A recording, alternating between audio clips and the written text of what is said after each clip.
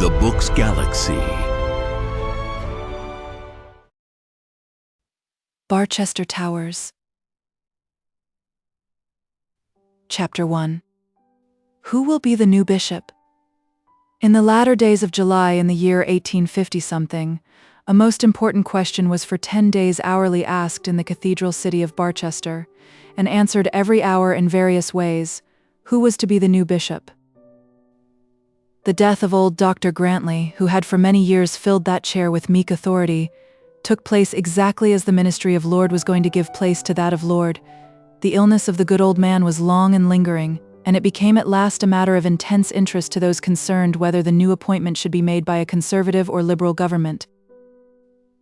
It was pretty well understood that the outgoing premier had made his selection, and that if the question rested with him, the mitre would descend on the head of Archdeacon Grantley, the old bishop's son.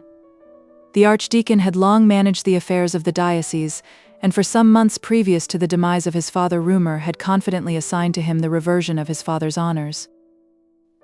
Bishop Grantley died as he had lived, peaceably, slowly, without pain and without excitement. The breath ebbed from him almost imperceptibly, and for a month before his death it was a question whether he were alive or dead.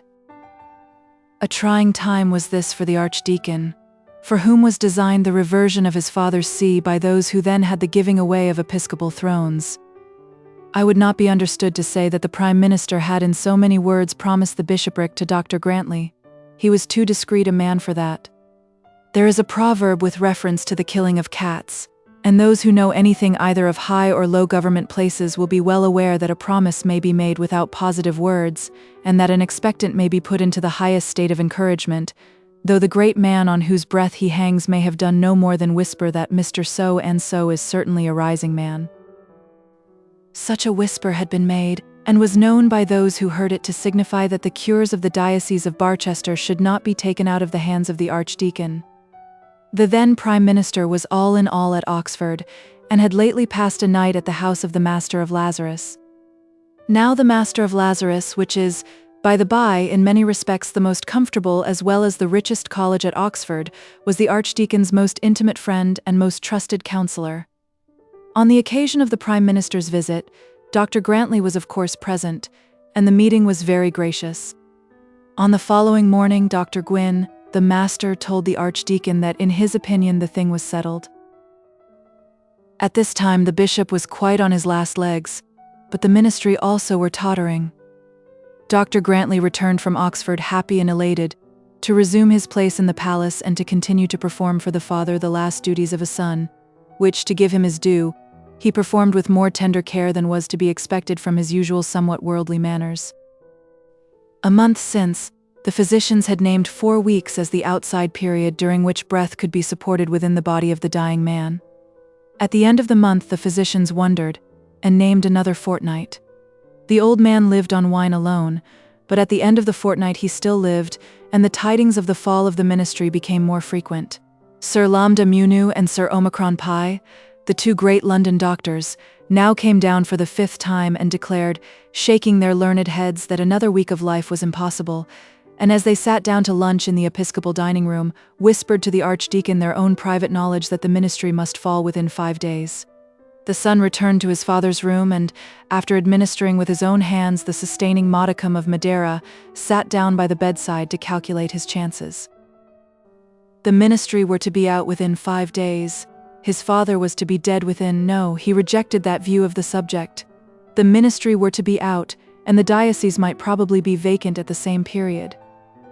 There was much doubt as to the names of the men who were to succeed to power, and a week must elapse before a cabinet was formed. Would not vacancies be filled by the outgoing men during this week? Dr. Grantley had a kind of idea that such would be the case but did not know, and then he wondered at his own ignorance on such a question. He tried to keep his mind away from the subject, but he could not. The race was so very close, and the stakes were so very high. He then looked at the dying man's impassive, placid face. There was no sign there of death or disease. It was something thinner than of yore, somewhat grayer, and the deep lines of age more marked, but, as far as he could judge, life might yet hang there for weeks to come. Sir Lambda Munu and Sir Omicron Pi had thrice been wrong, and might yet be wrong thrice again. The old bishop slept during 20 of the 24 hours, but during the short periods of his waking moments, he knew both his son and his dear old friend, Mr. Harding, the archdeacon's father-in-law, and would thank them tenderly for their care and love. Now he lay sleeping like a baby, resting easily on his back, his mouth just open, and his few gray hairs straggling from beneath his cap. His breath was perfectly noiseless, and his thin, wan hand, which lay above the coverlid, never moved. Nothing could be easier than the old man's passage from this world to the next. But by no means easy were the emotions of him who sat there watching. He knew it must be now or never. He was already over 50, and there was little chance that his friends who were now leaving office would soon return to it. No probable British Prime Minister, but he who was now in, he who was so soon to be out, would think of making a bishop of Dr. Grantley. Thus he thought long and sadly in deep silence, and then gazed at that still living face, and then at last dared to ask himself whether he really longed for his father's death. The effort was a salutary one, and the question was answered in a moment. The proud, wishful, worldly man sank on his knees by the bedside and, taking the bishop's hand within his own, prayed eagerly that his sins might be forgiven him. His face was still buried in the clothes when the door of the bedroom opened noiselessly, and Mr. Harding entered with a velvet step. Mr. Harding's attendance at that bedside had been nearly as constant as that of the archdeacon, and his ingress and egress was as much a matter of course as that of his son-in-law. He was standing close beside the archdeacon before he was perceived, and would also have knelt in prayer had he not feared that his doing so might have caused some sudden start and have disturbed the dying man. Dr. Grantley, however, instantly perceived him and rose from his knees. As he did so, Mr. Harding took both his hands and pressed them warmly. There was more fellowship between them at that moment than there had ever been before, and it so happened that after circumstances greatly preserved the feeling, as they stood there pressing each other's hands, the tears rolled freely down their cheeks. "God bless you, my dears," said the bishop with feeble voice as he woke. "God bless you, may God bless you both, my dear children." And so he died. There was no loud rattle in the throat, no dreadful struggle, no palpable sign of death, but the lower jaw fell a little from its place, and the eyes which had been so constantly closed in sleep now remained fixed and open. Neither Mr. Harding nor Dr. Grantley knew that life was gone, though both suspected it. "I believe it's all over," said Mr. Harding, still pressing the other's hands. "I think, nay, I hope it is." "I will ring the bell," said the other, speaking all but in a whisper. "Mrs. Phillips should be here." Mrs. Phillips, the nurse, was soon in the room and immediately, with practiced hand, closed those staring eyes. "It's all over, Mrs. Phillips?" asked Mr. Harding. "My lord's no more," said Mrs. Phillips, turning round and curtsying low with solemn face. "His lordship's gone more like a sleeping babby than any that I ever saw." "It's a great relief, Archdeacon," said Mr. Harding. "A great relief, dear, good, excellent old man. Oh, that our last moments may be as innocent and as peaceful as his." "Surely," said Mrs. Phillips, "the Lord be praised for all his mercies, but for a meek, mild, gentle-spoken Christian, his lordship was," and Mrs. Phillips, with unaffected but easy grief, put up her white apron to her flowing eyes. "You cannot but rejoice that it is over," said Mr. Harding, still consoling his friend. The Archdeacon's mind, however, had already travelled from the death chamber to the closet of the Prime Minister. He had brought himself to pray for his father's life, but now that that life was done, minutes were too precious to be lost. It was now useless to dally with the fact of the bishop's death, useless to lose perhaps everything for the pretense of a foolish sentiment. But how was he to act while his father-in-law stood there holding his hand? How, without appearing unfeeling, was he to forget his father and the bishop, to overlook what he had lost and think only of what he might possibly gain? "No, I suppose not," said he, at last, in answer to Mr. Harding. "We have all expected it so long." Mr. Harding took him by the arm and led him from the room. "We will see him again tomorrow morning," said he. "We had better leave the room now to the women," and so they went downstairs. It was already evening and nearly dark. It was most important that the Prime Minister should know that night that the diocese was vacant. Everything might depend on it. And so, in answer to Mr. Harding's further consolation, the Archdeacon suggested that a telegraph message should be immediately sent off to London. Mr. Harding, who had really been somewhat surprised to find Dr. Grantley, as he thought, so much affected, was rather taken aback, but he made no objection. He knew that the Archdeacon had some hope of succeeding to his father's place, though he by no means knew how highly raised that hope had been. "Yes," said Dr. Grantley, collecting himself and shaking off his weakness. "We must send a message at once. We don't know what might be the consequence of delay. Will you do it?" "Oh yes, certainly. I'll do anything, only I don't know exactly what it is you want." Dr. Grantley sat down before a writing table and, taking pen and ink, wrote on a slip of paper as follows, by electric telegraph. "For the Earl of Downing Street or elsewhere. The Bishop of Barchester is dead. Message sent by the Reverend Septimus Harding." "There," said he, "just take that to the telegraph office at the railway station and give it in as it is. They'll probably make you copy it on to one of their own slips. That's all you'll have to do, then you'll have to pay them £half. And the Archdeacon put his hand in his pocket and pulled out the necessary sum. Mr. Harding felt very much like an errand boy, and also felt that he was called on to perform his duties as such at rather an unseemly time, but he said nothing, and took the slip of paper and the proffered coin. "But you've put my name into it, Archdeacon?" "Yes," said the other. "There should be the name of some clergyman, you know. And what name so proper as that of so old a friend as yourself? The Earl won't look at the name, you may be sure of that, but my dear Mr. Harding, pray don't lose any time." Mr. Harding got as far as the library door on his way to the station, when he suddenly remembered the news with which he was fraught when he entered the poor bishop's bedroom. He had found the moment so inopportune for any mundane tidings that he had repressed the words which were on his tongue, and immediately afterwards all recollection of the circumstance was for the time banished by the scene which had occurred. "But Archdeacon," said he, turning back, "I forgot to tell you the ministry are out." "Out?" ejaculated the Archdeacon, in a tone which too plainly showed his anxiety and dismay, although under the circumstances of the moment he endeavored to control himself. "Out? Who told you so?"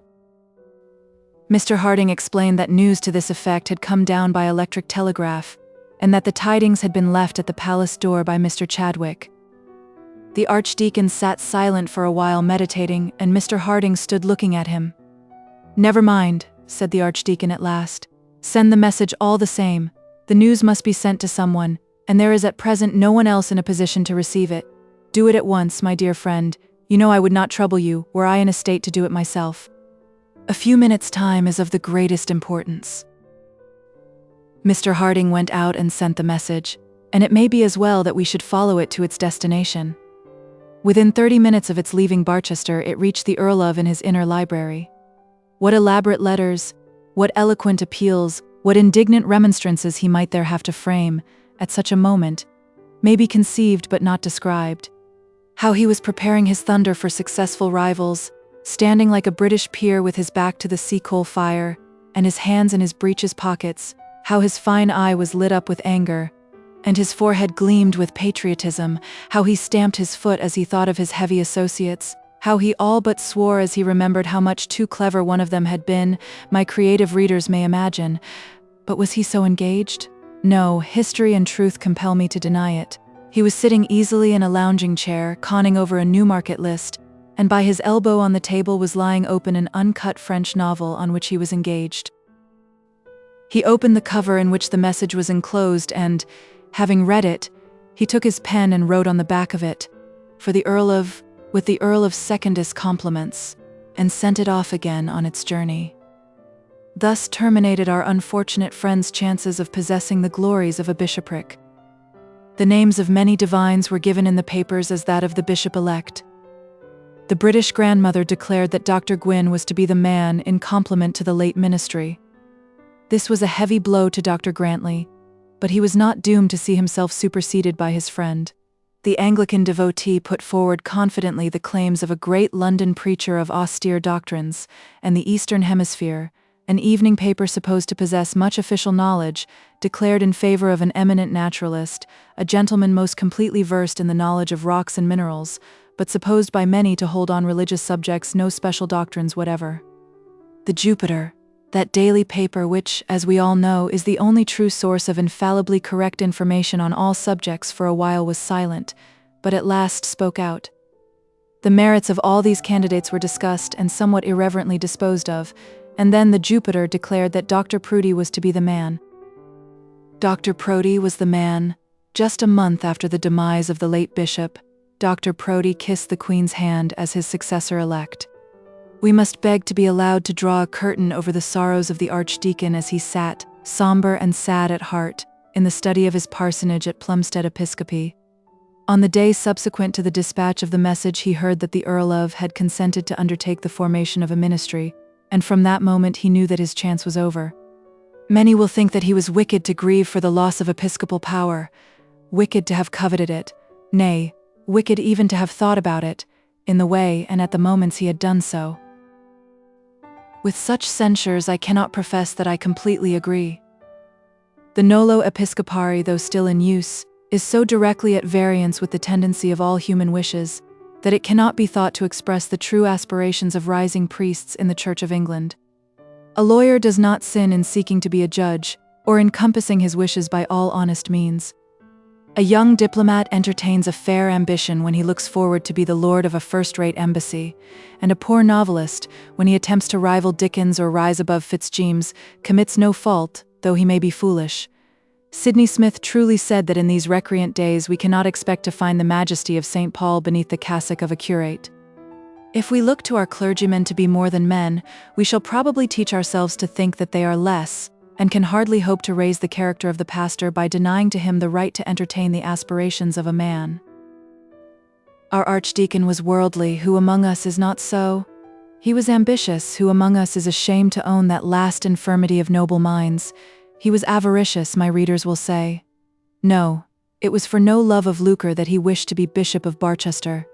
He was his father's only child, and his father had left him great wealth.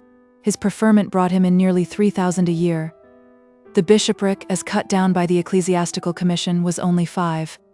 He would be a richer man as archdeacon than he could be as bishop. But he certainly did desire to play first fiddle. He did desire to sit in full lawn sleeves among the peers of the realm. And he did desire, if the truth must out, to be called my lord by his reverend brethren. His hopes, however, were they innocent or sinful, were not fated to be realized, and Dr. Proudie was consecrated Bishop of Barchester. Chapter 2. Hiram's Hospital according to Act of Parliament. It is hardly necessary that I should here give to the public any lengthened biography of Mr. Harding up to the period of the commencement of this tale. The public cannot have forgotten how ill that sensitive gentleman bore the attack that was made on him in the columns of the Jupiter, with reference to the income which he received as warden of Hiram's Hospital, in the city of Barchester. Nor can it yet be forgotten that a lawsuit was instituted against him on the matter of that charity by Mr. John Bold, who afterwards married his, Mr. Harding's younger and then only unmarried daughter. Under pressure of these attacks, Mr. Harding had resigned his wardenship, though strongly recommended to abstain from doing so both by his friends and by his lawyers. He did, however, resign it, and betook himself manfully to the duties of the small parish of St. Cuthbert's, in the city, of which he was vicar, continuing also to perform those of precentor of the cathedral, a situation of small emolument which had hitherto been supposed to be joined, as a matter of course, to the wardenship of the hospital above spoken of. When he left the hospital from which he had been so ruthlessly driven, and settled himself down in his own modest manner in the High Street of Barchester, he had not expected that others would make more fuss about it than he was inclined to do himself, and the extent of his hope was, that the movement might have been made in time to prevent any further paragraphs in the Jupiter. His affairs, however, were not allowed to subside thus quietly, and people were quite as much inclined to talk about the disinterested sacrifice he had made, as they had before been to upbraid him for his cupidity. The most remarkable thing that occurred was the receipt of an autographed letter from the Archbishop of Canterbury, in which the primate very warmly praised his conduct, and begged to know what his intentions were for the future.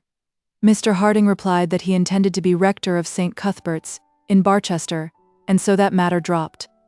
Then the newspapers took up his case, the Jupiter among the rest, and wafted his name in eulogistic strains through every reading room in the nation.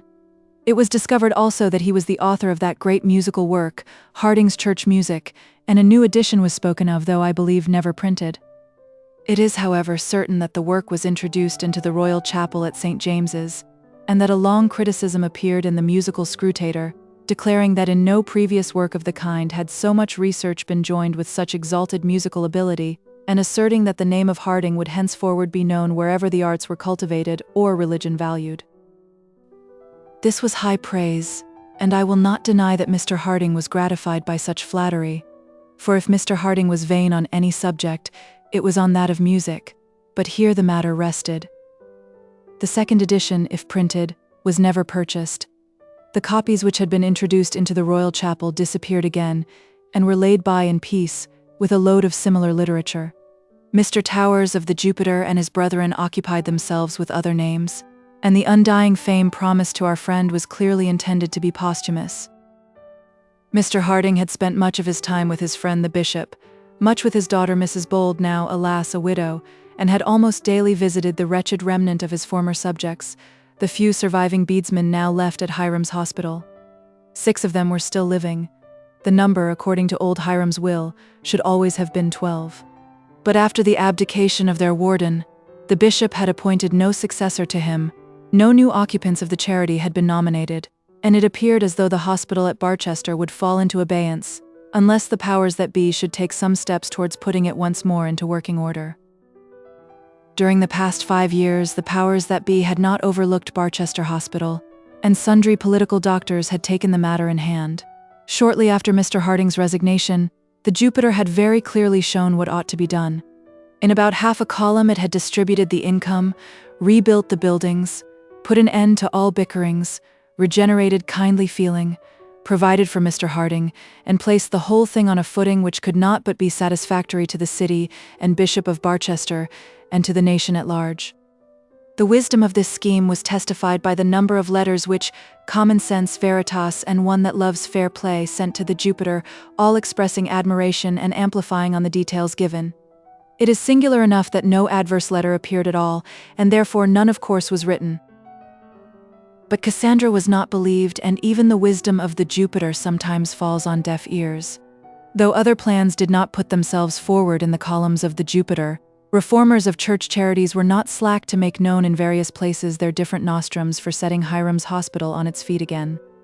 A learned bishop took occasion in the upper house to allude to the matter, intimating that he had communicated on the subject with his right reverend brother of Barchester. The radical member for Stalybridge had suggested that the funds should be alienated for the education of the agricultural poor of the country, and he amused the House by some anecdotes touching the superstition and habits of the agriculturists in question. A political pamphleteer had produced a few dozen pages, which he called, "Who are John Hiram's Heirs?" intending to give an infallible rule for the governance of all such establishments, and at last a member of the government promised that in the next session a short bill should be introduced for regulating the affairs of Barchester and other kindred concerns. The next session came, and, contrary to custom, the bill came also. Men's minds were then intent on other things. The first threatenings of a huge war hung heavily over the nation, and the question as to Hiram's heirs did not appear to interest very many people either in or out of the House. The bill, however, was read and reread, and in some undistinguished manner passed through its 11 stages without appeal or dissent. What would John Hiram have said in the matter? Could he have predicted that some 45 gentlemen would take on themselves to make a law altering the whole purport of his will, without in the least knowing at the moment of their making it, what it was that they were doing? It is, however, to be hoped that the Undersecretary for the Home Office knew, for to him had the matter been confided. The bill, however, did pass, and at the time at which this history is supposed to commence, it had been ordained that there should be, as heretofore, 12 old men in Barchester Hospital, each with 1 shilling 4 a day, that there should also be 12 old women to be located in a house to be built, each with 1 shilling 2 a day, that there should be a matron, with a house and £70 a year, a steward with £150 a year, and latterly, a warden with £450 a year, who should have the spiritual guidance of both establishments, and the temporal guidance of that appertaining to the male sex. The bishop, dean, and warden were, as formerly, to appoint in turn the recipients of the charity, and the bishop was to appoint the officers. There was nothing said as to the wardenship being held by the precentor of the cathedral, nor a word as to Mr. Harding's right to the situation. It was not, however, till some months after the death of the old bishop, and almost immediately consequent on the installation of his successor, that notice was given that the reform was about to be carried out. The new law and the new bishop were among the earliest works of a new ministry, or rather of a ministry who, having for a while given place to their opponents, had then returned to power, and the death of Dr. Grantley occurred, as we have seen, exactly at the period of the change. Poor Eleanor Bold! How well does that widow's cap become her, and the solemn gravity with which she devotes herself to her new duties. Poor Eleanor! Poor Eleanor! I cannot say that with me John Bold was ever a favourite. I never thought him worthy of the wife he had won, but in her estimation he was most worthy. Hers was one of those feminine hearts which cling to a husband, not with idolatry, for worship can admit of no defect in its idol, but with the perfect tenacity of ivy. As the parasite plant will follow even the defects of the trunk which it embraces, so did Eleanor cling to and love the very faults of her husband. She had once declared that whatever her father did should in her eyes be right. She then transferred her allegiance, and became ever ready to defend the worst failings of her lord and master. And John Bold was a man to be loved by a woman. He was himself affectionate, he was confiding and manly, and that arrogance of thought unsustained by first-rate abilities, that attempt at being better than his neighbors which jarred so painfully on the feelings of his acquaintance, did not injure him in the estimation of his wife. Could she even have admitted that he had a fault? His early death would have blotted out the memory of it. She wept as for the loss of the most perfect treasure with which mortal woman had ever been endowed. For weeks after he was gone, the idea of future happiness in this world was hateful to her. Consolation, as it is called, was insupportable, and tears and sleep were her only relief. But God tempers the wind to the shorn lamb. She knew that she had within her the living source of other cares. She knew that there was to be created for her another subject of weal or woe, of unutterable joy or despairing sorrow, as God in his mercy might vouchsafe to her. At first this did but augment her grief, to be the mother of a poor infant, orphaned before it was born, brought forth to the sorrows of an ever-desolate hearth, nurtured amidst tears and wailing, and then turned adrift into the world without the aid of a father's care. There was at first no joy in this. By degrees, however, her heart became anxious for another object, and before its birth, the stranger was expected with all the eagerness of a longing mother. Just 8 months after the father's death, a second John Bold was born, and if the worship of one creature can be innocent in another, let us hope that the adoration offered over the cradle of the fatherless infant may not be imputed as a sin. It will not be worth our while to define the character of the child, or to point out in how far the faults of the father were redeemed within that little breast by the virtues of the mother. The baby as a baby was all that was delightful, and I cannot foresee that it will be necessary for us to inquire into the facts of his afterlife. Our present business at Barchester will not occupy us above a year or 2 at the furthest, and I will leave it to some other pen to produce, if necessary, the biography of John Bold the younger. But, as a baby, this baby was all that could be desired. This fact no one attempted to deny. "Is he not delightful?" she would say to her father, looking up into his face from her knees, her lustrous eyes overflowing with soft tears, her young face encircled by her close widow's cap, and her hands on each side of the cradle in which her treasure was sleeping. The grandfather would gladly admit that the treasure was delightful, and the uncle archdeacon himself would agree, and Mrs. Grantley, Eleanor's sister, would re-echo the word with true sisterly energy, and Mary Bold, but Mary Bold was a second worshipper at the same shrine. The baby was really delightful. He took his food with a will, struck out his toes merrily whenever his legs were uncovered, and did not have fits. These are supposed to be the strongest points of baby perfection, and in all these our baby excelled. And thus the widow's deep grief was softened, and a sweet balm was poured into the wound which she had thought nothing but death could heal. How much kinder is God to us than we are willing to be to ourselves? At the loss of every dear face, at the last going of every well-beloved one, we all doom ourselves to an eternity of sorrow. and look to waste ourselves away in an ever-running fountain of tears. How seldom does such grief endure! How blessed is the goodness which forbids it to do so!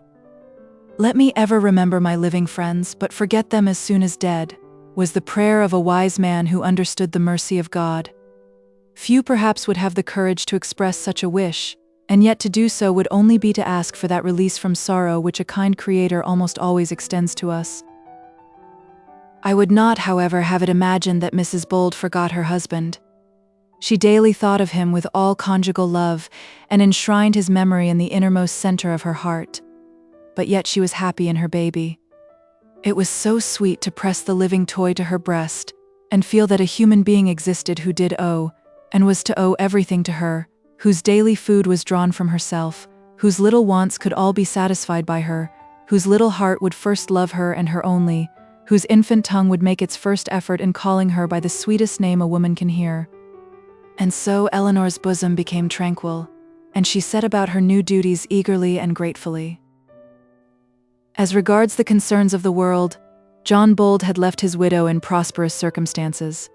He had bequeathed to her all that he possessed, and that comprised an income much exceeding what she or her friends thought necessary for her. It amounted to nearly 1,000 a year. When she reflected on its extent, her dearest hope was to hand it over, not only unimpaired but increased, to her husband's son, to her own darling, to the little man who now lay sleeping on her knee, happily ignorant of the cares which were to be accumulated in his behalf. When John Bold died, she earnestly implored her father to come and live with her. But this Mr. Harding declined, though for some weeks he remained with her as a visitor. He could not be prevailed upon to forego the possession of some small home of his own, and so remained in the lodgings he had first selected over a chemist's shop in the High Street of Barchester. Chapter 3. Dr. and Mrs. Proudie. This narrative is supposed to commence immediately after the installation of Dr. Proudie. I will not describe the ceremony, as I do not precisely understand its nature. I am ignorant whether a bishop be chaired like a member of Parliament, or carried in a gilt coach like a Lord Mayor, or sworn like a justice of peace, or introduced like a peer to the upper house, or led between two brethren like a knight of the garter. But I do know that everything was properly done, and that nothing fit or becoming to a young bishop was omitted on the occasion. Dr. Proudie was not the man to allow anything to be omitted that might be becoming to his new dignity.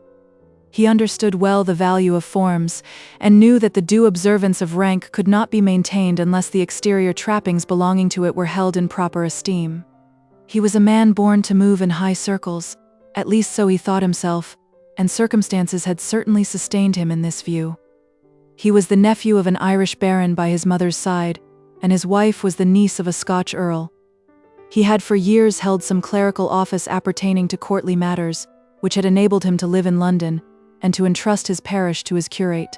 He had been preacher to the royal beefeaters, curator of theological manuscripts in the ecclesiastical courts, chaplain to the Queen's Yeomanry Guard, and almoner to His Royal Highness the Prince of Rappe-Blankenburg.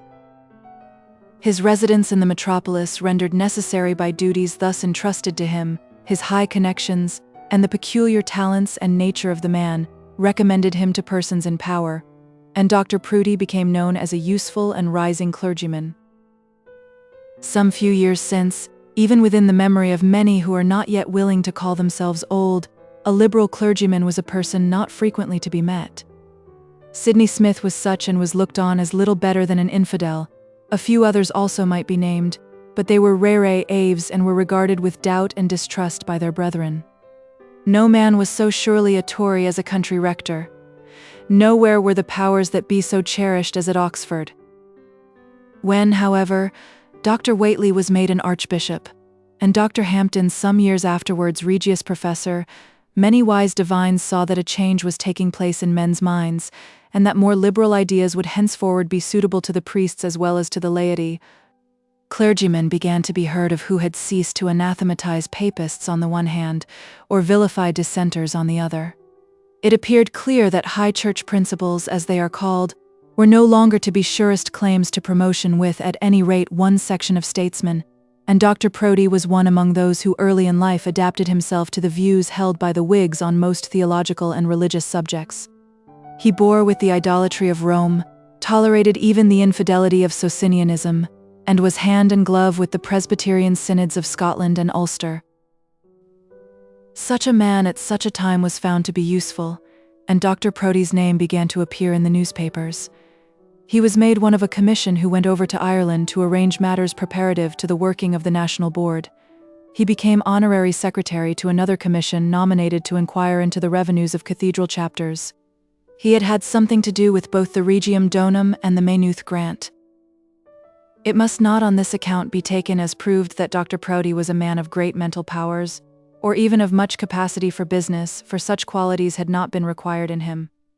In the arrangement of those church reforms with which he was connected, the ideas and original conception of the work to be done were generally furnished by the liberal statesmen of the day, and the labor of the details was borne by officials of a lower rank. It was, however, thought expedient that the name of some clergyman should appear in such matters, and as Dr. Proudie had become known as a tolerating divine, great use of this sort was made of his name. If he did not do much active good, he never did any harm. He was amenable to those who were really in authority and, at the sittings of the various boards to which he belonged, maintained a kind of dignity which had its value. He was certainly possessed of sufficient tact to answer the purpose for which he was required without making himself troublesome, but it must not therefore be surmised that he doubted his own power, or failed to believe that he could himself take a high part in high affairs when his own turn came. He was biding his time and patiently looking forward to the days when he himself would sit authoritative at some board, and talk and direct and rule the roost, while lesser stars sat round and obeyed, as he had so well accustomed himself to do. His reward and his time had now come. He was selected for the vacant bishopric and, on the next vacancy which might occur in any diocese, would take his place in the House of Lords, prepared to give not a silent vote in all matters concerning the weal of the church establishment. Toleration was to be the basis on which he was to fight his battles, and in the honest courage of his heart he thought no evil would come to him in encountering even such foes as his brethren of Exeter and Oxford. Dr. Proudie was an ambitious man, and before he was well consecrated Bishop of Barchester, he had begun to look up to archiepiscopal splendor and the glories of Lambeth, or at any rate of Bishopsthorpe.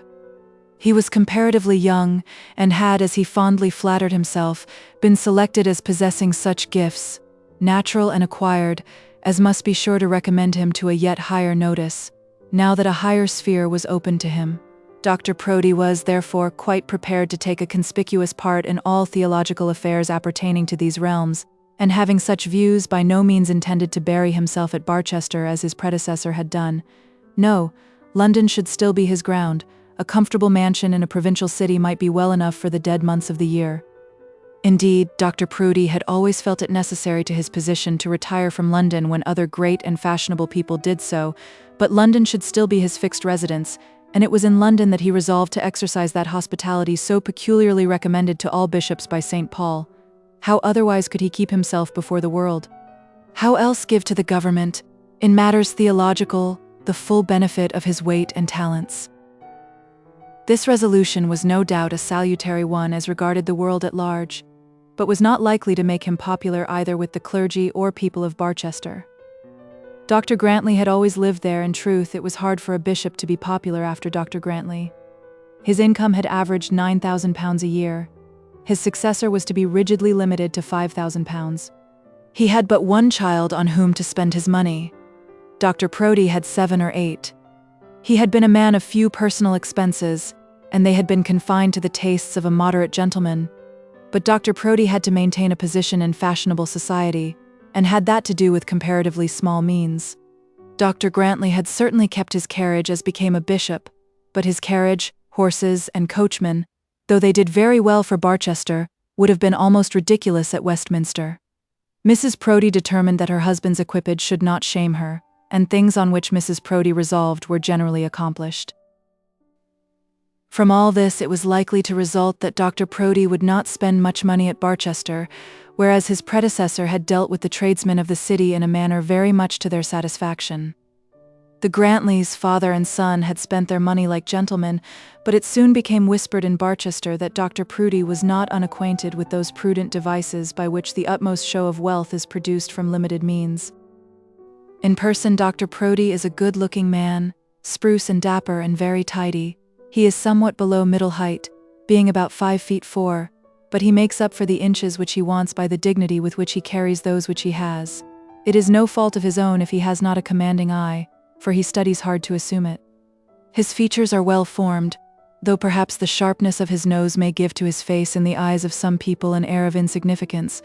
If so, it is greatly redeemed by his mouth and chin, of which he is justly proud. Dr. Proudie may well be said to have been a fortunate man, for he was not born to wealth, and he is now Bishop of Barchester. Nevertheless, he has his cares. He has a large family, of whom the 3 eldest are daughters, now all grown up and fit for fashionable life, and he has a wife. It is not my intention to breathe a word against the character of Mrs. Proudie, but still I cannot think that with all her virtues she adds much to her husband's happiness. The truth is that in matters domestic she rules supreme over her titular lord, and rules with a rod of iron.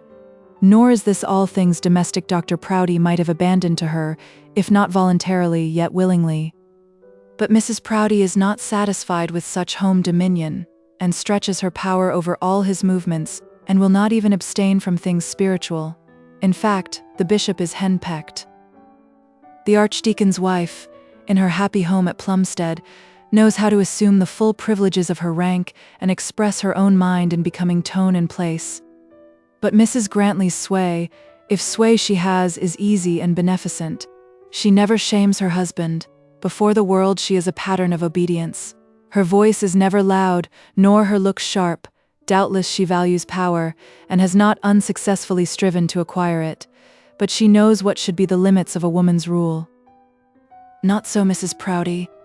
This lady is habitually authoritative to all, but to her poor husband she is despotic. Successful as has been his career in the eyes of the world, it would seem that in the eyes of his wife he is never right.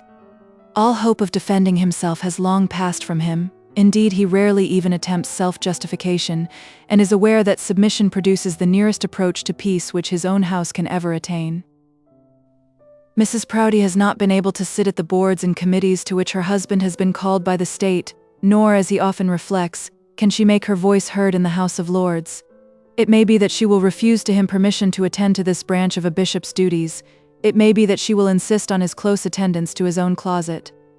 He has never whispered a word on the subject to living ears, but he has already made his fixed resolve. Should such attempt be made, he will rebel. Dogs have turned against their masters, and even Neapolitans against their rulers, when oppression has been too severe. And Dr. Proudie feels within himself that if the cord be drawn too tight, he also can muster courage and resist. The state of vassalage in which our bishop has been kept by his wife has not tended to exalt his character in the eyes of his daughters, who assume in addressing their father too much of that authority which is not properly belonging, at any rate, to them. They are, on the whole, fine, engaging young ladies. They are tall and robust like their mother, whose high cheekbones, and we may say auburn hair, they all inherit. They think somewhat too much of their grand-uncles, who have not hitherto returned the compliment by thinking much of them. But now that their father is a bishop, it is probable that family ties will be drawn closer. Considering their connection with the church, they entertain but few prejudices against the pleasures of the world, and have certainly not distressed their parents, as too many English girls have lately done, by any enthusiastic wish to devote themselves to the seclusion of a Protestant nunnery. Dr. Proudie's sons are still at school. One other marked peculiarity in the character of the bishop's wife must be mentioned. Though not averse to the society and manners of the world, she is in her own way a religious woman, and the form in which this tendency shows itself in her is by a strict observance of Sabbatarian rule. Dissipation and low dresses during the week are, under her control, atoned for by 3 services, an evening sermon read by herself, and a perfect abstinence from any cheering employment on the Sunday. Unfortunately for those under her roof to whom the dissipation and low dresses are not extended, her servants namely, and her husband, the compensating strictness of the Sabbath includes all. Woe betide the recreant housemaid who is found to have been listening to the honey of a sweetheart in the Regent's Park instead of the soul-stirring evening discourse of Mr. Slope. Not only is she sent adrift, but she is so sent with a character which leaves her little hope of a decent place. Woe betide the 6-foot hero who escorts Mrs. Proudie to her pew in red plush breeches. if he slips away to the neighboring beer shop, instead of falling into the back seat appropriated to his use. Mrs. Proudie has the eyes of Argus for such offenders. Occasional drunkenness in the week may be overlooked, for 6 feet on low wages are hardly to be procured if the morals are always kept at a high pitch, but not even for grandeur or economy will Mrs. Proudie forgive a desecration of the Sabbath. In such matters Mrs. Proudie allows herself to be often guided by that eloquent preacher, the Reverend Mr. Slope, and as Dr. Proudie is guided by his wife, it necessarily follows that the eminent man we have named has obtained a good deal of control over Dr. Proudie in matters concerning religion. Mr. Slope's only preferment has hitherto been that of reader and preacher in a London district church, and on the consecration of his friend the new bishop, he readily gave this up to undertake the onerous but congenial duties of domestic chaplain to his lordship. Mr. Slope, however, on his first introduction must not be brought before the public at the tail of a chapter. Chapter 4. The Bishop's Chaplain. Of the Reverend Mr. Slope's parentage I am not able to say much. I have heard it asserted that he is lineally descended from that eminent physician who assisted at the birth of Mr. T. Shandy, and that in early years he added an E to his name, for the sake of euphony, as other great men have done before him. If this be so, I presume he was christened Obadiah, for that is his name, in commemoration of the conflict in which his ancestor so distinguished himself. All my researches on the subject have, however, failed in enabling me to fix the date on which the family changed its religion.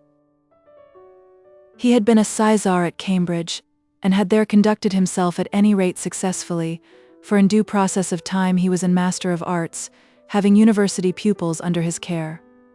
From thence he was transferred to London, and became preacher at a new district church built on the confines of Baker Street. He was in this position when congenial ideas on religious subjects recommended him to Mrs. Proudie, and the intercourse had become close and confidential. Having been thus familiarly thrown among the Mrs. Proudie, it was no more than natural that some softer feeling than friendship should be engendered. There have been some passages of love between him and the eldest hope, Olivia, but they have hitherto resulted in no favorable arrangement. In truth, Mr. Slope, having made a declaration of affection, afterwards withdrew it on finding that the doctor had no immediate worldly funds with which to endow his child, and it may easily be conceived that Miss Proudie, after such an announcement on his part, was not readily disposed to receive any further show of affection. On the appointment of Dr. Proudie to the bishopric of Barchester, Mr. Slope's views were in truth somewhat altered. Bishops, even though they be poor, can provide for clerical children, and Mr. Slope began to regret that he had not been more disinterested. He no sooner heard the tidings of the doctor's elevation than he recommenced his siege, not violently indeed, but respectfully, and at a distance. Olivia Proudie, however, was a girl of spirit.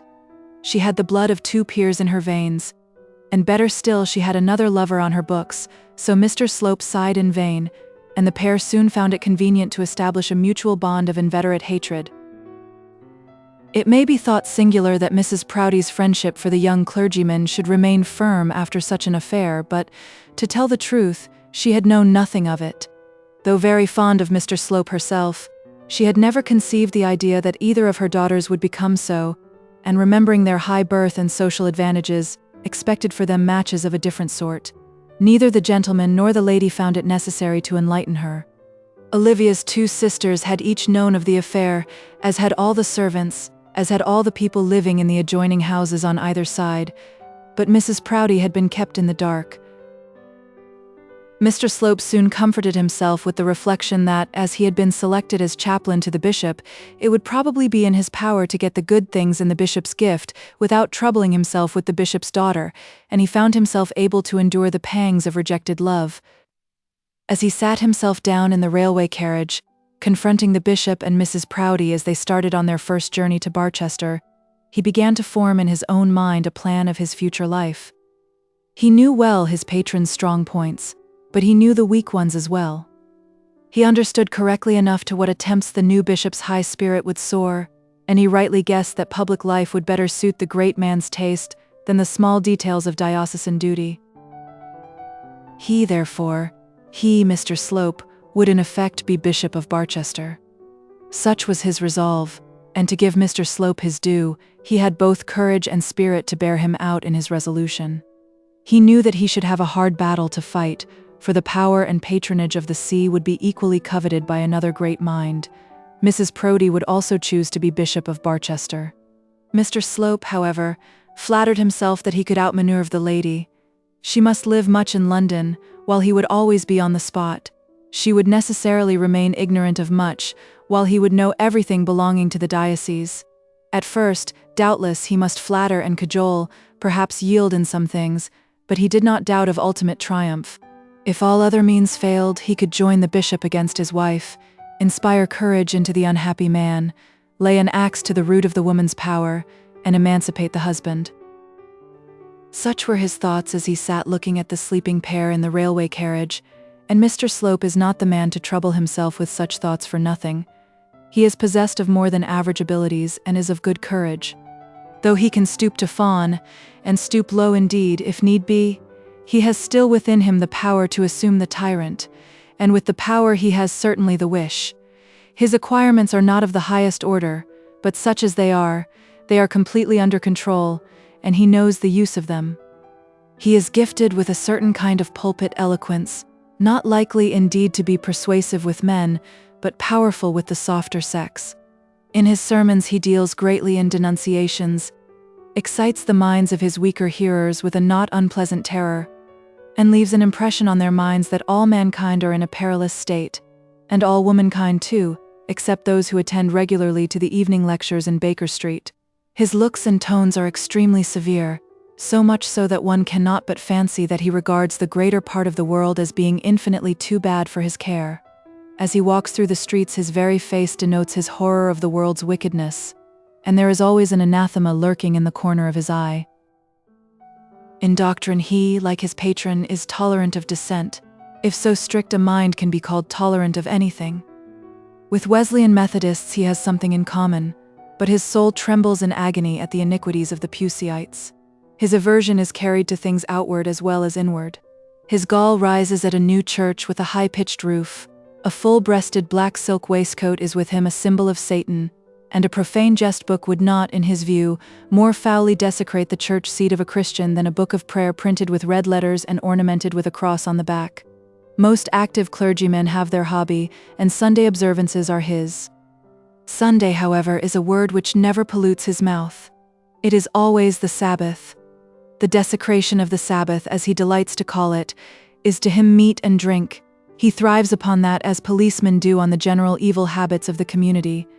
It is the loved subject of all his evening discourses, the source of all his eloquence, the secret of all his power over the female heart.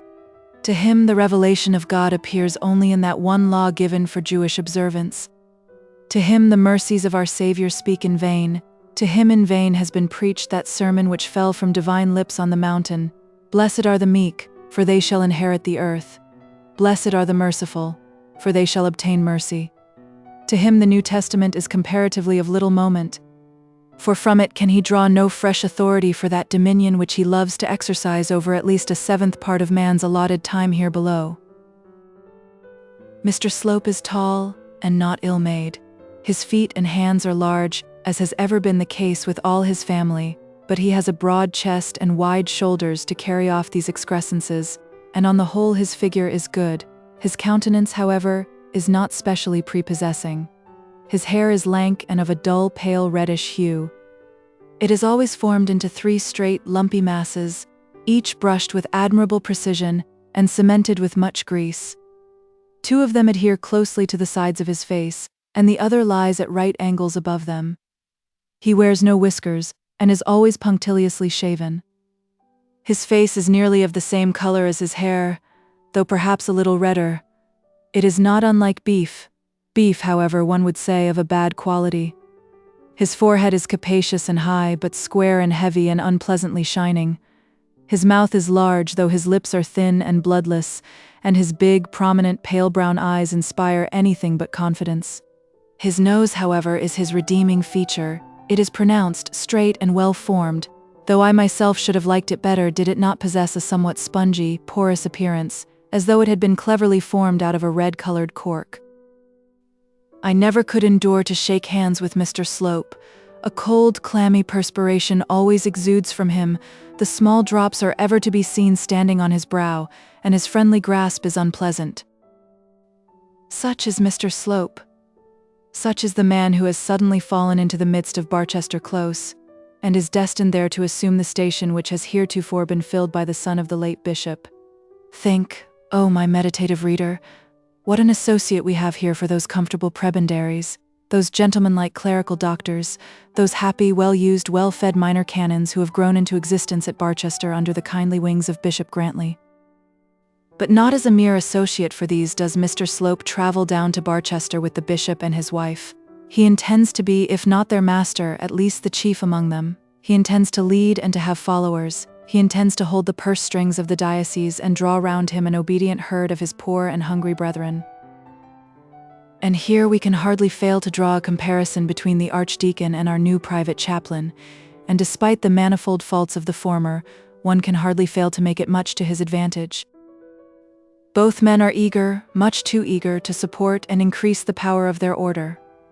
Both are anxious that the world should be priest-governed, though they have probably never confessed so much, even to themselves. Both begrudge any other kind of dominion held by man over man. Dr. Grantley, if he admits the Queen's supremacy in things spiritual, only admits it as being due to the quasi-priesthood conveyed in the consecrating qualities of her coronation, and he regards things temporal as being by their nature subject to those which are spiritual. Mr. Slope's ideas of sacerdotal rule are of quite a different class. He cares nothing, one way or the other, for the Queen's supremacy. These to his ears are empty words meaning nothing, forms he regards but little, and such titular expressions as supremacy, consecration, ordination, and the like convey of themselves no significance to him. Let him be supreme who can. The temporal king, judge, or jailer can work but on the body. The spiritual master, if he have the necessary gifts and can duly use them, has a wider field of empire. He works upon the soul. If he can make himself be believed, he can be all-powerful over those who listen. If he be careful to meddle with none who are too strong in intellect or too weak in flesh, he may indeed be supreme. And such was the ambition of Mr. Slope. Dr. Grantley interfered very little with the worldly doings of those who were in any way subject to him. I do not mean to say that he omitted to notice misconduct among his clergy, immorality in his parish, or omissions in his family, but he was not anxious to do so where the necessity could be avoided. He was not troubled with a propensity to be curious, and as long as those around him were tainted with no heretical leaning towards dissent, as long as they fully and freely admitted the efficacy of Mother Church, he was willing that that mother should be merciful and affectionate, prone to indulgence, and unwilling to chastise. He himself enjoyed the good things of this world and liked to let it be known that he did so. He cordially despised any brother rector who thought harm of dinner parties, or dreaded the dangers of a moderate claret jug. Consequently, dinner parties and claret jugs were common in the diocese. He liked to give laws and to be obeyed in them implicitly, but he endeavored that his ordinances should be within the compass of the man, and not unpalatable to the gentleman. He had ruled among his clerical neighbors now for sundry years, and as he had maintained his power without becoming unpopular, it may be presumed that he had exercised some wisdom. Of Mr. Slope's conduct much cannot be said, as his grand career is yet to commence, but it may be premised that his tastes will be very different from those of the archdeacon. He conceives it to be his duty to know all the private doings and desires of the flock entrusted to his care. From the poorer classes he exacts an unconditional obedience to set rules of conduct, and if disobeyed he has recourse, like his great ancestor, to the fulminations of an Ernulphus. Thou shalt be damned in thy going in and in thy coming out, in thy eating and thy drinking, etc., etc., etc. With the rich, experience has already taught him that a different line of action is necessary. Men in the upper walks of life do not mind being cursed, and the women, presuming that it be done in delicate phrase, rather like it. But he has not, therefore, given up so important a portion of believing Christians. With the men, indeed, he is generally at variance. They are hardened sinners, on whom the voice of the priestly charmer too often falls in vain, but with the ladies, old and young, firm and frail, devout and dissipated, he is, as he conceives, all-powerful. He can reprove faults with so much flattery and utter censure in so caressing a manner that the female heart, if it glow with a spark of low church susceptibility, cannot withstand him. In many houses he is thus an admired guest. The husbands, for their wives' sake, are fain to admit him, and when once admitted it is not easy to shake him off. He has, however, a pawing, greasy way with him, which does not endear him to those who do not value him for their soul's sake, and he is not a man to make himself at once popular in a large circle such as is now likely to surround him at Barchester. Chapter 5. A morning visit. It was known that Dr. Proudie would immediately have to reappoint to the wardenship of the hospital under the Act of Parliament to which allusion has been made. No one imagined that any choice was left to him. No one for a moment thought that he could appoint any other than Mr. Harding. Mr. Harding himself, when he heard how the matter had been settled, without troubling himself much on the subject, considered it as certain that he would go back to his pleasant house and garden, and though there would be much that was melancholy, nay, almost heartrending, in such a return, he still was glad that it was to be so. His daughter might probably be persuaded to return there with him. She had, indeed, all but promised to do so, though she still entertained an idea that that greatest of mortals, that important atom of humanity, that little god upon earth, Johnny Bold her baby, ought to have a house of his own over his head. Such being the state of Mr. Harding's mind in the matter, he did not feel any peculiar personal interest in the appointment of Dr. Proudie to the bishopric. He, as well as others at Barchester, regretted that a man should be sent among them who, they were aware, was not of their way of thinking. But Mr. Harding himself was not a bigoted man on points of church doctrine, and he was quite prepared to welcome Dr. Proudie to Barchester in a graceful and becoming manner. He had nothing to seek and nothing to fear. He felt that it behoved him to be on good terms with his bishop, and he did not anticipate any obstacle that would prevent it. In such a frame of mind he proceeded to pay his respects at the palace the second day after the arrival of the bishop and his chaplain. But he did not go alone. Dr. Grantley proposed to accompany him, and Mr. Harding was not sorry to have a companion who would remove from his shoulders the burden of the conversation in such an interview. In the affair of the consecration, Dr. Grantley had been introduced to the bishop, and Mr. Harding had also been there. He had, however, kept himself in the background, and he was now to be presented to the great man for the first time. The archdeacon's feelings were of a much stronger nature. He was not exactly the man to overlook his own slighted claims, or to forgive the preference shown to another.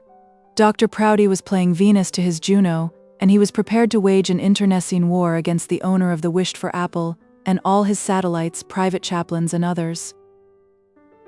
Nevertheless, it behoved him also to conduct himself towards the intruder as an old archdeacon should conduct himself to an incoming bishop, and though he was well aware of all Dr. Proudie's abominable opinions as regarded dissenters, church reform, the hebdomadal council, and such like, though he disliked the man, and hated the doctrines, still he was prepared to show respect to the station of the bishop. So he and Mr. Harding called together at the palace. His lordship was at home, and the two visitors were shown through the accustomed hall into the well-known room where the good old bishop used to sit. The furniture had been bought at a valuation, and every chair and table, every bookshelf against the wall, and every square in the carpet was as well known to each of them as their own bedrooms. Nevertheless, they at once felt that they were strangers there. The furniture was for the most part the same, yet the place had been metamorphosed. A new sofa had been introduced, a horrid chintz affair, most unprelatical and almost irreligious, such a sofa as never yet stood in the study of any decent high church clergyman of the Church of England. The old curtains had also given way. They had, to be sure, become dingy, and that which had been originally a rich and goodly ruby had degenerated into a reddish brown. Mr. Harding, however, thought the old reddish brown much preferable to the gaudy buff-colored trumpery moreen, which Mrs. Proudie had deemed good enough for her husband's own room in the provincial city of Barchester. Our friends found Dr. Proudie sitting on the old bishop's chair, looking very nice in his new apron. They found, too, Mr. Slope standing on the hearthrug, persuasive and eager, just as the archdeacon used to stand. But on the sofa they also found Mrs. Proudie, an innovation for which a precedent might in vain be sought in all the annals of the Barchester bishopric. There she was, however, and they could only make the best of her. The introductions were gone through in much form. The archdeacon shook hands with the bishop, and named Mr. Harding, who received such an amount of greeting as was due from a bishop to a precentor.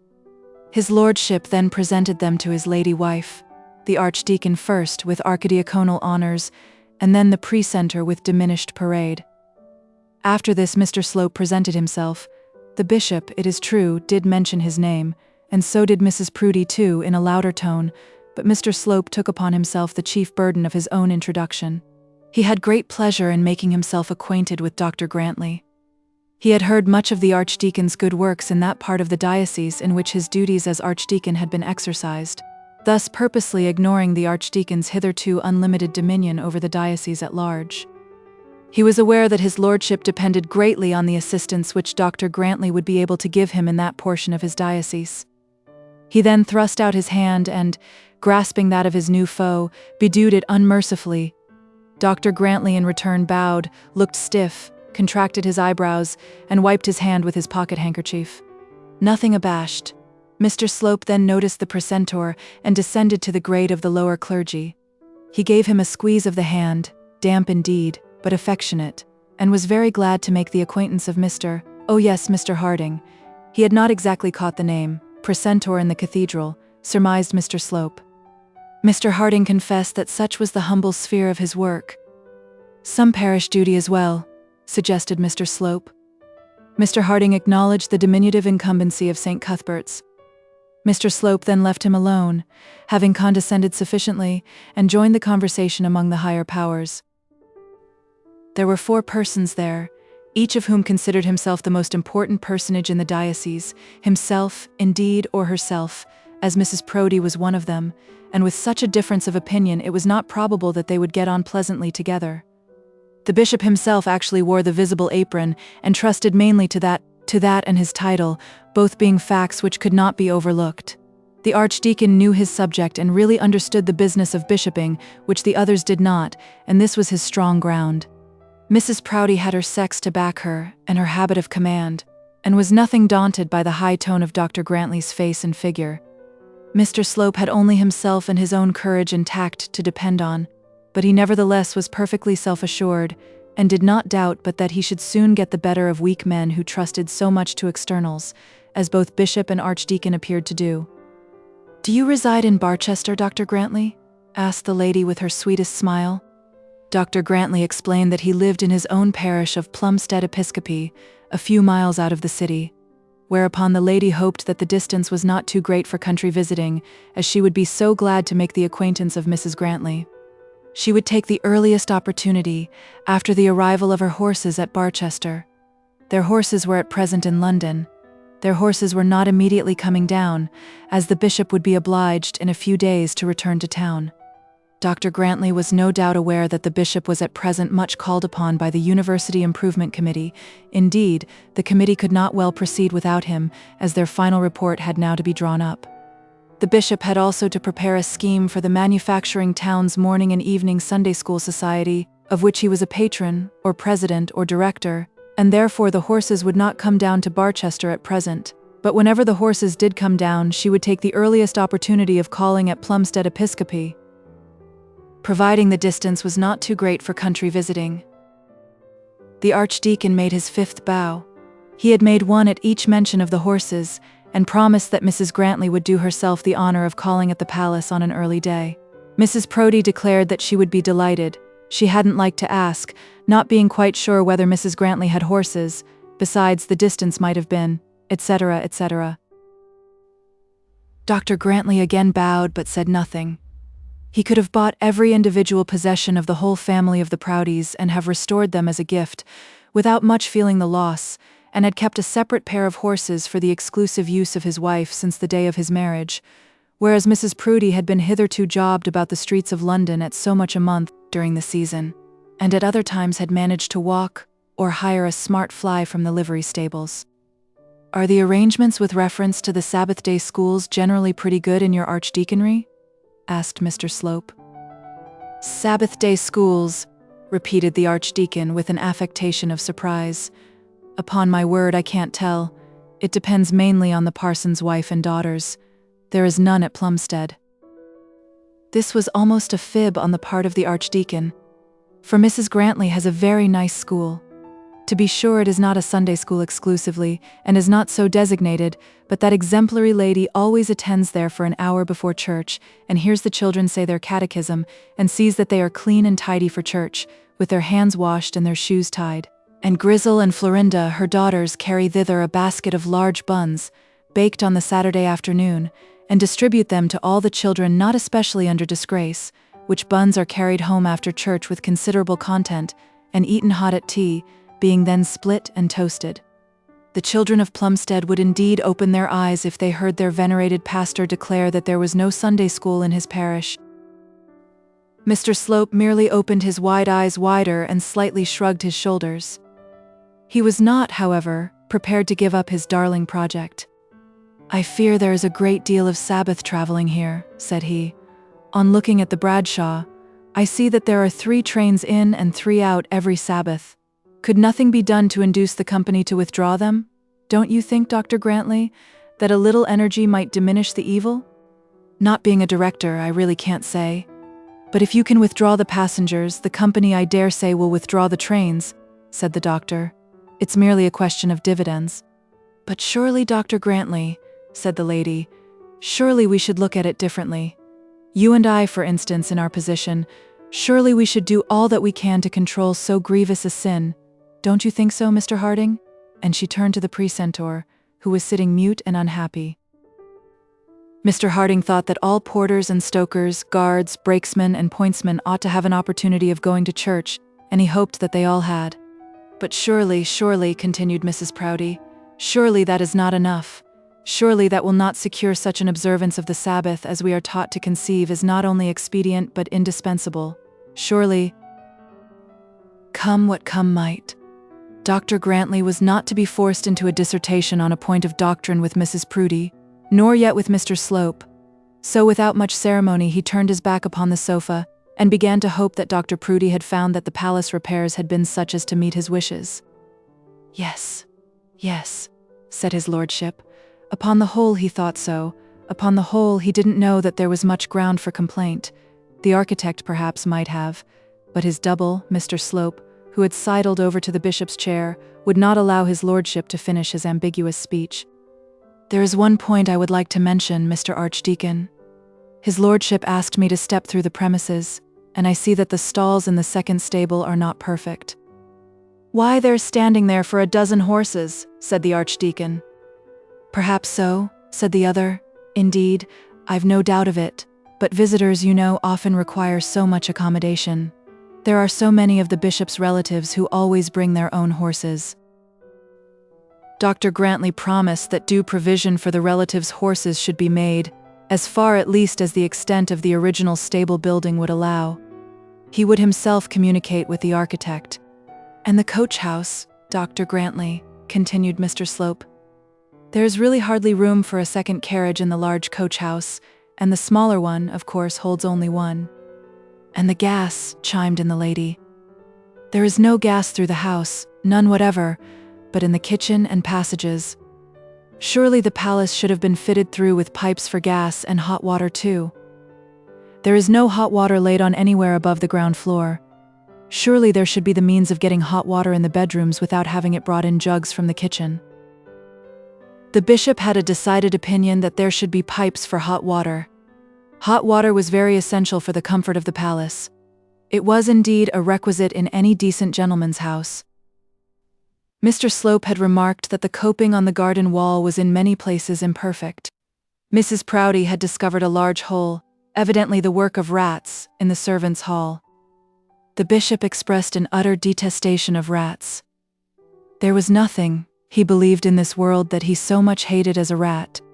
Mr. Slope had, moreover, observed that the locks of the outhouses were very imperfect. He might specify the coal cellar and the wood house. Mrs. Proudie had also seen that those on the doors of the servants' bedrooms were in an equally bad condition. Indeed, the locks all through the house were old-fashioned and unserviceable. The bishop thought that a great deal depended on a good lock and quite as much on the key. He had observed that the fault very often lay with the key, especially if the wards were in any way twisted.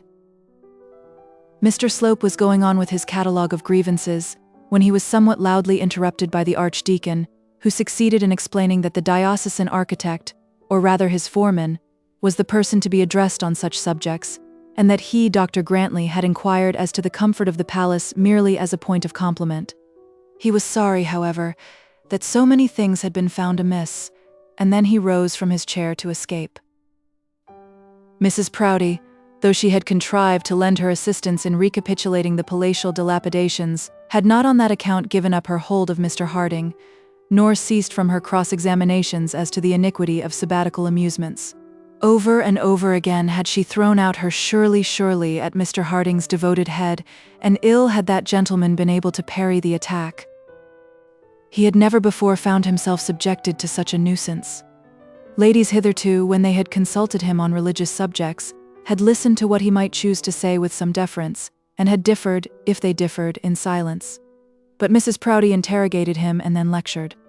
"Neither thou, nor thy son, nor thy daughter, thy manservant, nor thy maidservant," said she impressively, and more than once, as though Mr. Harding had forgotten the words, she shook her finger at him as she quoted the favourite law, as though menacing him with punishment, and then called upon him categorically to state whether he did not think that travelling on the Sabbath was an abomination and a desecration. Mr. Harding had never been so hard-pressed in his life. He felt that he ought to rebuke the lady for presuming so to talk to a gentleman and a clergyman many years her senior, but he recoiled from the idea of scolding the bishop's wife, in the bishop's presence, on his first visit to the palace. Moreover, to tell the truth, he was somewhat afraid of her. She, seeing him sit silent and absorbed, by no means refrained from the attack. "I hope, Mr. Harding," said she, shaking her head slowly and solemnly, "I hope you will not leave me to think that you approve of Sabbath travelling," and she looked a look of unutterable meaning into his eyes. There was no standing this, for Mr. Slope was now looking at him, and so was the bishop, and so was the archdeacon, who had completed his adieu on that side of the room. Mr. Harding therefore got up also, and, putting out his hand to Mrs. Proudie, said, "If you will come to St. Cuthbert's some Sunday, I will preach you a sermon on that subject." And so the archdeacon and the precentor took their departure, bowing low to the lady, shaking hands with the Lord, and escaping from Mr. Slope in the best manner each could. Mr. Harding was again maltreated, but Dr. Grantley swore deeply in the bottom of his heart that no earthly consideration should ever again induce him to touch the paw of that impure and filthy animal. And now, had I the pen of a mighty poet, would I sing in epic verse the noble wrath of the archdeacon. The palace steps descend to a broad gravel sweep, from whence a small gate opens out into the street, very near the covered gateway leading into the close.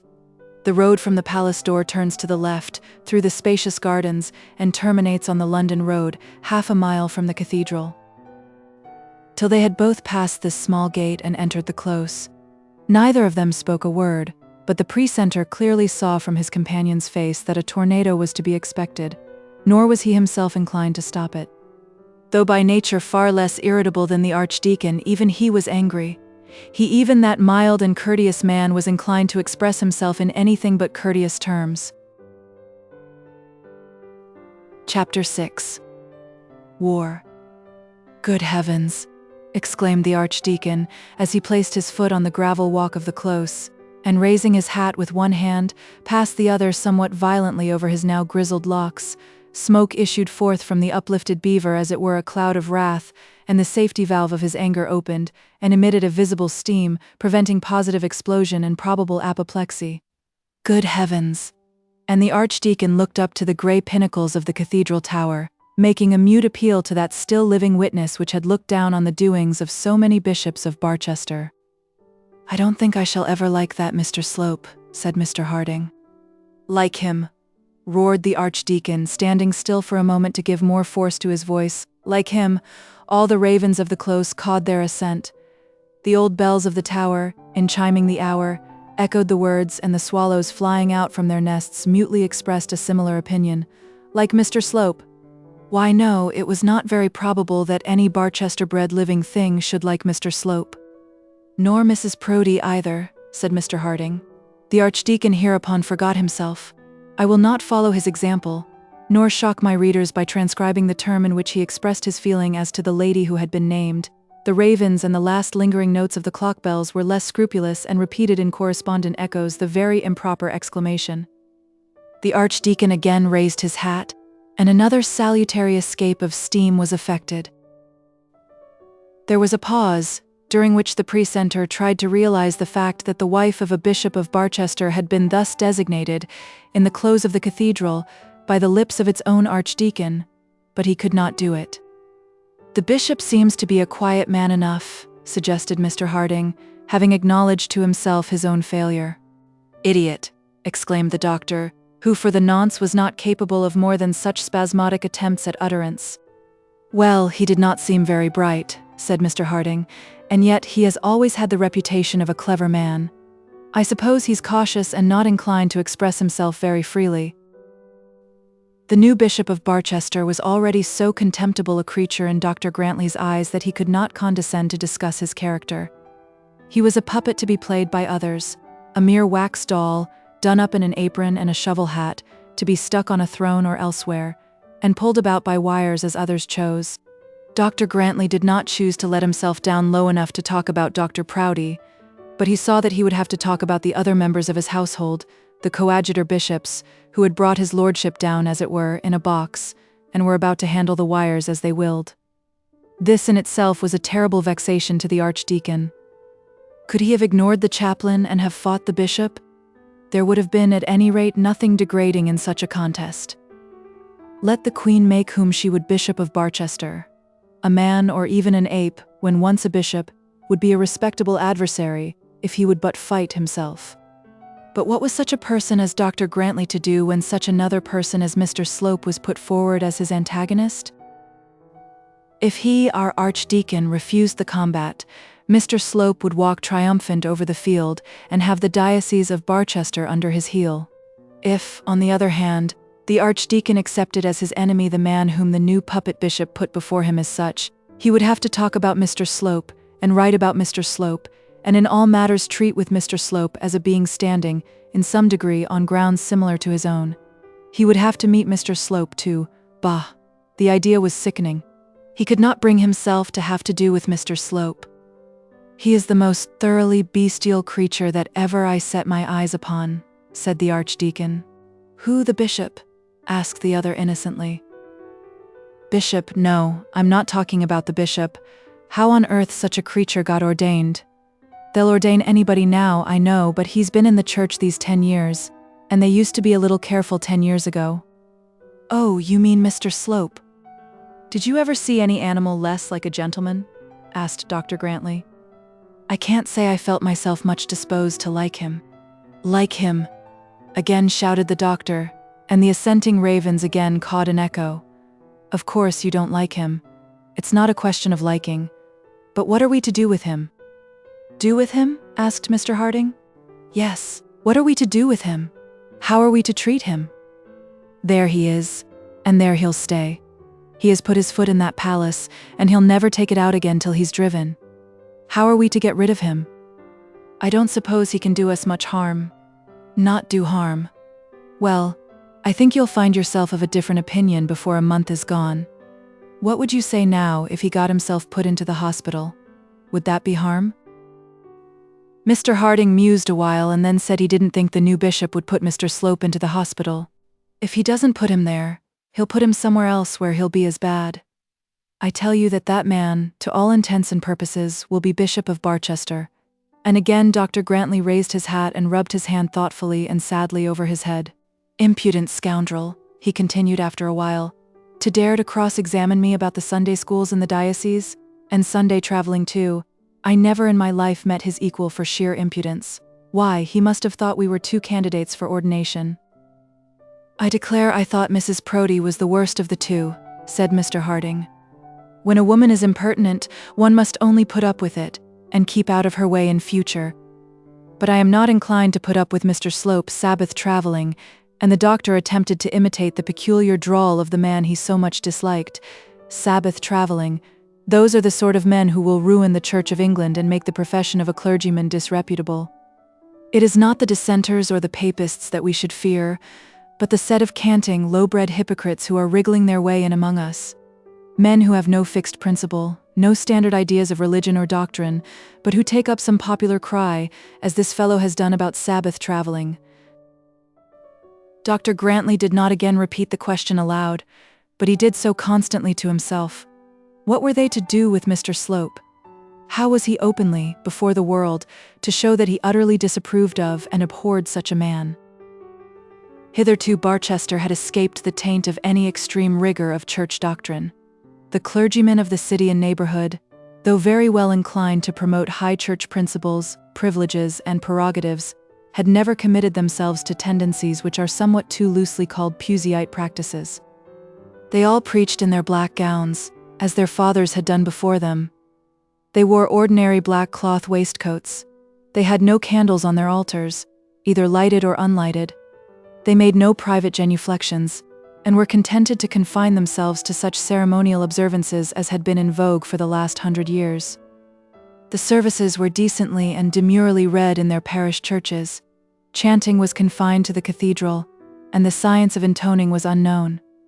One young man who had come direct from Oxford as a curate to Plumstead had, after the lapse of 2 or 3 Sundays, made a faint attempt, much to the bewilderment of the poorer part of the congregation. Dr. Grantley had not been present on the occasion, but Mrs. Grantley, who had her own opinion on the subject, immediately after the service expressed a hope that the young gentleman had not been taken ill, and offered to send him all kinds of condiments supposed to be good for a sore throat. After that there had been no more intoning at Plumstead Episcopi. But now the Archdeacon began to meditate on some strong measures of absolute opposition.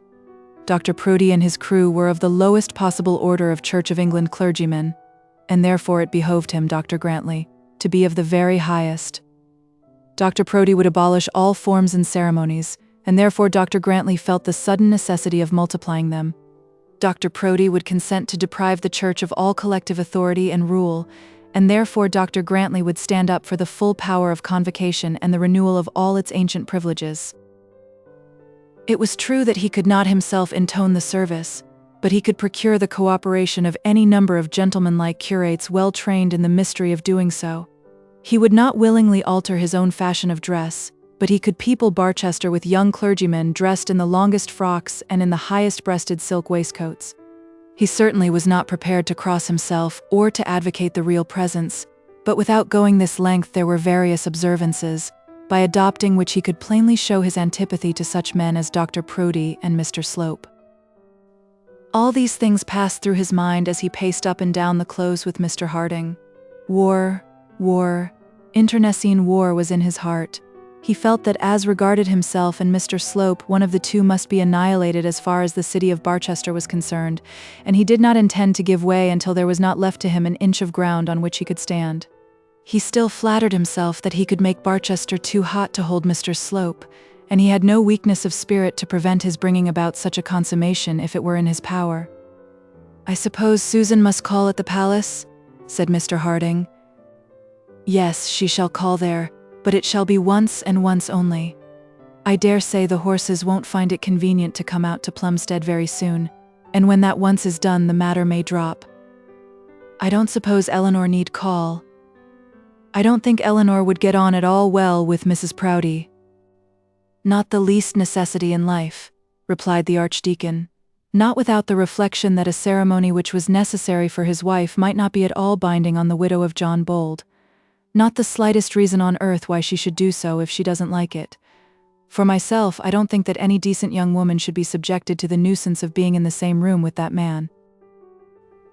And so the two clergymen parted, Mr. Harding going to his daughter's house, and the Archdeacon seeking the seclusion of his brougham.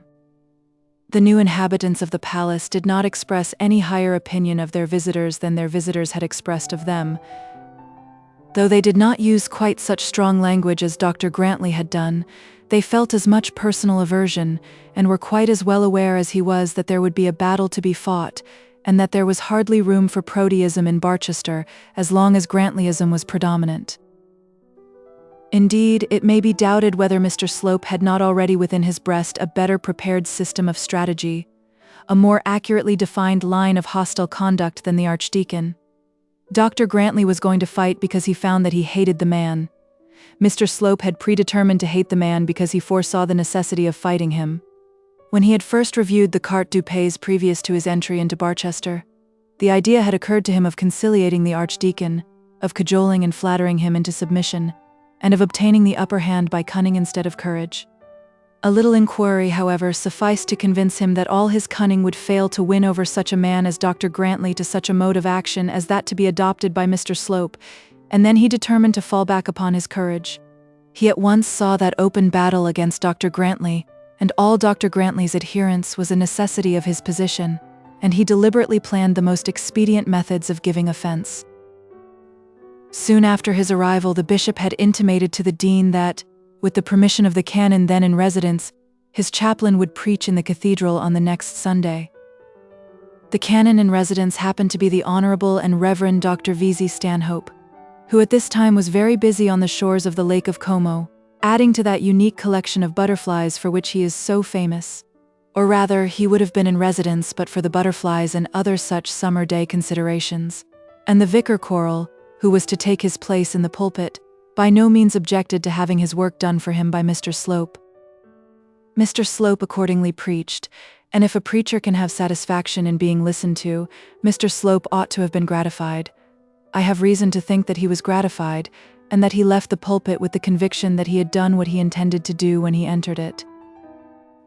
On this occasion, the new bishop took his seat for the first time in the throne allotted to him.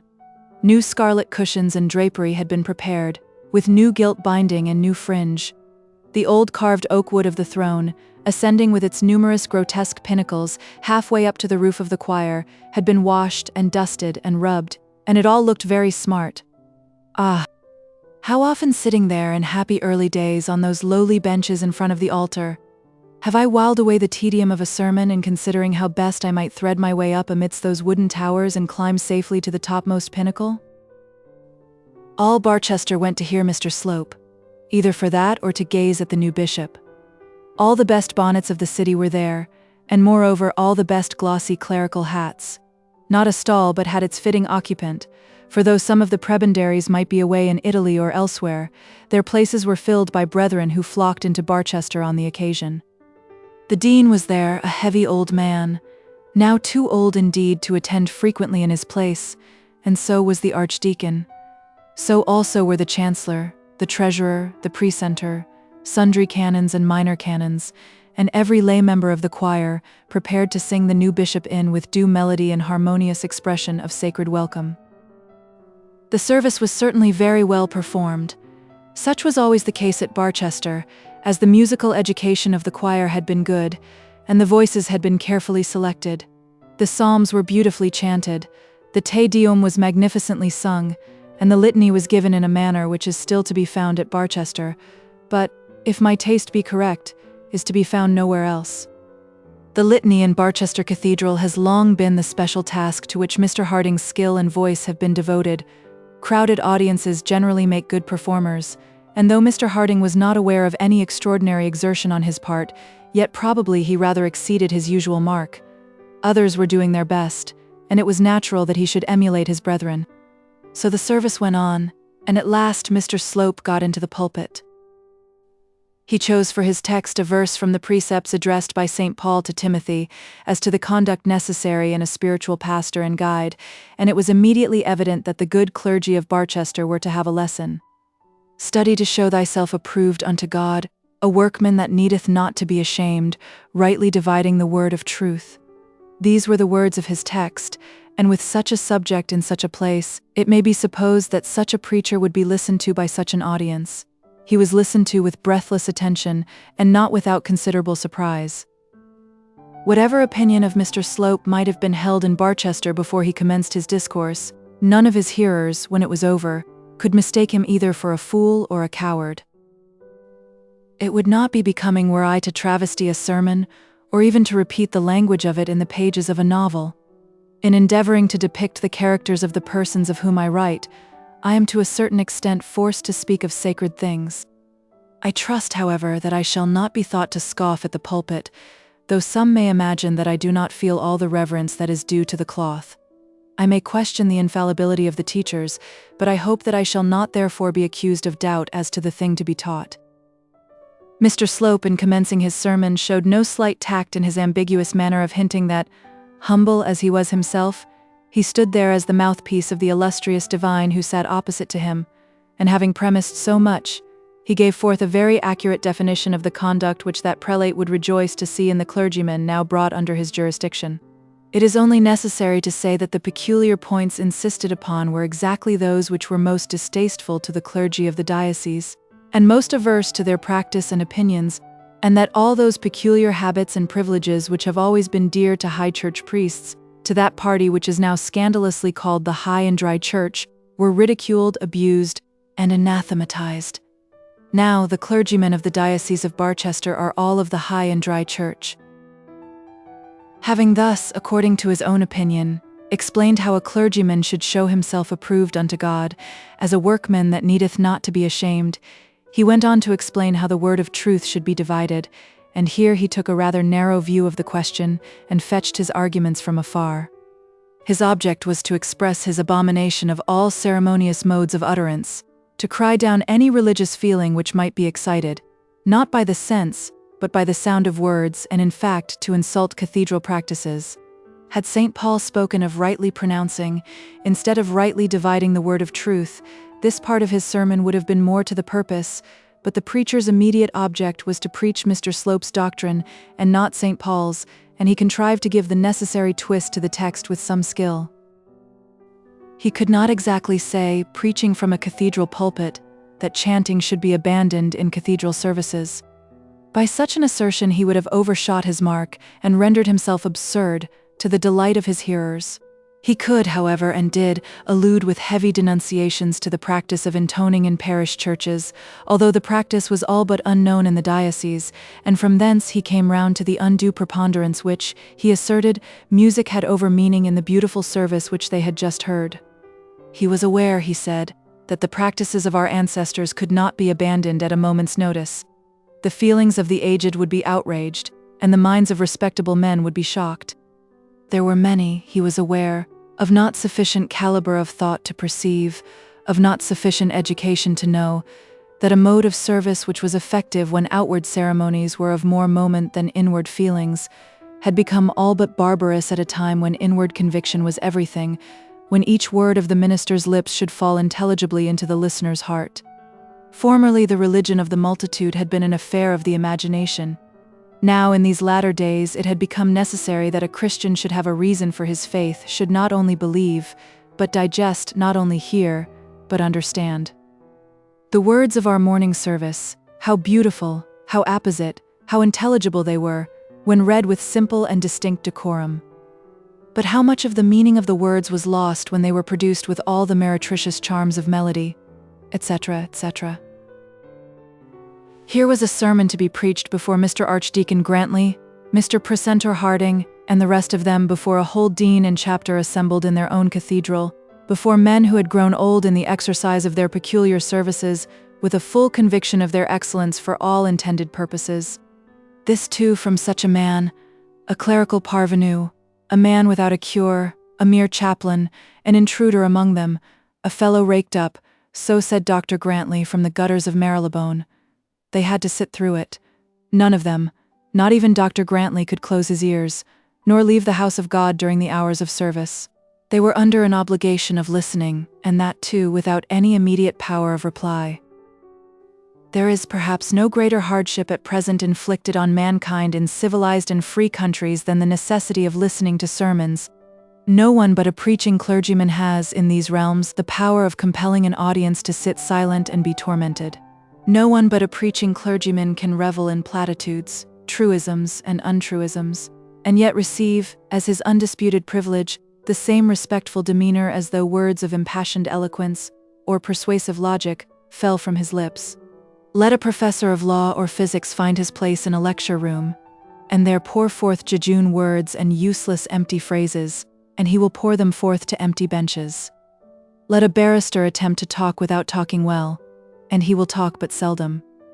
A judge's charge need be listened to perforce by none but the jury, prisoner, and jailer. A member of Parliament can be coughed down or counted out. Town councillors can be tabooed, but no one can rid himself of the preaching clergyman.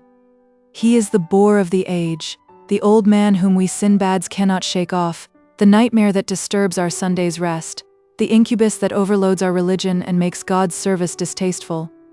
We are not forced into church. No, But we desire more than that.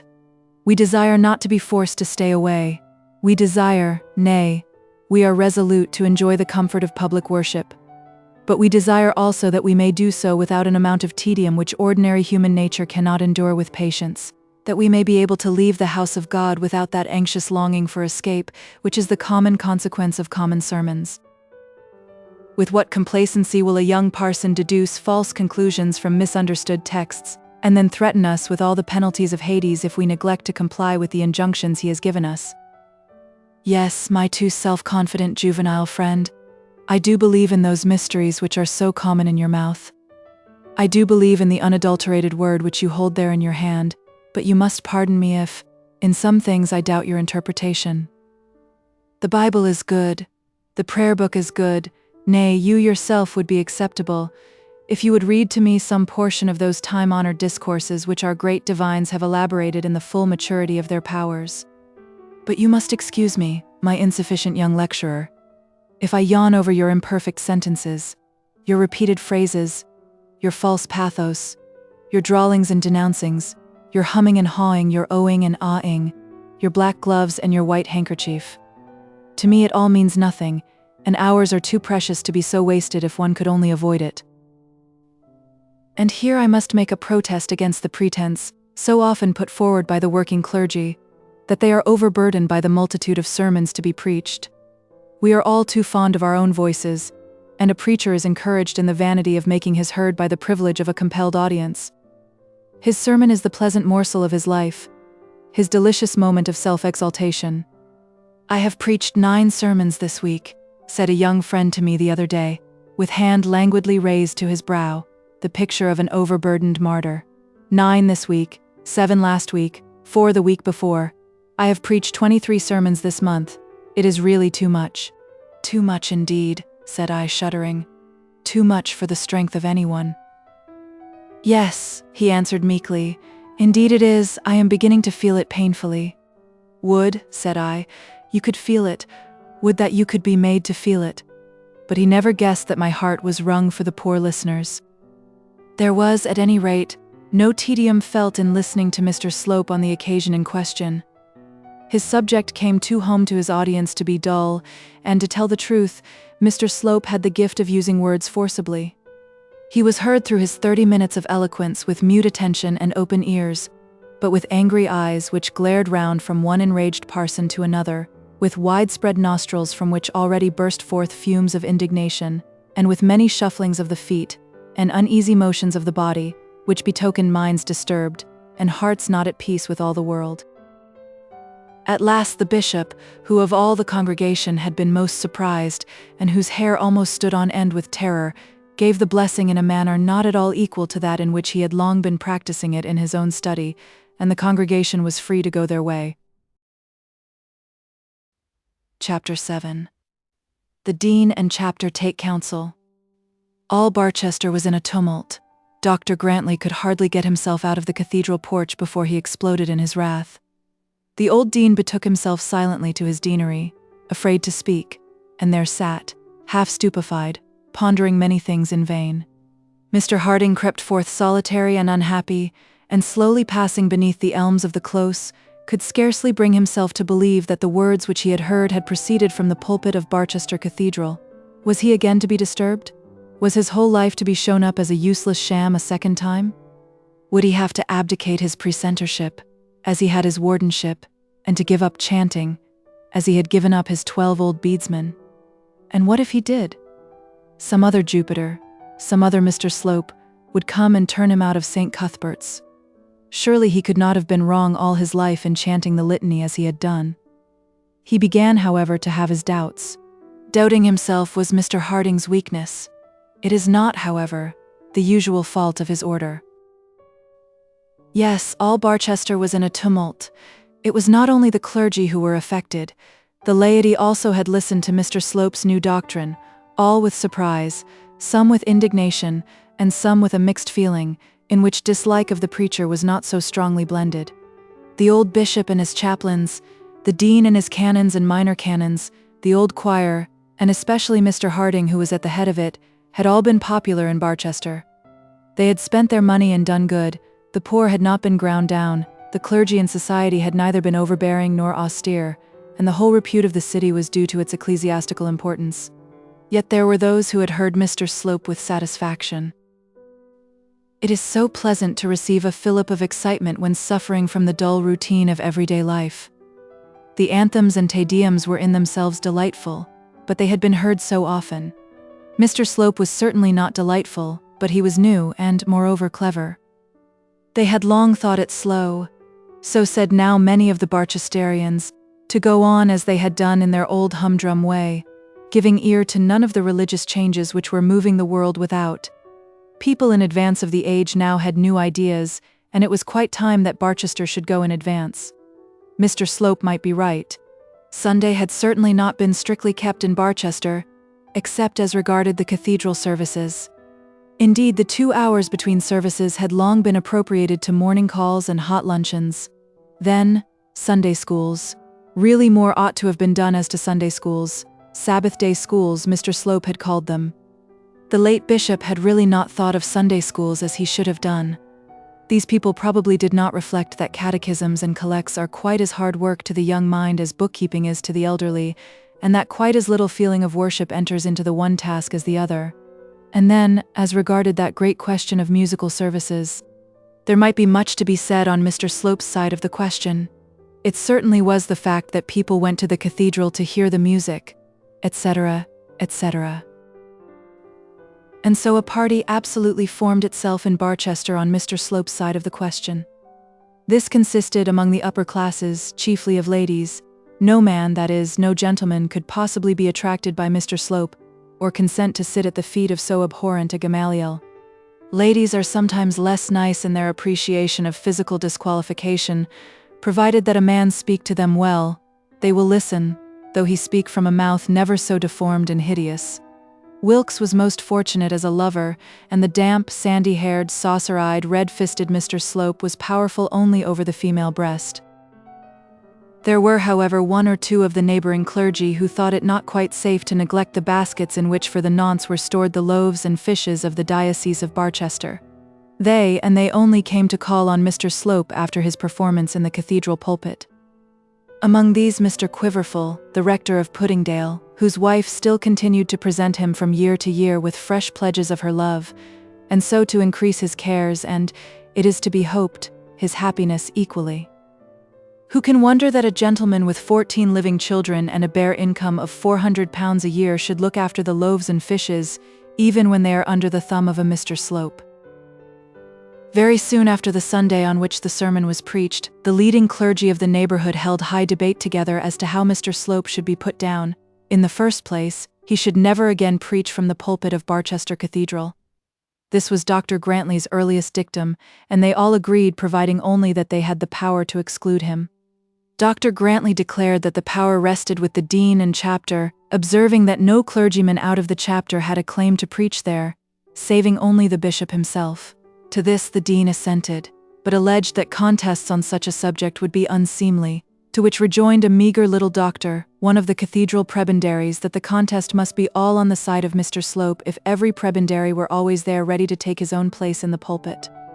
Cunning little meagre doctor, whom it suits well to live in his own cozy house within Barchester Close, and who is well content to have his little fling at Dr. V.Z. Stanhope and other absentees, whose Italian villas or enticing London homes are more tempting than cathedral stalls and residences.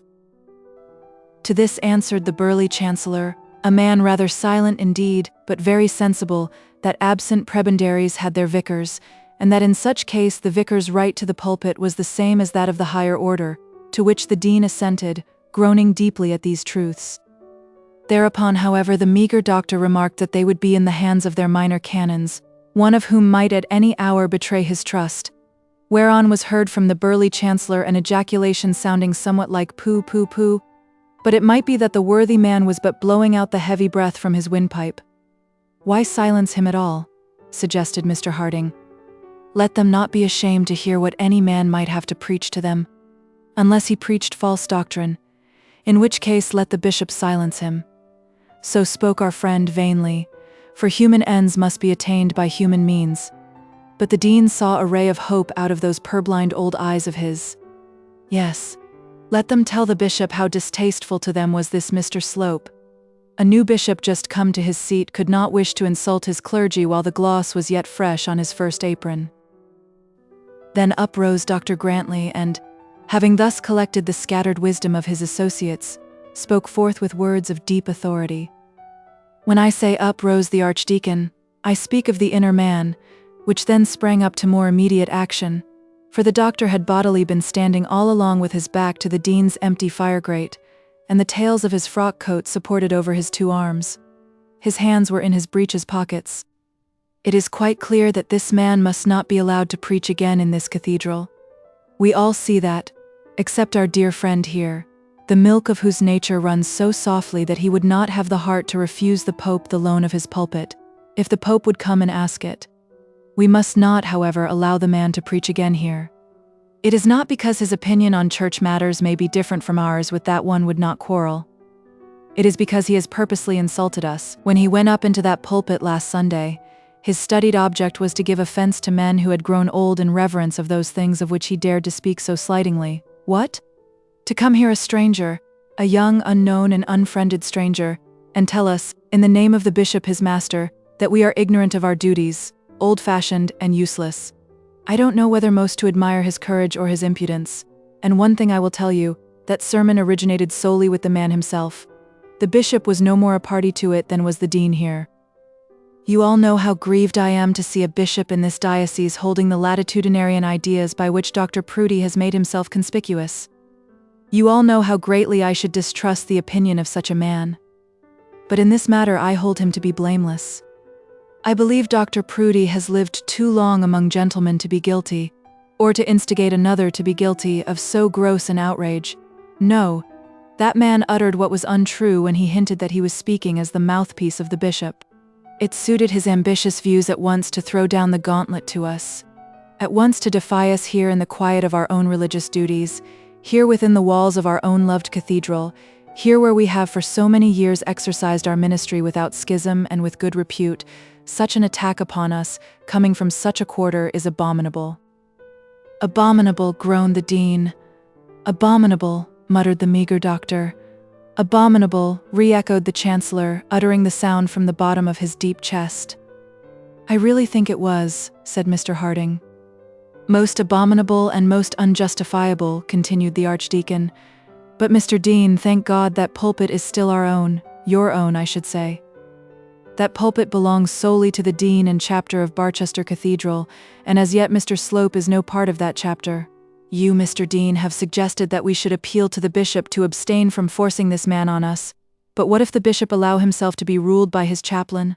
In my opinion, the matter is in our own hands. Mr. Slope cannot preach there without permission asked and obtained, and let that permission be invariably refused. Let all participation in the ministry of the cathedral service be refused to him. Then, if the bishop choose to interfere, we shall know what answer to make to the bishop. My friend here has suggested that this man may again find his way into the pulpit by undertaking the duty of some of your minor canons, but I am sure that we may fully trust to these gentlemen to support us, when it is known that the dean objects to any such transfer. Of course you may, said the chancellor. There was much more discussion among the learned conclave, all of which of course ended in obedience to the archdeacon's commands. They had too long been accustomed to his rule to shake it off so soon, and in this particular case they had none of them a wish to abet the man whom he was so anxious to put down. Such a meeting as that we have just recorded is not held in such a city as Barchester unknown and untold of. Not only was the fact of the meeting talked of in every respectable house, including the palace, but the very speeches of the dean, the archdeacon and chancellor were repeated, not without many additions and imaginary circumstances, according to the tastes and opinions of the relators. All, however, agreed in saying that Mr. Slope was to be debarred from opening his mouth in the Cathedral of Barchester. Many believed that the vergers were to be ordered to refuse him even the accommodation of a seat, and some of the most far-going advocates for strong measures declared that his sermon was looked upon as an indictable offense, and that proceedings were to be taken against him for brawling. The party who were inclined to defend him, the enthusiastically religious young ladies and the middle-aged spinsters desirous of a move, of course took up his defense the more warmly on account of this attack. If they could not hear Mr. Slope in the cathedral, they would hear him elsewhere. They would leave the dull dean, the dull old prebendaries, and the scarcely less dull young minor canons to preach to each other. They would work slippers and cushions and hembands for Mr. Slope, make him a happy martyr, and stick him up in some new Sion or Bethesda, and put the cathedral quite out of fashion. Dr. and Mrs. Proudie at once returned to London.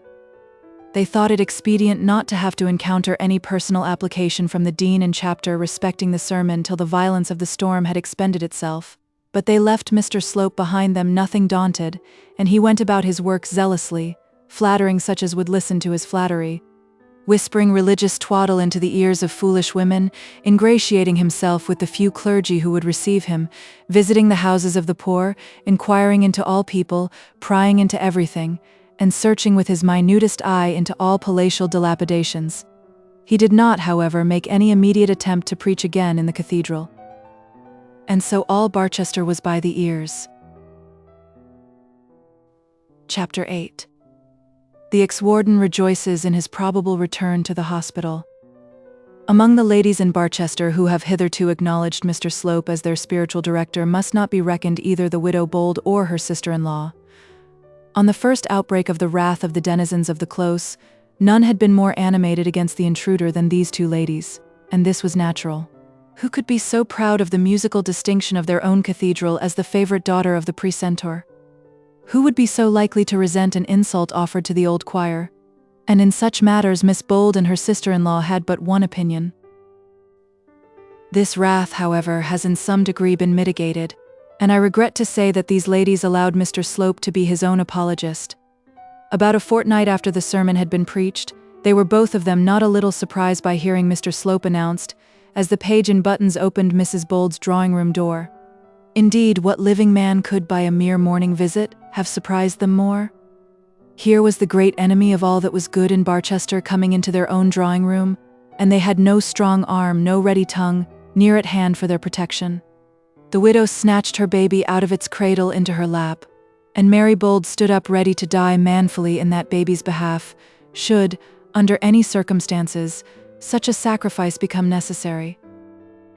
In this manner was Mr. Slope received, but when he left he was allowed by each lady to take her hand and to make his adieu as gentlemen do who have been graciously entertained. Yes, he shook hands with them and was curtsied out courteously, the buttoned page opening the door as he would have done for the best canon of them all. He had touched the baby's little hand and blessed him with a fervid blessing. He had spoken to the widow of her early sorrows, and Eleanor's silent tears had not rebuked him. He had told Mary Bold that her devotion would be rewarded, and Mary Bold had heard the praise without disgust. And how had he done all this? How had he so quickly turned aversion into, at any rate, acquaintance? How had he overcome the enmity with which these ladies had been ready to receive him, and made his peace with them so easily? My readers will guess from what I have written that I myself do not like Mr. Slope, but I am constrained to admit that he is a man of parts. He knows how to say a soft word in the proper place. He knows how to adapt his flattery to the ears of his hearers. He knows the wiles of the serpent, and he uses them. Could Mr. Slope have adapted his manners to men as well as to women? Could he ever have learnt the ways of a gentleman? He might have risen to great things. He commenced his acquaintance with Eleanor by praising her father. He had, he said, become aware that he had unfortunately offended the feelings of a man of whom he could not speak too highly. He would not now allude to a subject which was probably too serious for drawing-room conversation, but he would say that it had been very far from him to utter a word in disparagement of a man of whom all the world, at least the clerical world, spoke so highly as it did of Mr. Harding. And so he went on, unsaying a great deal of his sermon, expressing his highest admiration for the precentor's musical talents, eulogizing the father and the daughter and the sister-in-law, speaking in that low, silky whisper which he always had specially prepared for feminine ears, and ultimately gaining his object. When he left, he expressed a hope that he might again be allowed to call, and though Eleanor gave no verbal assent to this, she did not express dissent, and so Mr. Slope's right to visit at the widow's house was established. The day after this visit Eleanor told her father of it and expressed an opinion that Mr. Slope was not quite so black as he had been painted.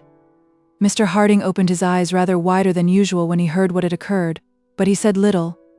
He could not agree in any praise of Mr. Slope, and it was not his practice to say much evil of anyone. He did not, however, like the visit, and simple-minded as he was, he felt sure that Mr. Slope had some deeper motive than the mere pleasure of making soft speeches to two ladies. Mr. Harding, however, had come to see his daughter with other purpose than that of speaking either good or evil of Mr. Slope. He had come to tell her that the place of warden in Hiram's hospital was again to be filled up, and that in all probability he would once more return to his old home and his 12 beadsmen. "But," said he, laughing, "I shall be greatly shorn of my ancient glory." "Why so, Papa?" "This new Act of Parliament that is to put us all on our feet again," continued he, "settles my income at £450 per annum." "450, said she, "instead of 800. Well, that is rather shabby. But still, Papa, you'll have the dear old house and the garden?" "My dear," said he, "it's worth twice the money."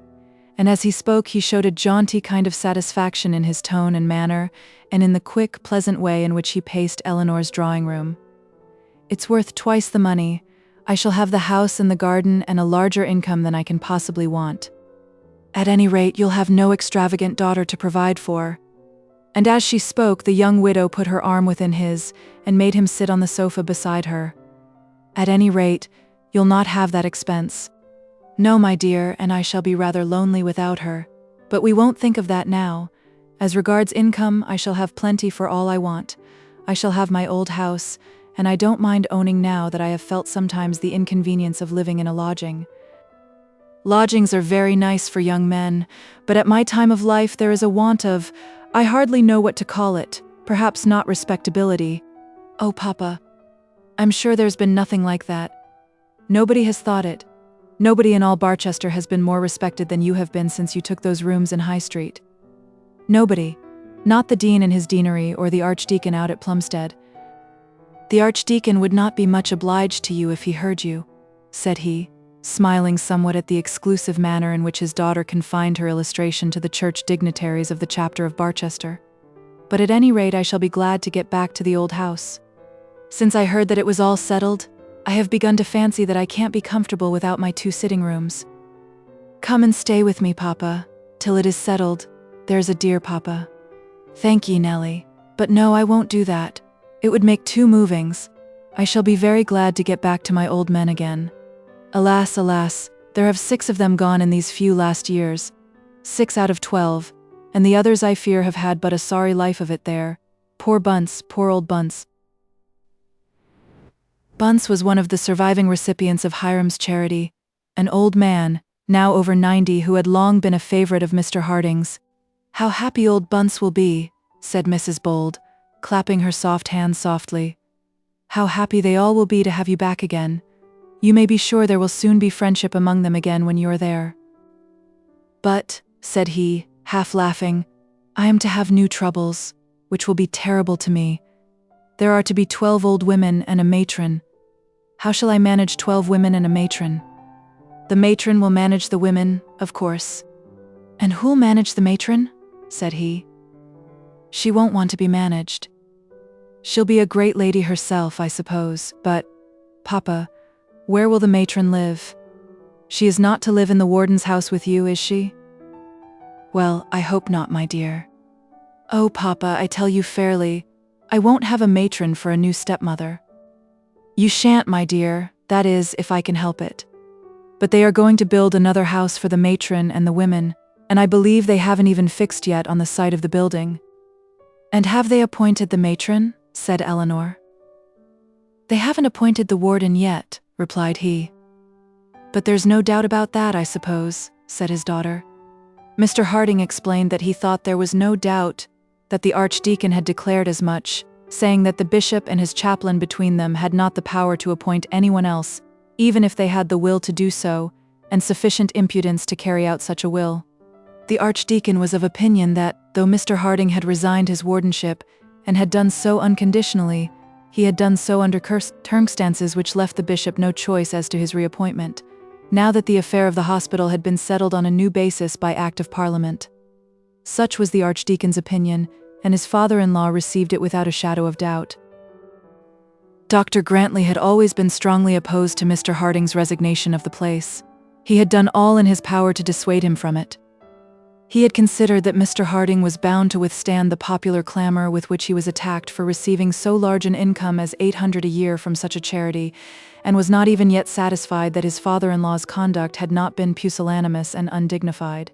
He looked also on this reduction of the warden's income as a shabby, paltry scheme on the part of government for escaping from a difficulty into which it had been brought by the public press. Dr. Grantley observed that the government had no more right to dispose of a sum of £450 a year out of the income of Hiram's legacy than of 900, whereas, as he said, the bishop, dean, and chapter clearly had a right to settle what sum should be paid. He also declared that the government had no more right to saddle the charity with 12 old women than with 1,200, and he was, therefore, very indignant on the matter. He probably forgot when so talking that government had done nothing of the kind, and had never assumed any such might or any such right. He made the common mistake of attributing to the government, which in such matters is powerless, the doings of Parliament, which in such matters is omnipotent. But though he felt that the glory and honor of the situation of warden of Barchester Hospital were indeed curtailed by the new arrangement, that the whole establishment had to a certain degree been made vile by the touch of Whig commissioners, that the place with its lessened income, its old women, and other innovations was very different from the hospital of former days. Still, the Archdeacon was too practical a man of the world to wish that his father-in-law, who had at present little more than £200 per annum for all his wants, should refuse the situation, defiled, undignified, and commission-ridden as it was. Mr. Harding had accordingly made up his mind that he would return to his old home at the hospital, and to tell the truth had experienced almost a childish pleasure in the idea of doing so. The diminished income was to him not even the source of momentary regret. The matron and the old women did rather go against the grain, but he was able to console himself with the reflection that, after all, such an arrangement might be of real service to the poor of the city. The thought that he must receive his reappointment as the gift of the new bishop, and probably through the hands of Mr. Slope, annoyed him a little. But his mind was set at rest by the assurance of the Archdeacon that there would be no favour in such a presentation. The reappointment of the old warden would be regarded by all the world as a matter of course. Mr. Harding therefore felt no hesitation in telling his daughter that they might look upon his return to his old quarters as a settled matter. "And you won't have to ask for it, Papa?" "Certainly not, my dear. There is no ground on which I could ask for any favour from the bishop, whom, indeed, I hardly know. Nor would I ask a favour, the granting of which might possibly be made a question to be settled by Mr. Slope." "No," said he, moved for a moment by a spirit very unlike his own. "I certainly shall be very glad to go back to the hospital, but I should never go there if it were necessary that my doing so should be the subject of a request to Mr. Slope." This little outbreak of her father's anger jarred on the present tone of Eleanor's mind. She had not learnt to like Mr. Slope, but she had learnt to think that he had much respect for her father, and she would therefore willingly use her efforts to induce something like good feeling between them. "Papa," said she, "I think you somewhat mistake Mr. Slope's character." "Do I?" said he placidly.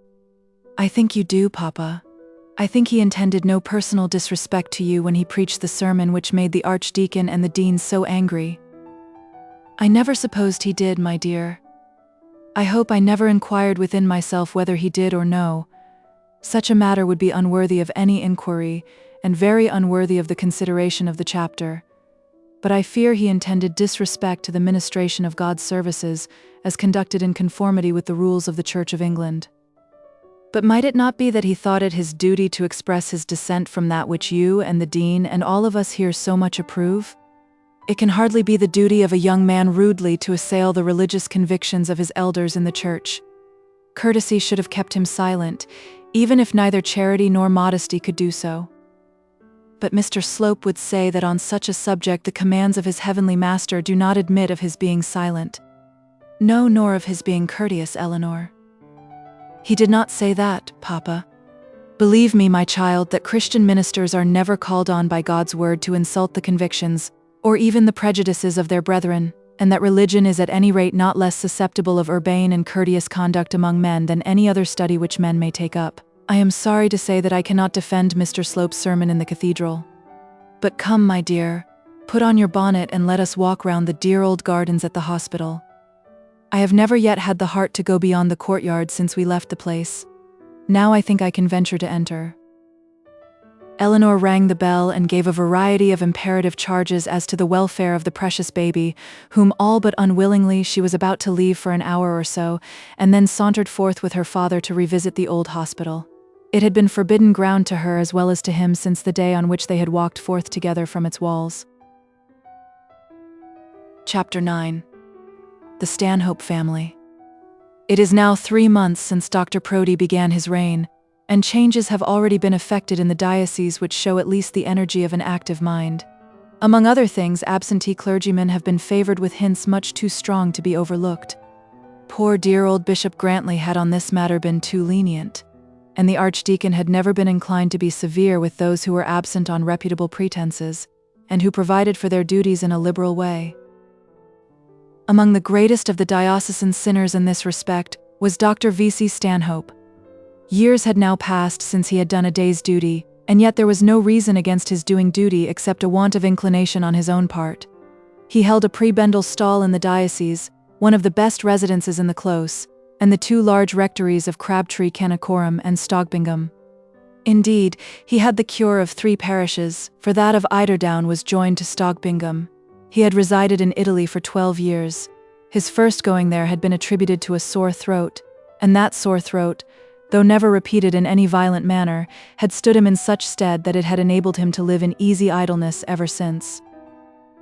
He had now been summoned home not, indeed, with rough violence or by any peremptory command, but by a mandate which he found himself unable to disregard. Mr. Slope had written to him by the bishop's desire.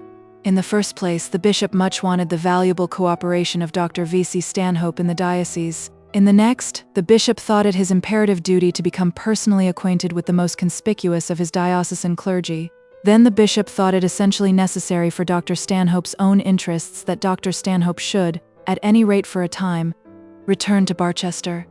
And lastly, it was said that so strong a feeling was at the present moment evinced by the hierarchs of the Church with reference to the absence of its clerical members, that it behoved Dr. V.C. Stanhope not to allow his name to stand among those which would probably in a few months be submitted to the councils of the nation. There was something so ambiguously frightful in this last threat that Dr. Stanhope determined to spend 2 or 3 summer months at his residence in Barchester. His rectories were inhabited by his curates, and he felt himself from disuse to be unfit for parochial duty, but his prebendal home was kept empty for him, and he thought it probable that he might be able now and again to preach a prebendal sermon. He arrived, therefore, with all his family at Barchester, and he and they must be introduced to my readers. The great family characteristic of the Stanhopes might probably be said to be heartlessness, but this want of feeling was, in most of them, accompanied by so great an amount of good nature as to make itself but little noticeable to the world. They were so prone to oblige their neighbors that their neighbors failed to perceive how indifferent to them was the happiness and well-being of those around them. The Stanhopes would visit you in your sickness, provided it were not contagious, would bring you oranges, French novels, and the last new bit of scandal, and then hear of your death or your recovery with an equally indifferent composure. Their conduct to each other was the same as to the world. They bore and forbore, and there was sometimes, as will be seen, much necessity for forbearing, but their love among themselves rarely reached above this. It is astonishing how much each of the family was able to do, and how much each did, to prevent the well-being of the other 4. For there were 5 in all, the doctor, namely, and Mrs. Stanhope, 2 daughters and 1 son. The doctor, perhaps, was the least singular and most estimable of them all, and yet such good qualities as he possessed were all negative. He was a good-looking, rather plethoric gentleman of about 60 years of age. His hair was snow-white, very plentiful, and somewhat like wool of the finest description. His whiskers were very large and very white, and gave to his face the appearance of a benevolent, sleepy old lion. His dress was always unexceptionable. Although he had lived so many years in Italy, it was invariably of a decent clerical hue, but it never was hyperclerical. He was a man not given to much talking, but what little he did say was generally well said. His reading seldom went beyond romances and poetry of the lightest, and not always most moral description. He was thoroughly a bon vivant, an accomplished judge of wine, though he never drank to excess, and a most inexorable critic in all affairs touching the kitchen. He had had much to forgive in his own family, since a family had grown up around him and had forgiven everything except inattention to his dinner. His weakness in that respect was now fully understood, and his temper but seldom tried. As Dr. Stanhope was a clergyman, it may be supposed that his religious convictions made up a considerable part of his character, but this was not so. That he had religious convictions must be believed, but he rarely obtruded them even on his children. This abstinence on his part was not systematic, but very characteristic of the man. It was not that he had predetermined never to influence their thoughts, but he was so habitually idle that his time for doing so had never come till the opportunity for doing so was gone forever. Whatever conviction the father may have had, the children were at any rate but indifferent members of the church from which he drew his income. Such was Dr. Stanhope. The features of Mrs. Stanhope's character were even less plainly marked than those of her lord. The far niente of her Italian life had entered into her very soul, and brought her to regard a state of inactivity as the only earthly good. In manner and appearance she was exceedingly prepossessing. She had been a beauty, and even now, at 55, she was a handsome woman. Her dress was always perfect. She never dressed but once in the day, and never appeared till between 3 and 4, but when she did appear, she appeared at her best. Whether the toil rested partly with her, or wholly with her handmaid, it is not for such a one as the author even to imagine. The structure of her attire was always elaborate and yet never overlabored. She was rich in apparel but not bedizened with finery. Her ornaments were costly, rare, and such as could not fail to attract notice, but they did not look as though worn with that purpose. She well knew the great architectural secret of decorating her constructions, and never descended to construct a decoration. But when we have said that Mrs. Stanhope knew how to dress and used her knowledge daily, we have said all other purpose in life she had none. It was something indeed that she did not interfere with the purposes of others. In early life she had undergone great trials with reference to the doctor's dinners, but for the last 10 or 12 years her elder daughter Charlotte had taken that labor off her hands, and she had had little to trouble her little. That is, till the edict for this terrible English journey had gone forth. Since then, indeed, her life had been laborious enough. For such a one, the toil of being carried from the shores of Como to the city of Barchester is more than labor enough. Let the care of the carriers be ever so vigilant. Mrs. Stanhope had been obliged to have every one of her dresses taken in from the effects of the journey. Charlotte Stanhope was at this time about 35 years old, and whatever may have been her faults, she had none of those which belong particularly to old young ladies. She neither dressed young, nor talked young, nor indeed looked young.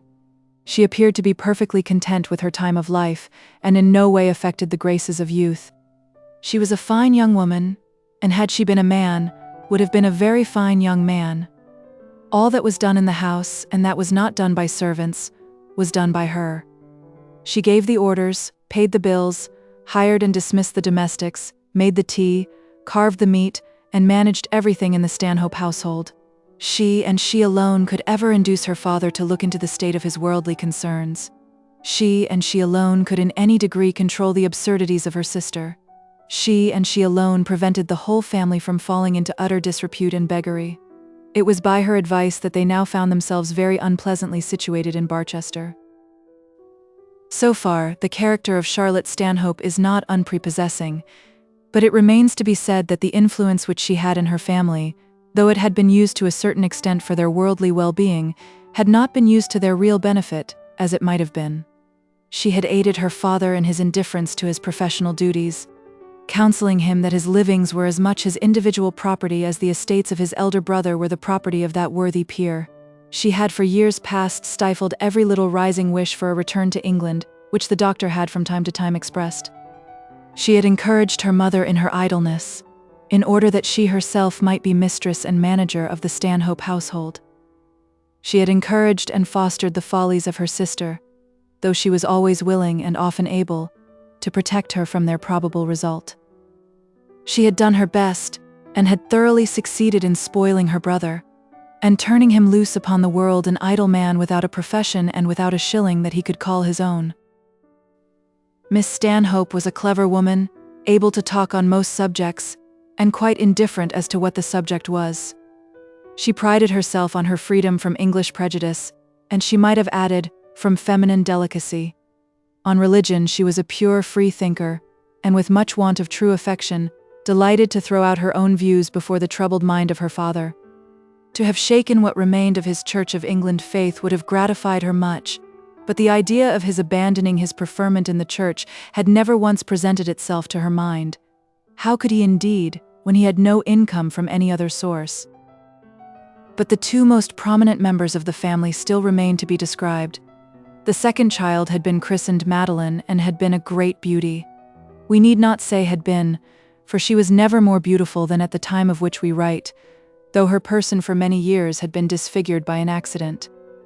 It is unnecessary that we should give in detail the early history of Madeline Stanhope. She had gone to Italy when about 17 years of age, and had been allowed to make the most of her surpassing beauty in the salons of Milan and among the crowded villas along the shores of the Lake of Como. She had become famous for adventures in which her character was just not lost, and had destroyed the hearts of a dozen cavaliers without once being touched in her own. Blood had flowed in quarrels about her charms, and she had heard of these encounters with pleasurable excitement. It had been told of her that on one occasion she had stood by in the disguise of a page and had seen her lover fall. As is so often the case, she had married the very worst of those who sought her hand. Why she had chosen Paolo Neroni, a man of no birth and no property, a mere captain in the Pope's guard, one who had come up to Milan either simply as an adventurer or else as a spy, a man of harsh temper and oily manners, mean in figure, swarthy in face, and so false in words as to be hourly detected, need not now be told. When the moment for doing so came, she had probably no alternative. He, at any rate, had become her husband, and after a prolonged honeymoon among the lakes, they had gone together to Rome, the papal captain having vainly endeavored to induce his wife to remain behind him. 6 months afterwards she arrived at her father's house a cripple and a mother. She had arrived without even notice, with hardly clothes to cover her, and without one of those many ornaments which had graced her bridal trousseau. Her baby was in the arms of a poor girl from Milan, whom she had taken in exchange for the Roman maid who had accompanied her thus far, and who had then, as her mistress said, become homesick and had returned. It was clear that the lady had determined that there should be no witness to tell stories of her life in Rome. She had fallen, she said, in ascending a ruin, and had fatally injured the sinews of her knee. So fatally that when she stood she lost 8 inches of her accustomed height, so fatally that when she essayed to move she could only drag herself painfully along, with protruded hip and extended foot, in a manner less graceful than that of a hunchback. She had consequently made up her mind, once and forever, that she would never stand and never attempt to move herself. Stories were not slow to follow her, averring that she had been cruelly ill-used by Neroni, and that to his violence had she owed her accident.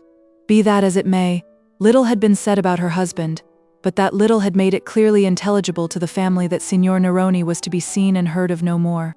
There was no question as to readmitting the poor, ill-used beauty to her old family rights, no question as to adopting her infant daughter beneath the Stanhope roof-tree. Though heartless, the Stanhopes were not selfish. The two were taken in, petted, made much of, for a time all but adored, and then felt by the two parents to be great nuisances in the house. But in the house the lady was, and there she remained, having her own way, though that way was not very conformable with the customary usages of an English clergyman. Madame Neroni, though forced to give up all motion in the world, had no intention whatever of giving up the world itself. The beauty of her face was uninjured, and that beauty was of a peculiar kind.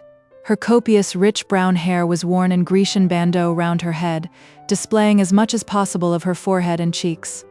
Her forehead, though rather low, was very beautiful from its perfect contour and pearly whiteness. Her eyes were long and large and marvelously bright. Might I venture to say bright as Lucifer's, I should perhaps best express the depth of their brilliancy. They were dreadful eyes to look at, such as would absolutely deter any man of quiet mind and easy spirit from attempting a passage of arms with such foes. There was talent in them, and the fire of passion and the play of wit, but there was no love. Cruelty was there instead, and courage, a desire of masterhood, cunning, and a wish for mischief. And yet, as eyes, they were very beautiful. The eyelashes were long and perfect, and the long, steady, unabashed gaze with which she would look into the face of her admirer fascinated while it frightened him. She was a basilisk from whom an ardent lover of beauty could make no escape. Her nose and mouth and teeth and chin and neck and bust were perfect, much more so at 28 than they had been at 18. What wonder that with such charms still glowing in her face, and with such deformity destroying her figure, she should resolve to be seen, but only to be seen reclining on a sofa. Her resolve had not been carried out without difficulty. She had still frequented the opera at Milan. She had still been seen occasionally in the salons of the noblesse. She had caused herself to be carried in and out from her carriage, and that in such a manner as in no wise to disturb her charms, disarrange her dress, or expose her deformities. Her sister always accompanied her, and a maid, a manservant also, and on state occasions too. It was impossible that her purpose could have been achieved with less, and yet, poor as she was, she had achieved her purpose. And then again the more dissolute Italian youths of Milan frequented the Stanhope villa, and surrounded her couch, not greatly to her father's satisfaction. Sometimes his spirit would rise, a dark spot would show itself on his cheek, and he would rebel, but Charlotte would assuage him with some peculiar triumph of her culinary art, and all again would be smooth for a while. Madeline affected all manner of rich and quaint devices in the garniture of her room, her person, and her feminine belongings. In nothing was this more apparent than in the visiting card which she had prepared for her use.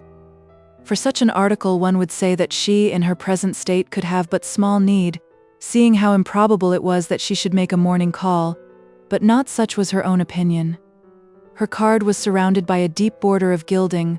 On this she had imprinted, in 3 lines, La Signora Madeline Vesey Neroni, Nata Stanhope, and over the name she had a bright gilt coronet, which certainly looked very magnificent. How she had come to concoct such a name for herself it would be difficult to explain. Her father had been christened Vesey as another man is christened Thomas, and she had no more right to assume it than would have the daughter of a Mr. Josiah Jones to call herself Mrs. Josiah Smith, on marrying a man of the latter name.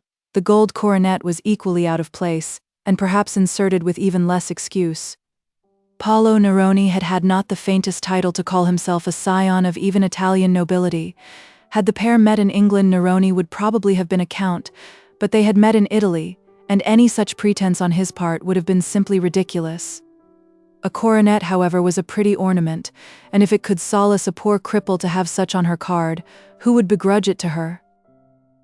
Of her husband or of his individual family, she never spoke, but with her admirers she would often allude in a mysterious way to her married life and isolated state, and pointing to her daughter, would call her the last of the blood of the emperors, thus referring Neroni's extraction to the old Roman family from which the worst of the Caesars sprang. The Signora was not without talent and not without a certain sort of industry. She was an indomitable letter writer, and her letters were worth the postage. They were full of wit, mischief, satire, love, latitudinarian philosophy, free religion, and sometimes, alas, loose ribaldry. The subject, however, depended entirely on the recipient, and she was prepared to correspond with anyone but moral young ladies or stiff old women. She wrote also a kind of poetry, generally in Italian, and short romances, generally in French. She read much of a desultory sort of literature, and as a modern linguist had really made great proficiency. Such was the lady who had now come to wound the hearts of the men of Barchester. Ethelbert Stanhope was in some respects like his younger sister, but he was less inestimable as a man than she as a woman. His great fault was an entire absence of that principle which should have induced him, as the son of a man without fortune, to earn his own bread. Many attempts had been made to get him to do so, but these had all been frustrated, not so much by idleness on his part as by a disinclination to exert himself in any way not to his taste. He had been educated at Eton, and had been intended for the church, but he had left Cambridge in disgust after a single term, and notified to his father his intention to study for the bar. Preparatory to that, he thought it well that he should attend a German university, and consequently went to Leipzig. There he remained 2 years and brought away a knowledge of German and a taste for the fine arts. He still, however, intended himself for the bar, took chambers, engaged himself to sit at the feet of a learned pundit, and spent a season in London. He there found that all his aptitudes inclined him to the life of an artist, and he determined to live by painting. With this object he returned to Milan, and had himself rigged out for Rome. As a painter he might have earned his bread, for he wanted only diligence to excel, but when at Rome his mind was carried away by other things, he soon wrote home for money, saying that he had been converted to the Mother Church, that he was already an acolyte of the Jesuits, and that he was about to start with others to Palestine on a mission for converting Jews. He did go to Judea, but being unable to convert the Jews was converted by them. He again wrote home, to say that Moses was the only giver of perfect laws to the world, that the coming of the true Messiah was at hand, that great things were doing in Palestine, and that he had met one of the family of Sidonia, a most remarkable man, who was now on his way to Western Europe, and whom he had induced to deviate from his route with the object of calling at the Stanhope villa. Ethelbert then expressed his hope that his mother and sisters would listen to this wonderful prophet. His father, he knew, could not do so from pecuniary considerations. This Sidonia, however, did not take so strong a fancy to him as another of that family once did to a young English nobleman. At least he provided him with no heaps of gold as large as lions, so that the Judaized Ethelbert was again obliged to draw on the revenues of the Christian Church. It is needless to tell how the father swore that he would send no more money and receive no Jew, nor how Charlotte declared that Ethelbert could not be left penniless in Jerusalem, and how La Signora Neroni resolved to have Sidonia at her feet. The money was sent, and the Jew did come. The Jew did come, but he was not at all to the taste of La Signora. He was a dirty little old man, and though he had provided no golden lions, he had, it seems, relieved young Stanhope's necessities. He positively refused to leave the villa till he had got a bill from the doctor on his London bankers. Ethelbert did not long remain a Jew. He soon reappeared at the villa without prejudices on the subject of his religion, and with a firm resolve to achieve fame and fortune as a sculptor. He brought with him some models which he had originated at Rome, and which really gave such fair promise that his father was induced to go to further expense in furthering these views. Ethelbert opened an establishment, or rather took lodgings in a workshop at Carrara, and there spoilt much marble and made some few pretty images. Since that period, now 4 years ago, he had alternated between Carrara and the villa, but his sojourns at the workshop became shorter and shorter, and those at the villa longer and longer. 'Twas no wonder, for Carrara is not a spot in which an Englishman would like to dwell. When the family started for England, he had resolved not to be left behind and, with the assistance of his elder sister, had carried his point against his father's wishes. It was necessary, he said, that he should come to England for orders. How otherwise was he to bring his profession to account? In personal appearance, Ethelbert Stanhope was the most singular of beings. He was certainly very handsome. He had his sister Madeline's eyes without their stare and without their hard, cunning, cruel firmness. They were also very much lighter, and of so light and clear a blue as to make his face remarkable, if nothing else did so. On entering a room with him, Ethelbert's blue eyes would be the first thing you would see, and on leaving it almost the last you would forget. His light hair was very long and silky, coming down over his coat. His beard had been prepared in Holy Land, and was patriarchal. He never shaved and rarely trimmed it. It was glossy, soft, clean, and altogether not unprepossessing. It was such that ladies might desire to reel it off and work it into their patterns in lieu of floss silk. His complexion was fair and almost pink. He was small in height and slender in limb, but well made, and his voice was of peculiar sweetness. In manner and dress he was equally remarkable. He had none of the mauvaise honte of an Englishman. He required no introduction to make himself agreeable to any person. He habitually addressed strangers, ladies as well as men, without any such formality, and in doing so never seemed to meet with rebuke. His costume cannot be described because it was so various, but it was always totally opposed in every principle of color and construction to the dress of those with whom he for the time consorted. He was habitually addicted to making love to ladies, and did so without any scruples of conscience or any idea that such a practice was amiss. He had no heart to touch himself, and was literally unaware that humanity was subject to such an infliction. He had not thought much about it, but, had he been asked, would have said that ill-treating a lady's heart meant injuring her promotion in the world. His principles therefore forbade him to pay attention to a girl if he thought any man was present whom it might suit her to marry. In this manner his good nature frequently interfered with his amusement, but he had no other motive in abstaining from the fullest declarations of love to every girl that pleased his eye. Bertie Stanhope, as he was generally called, was however popular with both sexes, and with Italians as well as English. His circle of acquaintance was very large and embraced people of all sorts. He had no respect for rank, and no aversion to those below him. He had lived on familiar terms with English peers, German shopkeepers, and Roman priests. All people were nearly alike to him. He was above, or rather below, all prejudices. No virtue could charm him. No vice shock him. He had about him a natural good manner, which seemed to qualify him for the highest circles, and yet he was never out of place in the lowest. He had no principle, no regard for others, no self-respect, no desire to be other than a drone in the hive, if only he could, as a drone, get what honey was sufficient for him. Of honey in his latter days, it may probably be presaged that he will have but short allowance. Such was the family of the Stanhopes, who at this period suddenly joined themselves to the ecclesiastical circle of Barchester Close. Any stranger union it would be impossible perhaps to conceive, and it was not as though they all fell down into the cathedral precincts hitherto unknown and untalked of. In such case, no amalgamation would have been at all probable between the newcomers and either the Proudie set or the Grantley set, but such was far from being the case. The Stanhopes were all known by name in Barchester, and Barchester was prepared to receive them with open arms.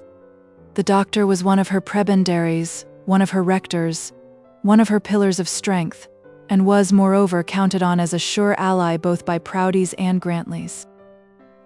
He himself was the brother of one peer, and his wife was the sister of another, and both these peers were lords of Whiggish tendency, with whom the new bishop had some sort of alliance. This was sufficient to give to Mr. Slope high hope that he might enlist Dr. Stanhope on his side, before his enemies could outmaneuver him. On the other hand, the old dean had many years ago, in the days of the doctor's clerical energies, been instrumental in assisting him in his views as to preferment, and many years ago also, the two doctors, Stanhope and Grantley, had, as young parsons, been joyous together in the common rooms of Oxford.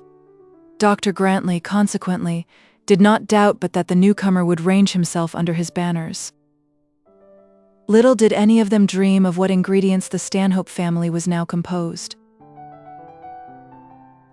Chapter 10. Mrs. Proudie's reception commenced. The bishop and his wife had spent only 3 or 4 days in Barchester on the occasion of their first visit. His lordship had, as we have seen, taken his seat on his throne, but his demeanour there, into which it had been his intention to infuse much hierarchical dignity, had been a good deal disarranged by the audacity of his chaplain's sermon. He had hardly dared to look his clergy in the face, and to declare by the severity of his countenance that in truth he meant all that his factotum was saying on his behalf, nor yet did he dare to throw Mr. Slope over, and show to those around him that he was no party to the sermon, and would resent it. He had accordingly blessed his people in a shambling manner, not at all to his own satisfaction, and had walked back to his palace with his mind very doubtful as to what he would say to his chaplain on the subject. He did not remain long in doubt. He had hardly doffed his lawn when the partner of all his toils entered his study and exclaimed even before she had seated herself, "Bishop, did you ever hear a more sublime, more spirit-moving, more appropriate discourse than that? Well, my love, he." The bishop did not know what to say. "I hope, my lord, you don't mean to say you disapprove?" There was a look about the lady's eye which did not admit of my lord's disapproving at that moment. He felt that if he intended to disapprove, it must be now or never. But he also felt that it could not be now. It was not in him to say to the wife of his bosom that Mr. Slope's sermon was ill-timed, impertinent, and vexatious.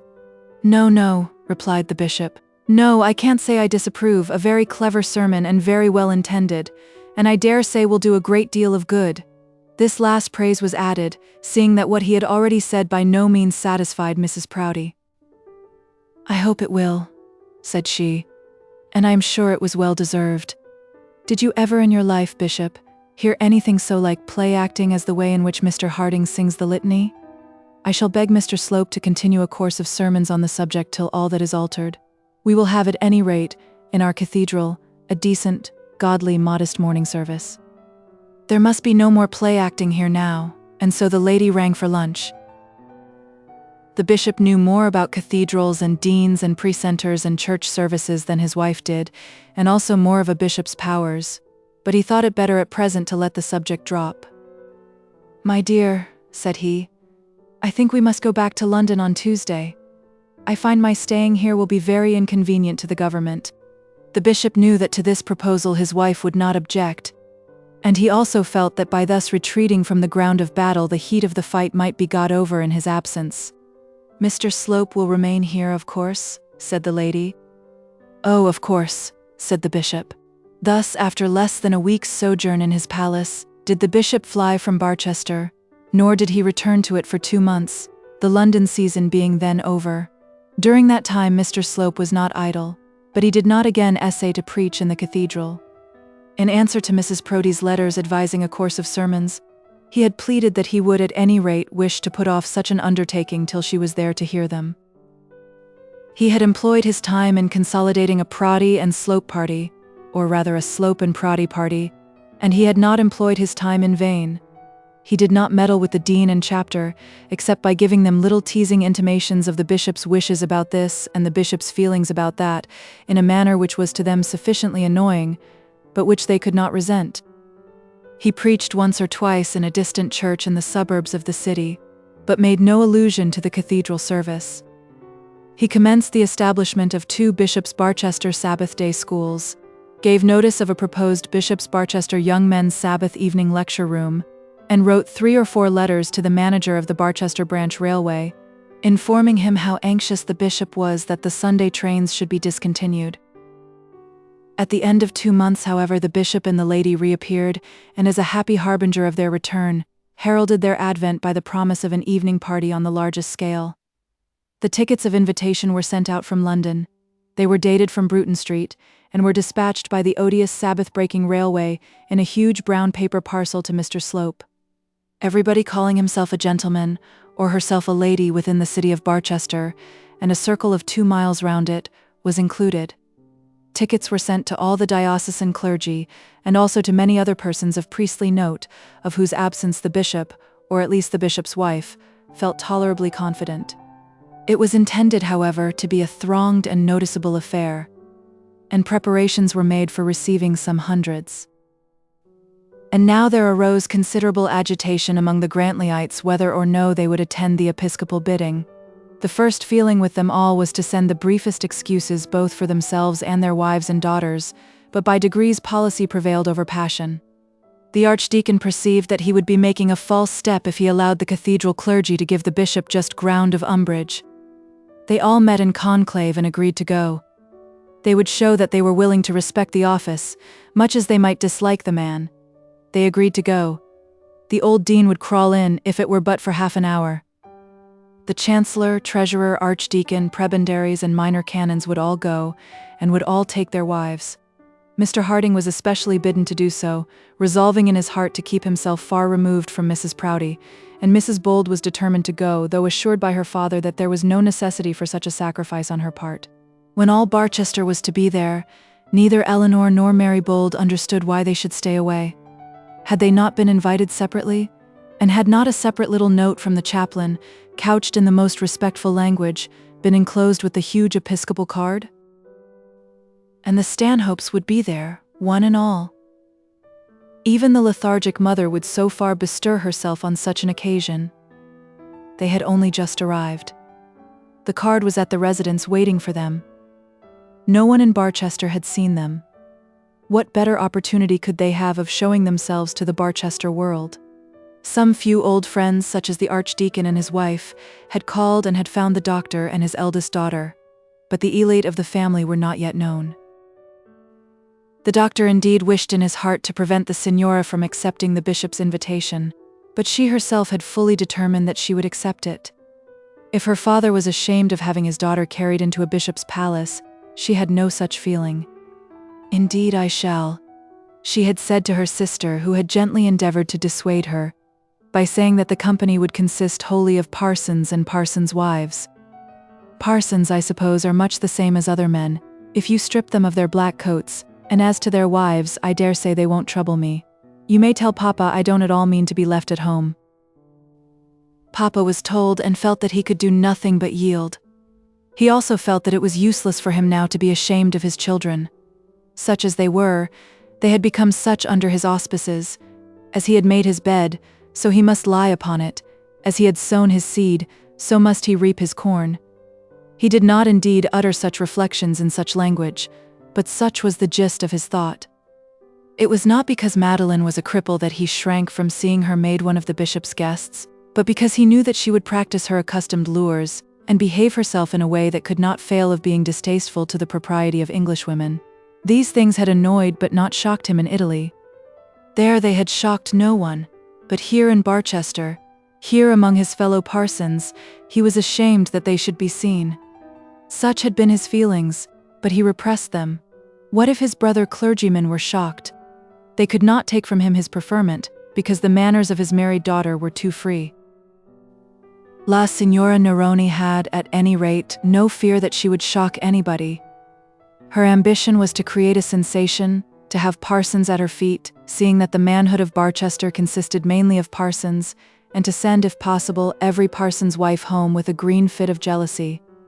None could be too old for her, and hardly any too young, none too sanctified, and none too worldly. She was quite prepared to entrap the bishop himself, and then to turn up her nose at the bishop's wife. She did not doubt of success, for she had always succeeded, but one thing was absolutely necessary: she must secure the entire use of a sofa. The cards sent to Dr. and Mrs. Stanhope and family had been so sent in an envelope having on the cover Mr. Slope's name. The Signora soon learnt that Mrs. Proudie was not yet at the palace and that the chaplain was managing everything. It was much more in her line to apply to him than to the lady, and she accordingly wrote him the prettiest little billet in the world. In 5 lines she explained everything, declared how impossible it was for her not to be desirous to make the acquaintance of such persons as the Bishop of Barchester and his wife, and she might add also of Mr. Slope, depicted her own grievous state, and concluded by being assured that Mrs. Proudie would forgive her extreme hardihood in petitioning to be allowed to be carried to a sofa. She then enclosed one of her beautiful cards. In return she received as polite an answer from Mr. Slope: a sofa should be kept in the large drawing-room, immediately at the top of the grand stairs, especially for her use. And now the day of the party had arrived. The bishop and his wife came down from town only on the morning of the eventful day, as behoved such great people to do, but Mr. Slope had toiled day and night to see that everything should be in right order. There had been much to do. No company had been seen in the palace since heaven knows when. New furniture had been required, new pots and pans, new cups and saucers, new dishes and plates. Mrs. Proudie had at first declared that she would condescend to nothing so vulgar as eating and drinking, but Mr. Slope had talked, or rather written her out of economy. Bishops should be given to hospitality, and hospitality meant eating and drinking. So the supper was conceded. The guests, however, were to stand as they consumed it. There were 4 rooms opening into each other on the first floor of the house, which were denominated the drawing rooms, the reception room, and Mrs. Proudie's boudoir. In olden days, one of these had been Bishop Grantley's bedroom, and another his common sitting room and study. The present bishop, however, had been moved down into a back parlor and had been given to understand that he could very well receive his clergy in the dining room, should they arrive in too large a flock to be admitted into his small sanctum. He had been unwilling to yield, but after a short debate had yielded. Mrs. Proudie's heart beat high as she inspected her suite of rooms. They were really very magnificent, or at least would be so by candlelight, and they had nevertheless been got up with commendable economy. Large rooms when full of people and full of light look well, because they are large, and are full, and are light. Small rooms are those which require costly fittings and rich furniture. Mrs. Proudie knew this, and made the most of it. She had therefore a huge gas lamp with a dozen burners hanging from each of the ceilings. People were to arrive at 10, supper was to last from 12 till 1, and at 1:30 everybody was to be gone. Carriages were to come in at the gate in the town and depart at the gate outside. They were desired to take up at 1:15. It was managed excellently, and Mr. Slope was invaluable. At 9:30 the bishop and his wife and their 3 daughters entered the great reception room, and very grand and very solemn they were.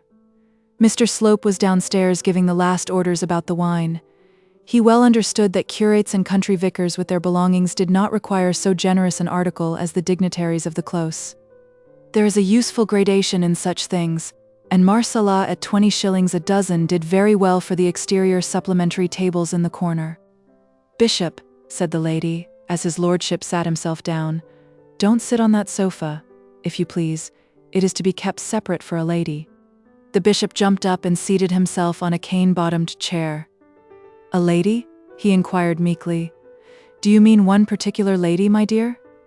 "Yes, Bishop, one particular lady," said his wife, disdaining to explain. "She has got no legs, Papa," said the youngest daughter, tittering.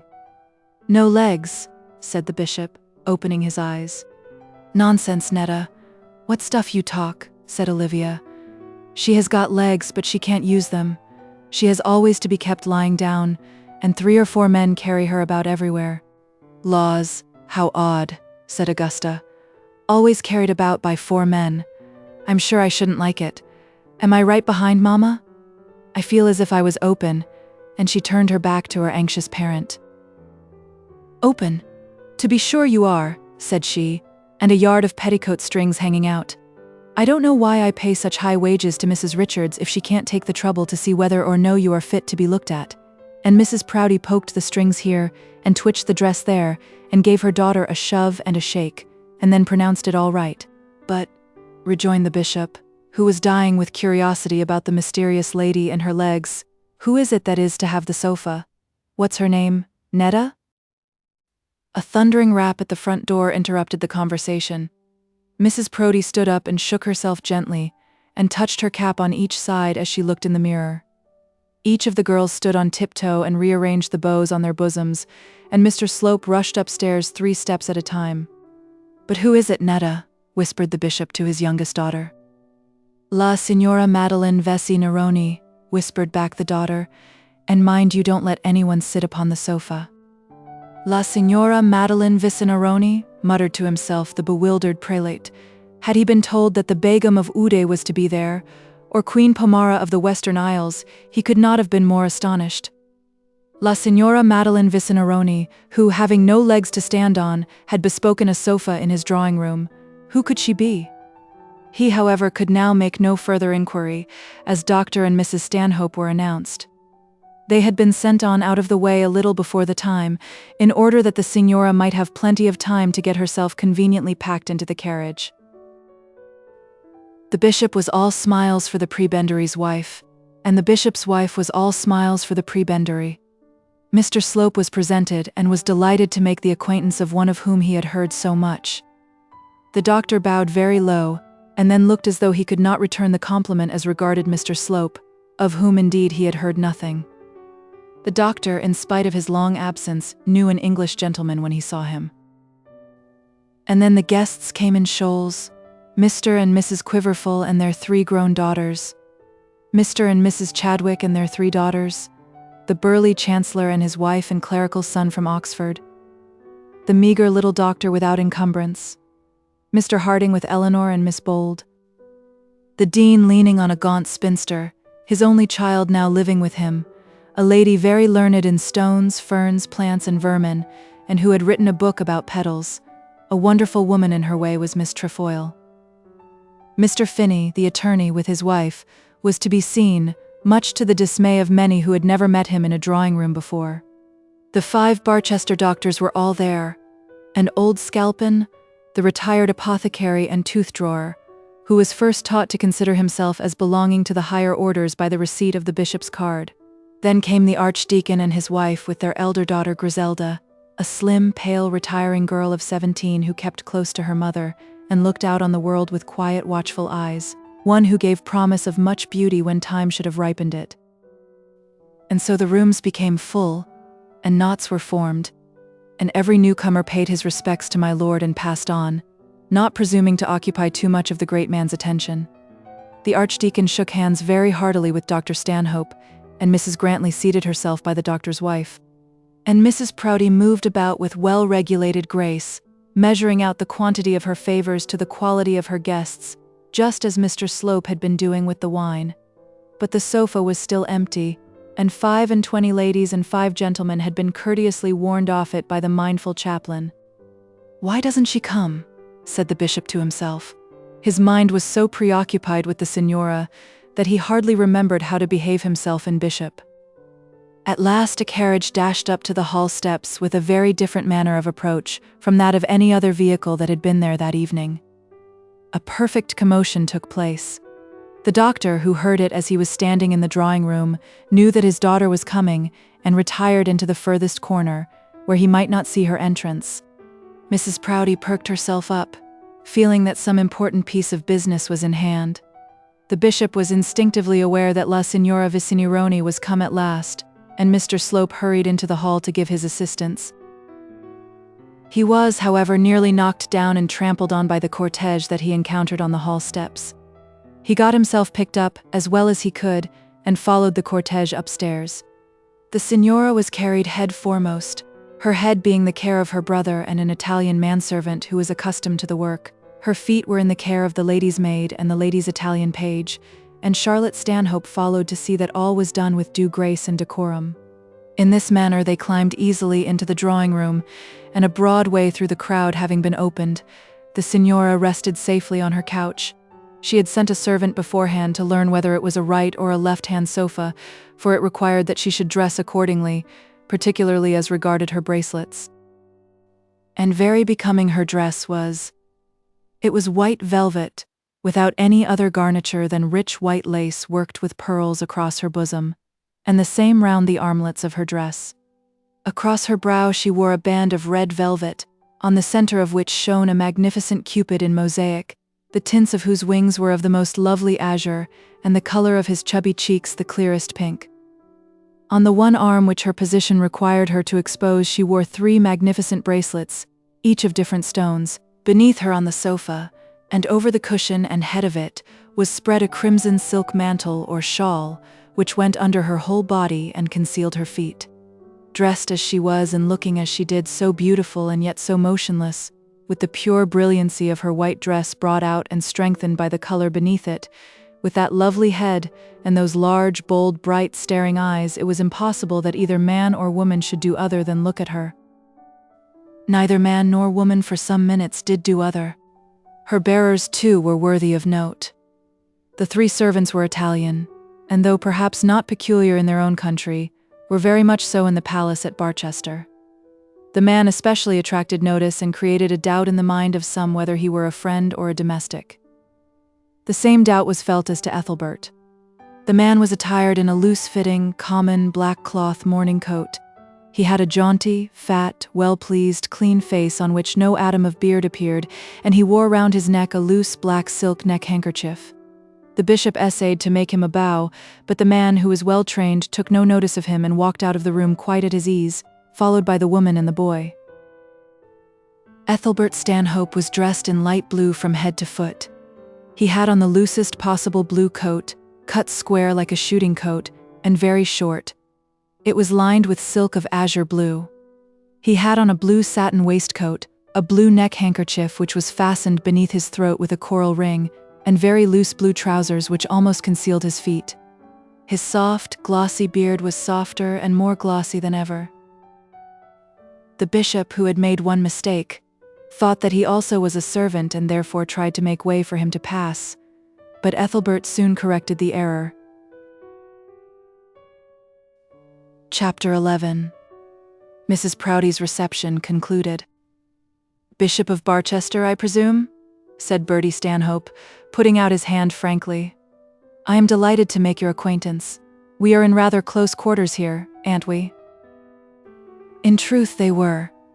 They had been crowded up behind the head of the sofa, the bishop in waiting to receive his guest, and the other in carrying her, and they now had hardly room to move themselves. The bishop gave his hand quickly, made his little studied bow, and was delighted to make. He couldn't go on, for he did not know whether his friend was a senior, or a count, or a prince. "My sister really puts you all to great trouble," said Bertie. "Not at all." The bishop was delighted to have the opportunity of welcoming La Signora Vicinironi, so at least he said, and attempted to force his way round to the front of the sofa. He had at any rate learnt that his strange guests were brother and sister.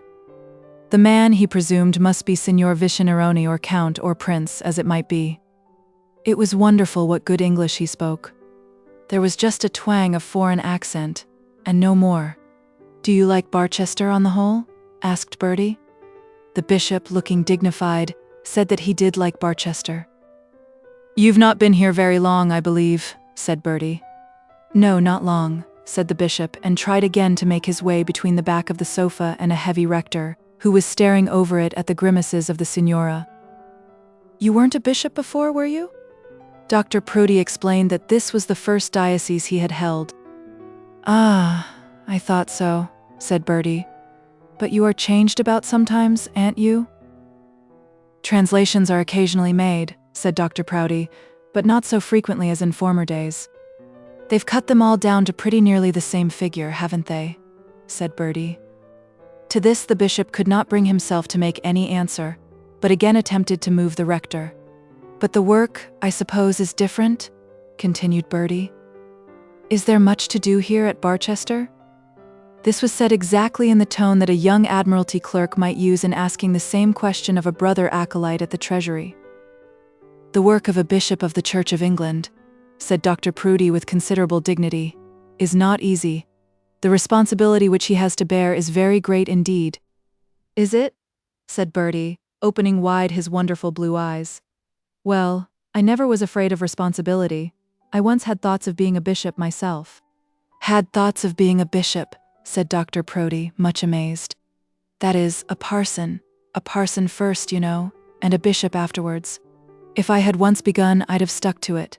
But on the whole, I like the Church of Rome the best." The bishop could not discuss the point, so he remained silent.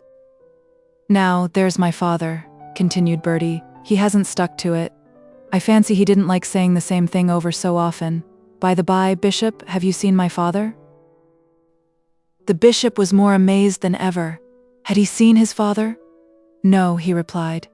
He had not yet had the pleasure he hoped he might, and as he said so, he resolved to bear heavy on that fat, immovable rector, if ever he had the power of doing so. "He's in the room somewhere," said Bertie, "and he'll turn up soon by the by. Do you know much about the Jews?" At last the bishop saw a way out. "I beg your pardon," said he, "but I'm forced to go round the room." "Well, I believe I'll follow in your wake," said Bertie. "Terribly hot, isn't it?" This he addressed to the fat rector with whom he had brought himself into the closest contact. "They've got this sofa into the worst possible part of the room. Suppose we move it? Take care, Madeline." The sofa had certainly been so placed that those who were behind it found great difficulty in getting out. There was but a narrow gangway, which one person could stop. This was a bad arrangement, and one which Bertie thought it might be well to improve. "Take care, Madeline," said he, and turning to the fat rector, added, "Just help me with a slight push." The rector's weight was resting on the sofa and unwittingly lent all its impetus to accelerate and increase the motion which Bertie intentionally originated. The sofa rushed from its moorings and ran halfway into the middle of the room. Mrs. Proudie was standing with Mr. Slope in front of the signora, and had been trying to be condescending and sociable, but she was not in the very best of tempers, for she found that, whenever she spoke to the lady replied by speaking to Mr. Slope. Mr. Slope was a favourite, no doubt, but Mrs. Proudie had no idea of being less thought of than the chaplain. She was beginning to be stately, stiff, and offended, when unfortunately the caster of the sofa caught itself in her lace train, and carried away there is no saying how much of her garniture. Gathers were heard to go, stitches to crack, plates to fly open, flounces were seen to fall, and breadths to expose themselves. A long ruin of rent lace disfigured the carpet, and still clung to the vile wheel on which the sofa moved. So, when a granite battery is raised, excellent to the eyes of warfaring men, is its strength and symmetry admired. It is the work of years. Its neat embrasures, its finished parapets, its casemated stories show all the skill of modern science. But, anon, a small spark is applied to the treacherous fusee, a cloud of dust arises to the heavens, and then nothing is to be seen but dirt and dust and ugly fragments. We know what was the wrath of Juno when her beauty was despised. We know to what storms of passion even celestial minds can yield. As Juno may have looked at Paris on Mount Ida, so did Mrs. Proudie look on Ethelbert Stanhope when he pushed the leg of the sofa into her lace train. "Oh, you idiot, Bertie," said the Signora, seeing what had been done and what were to be the consequences. "Idiot," re-echoed Mrs. Proudie, as though the word were not half strong enough to express the required meaning. "I'll let him know," and then looking round to learn at a glance the worst, she saw that at present it behoved her to collect the scattered debris of her dress. Bertie, when he saw what he had done, rushed over the sofa and threw himself on one knee before the offended lady. His object, doubtless, was to liberate the torn lace from the caster, but he looked as though he were imploring pardon from a goddess. "Unhand it, sir," said Mrs. Proudie. From what scrap of dramatic poetry she had extracted the word cannot be said, but it must have rested on her memory, and now seemed opportunely dignified for the occasion. "I'll fly to the looms of the fairies to repair the damage, if you'll only forgive me," said Ethelbert, still on his knees. "Unhand it, sir," said Mrs. Proudie with redoubled emphasis and all but furious wrath. This allusion to the fairies was a direct mockery and intended to turn her into ridicule, so at least it seemed to her. "Unhand it, sir," she almost screamed. "It's not me.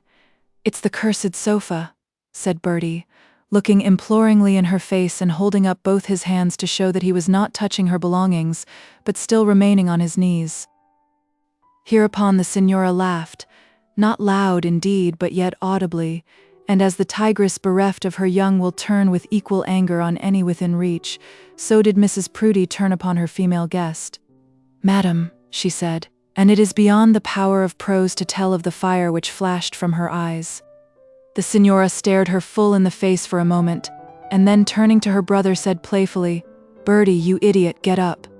By this time the bishop and Mr. Slope and her 3 daughters were around her, and had collected together the wide ruins of her magnificence. The girls fell into circular rank behind their mother, and thus following her and carrying out the fragments, they left the reception rooms in a manner not altogether devoid of dignity. Mrs. Proudie had to retire and rearray herself. As soon as the constellation had swept by, Ethelbert rose from his knees and, turning with mock anger to the fat rector, said, "After all it was your doing, sir, not mine, but perhaps you are waiting for preferment, and so I bore it." Whereupon there was a laugh against the fat rector, in which both the bishop and the chaplain joined, and thus things got themselves again into order. "Oh, my lord, I am so sorry for this accident," said the Signora, putting out her hand so as to force the bishop to take it. "My brother is so thoughtless. Pray sit down, and let me have the pleasure of making your acquaintance. Though I am so poor a creature as to want a sofa, I am not so selfish as to require it all." Madeline could always dispose herself so as to make room for a gentleman, though, as she declared, the crinoline of her lady friends was much too bulky to be so accommodated. "It was solely for the pleasure of meeting you that I have had myself dragged here," she continued. "Of course, with your occupation one cannot even hope that you should have time to come to us, that is, in the way of calling, and at your English dinner parties all is so dull and so stately. Do you know, my lord, that in coming to England my only consolation has been the thought that I should know you," and she looked at him with the look of a she-devil. The bishop, however, thought that she looked very like an angel and, accepting the proffered seat, sat down beside her. He uttered some platitude as to his deep obligation for the trouble she had taken, and wondered more and more who she was. "Of course you know my sad story?" she continued. The bishop didn't know a word of it. He knew, however, or thought he knew, that she couldn't walk into a room like other people, and so made the most of that. He put on a look of ineffable distress, and said that he was aware how God had afflicted her. The Signora just touched the corner of her eyes with the most lovely of pocket handkerchiefs. Yes, she said, she had been sorely tried, she thought, beyond the common endurance of humanity, but while her child was left to her, everything was left. "Oh, my lord!" she exclaimed. "You must see that infant, the last bud of a wondrous tree. You must let a mother hope that you will lay your holy hands on her innocent head and consecrate her for female virtues." "May I hope it?" said she, looking into the bishop's eye and touching the bishop's arm with her hand. The bishop was but a man and said she might. After all, what was it but a request that he would confirm her daughter? A request indeed very unnecessary to make, as he should do so as a matter of course if the young lady came forward in the usual way. "The blood of Tiberius," said the signora in all but a whisper. "The blood of Tiberius flows in her veins. She is the last of the Neros." The bishop had heard of the last of the Visigoths, and had floating in his brain some indistinct idea of the last of the Mohicans. But to have the last of the Neros thus brought before him for a blessing was very staggering. Still, he liked the lady. She had a proper way of thinking and talked with more propriety than her brother. But who were they? It was now quite clear that that blue madman with the silky beard was not a Prince Vicinironi. The lady was married and was of course one of the Vicinironis by right of the husband. So the bishop went on learning. "When will you see her?" said the signora with a start. "See whom?" said the bishop. "My child," said the mother. "What is the young lady's age?" asked the bishop. "She is just 7, said the signora. "Oh," said the bishop, shaking his head. "She is much too young, very much too young. But in sunny Italy, you know, we do not count by years." And the signora gave the bishop one of her very sweetest smiles. "But indeed, she is a great deal too young," persisted the bishop. "We never confirmed before. But you might speak to her. You might let her hear from your consecrated lips that she is not a castaway because she is a Roman, that she may be a Nero and yet a Christian, that she may owe her black locks and dark cheeks to the blood of the pagan Caesars, and yet herself be a child of grace. You will tell her this, won't you, my friend?" The friend said he would, and asked if the child could say her catechism. "No," said the signora. "I would not allow her to learn lessons such as those in a land ridden over by priests and polluted by the idolatry of Rome. It is here in Barchester, that she must first be taught to lisp those holy words. Oh, that you could be her instructor." Now, Dr. Proudie certainly liked the lady, but seeing that he was a bishop, it was not probable that he was going to instruct a little girl in the first rudiments of her catechism, so he said he'd send a teacher. "But you'll see her yourself, my lord?" The bishop said he would. But where should he call? "At Papa's house," said the signora with an air of some little surprise at the question. The bishop actually wanted the courage to ask her who was her papa, so he was forced at last to leave her without fathoming the mystery. Mrs. Proudie, in her second best, had now returned to the rooms, and her husband thought it as well that he should not remain in too close conversation with the lady whom his wife appeared to hold in such slight esteem. Presently he came across his youngest daughter. "Netta," said he, "do you know who is the father of that Signora Vicinironi?" "It isn't Vicinironi, Papa," said Netta, "but Vessi Neroni, and she's Dr. Stanhope's daughter. But I must go and do the civil to Griselda Grantley. I declare nobody has spoken a word to the poor girl this evening." Dr. Stanhope, Dr. VIII Stanhope, Dr. VIII Stanhope's daughter, of whose marriage with a dissolute Italian scamp he now remembered to have heard something. And that impertinent blue cub who had examined him as to his episcopal bearings was old Stanhope's son, and the lady who had entreated him to come and teach her child the catechism was old Stanhope's daughter, the daughter of one of his own prebendaries. As these things flashed across his mind, he was nearly as angry as his wife had been. Nevertheless, he could not but own that the mother of the last of the Neros was an agreeable woman. Dr. Proudie tripped out into the adjoining room, in which were congregated a crowd of Grantleyite clergymen, among whom the archdeacon was standing preeminent, while the old dean was sitting nearly buried in a huge armchair by the fireplace. The bishop was very anxious to be gracious, and if possible to diminish the bitterness which his chaplain had occasioned. Let Mr. Slope do the fortiter in re, he himself would pour in the suaviter in modo. "Pray don't stir, Mr. Dean. Pray don't stir," he said as the old man essayed to get up. "I take it as a great kindness, your coming to such an omnium gatherum as this. But we have hardly got settled yet, and Mrs. Proudie has not been able to see her friends as she would wish to do. Well, Mr. Archdeacon, after all, we have not been so hard upon you at Oxford." "No," said the Archdeacon. "You've only drawn our teeth and cut out our tongues. You've allowed us still to breathe and swallow." "Ha ha ha," laughed the bishop. "It's not quite so easy to cut out the tongue of an Oxford magnate, and as for teeth, ha ha ha. Why, in the way we've left the matter, it's very odd if the heads of colleges don't have their own way quite as fully as when the Hebdomadal Board was in all its glory. What do you say, Mr. Dean?" "An old man, my lord, never likes changes," said the dean. "You must have been sad bunglers if it is so," said the archdeacon. "And indeed, to tell the truth, I think you have bungled it. At any rate, you must own this, you have not done the half what you boasted you would do. Now, as regards your system of professors," began the Chancellor slowly. He was never destined to get beyond such beginning. "Talking of professors," said a soft, clear voice close behind the Chancellor's elbow, "how much you Englishmen might learn from Germany, only you are all too proud." The bishop, looking round, perceived that that abominable young Stanhope had pursued him. The dean stared at him as though he were some unearthly apparition. So also did 2 or 3 prebendaries and minor canons. The archdeacon laughed. "The German professors are men of learning," said Mr. Harding, "but—" "German professors," groaned out the Chancellor, as though his nervous system had received a shock which nothing but a week of Oxford air could cure. "Yes," continued Ethelbert, not at all understanding why a German professor should be contemptible in the eyes of an Oxford don. "Not but what the name is best earned at Oxford. In Germany the professors do teach, at Oxford I believe they only profess to do so, and sometimes not even that. You'll have those universities of yours about your ears soon, if you don't consent to take a lesson from Germany." There was no answering this.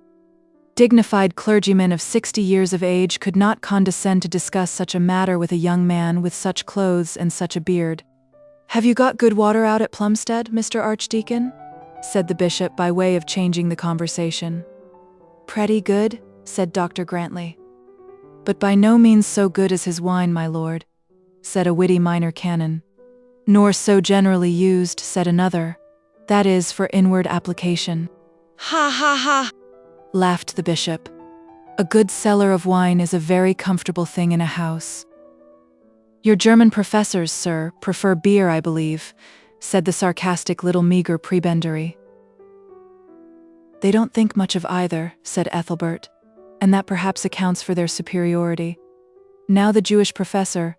The insult was becoming too deep for the spirit of Oxford to endure, so the archdeacon walked off one way and the chancellor another, followed by their disciples, and the bishop and the young reformer were left together on the hearthrug. "I was a Jew once myself," began Bertie. The bishop was determined not to stand another examination, or be led on any terms into Palestine, so he again remembered that he had to do something very particular, and left young Stanhope with the dean. The dean did not get the worst of it, for Ethelbert gave him a true account of his remarkable doings in the Holy Land. "Oh, Mr. Harding," said the bishop, overtaking the seat of Warden, "I wanted to say one word about the hospital. You know, of course, that it is to be filled up." Mr. Harding's heart beat a little, and he said that he had heard so. "Of course," continued the bishop, "there can be only one man whom I could wish to see in that situation. I don't know what your own views may be, Mr. Harding." "They are very simply told, my lord," said the other. "To take the place if it be offered me, and to put up with the want of it should another man get it." The bishop professed himself delighted to hear it. Mr. Harding might be quite sure that no other man would get it. There were some few circumstances which would in a slight degree change the nature of the duties. Mr. Harding was probably aware of this, and would, perhaps, not object to discuss the matter with Mr. Slope. It was a subject to which Mr. Slope had given a good deal of attention. Mr. Harding felt, he knew not why, oppressed and annoyed. What could Mr. Slope do to him? He knew that there were to be changes. The nature of them must be communicated to the warden through somebody, and through whom so naturally as the bishop's chaplain. 'Twas thus he tried to argue himself back to an easy mind, but in vain. Mr. Slope in the meantime had taken the seat which the bishop had vacated on the signora's sofa, and remained with that lady till it was time to marshal the folk to supper. Not with contented eyes had Mrs. Proudie seen this. Had not this woman laughed at her distress, and had not Mr. Slope heard it? Was she not an intriguing Italian woman, half wife and half not, full of affectation, airs, and impudence?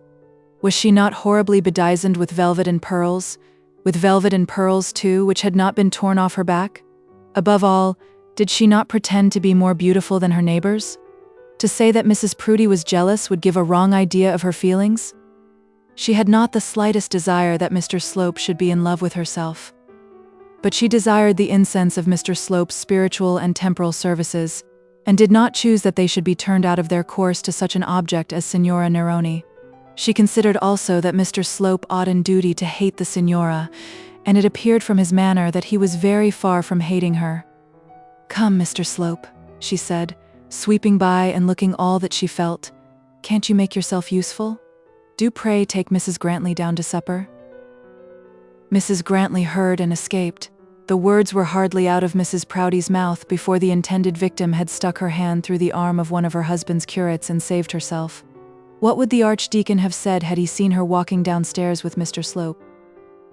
Mr. Slope heard also, but was by no means so obedient as was expected. Indeed, the period of Mr. Slope's obedience to Mrs. Proudie was drawing to a close. He did not wish yet to break with her, nor to break with her at all, if it could be avoided. But he intended to be master in that palace, and as she had made the same resolution, it was not improbable that they might come to blows. Before leaving the Signora, he arranged a little table before her and begged to know what he should bring her. She was quite indifferent, she said. Nothing, anything. It was now she felt the misery of her position, now that she must be left alone. Well, a little chicken, some ham, and a glass of champagne. Mr. Slope had to explain, not without blushing for his patron, that there was no champagne. Sherry would do just as well. And then Mr. Slope descended with the learned Miss Trefoil on his arm. Could she tell him, he asked, whether the ferns of Barsetshire were equal to those of Cumberland? His strongest worldly passion was for ferns, and before she could answer him, he left her wedged between the door and the sideboard. It was 50 minutes before she escaped, and even then unfed. "You are not leaving us, Mr. Slope," said the watchful lady of the house, seeing her slave escaping towards the door, with stores of provisions held high above the heads of the guests. Mr. Slope explained that the Signora Neroni was in want of her supper. "Pray, Mr. Slope, let her brother take it to her," said Mrs. Proudie, quite out loud. "It is out of the question that you should be so employed. Pray, Mr. Slope, oblige me. I am sure Mr. Stanhope will wait upon his sister." Ethelbert was most agreeably occupied in the furthest corner of the room, making himself both useful and agreeable to Mrs. Proudie's youngest daughter. "I couldn't get out, madam, if Madeline were starving for her supper," said he. "I'm physically fixed unless I could fly." The lady's anger was increased by seeing that her daughter also had gone over to the enemy, and when she saw that in spite of her remonstrances, in the teeth of her positive orders, Mr. Slope went off to the drawing-room, the cup of her indignation ran over, and she could not restrain herself. "Such manners I never saw," she said, muttering. "I cannot and will not permit it." And then, after fussing and fuming for a few minutes, she pushed her way through the crowd and followed Mr. Slope. When she reached the room above, she found it absolutely deserted except by the guilty pair. The Signora was sitting very comfortably up to her supper, and Mr. Slope was leaning over her and administering to her wants.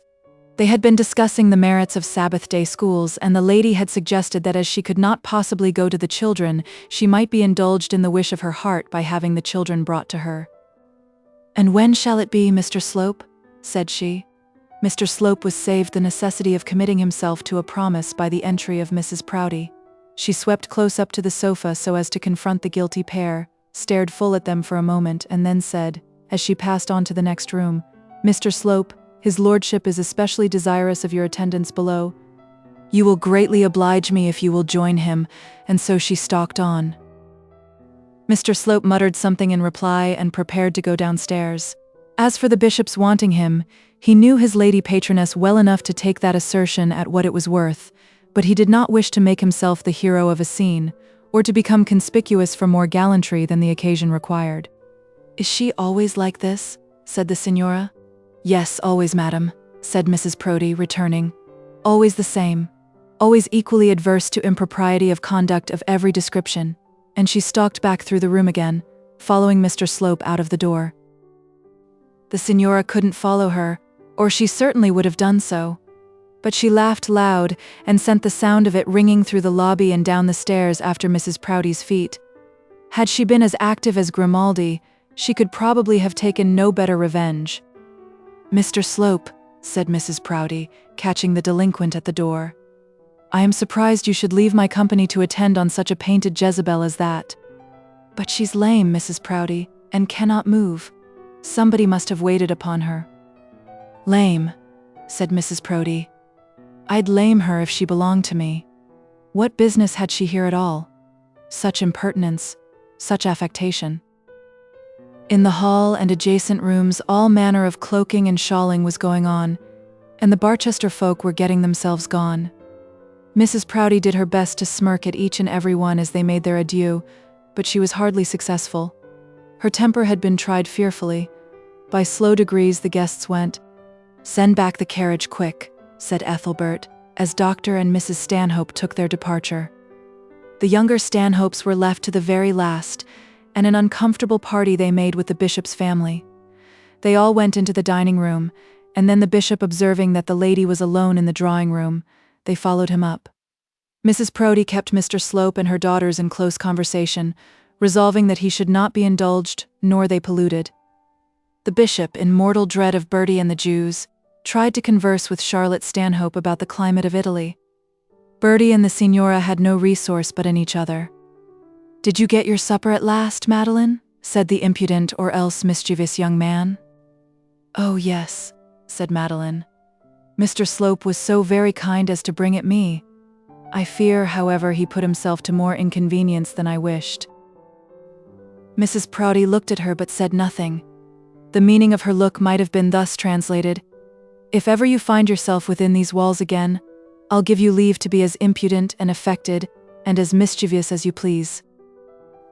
At last the carriage returned with the 3 Italian servants, and La Signora Madeline Vessi Neroni was carried out, as she had been carried in. The lady of the palace retired to her chamber, by no means contented with the result of her first grand party at Barchester. Chapter 12. Slope versus Harding. 2 or 3 days after the party, Mr. Harding received a note begging him to call on Mr. Slope, at the palace, at an early hour on the following morning. There was nothing uncivil in the communication, and yet the tone of it was thoroughly displeasing. It was as follows: "My dear Mr. Harding, will you favor me by calling on me at the palace tomorrow morning at 9:30 in the morning? The bishop wishes me to speak to you touching the hospital. I hope you will excuse my naming so early an hour. I do so as my time is greatly occupied. If, however, it is positively inconvenient to you, I will change it to 10. You will perhaps be kind enough to let me have a note in reply. Believe me to be, my dear Mr. Harding, your assured friend, O.B.H. Slope. The Palace, Monday morning, 20th August, 1850, something."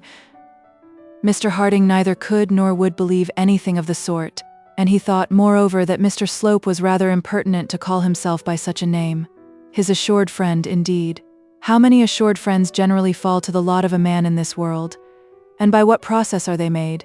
And how much of such process had taken place as yet between Mr. Harding and Mr. Slope? Mr. Harding could not help asking himself these questions as he read and reread the note before him.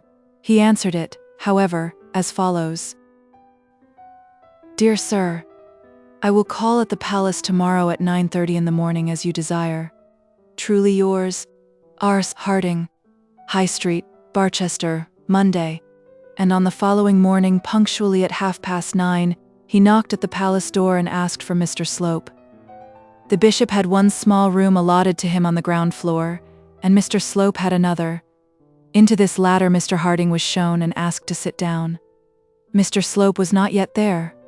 The ex-warden stood up at the window looking into the garden, and could not help thinking how very short a time had passed since the whole of that house had been opened to him, as though he had been a child of the family born and bred in it. He remembered how the old servants used to smile as they opened the door to him, how the familiar butler would say, when he had been absent a few hours longer than usual, "A sight of you, Mr. Harding, is good for sore eyes," how the fussy housekeeper would swear that he couldn't have dined, or couldn't have breakfasted, or couldn't have lunched. And then, above all, he remembered the pleasant gleam of inward satisfaction which always spread itself over the old bishop's face whenever his friend entered his room. A tear came into each eye as he reflected that all this was gone. What use would the hospital be to him now? He was alone in the world and getting old. He would soon, very soon, have to go and leave it all, as his dear old friend had gone. Go and leave the hospital and his accustomed place in the cathedral and his haunts and pleasures to younger and perhaps wiser men. That chanting of his, perhaps in truth the time for it was gone by. He felt as though the world were sinking from his feet, as though this was the time for him to turn with confidence to those hopes which he had preached with confidence to others. "What," said he to himself, "can a man's religion be worth if it does not support him against the natural melancholy of declining years?" And as he looked out through his dimmed eyes into the bright parterres of the bishop's garden, he felt that he had the support which he wanted. Nevertheless, he did not like to be thus kept waiting. If Mr. Slope did not really wish to see him at 9:30, why force him to come away from his lodgings with his breakfast in his throat? To tell the truth, it was policy on the part of Mr. Slope. Mr. Slope had made up his mind that Mr. Harding should either accept the hospital with abject submission, or else refuse it altogether, and had calculated that he would probably be more quick to do the latter, if he could be got to enter upon the subject in an ill humor. Perhaps Mr. Slope was not altogether wrong in his calculation. It was nearly 10 when Mr. Slope hurried into the room and, muttering something about the bishop and diocesan duties, shook Mr. Harding's hand ruthlessly and begged him to be seated. Now the air of superiority which this man assumed did go against the grain with Mr. Harding, and yet he did not know how to resent it. The whole tendency of his mind and disposition was opposed to any contra-assumption of grandeur on his own part, and he hadn't the worldly spirit or quickness necessary to put down insolent pretensions by downright and open rebuke, as the archdeacon would have done. There was nothing for Mr. Harding but to submit, and he accordingly did so. "About the hospital, Mr. Harding?" began Mr. Slope, speaking of it as the head of a college at Cambridge might speak of some Caesarship which had to be disposed of. Mr. Harding crossed one leg over another, and then one hand over the other on the top of them, and looked Mr. Slope in the face, but he said nothing.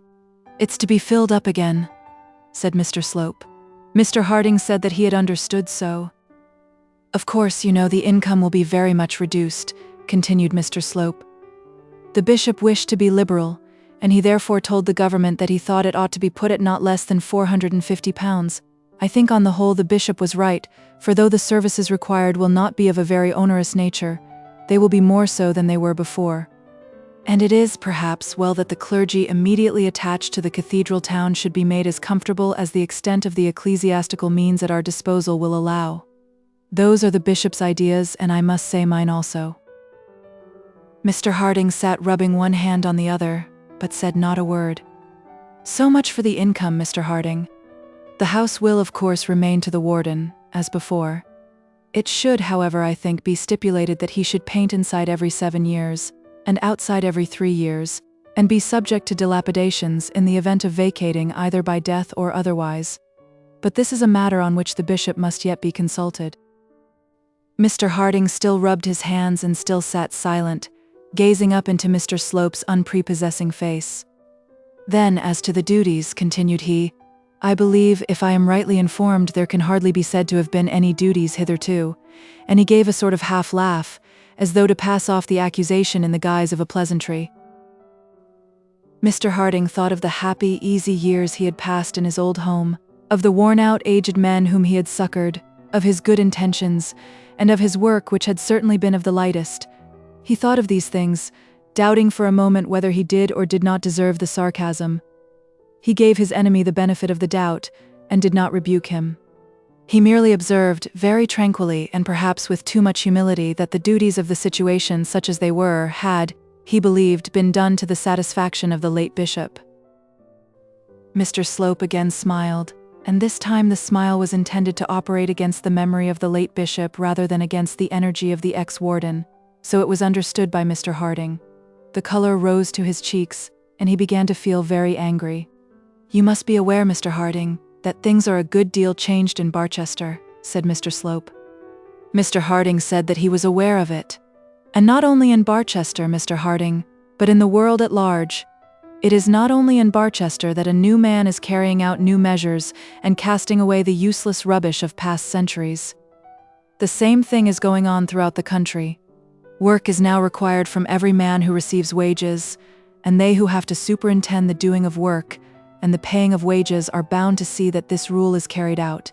New men, Mr. Harding, are now needed and are now forthcoming in the church, as well as in other professions. All this was wormwood to our old friend. He had never rated very high his own abilities or activity, but all the feelings of his heart were with the old clergy, and any antipathies of which his heart was susceptible were directed against those new, busy, uncharitable, self-lauding men, of whom Mr. Slope was so good an example. "Perhaps," said he, "the bishop will prefer a new man at the hospital?" "By no means," said Mr. Slope. "The bishop is very anxious that you should accept the appointment, but he wishes you should understand beforehand what will be the required duties. In the first place, a Sabbath day school will be attached to the hospital." "What? For the old men?" asked Mr. Harding.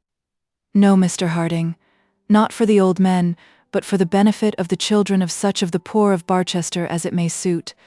The bishop will expect that you shall attend this school, and that the teachers shall be under your inspection and care." Mr. Harding slipped his topmost hand off the other and began to rub the calf of the leg which was supported.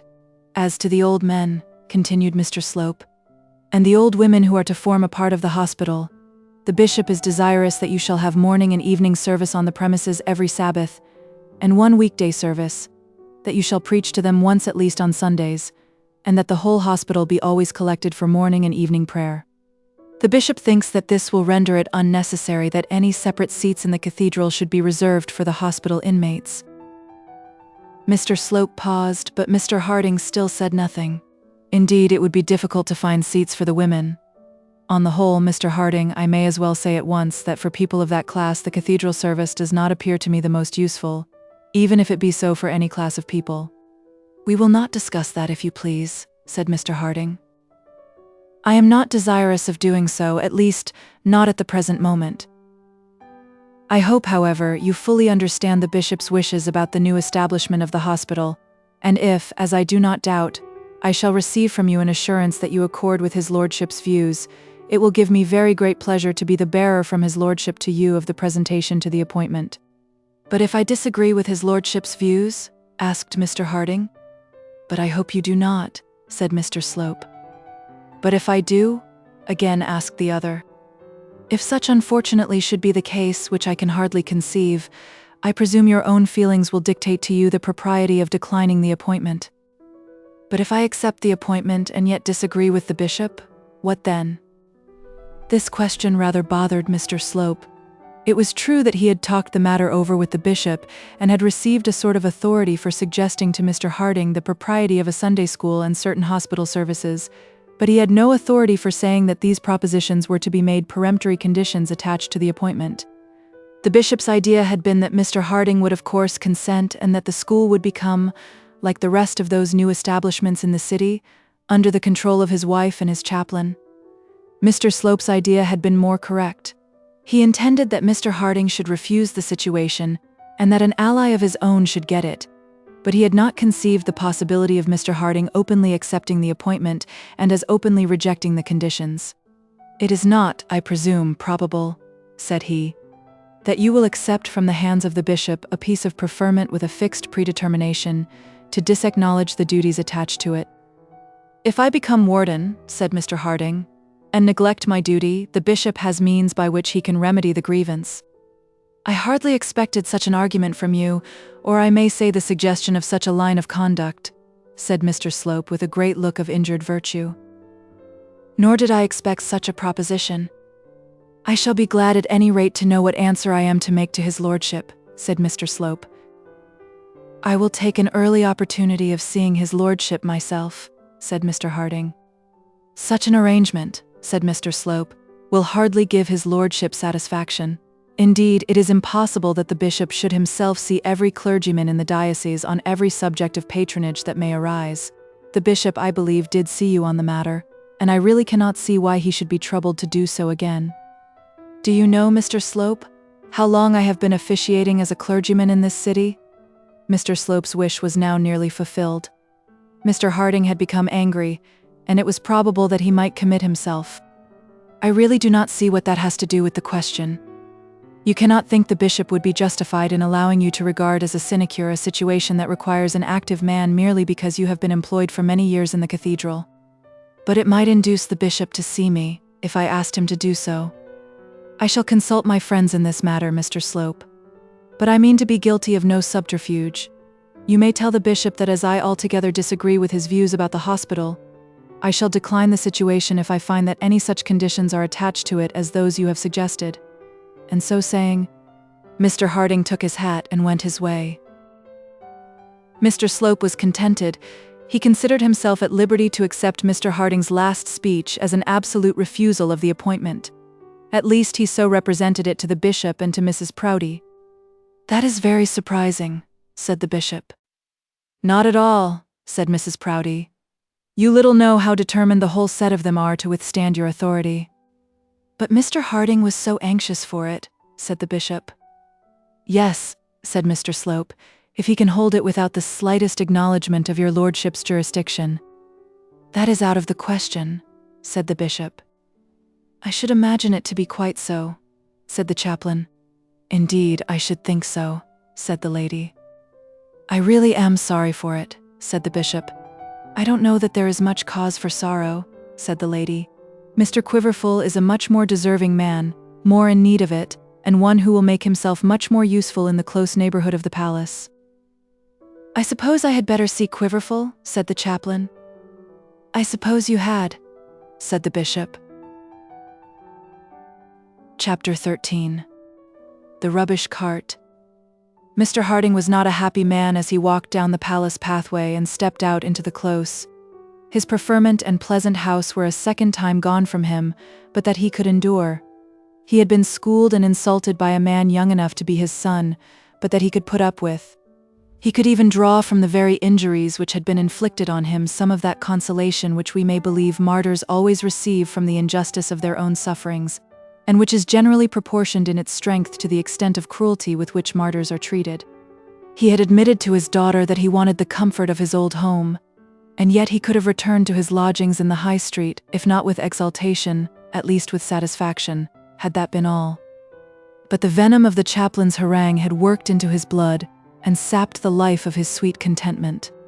New men are carrying out new measures and are carting away the useless rubbish of past centuries. What cruel words these had been, and how often are they now used with all the heartless cruelty of a Slope. A man is sufficiently condemned if it can only be shown that either in politics or religion he does not belong to some new school established within the last score of years. He may then regard himself as rubbish and expect to be carted away. A man is nothing now unless he has within him a full appreciation of the new era, an era in which it would seem that neither honesty nor truth is very desirable, but in which success is the only touchstone of merit. We must laugh at everything that is established. Let the joke be ever so bad, ever so untrue to the real principles of joking. Nevertheless, we must laugh or else beware the cart. We must talk, think, and live up to the spirit of the times, and right up to it too, if that XVIII be upon us, or else we are not. New men and new measures, long credit and few scruples, great success or wonderful ruin, such are now the tastes of Englishmen who know how to live. Alas, alas! Under such circumstances Mr. Harding could not but feel that he was an Englishman who did not know how to live. This new doctrine of Mr. Slope and the rubbish cart, new at least at Barchester, sadly disturbed his equanimity. The same thing is going on throughout the whole country. Work is now required from every man who receives wages, and had he been living all his life receiving wages and doing no work? Had he in truth so lived as to be now in his old age justly reckoned as rubbish fit only to be hidden away in some huge dust-hole? The school of men to whom he professes to belong, the Grantleys, the Gwynnes, and the old high set of Oxford divines are afflicted with no such self-accusations as these which troubled Mr. Harding. They, as a rule, are as satisfied with the wisdom and propriety of their own conduct as can be any Mr. Slope or any Dr. Proudie with his own.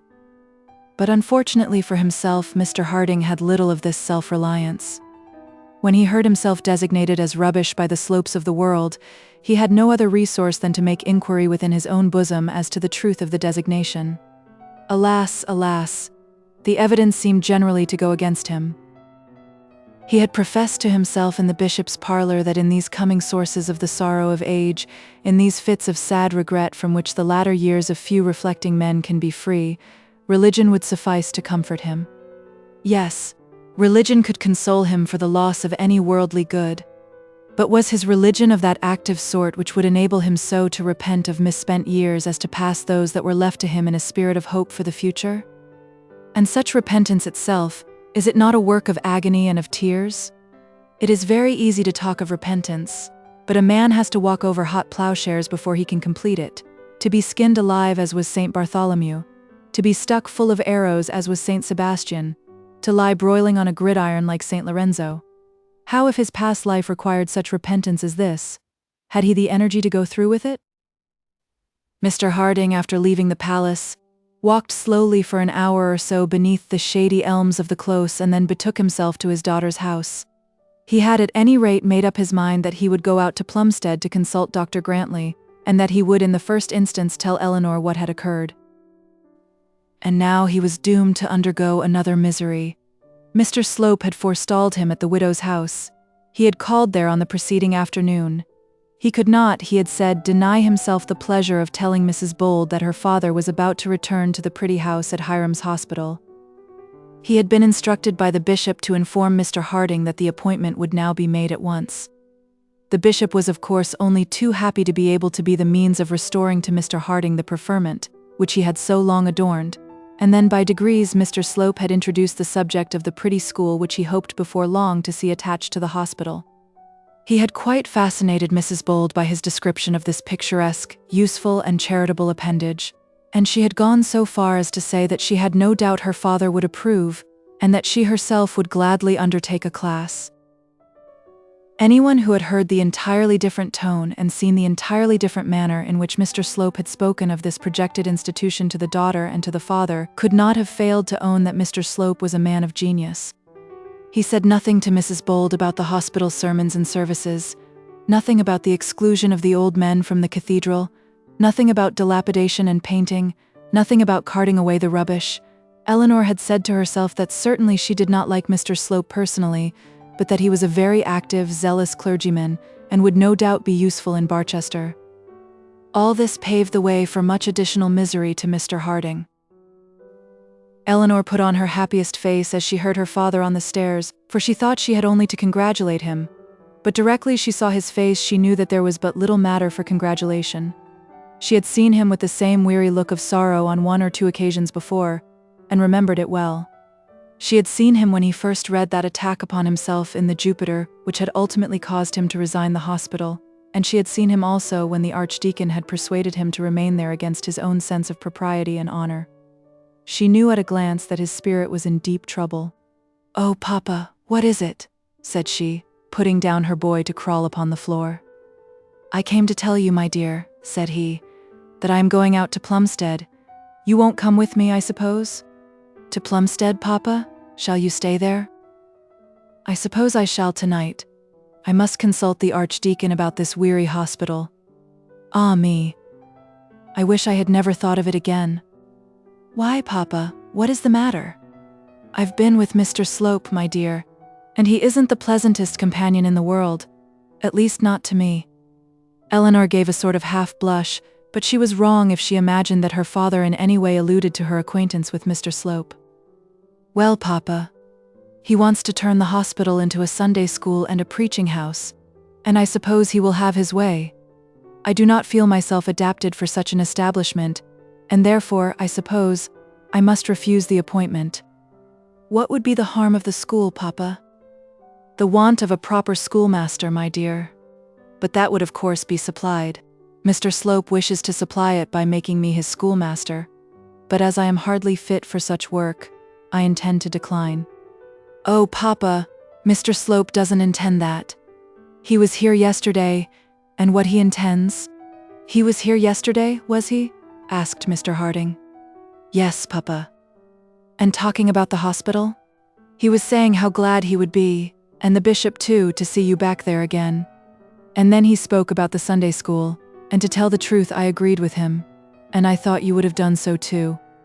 Mr. Slope spoke of a school not inside the hospital but just connected with it, of which you would be the patron and visitor, and I thought you would have liked such a school as that. And I promised to look after it and to take a class, and it all seemed so very. But, oh Papa, I shall be so miserable if I find I have done wrong." "Nothing wrong at all, my dear," said he gently, very gently rejecting his daughter's caress. "There can be nothing wrong in your wishing to make yourself useful. Indeed, you ought to do so by all means. Everyone must now exert himself who would not choose to go to the wall." Poor Mr. Harding thus attempted in his misery to preach the new doctrine to his child. "Himself or herself, it's all the same," he continued. "You will be quite right, my dear, to do something of this sort, but— Well, Papa, I am not quite sure that if I were you I would select Mr. Slope for my guide. But I never have done so and never shall.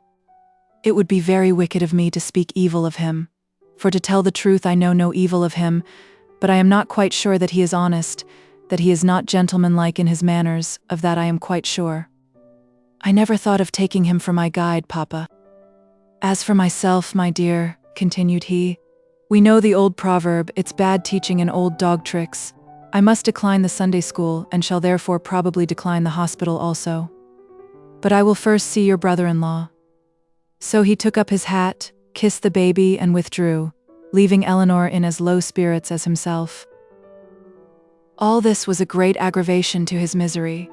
He had so few with whom to sympathize that he could not afford to be cut off from the one whose sympathy was of the most value to him, and yet it seemed probable that this would be the case.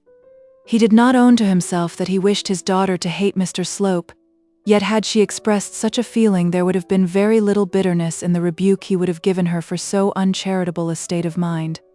The fact, however, was that she was on friendly terms with Mr. Slope, that she coincided with his views, adhered at once to his plans, and listened with delight to his teaching. Mr. Harding hardly wished his daughter to hate the man, but he would have preferred that to her loving him. He walked away to the inn to order a fly, went home to put up his carpet bag, and then started for Plumstead. There was, at any rate, no danger that the Archdeacon would fraternize with Mr. Slope, but then he would recommend internecine war, public appeals, loud reproaches, and all the paraphernalia of open battle. Now that alternative was hardly more to Mr. Harding's taste than the other. When Mr. Harding reached the parsonage, he found that the Archdeacon was out, and would not be home till dinner time, so he began his complaint to his elder daughter. Mrs. Grantley entertained quite as strong an antagonism to Mr. Slope as did her husband. She was also quite as alive to the necessity of combating the Proudie faction, of supporting the old church interest of the close, of keeping in her own set such of the loaves and fishes as duly belonged to it, and was quite as well prepared as her lord to carry on the battle without giving or taking quarter. Not that she was a woman prone to quarrelling, or ill-inclined to live at peace with her clerical neighbours, but she felt, as did the Archdeacon, that the presence of Mr. Slope in Barchester was an insult to everyone connected with the late bishop, and that his assumed dominion in the diocese was a spiritual injury to her husband. Hitherto people had little guessed how bitter Mrs. Grantley could be. She lived on the best of terms with all the rectors' wives around her. She had been popular with all the ladies connected with the close. Though much the wealthiest of the ecclesiastical matrons of the county, she had so managed her affairs that her carriage and horses had given umbrage to none. She had never thrown herself among the county grandees so as to excite the envy of other clergymen's wives. She never talked too loudly of earls and countesses, or boasted that she gave her governess £60 a year, or her cook 70. Mrs. Grantley had lived the life of a wise, discreet, peacemaking woman, and the people of Barchester were surprised at the amount of military vigor she displayed as general of the feminine Grantleyite forces. Mrs. Grantley soon learned that her sister Eleanor had promised to assist Mr. Slope in the affairs of the hospital school, and it was on this point that her attention first fixed itself. "How can Eleanor endure him?" said she.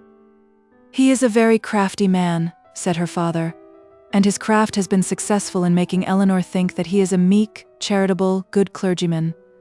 God forgive me if I wrong him, but such is not his true character in my opinion." "His true character, indeed," said she, with something approaching scorn for her father's moderation. "I only hope he won't have craft enough to make Eleanor forget herself and her position." "Do you mean marry him?" said he, startled out of his usual demeanor by the abruptness and horror of so dreadful a proposition.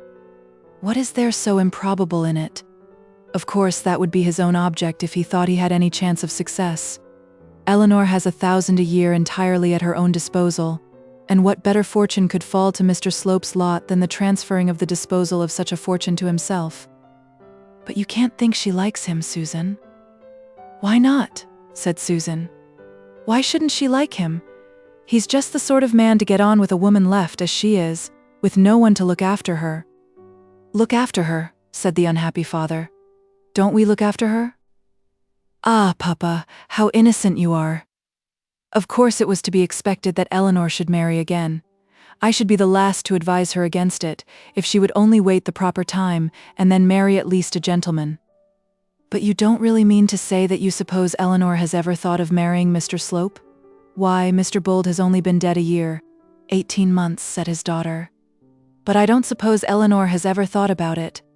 It is very probable, though, that he has, and that he will try and make her do so, and that he will succeed too if we don't take care what we are about.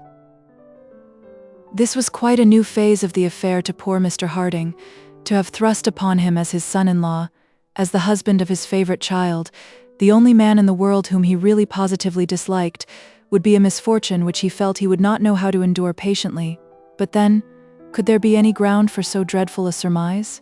In all worldly matters he was apt to look upon the opinion of his eldest daughter as one generally sound and trustworthy. In her appreciation of character, of motives, and the probable conduct both of men and women, she was usually not far wrong. She had early foreseen the marriage of Eleanor and John Bold. She had at a glance deciphered the character of the new bishop and his chaplain. Could it possibly be that her present surmise should ever come forth as true? But you don't think that she likes him? Said Mr. Harding again. Well, Papa, I can't say that I think she dislikes him as she ought to do.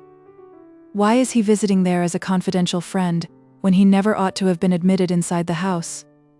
Why is it that she speaks to him about your welfare and your position, as she clearly has done? At the bishop's party the other night I saw her talking to him for half an hour at the stretch. I thought Mr. Slope seemed to talk to nobody there but that daughter of Stanhope's, said Mr. Harding, wishing to defend his child. Oh, Mr. Slope is a cleverer man than you think of, Papa, and keeps more than one iron in the fire. To give Eleanor her due, any suspicion as to the slightest inclination on her part towards Mr. Slope was a wrong to her. She had no more idea of marrying Mr. Slope than she had of marrying the bishop, and the idea that Mr. Slope would present himself as a suitor had never occurred to her. Indeed, to give her her due again, she had never thought about suitors since her husband's death. But nevertheless it was true that she had overcome all that repugnance to the man which was so strongly felt for him by the rest of the Grantley faction. She had forgiven him his sermon.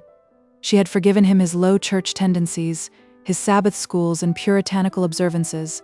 She had forgiven his pharisaical arrogance, and even his greasy face and oily vulgar manners. Having agreed to overlook such offences as these, why should she not in time be taught to regard Mr. Slope as a suitor? And as to him, it must also be affirmed that he was hitherto equally innocent of the crime imputed to him. How it had come to pass that a man whose eyes were generally so widely open to everything around him had not perceived that this young widow was rich as well as beautiful, cannot probably now be explained, but such was the fact. Mr. Slope had ingratiated himself with Mrs. Bold, merely as he had done with other ladies in order to strengthen his party in the city. He subsequently amended his error, but it was not till after the interview between him and Mr. Harding. Chapter 14. The new champion. The Archdeacon did not return to the parsonage till close upon the hour of dinner, and there was therefore no time to discuss matters before that important ceremony. He seemed to be in an especial good humour, and welcomed his father-in-law with a sort of jovial earnestness that was usual with him when things on which he was intent were going on as he would have them. "It's all settled, my dear," said he to his wife as he washed his hands in his dressing-room, while she, according to her wont, sat listening in the bedroom. "Arabin has agreed to accept the living. He'll be here next week." And the Archdeacon scrubbed his hands and rubbed his face with a violent alacrity, which showed that Arabin's coming was a great point gained. "Will he come here to Plumstead?" said the wife. "He has promised to stay a month with us," said the Archdeacon, "so that he may see what his parish is like. You'll like Arabin very much. He's a gentleman in every respect, and full of humour." "He's very queer, isn't he?" asked the lady. "Well, he is a little odd in some of his fancies, but there's nothing about him you won't like. He is as staunch a churchman as there is at Oxford. I really don't know what we should do without Arabin. It's a great thing for me to have him so near me, and if anything can put Slope down, Arabin will do it." The Reverend Francis Arabin was a Fellow of Lazarus, the favoured disciple of the great Dr. Gwynne, a high churchman at all points, so high indeed, that at one period of his career he had all but toppled over into the cesspool of Rome, a poet and also a polemical writer, a great pet in the common rooms at Oxford, an eloquent clergyman, a droll, odd, humorous, energetic, conscientious man, and, as the Archdeacon had boasted of him, a thorough gentleman. As he will hereafter be brought more closely to our notice, it is now only necessary to add that he had just been presented to the vicarage of St. Ewold by Dr. Grantley, in whose gift as Archdeacon the living lay. St. Ewold is a parish lying just without the city of Barchester. The suburbs of the new town, indeed, are partly within its precincts, and the pretty church and parsonage are not much above a mile distant from the city gate. St. Ewold is not a rich piece of preferment. It is worth some 300 or 400 a year at most, and has generally been held by a clergyman attached to the cathedral choir. The Archdeacon, however, felt, when the living on this occasion became vacant, that it imperatively behooved him to aid the force of his party with some tower of strength, if any such tower could be got to occupy St. Ewold's. He had discussed the matter with his brethren in Barchester, not in any weak spirit as the holder of patronage to be used for his own or his family's benefit, but as one to whom was committed a trust on the due administration of which much of the church's welfare might depend. He had submitted to them the name of Mr. Arabin, as though the choice had rested with them all in conclave, and they had unanimously admitted that, if Mr. Arabin would accept St. Ewold's, no better choice could possibly be made. If Mr. Arabin would accept St. Ewold's, there lay the difficulty. Mr. Arabin was a man standing somewhat prominently before the world, that is, before the Church of England world. He was not a rich man, it is true, for he held no preferment but his fellowship, but he was a man not over-anxious for riches, not married of course, and one whose time was greatly taken up in discussing, both in print and on platforms, the privileges and practices of the church to which he belonged. As the Archdeacon had done battle for its temporalities, so did Mr. Arabin do battle for its spiritualities, and both had done so conscientiously, that is, not so much each for his own benefit as for that of others. Holding such a position as Mr. Arabin did, there was much reason to doubt whether he would consent to become the parson of St. Ewold's, and Dr. Grantley had taken the trouble to go himself to Oxford on the matter. Dr. Gwynne and Dr. Grantley together had succeeded in persuading this eminent divine that duty required him to go to Barchester. There were wheels within wheels in this affair. For some time past, Mr. Arabin had been engaged in a tremendous controversy with no less a person than Mr. Slope, respecting the apostolic succession. These two gentlemen had never seen each other, but they had been extremely bitter in print. Mr. Slope had endeavoured to strengthen his cause by calling Mr. Arabin an owl, and Mr. Arabin had retaliated by hinting that Mr. Slope was an infidel. This battle had been commenced in the columns of the Jupiter, a powerful newspaper, the manager of which was very friendly to Mr. Slope's view of the case. The matter, however, had become too tedious for the readers of the Jupiter, and a little note had therefore been appended to one of Mr. Slope's most telling rejoinders, in which it had been stated that no further letters from the reverend gentleman could be inserted except as advertisements. Other methods of publication were, however, found less expensive than advertisements in the Jupiter, and the war went on merrily. Mr. Slope declared that the main part of the consecration of a clergyman was the self-devotion of the inner man to the duties of the ministry. Mr. Arabin contended that a man was not consecrated at all, had, indeed, no single attribute of a clergyman, unless he became so through the imposition of some bishop's hands, who had become a bishop through the imposition of other hands, and so on in a direct line to one of the apostles. Each had repeatedly hung the other on the horns of a dilemma, but neither seemed to be a whit the worse for the hanging, and so the war went on merrily. Whether or no the near neighbourhood of the foe may have acted in any way as an inducement to Mr. Arabin to accept the living of St. Ewold, We will not pretend to say, but it had at any rate been settled in Dr. Gwyn's library at Lazarus that he would accept it, and that he would lend his assistance towards driving the enemy out of Barchester, or at any rate, silencing him while he remained there.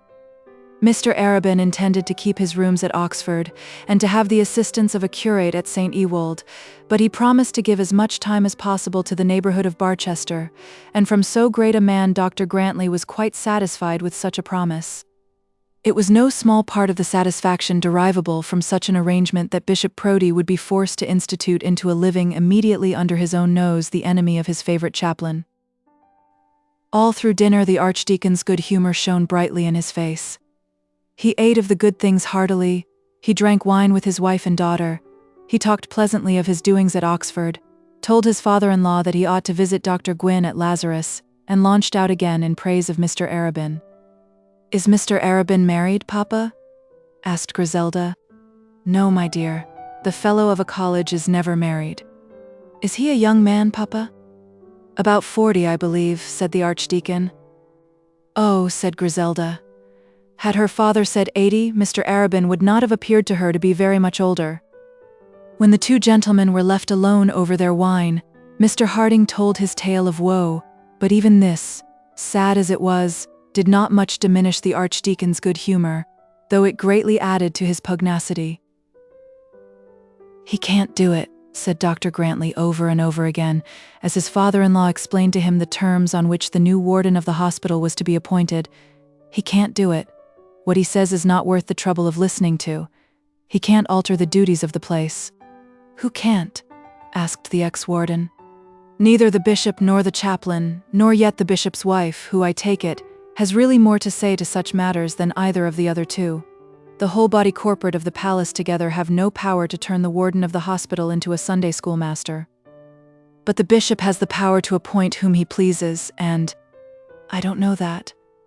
I rather think he'll find he has no such power. Let him try it, and see what the press will say. For once we shall have the popular cry on our side. But Proudie, ass as he is, knows the world too well to get such a hornet's nest about his ears." Mr. Harding winced at the idea of the press.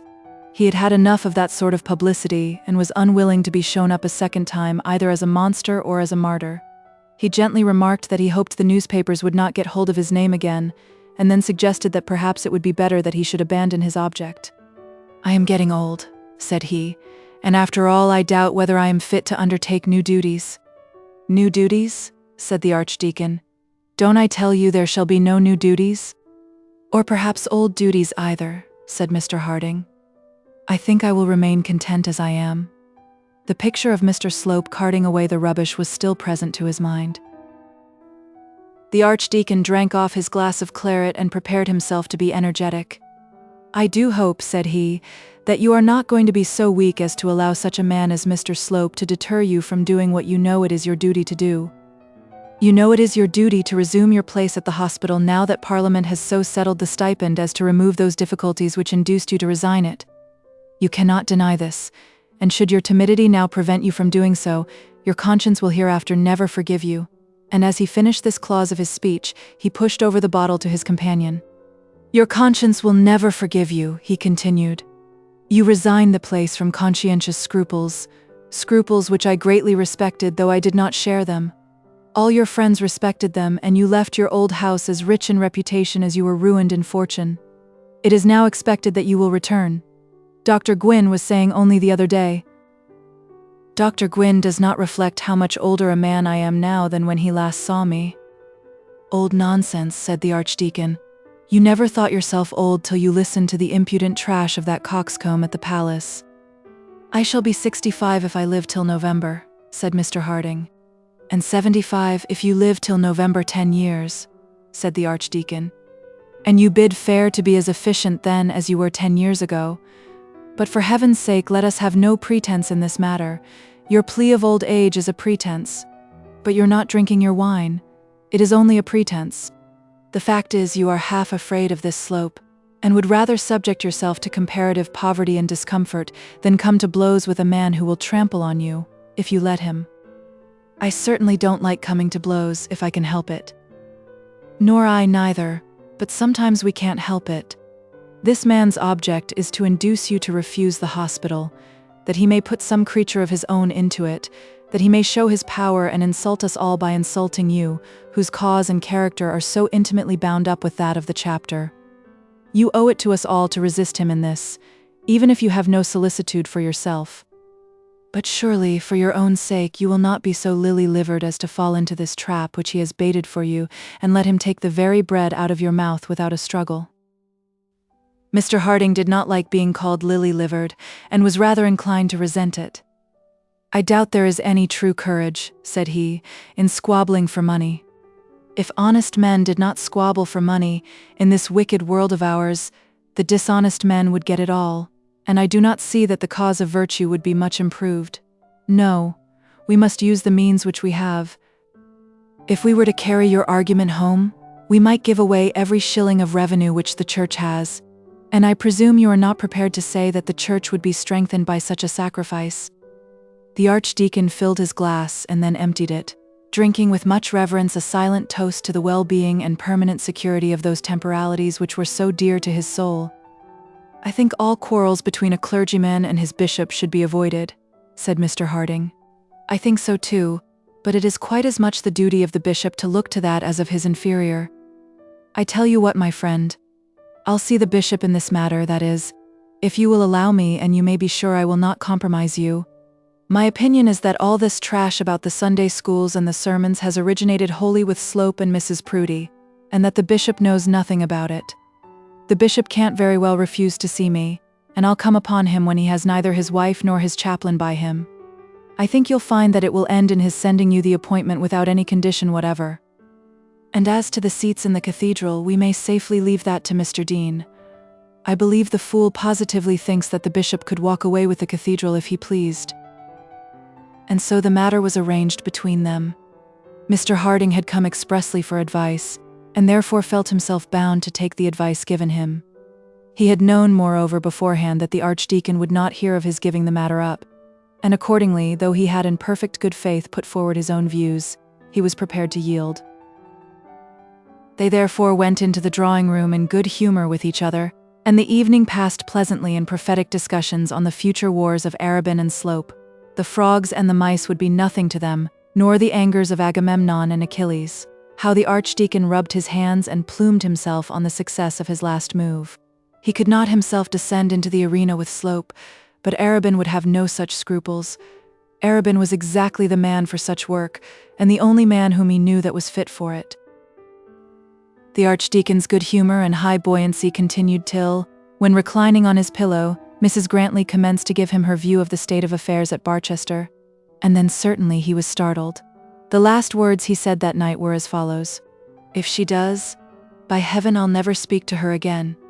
She dragged me into the mire once, but I'll not pollute myself with such filth as that."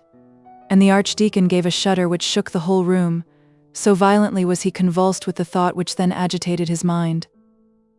Now in this matter the widow Bold was scandalously ill-treated by her relatives. She had spoken to the man 3 or 4 times, and had expressed her willingness to teach in a Sunday school. Such was the full extent of her sins in the matter of Mr. Slope. Poor Eleanor! But time will show. The next morning Mr. Harding returned to Barchester, no further word having been spoken in his hearing respecting Mr. Slope's acquaintance with his younger daughter. But he observed that the archdeacon at breakfast was less cordial than he had been on the preceding evening. Chapter 15. The Widow's Suitors. Mr. Slope lost no time in availing himself of the bishop's permission to see Mr. Quiverful, and it was in his interview with this worthy pastor that he first learned that Mrs. Bold was worth the wooing.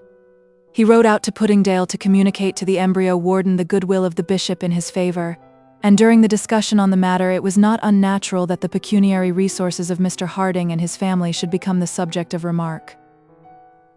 Mr. Quiverful, with his 14 children and his 400 a year, was a very poor man, and the prospect of this new preferment, which was to be held together with his living, was very grateful to him. To what clergyman so circumstanced would not such a prospect be very grateful?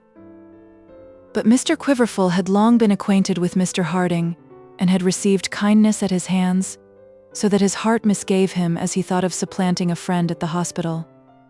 Nevertheless, he was extremely civil, cringingly civil to Mr. Slope, treated him quite as the great man, entreated this great man to do him the honour to drink a glass of sherry, at which, as it was very poor Marsala, the now pampered Slope turned up his nose, and ended by declaring his extreme obligation to the bishop and Mr. Slope and his great desire to accept the hospital, if it were certainly the case that Mr. Harding had refused it.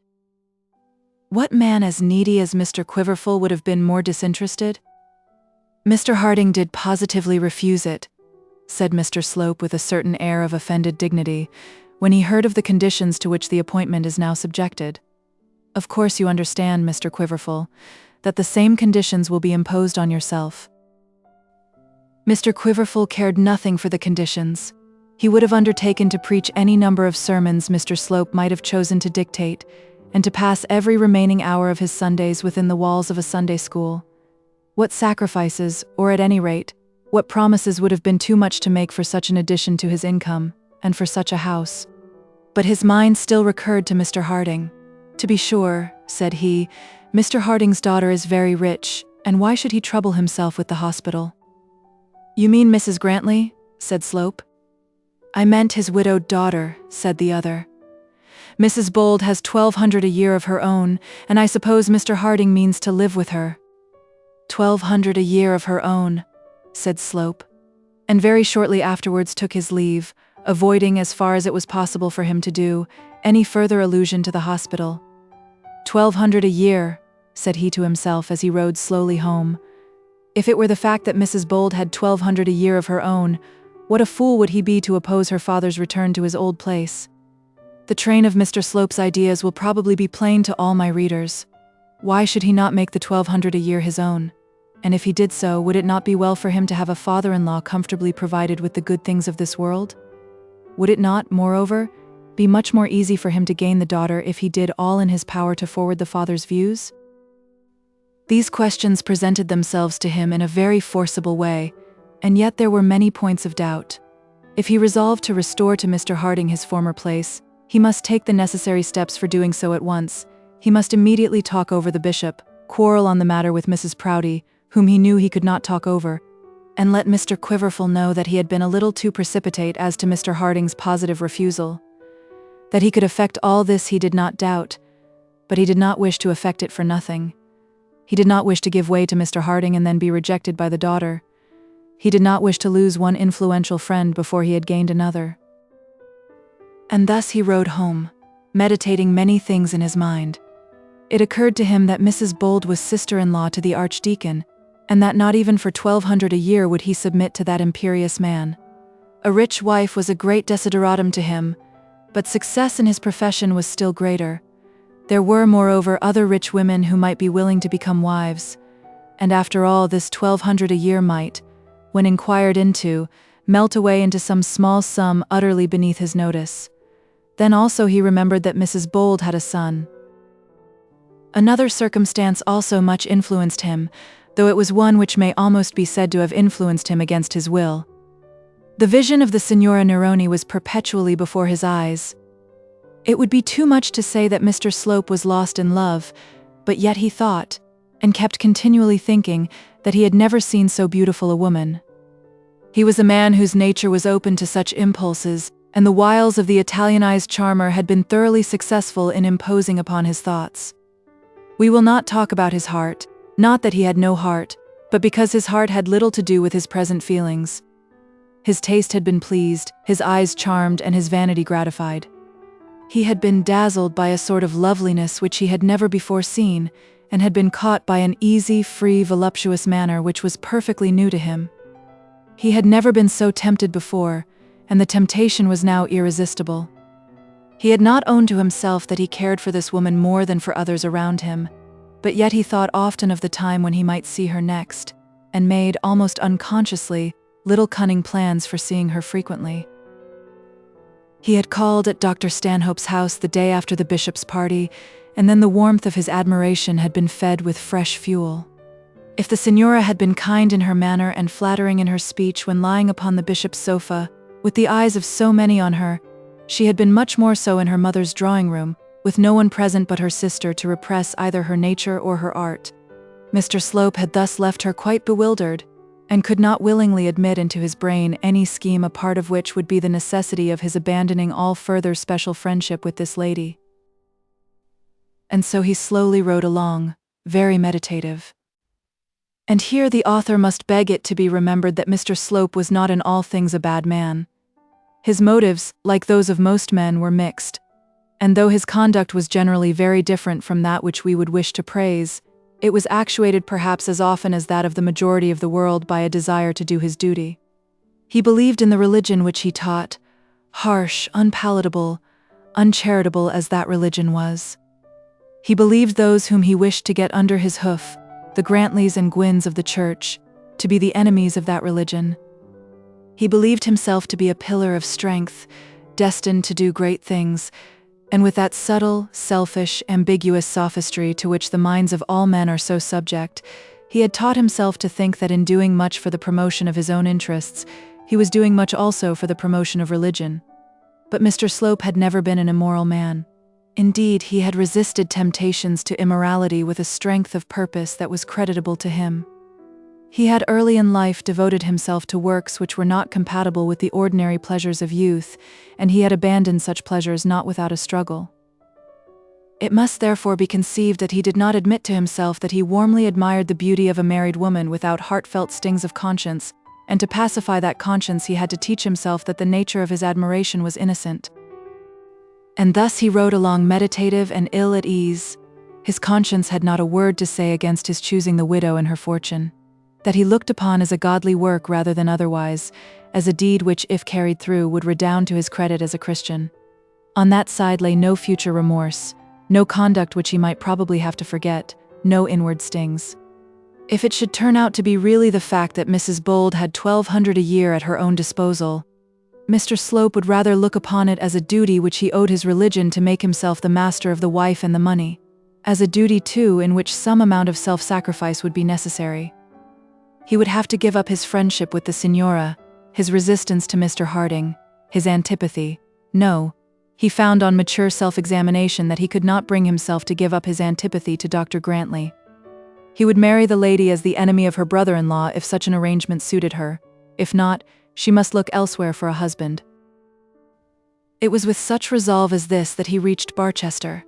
He would at once ascertain what the truth might be as to the lady's wealth, and having done this he would be ruled by circumstances in his conduct respecting the hospital.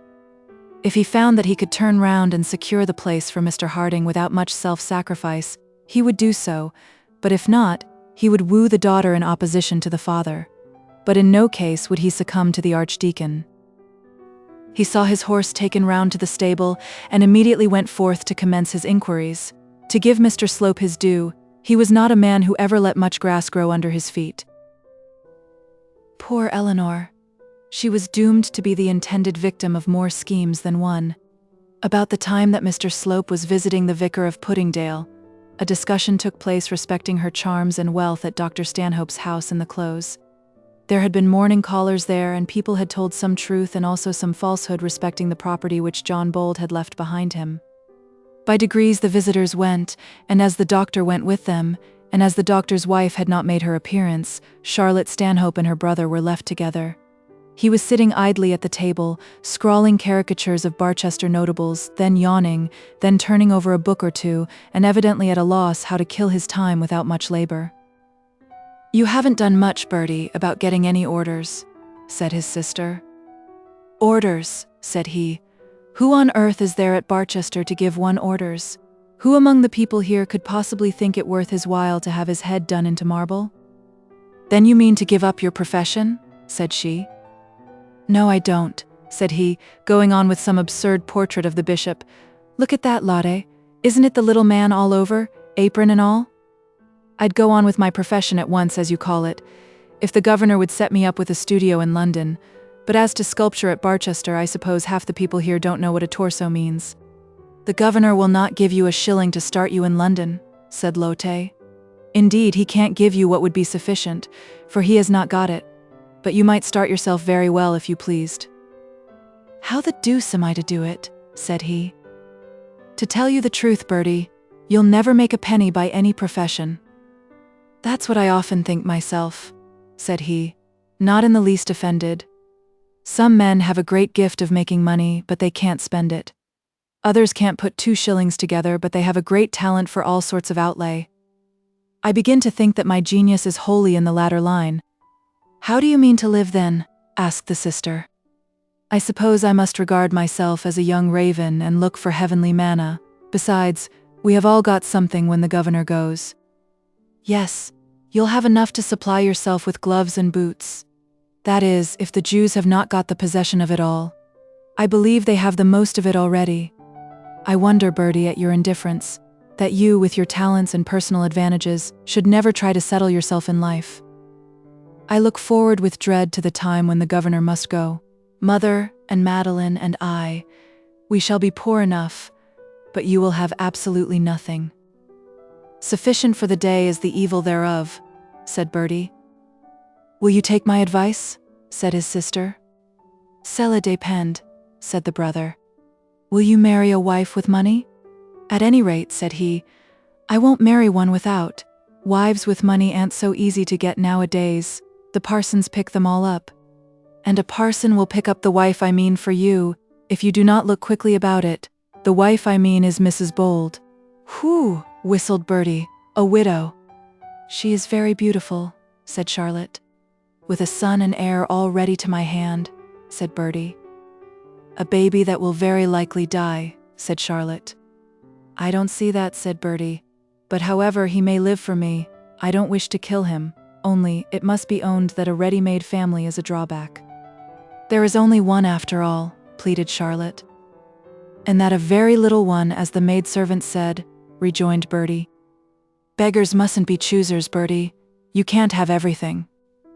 God knows I am not unreasonable, said he, nor yet opinionated, and if you'll arrange it all for me, Lottie, I'll marry the lady. Only mark this, the money must be sure, and the income at my own disposal at any rate for the lady's life. Charlotte was explaining to her brother that he must make love for himself if he meant to carry on the matter, and was encouraging him to do so by warm eulogiums on Eleanor's beauty, when the signora was brought into the drawing-room. When at home and subject to the gaze of none but her own family, she allowed herself to be dragged about by 2 persons, and her 2 bearers now deposited her on her sofa. She was not quite so grand in her apparel as she had been at the bishop's party, but yet she was dressed with much care, and though there was a look of care and pain about her eyes, she was, even by daylight, extremely beautiful. Well, Madeline, so I'm going to be married, Bertie began as soon as the servants had withdrawn. There's no other foolish thing left that you haven't done, said Madeline, and therefore you are quite right to try that. Oh, you think it's a foolish thing, do you? Said he. There's Lotta advising me to marry by all means, but on such a subject your opinion ought to be the best. You have experience to guide you. Yes, I have, said Madeline with a sort of harsh sadness in her tone, which seemed to say, what is it to you if I am sad? I have never asked your sympathy. Bertie was sorry when he saw that she was hurt by what he said, and he came and squatted on the floor close before her face to make his peace with her. Come, Mad, I was only joking, you know that. But in sober earnest, Lottie is advising me to marry. She wants me to marry this Mrs. Bold. She's a widow with lots of tin, a fine baby, a beautiful complexion, and the George and Dragon Hotel up in the High Street. By Jove, Lottie, if I marry her, I'll keep the public house myself. It's just the life to suit me. What? Said Madeline, that vapid, swarthy creature in the widow's cap, who looked as though her clothes had been stuck on her back with a pitchfork. The signora never allowed any woman to be beautiful. Instead of being vapid, said Lotte, I call her a very lovely woman. She was by far the loveliest woman in the rooms the other night, that is, excepting you, Madeline. Even the compliment did not soften the asperity of the maimed beauty. Every woman is charming according to Lotte, she said. I never knew an eye with so little true appreciation in the first place. What woman on earth could look well in such a thing as that she had on her head? Of course she wears a widow's cap, but she'll put that off when Bertie marries her. I don't see any of course in it, said Madeline. The death of 20 husbands should not make me undergo such a penance. It is as much a relic of paganism as the sacrifice of a Hindu woman at the burning of her husband's body. If not so bloody, it is quite as barbarous, and quite as useless. But you don't blame her for that, said Bertie. She does it because it's the custom of the country. People would think ill of her if she didn't do it. Exactly, said Madeline. She is just one of those English non-entities who would tie her head up in a bag for 3 months every summer, if her mother and her grandmother had tied up their heads before her. It would never occur to her to think whether there was any use in submitting to such a nuisance. It's very hard in a country like England for a young woman to set herself in opposition to prejudices of that sort, said the prudent Charlotte. What you mean is that it's very hard for a fool not to be a fool, said Madeline. Bertie Stanhope had been so much knocked about the world from his earliest years that he had not retained much respect for the gravity of English customs, but even to his mind an idea presented itself that, perhaps in a wife, true British prejudice would not in the long run be less agreeable than Anglo-Italian freedom from restraint. He did not exactly say so, but he expressed the idea in another way. I fancy, said he, that if I were to die and then walk, I should think that my widow looked better in one of those caps than any other kind of headdress. Yes, and you'd fancy also that she could do nothing better than shut herself up and cry for you, or else burn herself. But she would think differently. She'd probably wear one of those horrid she-helmets, because she'd want the courage not to do so, but she'd wear it with a heart longing for the time when she might be allowed to throw it off. I hate such shallow false pretenses. For my part, I would let the world say what it pleased, and show no grief if I felt none, and perhaps not, if I did. But wearing a widow's cap won't lessen her fortune, said Charlotte. Or increase it, said Madeline. Then why on earth does she do it? But Lode's object is to make her put it off, said Bertie. If it be true that she has got 1,200 a year quite at her own disposal, and she be not utterly vulgar in her manners, I would advise you to marry her. I dare say she's to be had for the asking, and as you are not going to marry her for love, it doesn't much matter whether she is good-looking or not. As to your really marrying a woman for love, I don't believe you are fool enough for that. Oh, Madeline, exclaimed her sister. And oh, Charlotte, said the other. You don't mean to say that no man can love a woman unless he be a fool? I mean very much the same thing, that any man who is willing to sacrifice his interest to get possession of a pretty face is a fool. Pretty faces are to be had cheaper than that. I hate your mawkish sentimentality, Lode. You know as well as I do in what way husbands and wives generally live together. You know how far the warmth of conjugal affection can withstand the trial of a bad dinner, of a rainy day, or of the least privation which poverty brings with it. You know what freedom a man claims for himself, what slavery he would exact from his wife if he could. And you know also how wives generally obey. Marriage means tyranny on one side and deceit on the other. I say that a man is a fool to sacrifice his interests for such a bargain. A woman, too generally, has no other way of living. But Bertie has no other way of living, said Charlotte. Then, in God's name, let him marry Mrs. Bold, said Madeline. And so it was settled between them. But let the gentle-hearted reader be under no apprehension whatsoever. It is not destined that Eleanor shall marry Mr. Slope or Bertie Stanhope. And here perhaps it may be allowed to the novelist to explain his views on a very important point in the art of telling tales. He ventures to reprobate that system which goes so far to violate all proper confidence between the author and his readers, by maintaining nearly to the end of the 3rd volume a mystery as to the fate of their favorite personage. Nay, more and worse than this is too frequently done. Have not often the profoundest efforts of genius been used to baffle the aspirations of the reader, to raise false hopes and false fears, and to give rise to expectations which are never to be realized? Are not promises all but made of delightful horrors, in lieu of which the writer produces nothing but most commonplace realities in his final chapter? And is there not a species of deceit in this to which the honesty of the present age should lend no countenance? And what can be the worth of that solicitude which a peep into the 3rd volume can utterly dissipate? What the value of those literary charms which are absolutely destroyed by their enjoyment? When we have once learnt what was that picture before which was hung Mrs. Ratcliffe's solemn curtain, we feel no further interest about either the frame or the veil. They are to us merely a receptacle for old bones, an inappropriate coffin, which we would wish to have decently buried out of our sight. And then how grievous a thing it is to have the pleasure of your novel destroyed by the ill-considered triumph of a previous reader. Oh, you needn't be alarmed for Augusta. Of course she accepts Gustavus in the end. "How very ill-natured you are, Susan," says Kitty with tears in her eyes. "I don't care a bit about it now. Dear Kitty, if you will read my book, you may defy the ill nature of your sister. There shall be no secret that she can tell you. Nay, take the 3rd volume if you please. Learn from the last pages all the results of our troubled story, and the story shall have lost none of its interest, if indeed there be any interest in it to lose. Our doctrine is that the author and the reader should move along together in full confidence with each other. Let the personages of the drama undergo ever so complete a comedy of errors among themselves, but let the spectator never mistake the Syracusan for the Ephesian. Otherwise he is one of the dupes, and the part of a dupe is never dignified. I would not for the value of this chapter have it believed by a single reader that my Eleanor could bring herself to marry Mr. Slope, or that she should be sacrificed to a Bertie Stanhope. But among the good folk of Barchester many believed both the one and the other. Chapter 16. Baby Worship.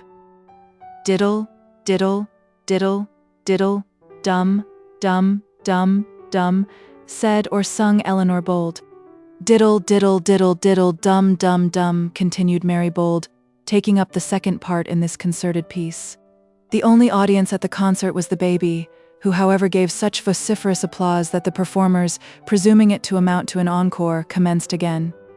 Diddle, diddle, diddle, diddle, dum, dum, dum. "Hasn't he got lovely legs?" said the rapturous mother. Simmered Mary, burying her lips in the little fellow's fat neck, by way of kissing him. Simmered the mamma, burying her lips also in his fat, round, short legs. "He's a dotty little bold darling, so he is, and he has the nicest little pink legs in all the world, so he has." And the simmering and the kissing went on over again, as though the ladies were very hungry and determined to eat him. "Well then, he's his own mother's own darling. Well, he shall. Oh, Mary. Mary, did you ever see? What am I to do? My naughty, naughty, naughty, naughty little Johnny." All these energetic exclamations were elicited by the delight of the mother in finding that her son was strong enough and mischievous enough to pull all her hair out from under her cap. "He's been and pulled down all Mama's hair, and he's the naughtiest, naughtiest, naughtiest little man that ever. A regular service of baby worship was going on. Mary Bold was sitting on a low, easy chair with the boy in her lap, and Eleanor was kneeling before the object of her idolatry. As she tried to cover up the little fellow's face with her long, glossy, dark brown locks, and permitted him to pull them hither and thither as he would, she looked very beautiful in spite of the widow's cap which she still wore. There was a quiet, enduring, grateful sweetness about her face which grew so strongly upon those who knew her, as to make the great praise of her beauty which came from her old friends appear marvelously exaggerated to those who were only slightly acquainted with her. Her loveliness was like that of many landscapes, which require to be often seen to be fully enjoyed. There was a depth of dark, clear brightness in her eyes which was lost upon a quick observer, a character about her mouth which only showed itself to those with whom she familiarly conversed, a glorious form of head, the perfect symmetry of which required the eye of an artist for its appreciation. She had none of that dazzling brilliancy, of that voluptuous Rubens beauty, of that pearly whiteness, and those vermilion tints which immediately entranced with the power of a basilisk men who came within reach of Madeline Neroni. It was all but impossible to resist the Signora, but no one was called upon for any resistance towards Eleanor. You might begin to talk to her as though she were your sister, and it would not be till your head was on your pillow that the truth and intensity of her beauty would flash upon you, that the sweetness of her voice would come upon your ear. A sudden half-hour with the Neroni was like falling into a pit, an evening spent with Eleanor like an unexpected ramble in some quiet fields of asphodel. "We'll cover him up till there shan't be a morsel of his little idle nose to be seen," said the mother, stretching her streaming locks over the infant's face. The child screamed with delight, and kicked till Mary Bold was hardly able to hold him. At this moment the door opened, and Mr. Slope was announced. Up jumped Eleanor and, with a sudden quick motion of her hands, pushed back her hair over her shoulders. It would have been perhaps better for her that she had not, for she thus showed more of her confusion than she would have done had she remained as she was. Mr. Slope, however, immediately recognized her loveliness and thought to himself that, irrespective of her fortune, She would be an inmate that a man might well desire for his house, a partner for his bosom's care very well qualified to make care lie easy. Eleanor hurried out of the room to readjust her cap, muttering some unnecessary apology about her baby. And while she is gone, we will briefly go back and state what had been hitherto the results of Mr. Slope's meditations on his scheme of matrimony. His inquiries as to the widow's income had at any rate been so far successful as to induce him to determine to go on with the speculation. As regarded Mr. Harding, he had also resolved to do what he could without injury to himself. To Mrs. Proudie he determined not to speak on the matter, at least not at present. His object was to instigate a little rebellion on the part of the bishop. He thought that such a state of things would be advisable, not only in respect to Messrs. Harding and Quiverful, but also in the affairs of the diocese generally. Mr. Slope was by no means of opinion that Dr. Proudie was fit to rule, but he conscientiously thought it wrong that his brother clergy should be subjected to petticoat government. He therefore made up his mind to infuse a little of his spirit into the bishop, sufficient to induce him to oppose his wife, though not enough to make him altogether insubordinate. He had therefore taken an opportunity of again speaking to his lordship about the hospital, and had endeavoured to make it appear that after all it would be unwise to exclude Mr. Harding from the appointment. Mr. Slope, however, had a harder task than he had imagined. Mrs. Proudie, anxious to assume to herself as much as possible of the merit of patronage, had written to Mrs. Quiverful, requesting her to call at the palace, and had then explained to that matron, with much mystery, condescension, and dignity, the good that was in store for her and her progeny. Indeed, Mrs. Proudie had been so engaged at the very time that Mr. Slope had been doing the same with the husband at Puddingdale Vicarage, and had thus in a measure committed herself. The thanks, the humility, the gratitude, the surprise of Mrs. Quiverful had been very overpowering. She had all but embraced the knees of her patroness, and had promised that the prayers of 14 unprovided babes, so Mrs. Quiverful had described her own family, the eldest of which was a stout young woman of 23, should be put up to heaven morning and evening for the munificent friend whom God had sent to them. Such incense as this was not unpleasing to Mrs. Proudie, and she made the most of it. She offered her general assistance to the 14 unprovided babes if, as she had no doubt, she should find them worthy, expressed a hope that the eldest of them would be fit to undertake tuition in her Sabbath schools, and altogether made herself a very great lady in the estimation of Mrs. Quiverful. Having done this, she thought it prudent to drop a few words before the bishop, letting him know that she had acquainted the Puddingdale family with their good fortune, so that he might perceive that he stood committed to the appointment. The husband well understood the ruse of his wife, but he did not resent it. He knew that she was taking the patronage out of his hands. He was resolved to put an end to her interference and reassume his powers, but then he thought this was not the best time to do it. He put off the evil hour, as many a man in similar circumstances has done before him. Such having been the case, Mr. Slope naturally encountered a difficulty in talking over the bishop, a difficulty indeed which he found could not be overcome except at the cost of a general outbreak at the palace. A general outbreak at the present moment might be good policy, but it also might not. It was at any rate not a step to be lightly taken. He began by whispering to the bishop that he feared that public opinion would be against him if Mr. Harding did not reappear at the hospital. The bishop answered with some warmth that Mr. Quiverful had been promised the appointment on Mr. Slope's advice. "Not promised?" said Mr. Slope. "Yes, promised," replied the bishop, "and Mrs. Proudie has seen Mrs. Quiverful on the subject." This was quite unexpected on the part of Mr. Slope, but his presence of mind did not fail him, and he turned the statement to his own account. "Ah, my lord," said he, "we shall all be in scrapes if the ladies interfere." This was too much in unison with my lord's feelings to be altogether unpalatable, and yet such an allusion to interference demanded a rebuke. My lord was somewhat astounded also, though not altogether made miserable, by finding that there was a point of difference between his wife and his chaplain. "I don't know what you mean by interference," said the bishop mildly.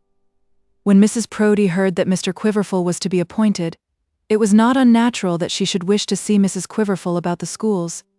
"I really cannot say that I see any interference."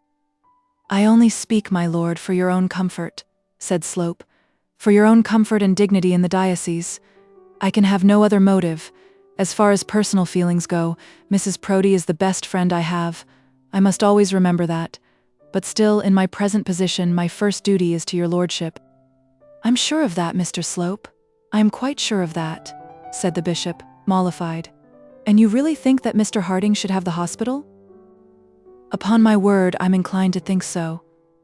I am quite prepared to take upon myself the blame of first suggesting Mr. Quiverful's name. But since doing so, I have found that there is so strong a feeling in the diocese in favor of Mr. Harding that I think your lordship should give way. I hear also that Mr. Harding has modified the objections he first felt to your lordship's propositions. And as to what has passed between Mrs. Proudie and Mrs. Quiverful, the circumstance may be a little inconvenient, but I really do not think that that should weigh in a matter of so much moment." And thus the poor bishop was left in a dreadfully undecided step as to what he should do. His mind, however, slightly inclined itself to the appointment of Mr. Harding, seeing that by such a step he should have the assistance of Mr. Slope in opposing Mrs. Proudie. Such was the state of affairs at the palace, when Mr. Slope called at Mrs. Bold's house and found her playing with her baby. When she ran out of the room, Mr. Slope began praising the weather to Mary Bold. Then he praised the baby and kissed him, and then he praised the mother, and then he praised Miss Bold herself. Mrs. Bold, however, was not long before she came back.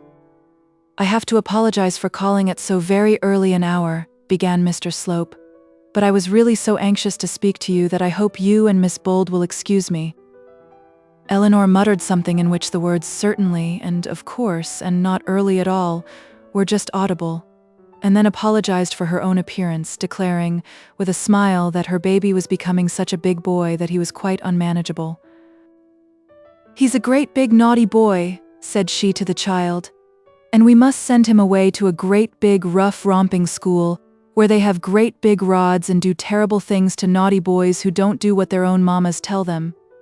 And she then commenced another course of kissing, being actuated thereto by the terrible idea of sending her child away which her own imagination had depicted. "And where the masters don't have such beautiful long hair to be dishevelled," said Mr. Slope, taking up the joke and paying a compliment at the same time. Eleanor thought he might as well have left the compliment alone, but she said nothing and looked nothing, being occupied as she was with the baby. "Let me take him," said Mary. "His clothes are nearly off his back with his romping," and so saying she left the room with the child. Miss Bold had heard Mr. Slope say he had something pressing to say to Eleanor, and thinking that she might be de trop, took this opportunity of getting herself out of the room. "Don't be long, Mary," said Eleanor as Miss Bold shut the door. "I am glad, Mrs. Bold, to have the opportunity of having 10 minutes' conversation with you alone," began Mr. Slope. "Will you let me openly ask you a plain question?" "Certainly," said she, "and I am sure you will give me a plain and open answer." "Either that or none at all," said she, laughing. "My question is this, Mrs. Bold. Is your father really anxious to go back to the hospital?" "Why do you ask me?" said she. "Why don't you ask himself?" "My dear Mrs. Bold, I'll tell you why. There are wheels within wheels, all of which I would explain to you, only I fear that there is not time. It is essentially necessary that I should have an answer to this question, otherwise I cannot know how to advance your father's wishes, and it is quite impossible that I should ask himself. No one can esteem your father more than I do, but I doubt if this feeling is reciprocal. It certainly was not. I must be candid with you as the only means of avoiding ultimate consequences, which may be most injurious to Mr. Harding. I fear there is a feeling, I will not even call it a prejudice, with regard to myself in Barchester, which is not in my favor. You remember that sermon?" "Oh, Mr. Slope, we need not go back to that," said Eleanor. "For one moment, Mrs. Bold. It is not that I may talk of myself, but because it is so essential that you should understand how matters stand. That sermon may have been ill-judged, it was certainly misunderstood, but I will say nothing about that now, only this, that it did give rise to a feeling against myself which your father shares with others.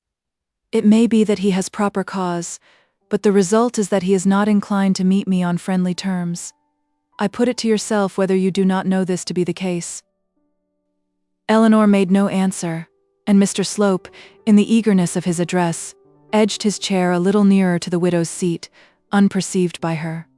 "Such being so," continued Mr. Slope, "I cannot ask him this question as I can ask it of you, In spite of my delinquencies since I came to Barchester, you have allowed me to regard you as a friend."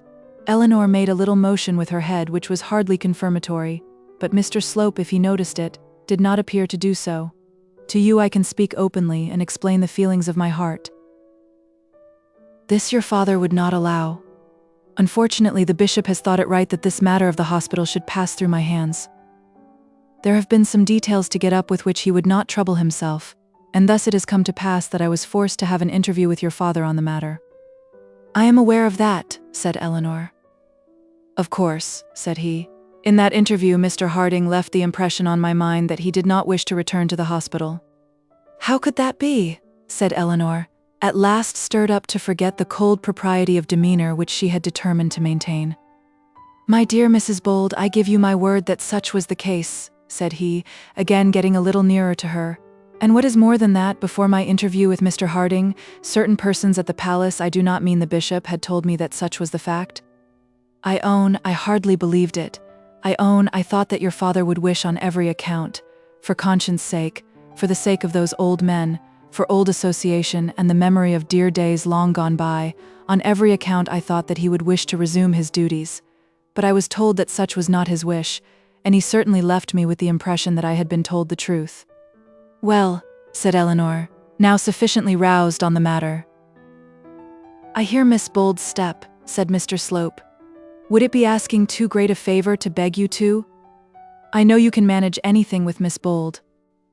Eleanor did not like the word manage, but still she went out and asked Mary to leave them alone for another quarter of an hour. "Thank you, Mrs. Bold. I am so very grateful for this confidence.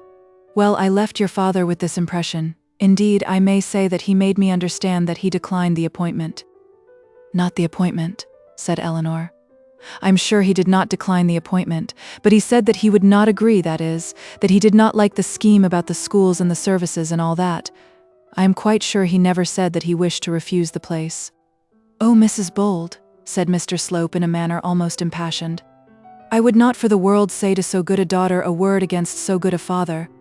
But you must, for his sake, let me show you exactly how the matter stands at present. Mr. Harding was a little flurried when I told him of the bishop's wishes about the school. I did so perhaps with the less caution because you yourself had so perfectly agreed with me on the same subject. He was a little put out and spoke warmly. 'Tell the bishop,' said he, 'that I quite disagree with him, and shall not return to the hospital as such conditions are attached to it.' What he said was to that effect. Indeed, his words were, if anything, stronger than those.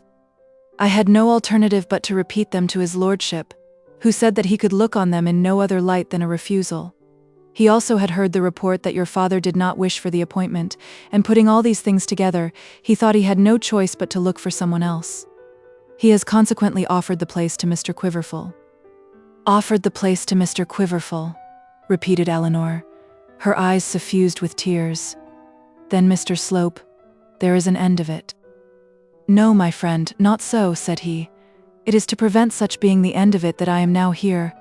I may at any rate presume that I have got an answer to my question, and that Mr. Harding is desirous of returning." "Desirous of returning, of course he is," said Eleanor. "Of course he wishes to have back his house and his income and his place in the world, to have back what he gave up with such self-denying honesty, if he can have them without restraints on his conduct, to which at his age it would be impossible that he should submit. How can the bishop ask a man of his age to turn schoolmaster to a pack of children?" "Out of the question," said Mr. Slope, laughing slightly. "Of course no such demand shall be made on your father. I can at any rate promise you that I will not be the medium of any so absurd a requisition. We wished your father to preach in the hospital, as the inmates may naturally be too old to leave it, but even that shall not be insisted on. We wished also to attach a Sabbath day school to the hospital, thinking that such an establishment could not but be useful under the surveillance of so good a clergyman as Mr. Harding, and also under your own. But, dear Mrs. Bold, we won't talk of these things now. One thing is clear, we must do what we can to annul this rash offer the bishop has made to Mr. Quiverful." "Your father wouldn't see Quiverful, would he?" "Quiverful is an honorable man, and would not for a moment stand in your father's way." "What?" said Eleanor. "Ask a man with 14 children to give up his preferment. I am quite sure he will do no such thing." "I suppose not," said Slope, and he again drew near to Mrs. Bold, so that now they were very close to each other. Eleanor did not think much about it, but instinctively moved away a little. How greatly would she have increased the distance could she have guessed what had been said about her at Plumstead? I suppose not. But it is out of the question that Quiverful should supersede your father, quite out of the question. The bishop has been too rash. An idea occurs to me which may perhaps, with God's blessing, put us right. My dear Mrs. Bold, would you object to seeing the bishop yourself? Why should not my father see him? Said Eleanor.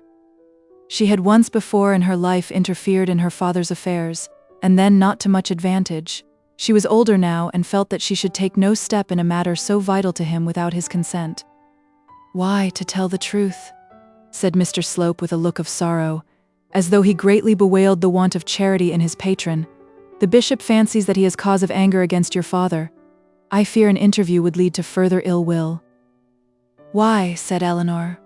My father is the mildest, the gentlest man living. I only know, said Slope, that he has the best of daughters. So you would not see the bishop? As to getting an interview, I could manage that for you without the slightest annoyance to yourself. I could do nothing, Mr. Slope, without consulting my father. Ah, said he, that would be useless. You would then only be your father's messenger. Does anything occur to yourself? Something must be done. Your father shall not be ruined by so ridiculous a misunderstanding. Eleanor said that nothing occurred to her, but that it was very hard. The tears came to her eyes and rolled down her cheeks. Mr. Slope would have given much to have had the privilege of drying them, but he had tact enough to know that he had still a great deal to do before he could even hope for any privilege with Mrs. Bold. It cuts me to the heart to see you so grieved, said he, but pray, let me assure you that your father's interests shall not be sacrificed if it be possible for me to protect them. I will tell the bishop openly what are the facts. I will explain to him that he has hardly the right to appoint any other than your father, and will show him that if he does so he will be guilty of great injustice, and you, Mrs. Bold, you will have the charity at any rate to believe this of me, that I am truly anxious for your father's welfare, for his and for your own. The widow hardly knew what answer to make. She was quite aware that her father would not be at all thankful to Mr. Slope. She had a strong wish to share her father's feelings, and yet she could not but acknowledge that Mr. Slope was very kind. Her father, who was generally so charitable to all men, who seldom spoke ill of anyone, had warned her against Mr. Slope, and yet she did not know how to abstain from thanking him. What interest could he have in the matter but that which he professed? Nevertheless, there was that in his manner which even she distrusted. She felt, she did not know why, that there was something about him which ought to put her on her guard. Mr. Slope read all this in her hesitating manner just as plainly as though she had opened her heart to him. It was the talent of the man that he could so read the inward feelings of women with whom he conversed. He knew that Eleanor was doubting him, and that, if she thanked him, she would only do so because she could not help it. But yet this did not make him angry or even annoy him. Rome was not built in a day. I did not come for thanks, continued he, seeing her hesitation, and do not want them at any rate before they are merited. But this I do want, Mrs. Bold, that I may make to myself friends in this fold to which it has pleased God to call me as one of the humblest of his shepherds. If I cannot do so, my task here must indeed be a sad one. I will at any rate endeavor to deserve them. I'm sure, said she, you will soon make plenty of friends. She felt herself obliged to say something. That will be nothing unless they are such as will sympathize with my feelings, unless they are such as I can reverence and admire, and love. If the best and purest turn away from me, I cannot bring myself to be satisfied with the friendship of the less estimable. In such case I must live alone. Oh, I'm sure you will not do that, Mr. Slope. Eleanor meant nothing, but it suited him to appear to think some special allusion had been intended. Indeed, Mrs. Bold, I shall live alone, quite alone as far as the heart is concerned, if those with whom I yearn to ally myself turn away from me. But enough of this. I have called you my friend, and I hope you will not contradict me. I trust the time may come when I may also call your father so. May God bless you, Mrs. Bold, you and your darling boy. And tell your father from me that what can be done for his interest shall be done. And so he took his leave, pressing the widow's hand rather more closely than usual. Circumstances, however, seemed just then to make this intelligible, and the lady did not feel called on to resent it. "I cannot understand him," said Eleanor to Mary Bold a few minutes afterwards. "I do not know whether he is a good man or a bad man, whether he is true or false." "Then give him the benefit of the doubt," said Mary, "and believe the best." "On the whole, I think I do," said Eleanor. "I think I do believe that he means well, and if so, it is a shame that we should revile him and make him miserable while he is among us. But, oh Mary, I fear Papa will be disappointed in the hospital." Chapter 17. Who shall be cock of the walk? All this time things were going somewhat uneasily at the palace. The hint or two which Mr. Slope had given was by no means thrown away upon the bishop. He had a feeling that if he ever meant to oppose the now almost unendurable despotism of his wife, he must lose no further time in doing so, that if he ever meant to be himself master in his own diocese, let alone his own house, he should begin at once. It would have been easier to have done so from the day of his consecration than now, but easier now than when Mrs. Proudie should have succeeded in thoroughly mastering the diocesan details. Then the proffered assistance of Mr. Slope was a great thing for him, a most unexpected and invaluable aid. Hitherto he had looked on the two as allied forces and had considered that, as allies, they were impregnable. He had begun to believe that his only chance of escape would be by the advancement of Mr. Slope to some distant and rich preferment. But now it seemed that one of his enemies, certainly the least potent of them, but nevertheless one very important, was willing to desert his own camp. Assisted by Mr. Slope, what might he not do? He walked up and down his little study, almost thinking that the time might come when he would be able to appropriate to his own use the big room upstairs in which his predecessor had always sat. As he revolved these things in his mind, a note was brought to him from Archdeacon Grantley, in which that divine begged his lordship to do him the honour of seeing him on the morrow. Would his lordship have the kindness to name an hour? Dr. Grantley's proposed visit would have reference to the reappointment of Mr. Harding to the wardenship of Barchester Hospital. The bishop, having read his note, was informed that the archdeacon's servant was waiting for an answer. Here at once a great opportunity offered itself to the bishop of acting on his own responsibility. He bethought himself, however, of his new ally, and rang the bell for Mr. Slope. It turned out that Mr. Slope was not in the house, and then, greatly daring, the bishop with his own unassisted spirit wrote a note to the archdeacon saying that he would see him, and naming an hour for doing so. Having watched from his study window that the messenger got safely off from the premises with this dispatch, he began to turn over in his mind what step he should next take. Tomorrow he would have to declare to the archdeacon either that Mr. Harding should have the appointment, or that he should not have it. The bishop felt that he could not honestly throw over the Quiverfuls without informing Mrs. Proudie, and he resolved at last to brave the lioness in her den and tell her that circumstances were such that it behoved him to reappoint Mr. Harding. He did not feel that he should at all derogate from his new courage by promising Mrs. Proudie that the very first piece of available preferment at his disposal should be given to Quiverful to atone for the injury done to him. If he could mollify the lioness with such a sop, how happy would he think his first efforts to have been? Not without many misgivings did he find himself in Mrs. Proudie's boudoir. He had at first thought of sending for her, but it was not at all impossible that she might choose to take such a message amiss, and then also it might be some protection to him to have his daughters present at the interview. He found her sitting with her account books before her, nibbling the end of her pencil, evidently immersed in pecuniary difficulties and harassed in mind by the multiplicity of palatial expenses and the heavy cost of episcopal grandeur. Her daughters were around her. Olivia was reading a novel, Augusta was crossing a note to her bosom friend in Baker Street, and Netta was working diminutive coach wheels for the bottom of a petticoat. If the bishop could get the better of his wife in her present mood, he would be a man indeed. He might then consider the victory his own forever. After all, in such cases the matter between husband and wife stands much the same as it does between two boys at the same school, two cocks in the same yard, or two armies on the same continent. The conqueror once is generally the conqueror forever after. The prestige of victory is everything.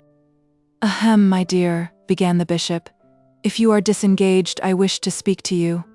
Mrs. Proudie put her pencil down carefully at the point to which she had totted her figures, marked down in her memory the sum she had arrived at, and then looked up, sourly enough, into her helpmate's face. "If you are busy, another time will do as well," continued the bishop. whose courage, like Bob Acres, had oozed out now that he found himself on the ground of battle. "What is it about, Bishop?" asked the lady. "Well, it was about those Quiverfuls, but I see you are engaged. Another time will do just as well for me." "What about the Quiverfuls?"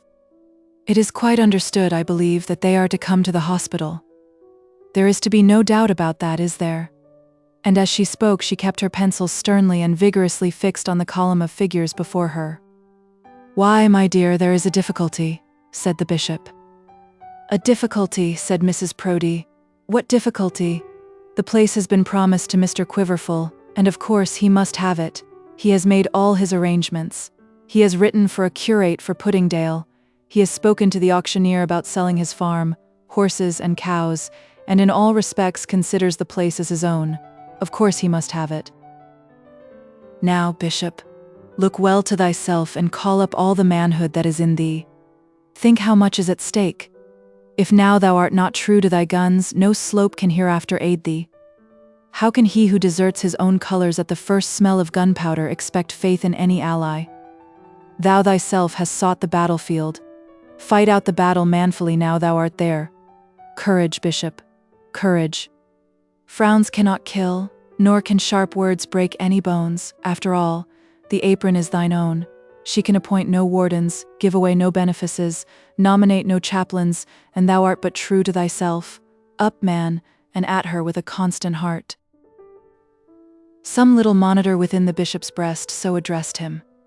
But then there was another monitor there which advised him differently, and as follows: "Remember, Bishop, she is a woman, and such a woman too, as thou well knowest. A battle of words with such a woman is the very mischief. Were it not better for thee to carry on this war, if it must be waged from behind thine own table in thine own study?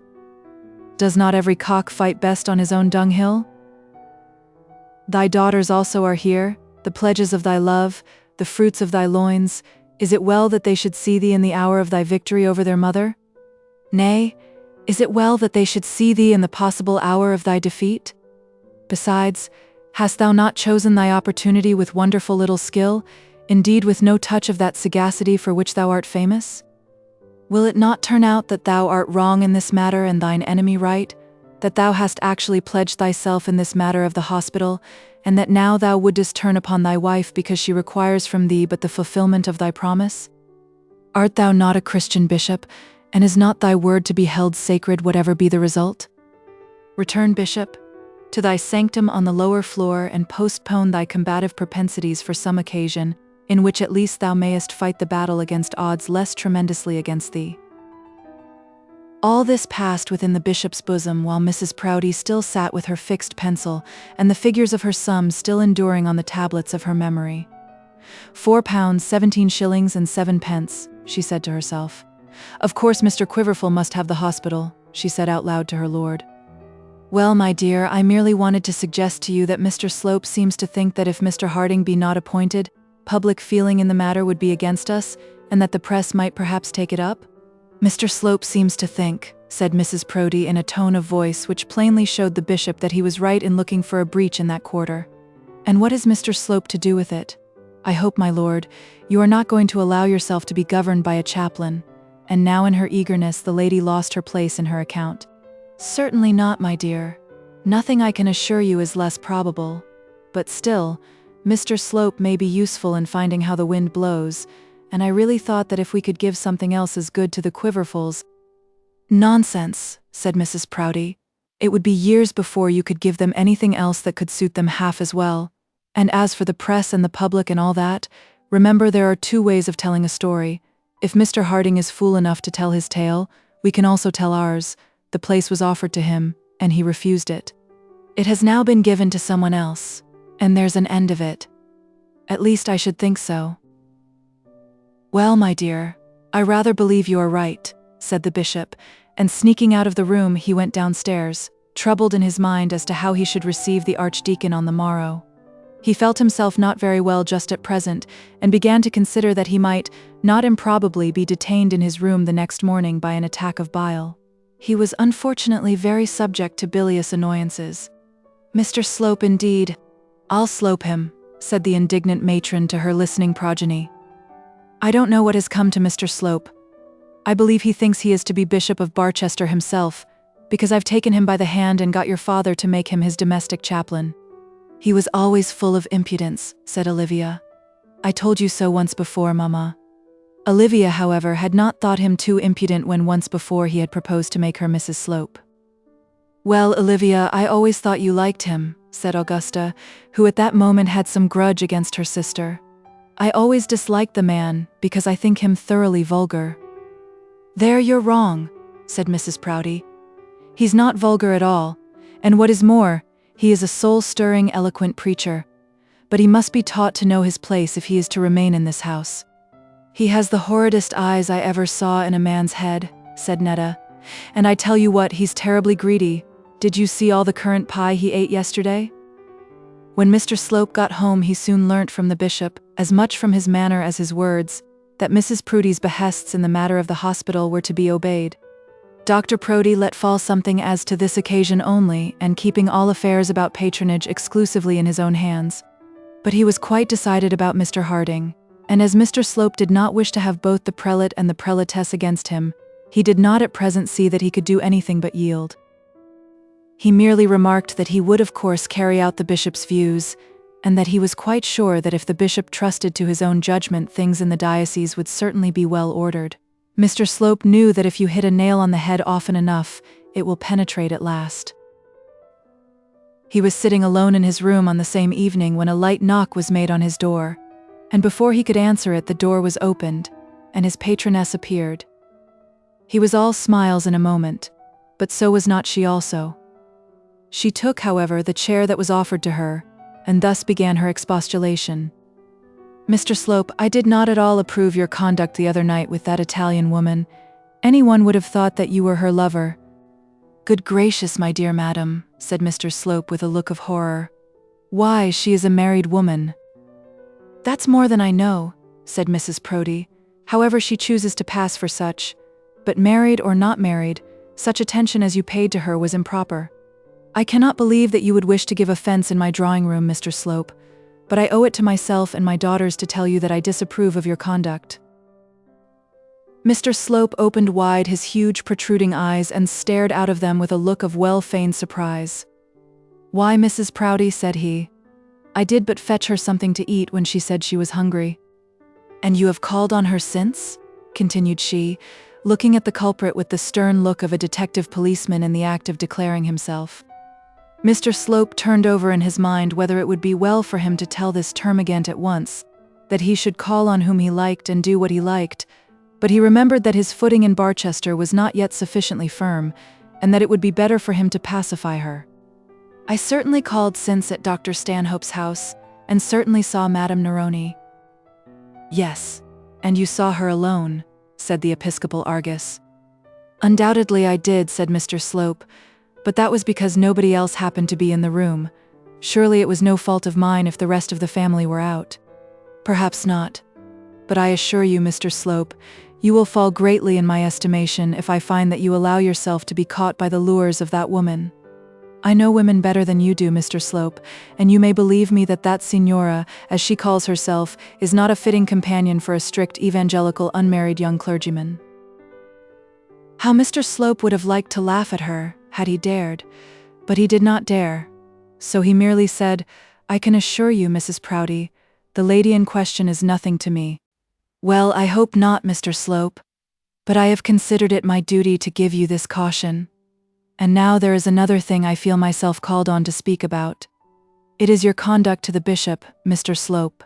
My conduct to the bishop, said he, now truly surprised and ignorant what the lady alluded to. Yes, Mr. Slope, your conduct to the bishop. It is by no means what I would wish to see it. Has the bishop said anything, Mrs. Proudie? No, the bishop has said nothing. He probably thinks that any remarks on the matter will come better from me, who first introduced you to his lordship's notice. The fact is, Mr. Slope, you are a little inclined to take too much upon yourself. An angry spot showed itself on Mr. Slope's cheeks, and it was with difficulty that he controlled himself. But he did do so, and sat quite silent, while the lady went on. It is the fault of many young men in your position, and therefore the bishop is not inclined at present to resent it. You will, no doubt, soon learn what is required from you and what is not. If you will take my advice, however, you will be careful not to obtrude advice upon the bishop in any matter touching patronage. If his lordship wants advice, he knows where to look for it." And then, having added to her counsel a string of platitudes as to what was desirable and what not desirable in the conduct of a strictly evangelical unmarried young clergyman, Mrs. Proudie retreated, leaving the chaplain to his thoughts. The upshot of his thoughts was this: that there certainly was not room in the diocese for the energies of both himself and Mrs. Proudie, and that it behoved him quickly to ascertain whether his energies or hers were to prevail. Chapter 18. The Widow's Persecution. Early on the following morning, Mr. Slope was summoned to the bishop's dressing room, and went there fully expecting that he should find his lordship very indignant and spirited up by his wife to repeat the rebuke which she had administered on the previous day. Mr. Slope had resolved that at any rate from him he would not stand it, and entered the dressing room in rather a combative disposition. But he found the bishop in the most placid and gentlest of humours. His lordship complained of being rather unwell, had a slight headache, and was not quite the thing in his stomach, but there was nothing the matter with his temper. "Oh, Slope," said he, taking the chaplain's proffered hand, "Archdeacon Grantley is to call on me this morning, and I really am not fit to see him. I fear I must trouble you to see him for me." And then Dr. Proudie proceeded to explain what it was that must be said to Dr. Grantley. He was to be told, in fact, in the civilest words in which the tidings could be conveyed, that Mr. Harding having refused the wardenship, the appointment had been offered to Mr. Quiverful and accepted by him. Mr. Slope again pointed out to his patron that he thought he was perhaps not quite wise in his decision, and this he did sotto voce, but even with this precaution it was not safe to say much, and during the little that he did say, the bishop made a very slight, but still a very ominous gesture with his thumb towards the door which opened from his dressing room to some inner sanctuary. Mr. Slope at once took the hint and said no more, but he perceived that there was to be confidence between him and his patron, that the league desired by him was to be made, and that this appointment of Mr. Quiverful was to be the last sacrifice offered on the altar of conjugal obedience. All this Mr. Slope read in the slight motion of the bishop's thumb, and he read it correctly. There was no need of parchments and seals, of attestations, explanations, and professions. The bargain was understood between them, and Mr. Slope gave the bishop his hand upon it. The bishop understood the little extra squeeze, and an intelligible gleam of assent twinkled in his eye. "Pray be civil to the Archdeacon, Mr. Slope," said he out loud, "but make him quite understand that in this matter Mr. Harding has put it out of my power to oblige him. It would be a calumny on Mrs. Proudie to suggest that she was sitting in her bedroom with her ear at the keyhole during this interview. She had within her a spirit of decorum which prevented her from descending to such baseness. To put her ear to a keyhole or to listen at a chink was a trick for a housemaid. Mrs. Proudie knew this and therefore did not do it, but she stationed herself as near to the door as she well could, that she might, if possible, get the advantage which the housemaid would have had, without descending to the housemaid's artifice. It was little, however, that she heard, and that little was only sufficient to deceive her. She saw nothing of that friendly pressure, perceived nothing of that concluded bargain.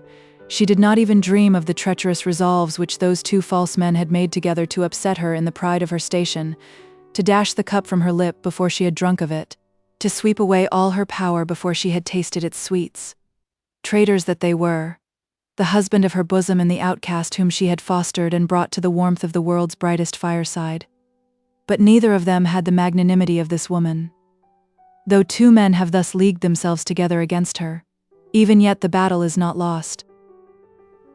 Mr. Slope felt pretty sure that Dr. Grantley would decline the honor of seeing him, and such turned out to be the case. The Archdeacon, when the palace door was opened to him, was greeted by a note. Mr. Slope presented his compliments, etc., etc.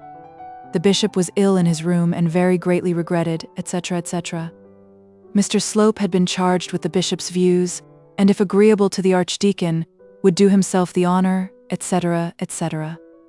The Archdeacon, however, was not agreeable, and having read his note in the hall, crumpled it up in his hand, and muttering something about sorrow for his lordship's illness, took his leave without sending as much as a verbal message in answer to Mr. Slope's note. "Ill," said the Archdeacon to himself as he flung himself into his brougham. "The man is absolutely a coward. He is afraid to see me. Ill indeed. The Archdeacon was never ill himself, and did not therefore understand that anyone else could in truth be prevented by illness from keeping an appointment. He regarded all such excuses as subterfuges, and in the present instance he was not far wrong. Dr. Grantley desired to be driven to his father-in-law's lodgings in the High Street, and hearing from the servant that Mr. Harding was at his daughter's, followed him to Mrs. Bold's house, and there found him. The Archdeacon was fuming with rage when he got into the drawing-room, and had by this time nearly forgotten the pusillanimity of the bishop in the villainy of the chaplain. "Look at that," said he, throwing Mr. Slope's crumpled note to Mr. Harding. "I am to be told that if I choose I may have the honour of seeing Mr. Slope, and that too after a positive engagement with the bishop." "But he says the bishop is ill," said Mr. Harding. "Pshaw! You don't mean to say that you are deceived by such an excuse as that. He was well enough yesterday. Now I tell you what, I will see the bishop, and I will tell him also very plainly what I think of his conduct. I will see him, or else Barchester will soon be too hot to hold him." Eleanor was sitting in the room, but Dr. Grantley had hardly noticed her in his anger. Eleanor now said to him with the greatest innocence, "I wish you had seen Mr. Slope, Dr. Grantley, because I think perhaps it might have done good." The Archdeacon turned on her with almost brutal wrath. Had she at once owned that she had accepted Mr. Slope for her second husband, he could hardly have felt more convinced of her belonging body and soul to the Slope and Proudie party than he now did on hearing her express such a wish as this. Poor Eleanor. "See him?" said the Archdeacon, glaring at her. "And why am I to be called on to lower myself in the world's esteem and my own by coming in contact with such a man as that? I have hitherto lived among gentlemen, and do not mean to be dragged into other company by anybody." Poor Mr. Harding well knew what the Archdeacon meant, but Eleanor was as innocent as her own baby. She could not understand how the Archdeacon could consider himself to be dragged into bad company by condescending to speak to Mr. Slope for a few minutes, when the interests of her father might be served by his doing so. "I was talking for a full hour yesterday to Mr. Slope," said she with some little assumption of dignity, "and I did not find myself lowered by it." "Perhaps not," said he. "But if you'll be good enough to allow me, I shall judge for myself in such matters. And I tell you what, Eleanor, it will be much better for you if you will allow yourself to be guided also by the advice of those who are your friends. If you do not, you will be apt to find that you have no friends left who can advise you."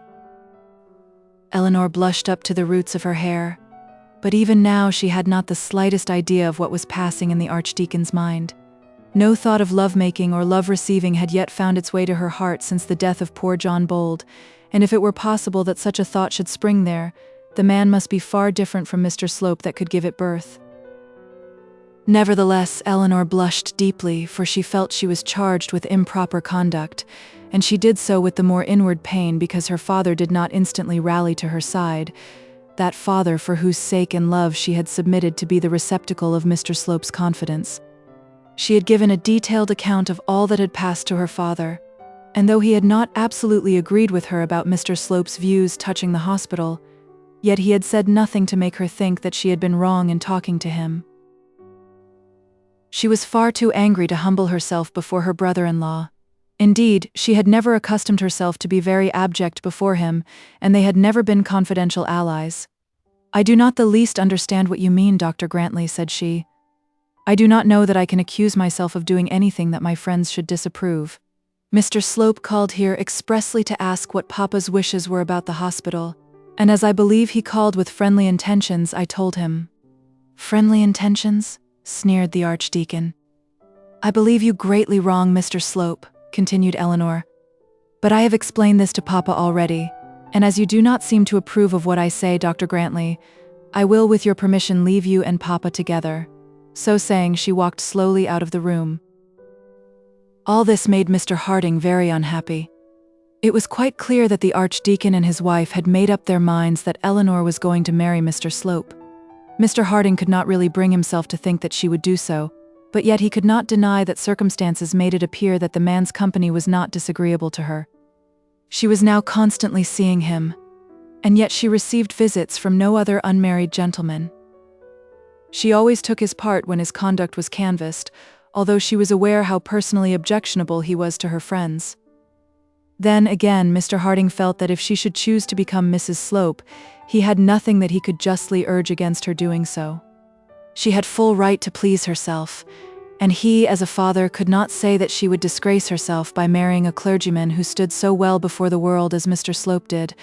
As for quarreling with his daughter on account of such a marriage, and separating himself from her as the Archdeacon had threatened to do, that with Mr. Harding would be out of the question. If she should determine to marry this man, he must get over his aversion as best he could. His Eleanor, his own old companion in their old happy home, must still be the friend of his bosom, the child of his heart. Let who would cast her off, he would not. If it were fated that he should have to sit in his old age at the same table with that man whom of all men he disliked the most, he would meet his fate as best he might. Anything to him would be preferable to the loss of his daughter. Such being his feelings, he hardly knew how to take part with Eleanor against the Archdeacon, or with the Archdeacon against Eleanor. It will be said that he should never have suspected her. Alas, he never should have done so. But Mr. Harding was by no means a perfect character.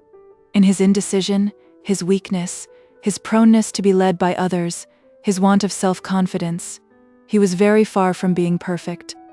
And then it must be remembered that such a marriage as that which the Archdeacon contemplated with disgust, which we who know Mr. Slope so well would regard with equal disgust, did not appear so monstrous to Mr. Harding because in his charity he did not hate the chaplain as the Archdeacon did, and as we do.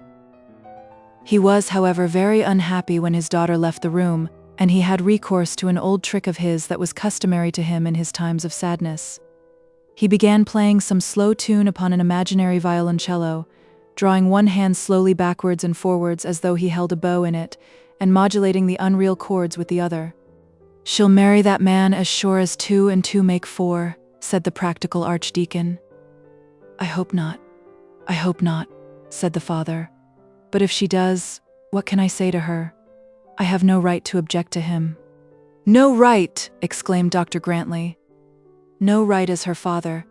He is in my own profession, and for aught we know, a good man." To this the Archdeacon would by no means assent. It was not well, however, to argue the case against Eleanor in her own drawing-room, and so they both walked forth and discussed the matter in all its bearings under the elm trees of the close. Mr. Harding also explained to his son-in-law what had been the purport, at any rate the alleged purport, of Mr. Slope's last visit to the widow. He, however, stated that he could not bring himself to believe that Mr. Slope had any real anxiety such as that he had pretended. "I cannot forget his demeanor to myself," said Mr. Harding, "and it is not possible that his ideas should have changed so soon." "I see it all," said the Archdeacon. "The sly Tartuffe. He thinks to buy the daughter by providing for the father. He means to show how powerful he is, how good he is, and how much he is willing to do for her beaux yeux. Yes, I see it all now. But we'll be too many for him yet, Mr. Harding," he said, turning to his companion with some gravity and pressing his hand upon the other's arm. "It would perhaps be better for you to lose the hospital than get it on such terms." "Lose it," said Mr. Harding. "Why, I've lost it already. I don't want it. I've made up my mind to do without it. I'll withdraw altogether. I'll just go and write a line to the bishop and tell him that I withdraw my claim altogether." Nothing would have pleased him better than to be allowed to escape from the trouble and difficulty in such a manner, but he was now going too fast for the Archdeacon. "No, no, no. We'll do no such thing," said Dr. Grantley. "We'll still have the hospital. I hardly doubt but that we'll have it. But not by Mr. Slope's assistance. If that be necessary, we'll lose it, but we'll have it, spite of his teeth, if we can. Arabin will be at Plumstead tomorrow. You must come over and talk to him." The two now turned into the cathedral library, which was used by the clergymen of the close as a sort of ecclesiastical clubroom for writing sermons and sometimes letters, also for reading theological works and sometimes magazines and newspapers. The theological works were not disturbed, perhaps, quite as often as from the appearance of the building the outside public might have been led to expect. Here the two allies settled on their course of action. The Archdeacon wrote a letter to the bishop, strongly worded, but still respectful, in which he put forward his father-in-law's claim to the appointment, and expressed his own regret that he had not been able to see his lordship when he called. Of Mr. Slope he made no mention whatsoever. It was then settled that Mr. Harding should go out to Plumstead on the following day, and after considerable discussion on the matter, the Archdeacon proposed to ask Eleanor there also, so as to withdraw her, if possible, from Mr. Slope's attentions. "A week or two," said he, "may teach her what he is, and while she is there she will be out of harm's way. Mr. Slope won't come there after her." Eleanor was not a little surprised when her brother-in-law came back and very civilly pressed her to go out to Plumstead with her father. She instantly perceived that her father had been fighting her battles for her behind her back. She felt thankful to him, and for his sake she would not show her resentment to the Archdeacon by refusing his invitation. But she could not, she said, go on the morrow. She had an invitation to drink tea at the Stanhopes, which she had promised to accept. She would, she added, go with her father on the next day, if he would wait, or she would follow him. "The Stanhopes," said Dr. Grantley. "I did not know you were so intimate with them."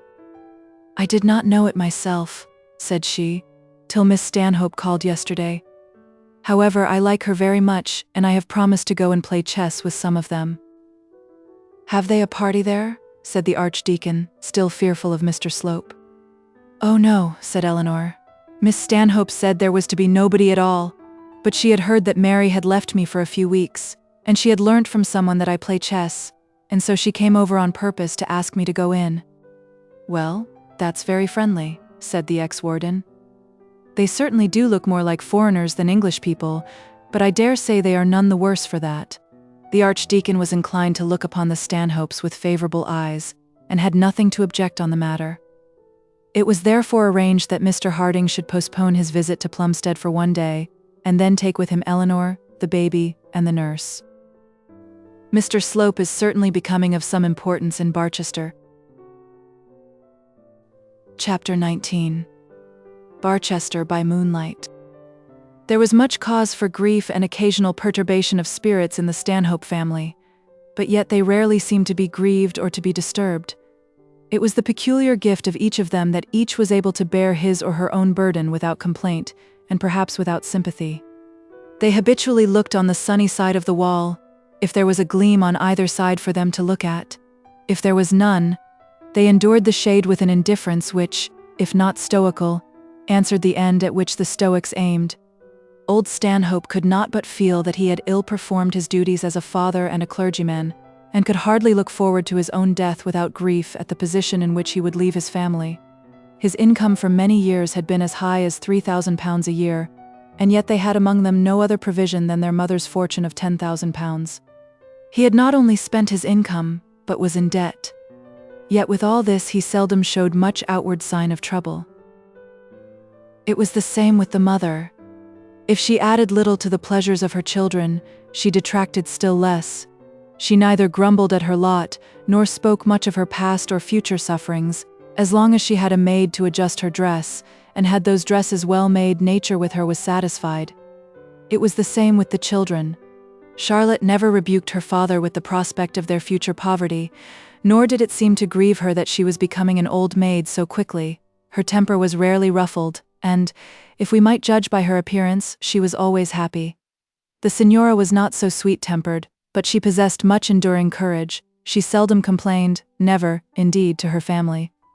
Though she had a cause for affliction which would have utterly broken down the heart of most women as beautiful as she and as devoid of all religious support, yet she bore her suffering in silence, or alluded to it only to elicit the sympathy and stimulate the admiration of the men with whom she flirted. As to Bertie, one would have imagined from the sound of his voice and the gleam of his eye that he had not a sorrow nor a care in the world, nor had he. He was incapable of anticipating tomorrow's griefs. The prospect of future want no more disturbed his appetite than does that of the butcher's knife disturb the appetite of the sheep. Such was the usual tenor of their way, but there were rare exceptions. Occasionally the father would allow an angry glance to fall from his eye, and the lion would send forth a low, dangerous roar, as though he meditated some deed of blood. Occasionally also Madame Neroni would become bitter against mankind, more than usually antagonistic to the world's decencies, and would seem as though she was about to break from her moorings and allow herself to be carried forth by the tide of her feelings to utter ruin and shipwreck. She, however, like the rest of them, had no real feelings, could feel no true passion. In that was her security. Before she resolved on any contemplated escapade, she would make a small calculation, and generally summed up that the Stanhope villa or even Barchester Close was better than the world at large. They were most irregular in their hours. The father was generally the earliest in the breakfast parlour, and Charlotte would soon follow and give him his coffee. But the others breakfasted anywhere, anyhow, and at any time. On the morning after the Archdeacon's futile visit to the palace, Dr. Stanhope came downstairs with an ominously dark look about his eyebrows. His white locks were rougher than usual, and he breathed thickly and loudly as he took his seat in his armchair. He had open letters in his hand, and when Charlotte came into the room, he was still reading them. She went up and kissed him as was her wont, but he hardly noticed her as she did so, and she knew at once that something was the matter. "What's the meaning of that?" said he, throwing over the table a letter with a Milan postmark. Charlotte was a little frightened as she took it up, but her mind was relieved when she saw that it was merely the bill of their Italian milliner. The sum total was certainly large, but not so large as to create an important row. "It's for our clothes, Papa, for 6 months before we came here. The 3 of us can't dress for nothing, you know." "Nothing indeed," said he, looking at the figures which, in Milanese denominations, were certainly monstrous. "The man should have sent it to me," said Charlotte. "I wish he had with all my heart if you would have paid it. I see enough in it to know that 3/4 of it are for Madeline." "She has little else to amuse her, sir," said Charlotte with true good nature. "And I suppose he has nothing else to amuse him," said the doctor, throwing over another letter to his daughter. It was from some member of the family of Sidonia, and politely requested the father to pay a small trifle of £700, being the amount of a bill discounted in favour of Mr. Ethelbert Stanhope, and now overdue for a period of 9 months. Charlotte read the letter, slowly folded it up, and put it under the edge of the tea-tray. "I suppose he has nothing to amuse him but discounting bills with Jews. Does he think I'll pay that?" "I am sure he thinks no such thing," said she. "And who does he think will pay it?" "As far as honesty goes, I suppose it won't much matter if it is never paid," said she. "I dare say he got very little of it." "I suppose it won't much matter either," said the father. "If he goes to prison and rots there. It seems to me that that's the other alternative." Dr. Stanhope spoke of the custom of his youth, but his daughter, though she had lived so long abroad, was much more completely versed in the ways of the English world. "If the man arrests him," said she, "he must go through the court. It is thus, thou great family of Sidonia, it is thus that we Gentiles treat thee when, in our extremest need, thou and thine have aided us with mountains of gold as big as lions, and occasionally with wine warrants and orders for dozens of dressing cases." "What? And become an insolvent?" said the doctor. "He's that already," said Charlotte, wishing always to get over a difficulty. "What a condition," said the doctor, "for the son of a clergyman of the Church of England." "I don't see why clergymen's sons should pay their debts more than other young men," said Charlotte. "He's had as much from me since he left school as is held sufficient for the eldest son of many a nobleman," said the angry father. "Well, sir," said Charlotte, "give him another chance." "What?" said the doctor. "Do you mean that I am to pay that Jew?" "Oh no, I wouldn't pay him. He must take his chance. And if the worst comes to the worst, Bertie must go abroad. But I want you to be civil to Bertie and let him remain here as long as we stop. He has a plan in his head that may put him on his feet after all." "Has he any plan for following up his profession?" "Oh, he'll do that too, but that must follow. He's thinking of getting married." Just at that moment the door opened, and Bertie came in whistling. The doctor immediately devoted himself to his egg and allowed Bertie to whistle himself round to his sister's side without noticing him. Charlotte gave a sign to him with her eye, first glancing at her father, and then at the letter, the corner of which peeped out from under the tea-tray. Bertie saw and understood, and with the quiet motion of a cat he abstracted the letter and made himself acquainted with its contents. The doctor, however, had seen him, deep as he appeared to be immersed in his eggshell, and said in his harshest voice, "Well, sir, do you know that gentleman?" "Yes, sir," said Bertie. "I have a sort of acquaintance with him, but none that can justify him in troubling you. If you will allow me, sir, I will answer this." "At any rate, I shan't," said the father. And then he added after a pause, "Is it true, sir, that you owe the man £700? Well, said Bertie, I think I should be inclined to dispute the amount if I were in a condition to pay him such of it as I really do owe him. Has he your bill for £700? Said the father, speaking very loudly and very angrily. Well, I believe he has, said Bertie, but all the money I ever got from him was £150. And what became of the £550? Why, sir, the commission was £100 or so, and I took the remainder in paving stones and rocking horses. Paving stones and rocking horses, said the doctor. Where are they? Oh, sir, I suppose they are in London somewhere, but I'll inquire if you wish for them. He's an idiot, said the doctor, and it's sheer folly to waste more money on him. Nothing can save him from ruin. And so saying, the unhappy father walked out of the room. Would the governor like to have the paving stones? Said Bertie to his sister. I'll tell you what, said she. If you don't take care, you will find yourself loose upon the world without even a house over your head. You don't know him as well as I do. He's very angry. Bertie stroked his big beard, sipped his tea, chatted over his misfortunes in a half-comic, half-serious tone, and ended by promising his sister that he would do his very best to make himself agreeable to the widow Bold. Then Charlotte followed her father to his own room, softened down his wrath, and persuaded him to say nothing more about the Jew bill discounter, at any rate for a few weeks. He even went so far as to say he would pay the £700, or at any rate settle the bill, if he saw a certainty of his son's securing for himself anything like a decent provision in life. Nothing was said openly between them about poor Eleanor, but the father and the daughter understood each other. They all met together in the drawing room at 9 o'clock, in perfect good humor with each other, and about that hour Mrs. Bold was announced. She had never been in the house before, though she had of course called, and now she felt it strange to find herself there in her usual evening dress, entering the drawing room of these strangers in this friendly, unceremonious way, as though she had known them all her life, but in 3 minutes they made her at home. Charlotte tripped downstairs and took her bonnet from her, and Bertie came to relieve her from her shawl, and the signora smiled on her as she could smile when she chose to be gracious, and the old doctor shook hands with her in a kind benedictory manner that went to her heart at once, and made her feel that he must be a good man. She had not been seated for above 5 minutes when the door again opened and Mr. Slope was announced. She felt rather surprised, because she was told that nobody was to be there, and it was very evident from the manner of some of them that Mr. Slope was not unexpected. But still there was not much in it. In such invitations a bachelor or two more or less are always spoken of as nobodies, and there was no reason why Mr. Slope should not drink tea at Dr. Stanhope's as well as Eleanor herself. He, however, was very much surprised and not very much gratified at finding that his own embryo spouse made one of the party.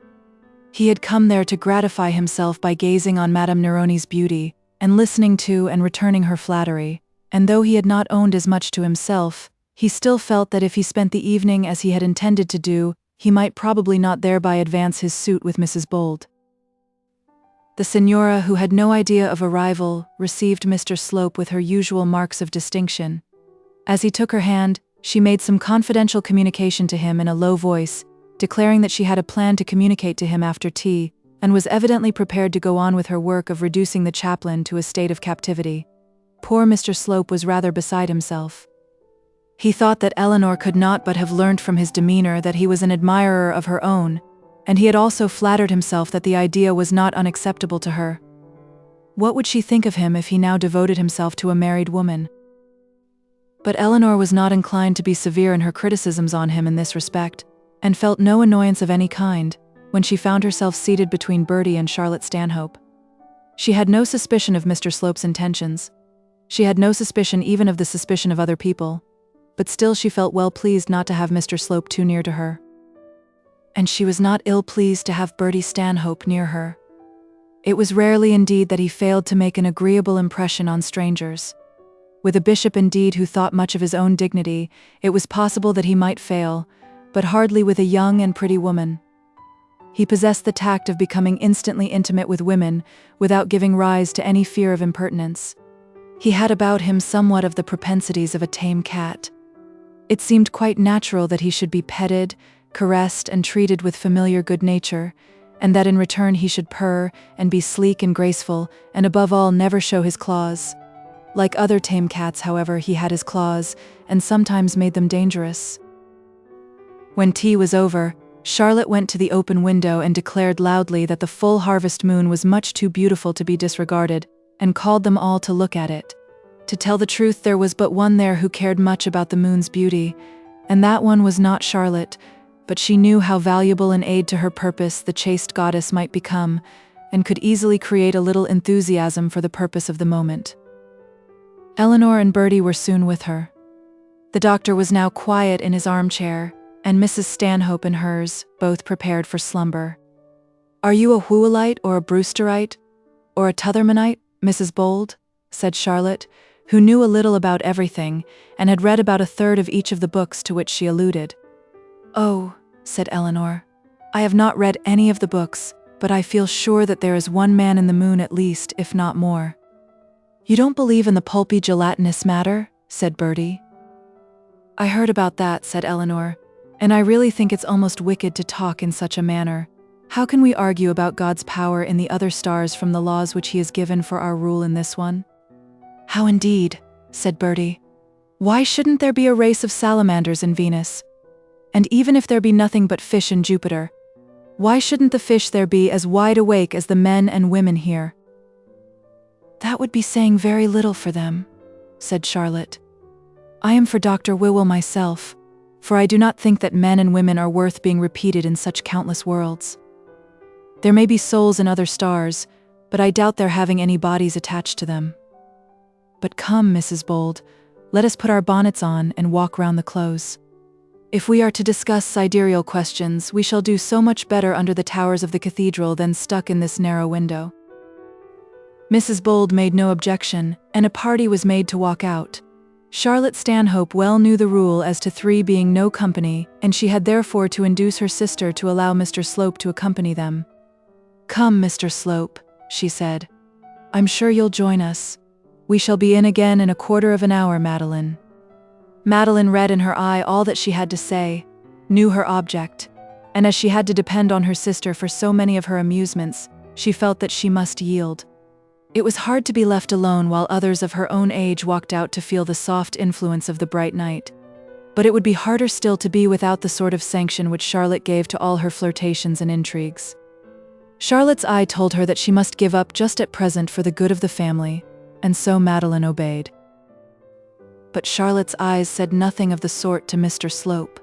He had no objection at all to the tête-à-tête with the signora which the departure of the other 3 would allow him, and gently whispered to her, "I shall not leave you alone." "Oh yes," said she. Go, pray go, for my sake. Do not think that I am so selfish. It is understood that nobody is kept within for me. You will understand this too when you know me better.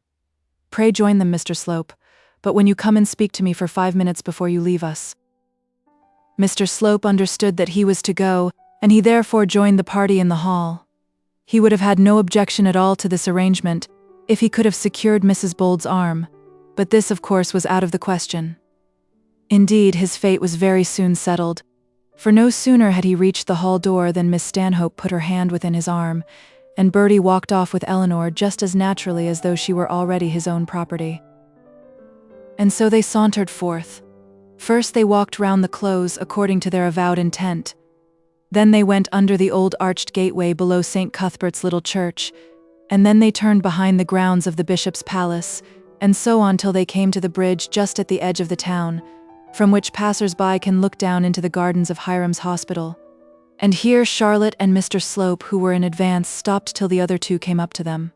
Mr. Slope knew that the gable ends and old brick chimneys which stood up so prettily in the moonlight were those of Mr. Harding's late abode, and would not have stopped on such a spot, in such company, if he could have avoided it. But Miss Stanhope would not take the hint which he tried to give. "This is a very pretty place, Mrs. Bold," said Charlotte, "by far the prettiest place near Barchester. I wonder your father gave it up." It was a very pretty place, and now by the deceitful light of the moon looked twice larger, twice prettier, twice more antiquely picturesque than it would have done in truth-telling daylight, who does not know the air of complex multiplicity and the mysterious interesting grace which the moon always lends to old gabled buildings half surrounded, as was the hospital, by fine trees. As seen from the bridge on the night of which we are speaking, Mr. Harding's late abode did look very lovely, and though Eleanor did not grieve at her father's having left it, she felt at the moment an intense wish that he might be allowed to return. "He is going to return to it almost immediately, is he not?" asked Bertie. Eleanor made no immediate reply. Many such a question passes unanswered without the notice of the questioner, but such was not now the case. They all remained silent as though expecting her to reply, and after a moment or two, Charlotte said, "I believe it is settled that Mr. Harding returns to the hospital, is it not?" "I don't think anything about it is settled yet," said Eleanor. "But it must be a matter of course," said Bertie. "That is, if your father wishes it. Who else on earth could hold it after what has occurred?" Eleanor quietly made her companion understand that the matter was one which she could not discuss in the present company, and then they passed on. Charlotte said she would go a short way up the hill out of the town so as to look back upon the towers of the cathedral, and as Eleanor leant upon Bertie's arm for assistance in the walk, she told him how the matter stood between her father and the bishop. "And he," said Bertie, pointing on to Mr. Slope, "what part does he take in it?" Eleanor explained how Mr. Slope had at first endeavoured to tyrannize over her father, but how he had latterly come round and done all he could to talk the bishop over in Mr. Harding's favour. "But my father," she said, "is hardly inclined to trust him. They all say he is so arrogant to the old clergymen of the city." "Take my word for it," said Bertie. "Your father is right. If I am not very much mistaken, that man is both arrogant and false." They strolled up to the top of the hill and then returned through the fields by a footpath which leads by a small wooden bridge, or rather a plank with a rustic rail to it, over the river to the other side of the cathedral from that at which they had started. They had thus walked round the bishop's grounds, through which the river runs, and round the cathedral and adjacent fields, and it was past 11 before they reached the doctor's door. "It is very late," said Eleanor. "It will be a shame to disturb your mother again at such an hour." "Oh," said Charlotte, laughing, "you won't disturb Mamma. I dare say she is in bed by this time, and Madeline would be furious if you did not come in and see her. Come, Bertie, take Mrs. Bold's bonnet from her." They went upstairs and found the Signora alone, reading. She looked somewhat sad and melancholy, but not more so perhaps than was sufficient to excite additional interest in the bosom of Mr. Slope, and she was soon deep in whispered intercourse with that happy gentleman, who was allowed to find a resting place on her sofa. The Signora had a way of whispering that was peculiarly her own, and was exactly the reverse of that which prevails among great tragedians. The great tragedian hisses out a positive whisper, made with bated breath, and produced by inarticulated tongue-formed sounds, but yet he is audible through the whole house. The Signora, however, used no hisses and produced all her words in a clear silver tone, but they could only be heard by the ear into which they were poured. Charlotte hurried and scurried about the room hither and thither, doing or pretending to do many things, then, saying something about seeing her mother, ran upstairs. Eleanor was thus left alone with Bertie, and she hardly felt an hour fly by her. To give Bertie his due credit, he could not have played his cards better. He did not make love to her, nor sigh, nor look languishing, but he was amusing and familiar, yet respectful. And when he left Eleanor at her own door at 1 o'clock, which he did by the by with the assistance of the now jealous Slope, she thought that he was one of the most agreeable men, and the Stanhopes decidedly the most agreeable family that she had ever met. Chapter 20. Mr. Arabin. The Reverend Francis Arabin, Fellow of Lazarus, late Professor of Poetry at Oxford, and present Vicar of St. Ewold, in the Diocese of Barchester, must now be introduced personally to the reader. He is worthy of a new volume, and as he will fill a conspicuous place in it, it is desirable that he should be made to stand before the reader's eye by the aid of such portraiture as the author is able to produce. It is to be regretted that no mental method of daguerreotype or photography has yet been discovered by which the characters of men can be reduced to writing and put into grammatical language with an unerring precision of truthful description. How often does the novelist feel, and the historian also, and the biographer, that he has conceived within his mind and accurately depicted on the tablet of his brain the full character and personage of a man, and that nevertheless, when he flies to pen and ink to perpetuate the portrait, his words forsake, elude, disappoint, and play the deuce with him, till at the end of a dozen pages the man described has no more resemblance to the man conceived than the signboard at the corner of the street has to the Duke of Cambridge. And yet such mechanical descriptive skill would hardly give more satisfaction to the reader than the skill of the photographer does to the anxious mother desirous to possess an absolute duplicate of her beloved child. The likeness is indeed true, but it is a dull, dead, unfeeling, inauspicious likeness. The face is indeed there, and those looking at it will know at once whose image it is, but the owner of the face will not be proud of the resemblance.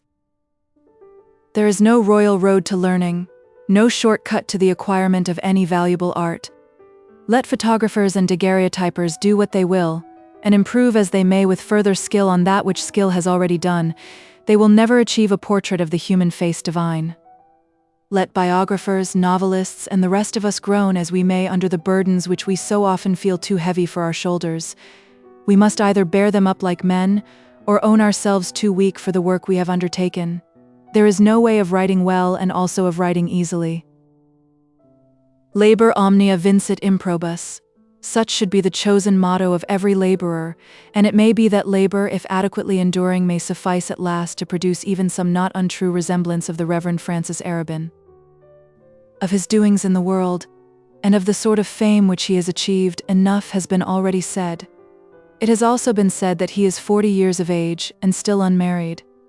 He was the younger son of a country gentleman of small fortune in the north of England. At an early age he went to Winchester, and was intended by his father for New College, but though studious as a boy, he was not studious within the prescribed limits, and at the age of 18 he left school with a character for talent, but without a scholarship. All that he had obtained, over and above the advantage of his character, was a gold medal for English verse, and hence was derived a strong presumption on the part of his friends that he was destined to add another name to the imperishable list of English poets. From Winchester he went to Oxford, and was entered as a commoner at Balliol. Here his special career very soon commenced. He utterly eschewed the society of fast men, gave no wine parties, kept no horses, rowed no boats, joined no rows, and was the pride of his college tutor. Such at least was his career till he had taken his little go, and then he commenced a course of action which, though not less creditable to himself as a man, was hardly so much to the taste of the tutor.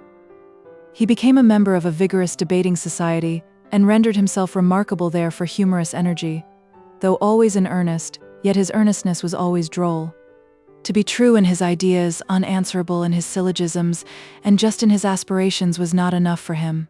He had failed in his own opinion as well as that of others when others came to know him, if he could not reduce the arguments of his opponents to an absurdity and conquer both by wit and reason.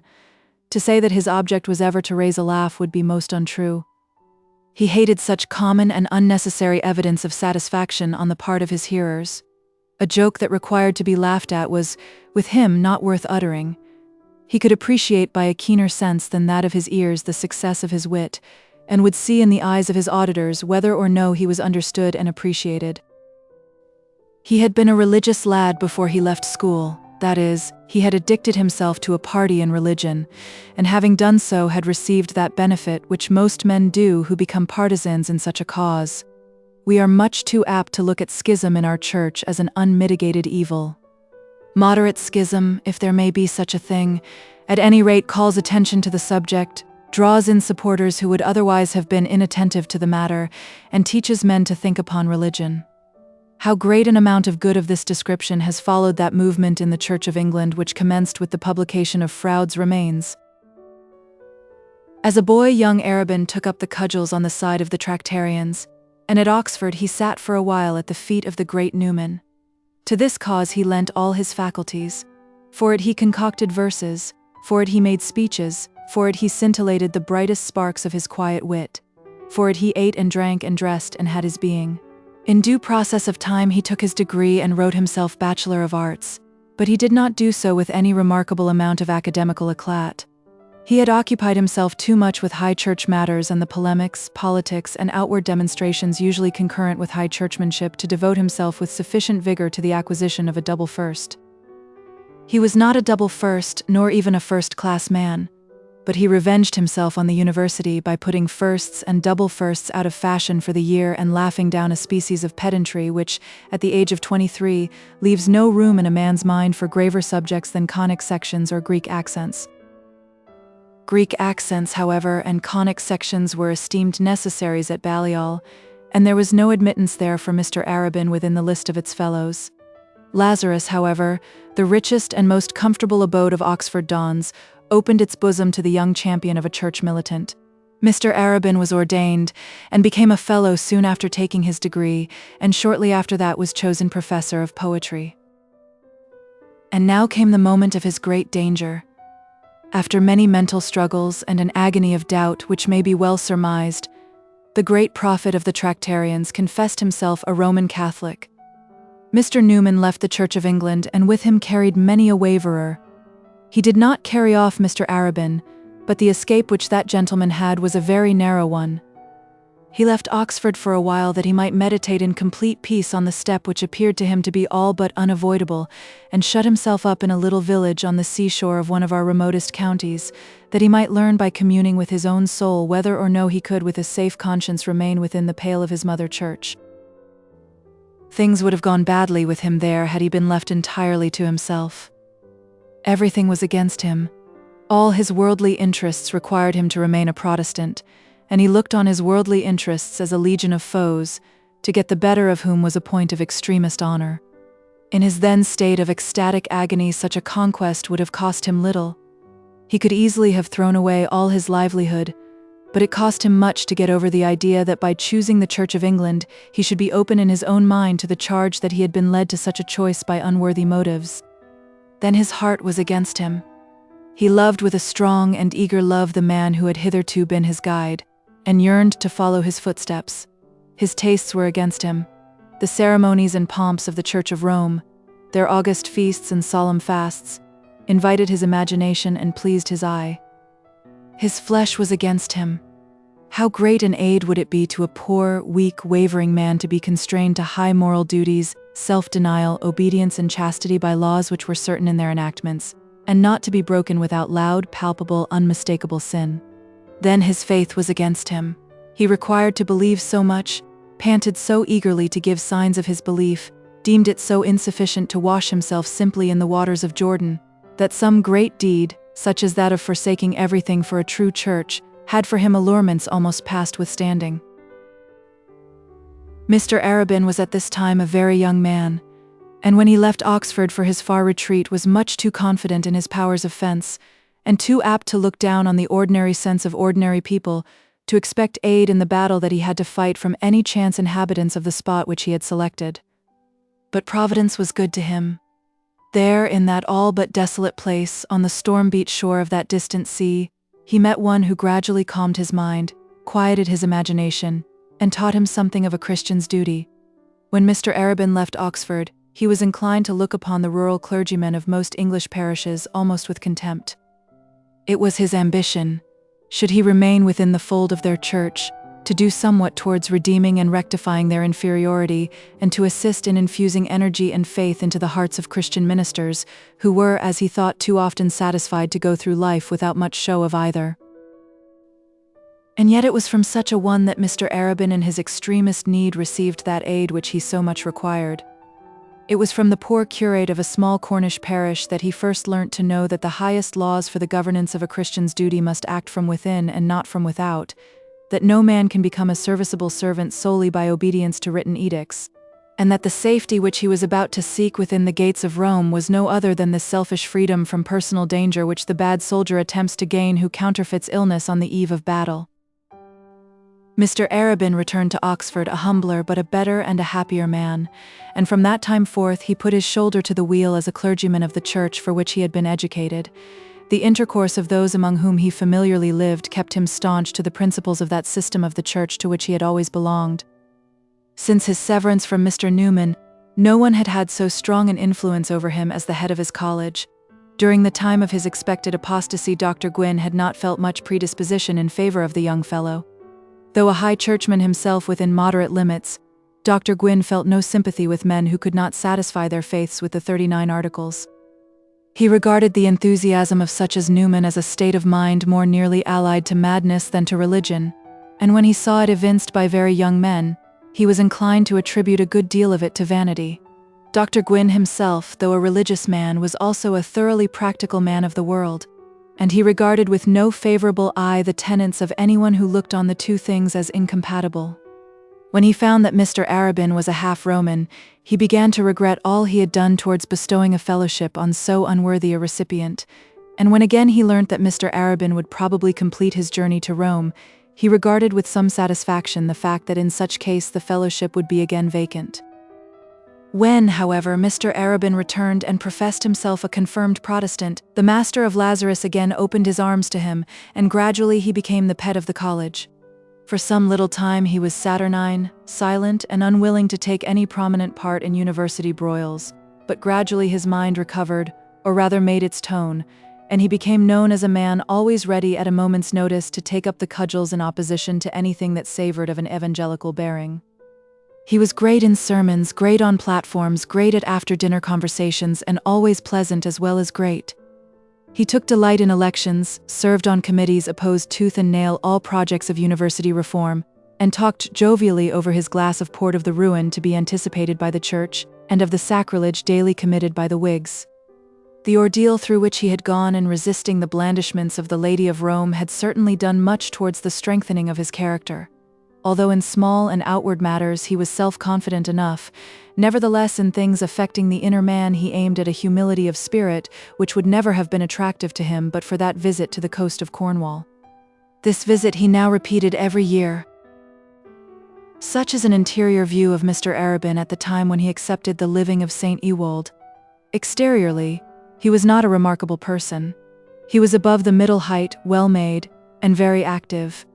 His hair, which had been jet black, was now tinged with gray, but his face bore no sign of years. It would perhaps be wrong to say that he was handsome, but his face was nevertheless pleasant to look upon. The cheekbones were rather too high for beauty, and the formation of the forehead too massive and heavy, but the eyes, nose, and mouth were perfect.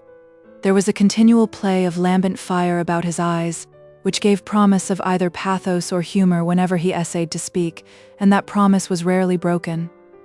There was a gentle play about his mouth which declared that his wit never descended to sarcasm, and that there was no ill nature in his repartee. Mr. Arabin was a popular man among women, but more so as a general than a special favourite.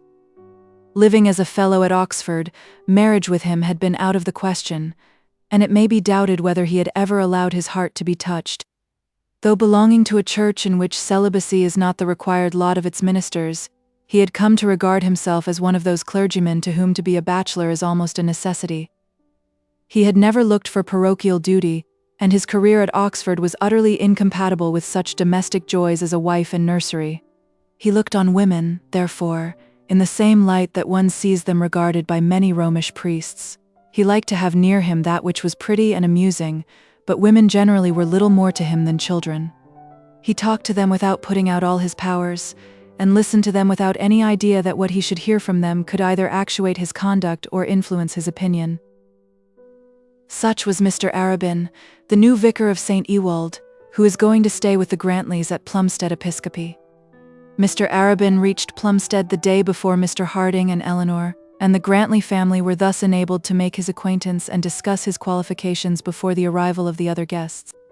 Griselda was surprised to find that he looked so young, but she told Florinda, her younger sister, when they had retired for the night, that he did not talk at all like a young man, and she decided with the authority that 17 has over 16 that he was not at all nice, although his eyes were lovely. As usual, 16 implicitly acceded to the dictum of 17 in such a matter, and said that he certainly was not nice. They then branched off on the relative merits of other clerical bachelors in the vicinity, and both determined without any feeling of jealousy between them that a certain Reverend Augustus Green was by many degrees the most estimable of the lot. The gentleman in question had certainly much in his favour, as, having a comfortable allowance from his father, he could devote the whole proceeds of his curacy to violet gloves and unexceptionable neckties. Having thus fixedly resolved that the newcomer had nothing about him to shake the preeminence of the exalted Green, the two girls went to sleep in each other's arms, contented with themselves and the world. Mrs. Grantley at first sight came to much the same conclusion about her husband's favorite as her daughters had done, though in seeking to measure his relative value, she did not compare him to Mr. Green. Indeed, she made no comparison by name between him and anyone else, but she remarked to her husband that one person's swans were very often another person's geese, thereby clearly showing that Mr. Arabin had not yet proved his qualifications in swanhood to her satisfaction. "Well, Susan," said he, rather offended at hearing his friend spoken of so disrespectfully, "if you take Mr. Arabin for a goose, I cannot say that I think very highly of your discrimination." "A goose? No, of course, he's not a goose. I've no doubt he's a very clever man. But you're so matter-of-fact, Archdeacon, when it suits your purpose, that one can't trust oneself to any façon de parler. I've no doubt Mr. Arabin is a very valuable man at Oxford, and that he'll be a good vicar at St. Ewold. All I mean is that, having passed one evening with him, I don't find him to be absolutely a paragon. In the first place, if I'm not mistaken, he is a little inclined to be conceited." "Of all the men that I know intimately," said the Archdeacon, "Arabin is, in my opinion, the most free from any taint of self-conceit. His fault is that he's too diffident." "Perhaps so," said the lady, "only I must own I did not find it out this evening." Nothing further was said about him. Dr. Grantley thought that his wife was abusing Mr. Arabin merely because he had praised him, and Mrs. Grantley knew that it was useless arguing for or against any person in favor of or in opposition to whom the Archdeacon had already pronounced a strong opinion. In truth, they were both right. Mr. Arabin was a diffident man in social intercourse with those whom he did not intimately know, when placed in situations which it was his business to fill, and discussing matters with which it was his duty to be conversant. Mr. Arabin was from habit brazen-faced enough. When standing on a platform in Exeter Hall, no man would be less mazed than he by the eyes of the crowd before him, for such was the work which his profession had called on him to perform, but he shrank from a strong expression of opinion in general society, and his doing so not uncommonly made it appear that he considered the company not worth the trouble of his energy. He was averse to dictate when the place did not seem to him to justify dictation, and as those subjects on which people wished to hear him speak were such as he was accustomed to treat with decision, he generally shunned the traps there were laid to allure him into discussion, and by doing so not infrequently subjected himself to such charges as those brought against him by Mrs. Grantley. Mr. Arabin, as he sat at his open window, enjoying the delicious moonlight and gazing at the grey towers of the church, which stood almost within the rectory grounds, little dreamed that he was the subject of so many friendly or unfriendly criticisms. Considering how much we are all given to discuss the characters of others, and discuss them often not in the strictest spirit of charity, it is singular how little we are inclined to think that others can speak ill-naturedly of us, and how angry and hurt we are when proof reaches us that they have done so. It is hardly too much to say that we all of us occasionally speak of our dearest friends in a manner in which those dearest friends would very little like to hear themselves mentioned, and that we nevertheless expect that our dearest friends shall invariably speak of us as though they were blind to all our faults, but keenly alive to every shade of our virtues. It did not occur to Mr. Arabin that he was spoken of at all. It seemed to him, when he compared himself with his host, that he was a person of so little consequence to any, that he was worth no one's words or thoughts. He was utterly alone in the world as regarded domestic ties and those inner familiar relations which are hardly possible between others than husbands and wives, parents and children, or brothers and sisters. He had often discussed with himself the necessity of such bonds for a man's happiness in this world, and had generally satisfied himself with the answer that happiness in this world is not a necessity. Herein he deceived himself, or rather tried to do so. He, like others, yearned for the enjoyment of whatever he saw enjoyable, and though he attempted, with the modern stoicism of so many Christians, to make himself believe that joy and sorrow were matters which here should be held as perfectly indifferent, these things were not indifferent to him. He was tired of his Oxford rooms and his college life. He regarded the wife and children of his friend with something like envy. He all but coveted the pleasant drawing-room, with its pretty windows opening onto lawns and flower-beds, the apparel of the comfortable house, and above all the air of home which encompassed it all. It will be said that no time can have been so fitted for such desires on his part as this, when he had just possessed himself of a country parish, of a living among fields and gardens, of a house which a wife would grace. It is true there was a difference between the opulence of Plumstead and the modest economy of St. Ewold, but surely Mr. Arabin was not a man to sigh after wealth. Of all men, his friends would have unanimously declared he was the last to do so, but how little our friends know us. In his period of stoical rejection of this world's happiness, he had cast from him as utter dross all anxiety as to fortune. He had, as it were, proclaimed himself to be indifferent to promotion, and those who chiefly admired his talents, and would mainly have exerted themselves to secure to them their deserved reward, had taken him at his word. And now, if the truth must out, he felt himself disappointed not by them but by himself. The daydream of his youth was over, and at the age of 40 he felt that he was not fit to work in the spirit of an apostle. He had mistaken himself, and learned his mistake when it was past remedy. He had professed himself indifferent to mitres and diaconal residences, to rich livings and pleasant glebes, and now he had to own to himself that he was sighing for the good things of other men on whom, in his pride, he had ventured to look down. Not for wealth in its vulgar sense had he ever sighed. Not for the enjoyment of rich things had he ever longed, but for the allotted share of worldly bliss which a wife and children and happy home could give him, for that usual amount of comfort which he had ventured to reject as unnecessary for him, he did now feel that he would have been wiser to have searched. He knew that his talents, his position, and his friends would have won for him promotion, had he put himself in the way of winning it. Instead of doing so, he had allowed himself to be persuaded to accept a living which would give him an income of some £300 a year should he, by marrying, throw up his fellowship. Such, at the age of 40, was the worldly result of labor which the world had chosen to regard as successful. The world also thought that Mr. Arabin was, in his own estimation, sufficiently paid.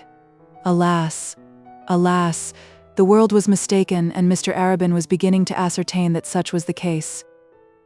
And here may I beg the reader not to be hard in his judgment upon this man. Is not the state at which he has arrived the natural result of efforts to reach that which is not the condition of humanity? Is not modern Stoicism, built though it be on Christianity, as great an outrage on human nature as was the Stoicism of the ancients?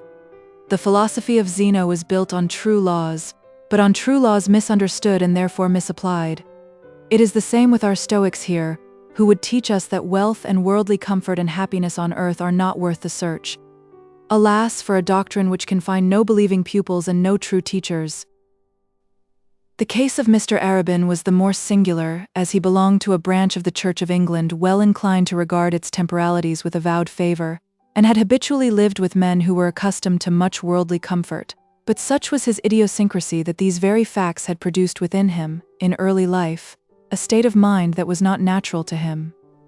He was content to be a high churchman, if he could be so on principles of his own and could strike out a course showing a marked difference from those with whom he consorted.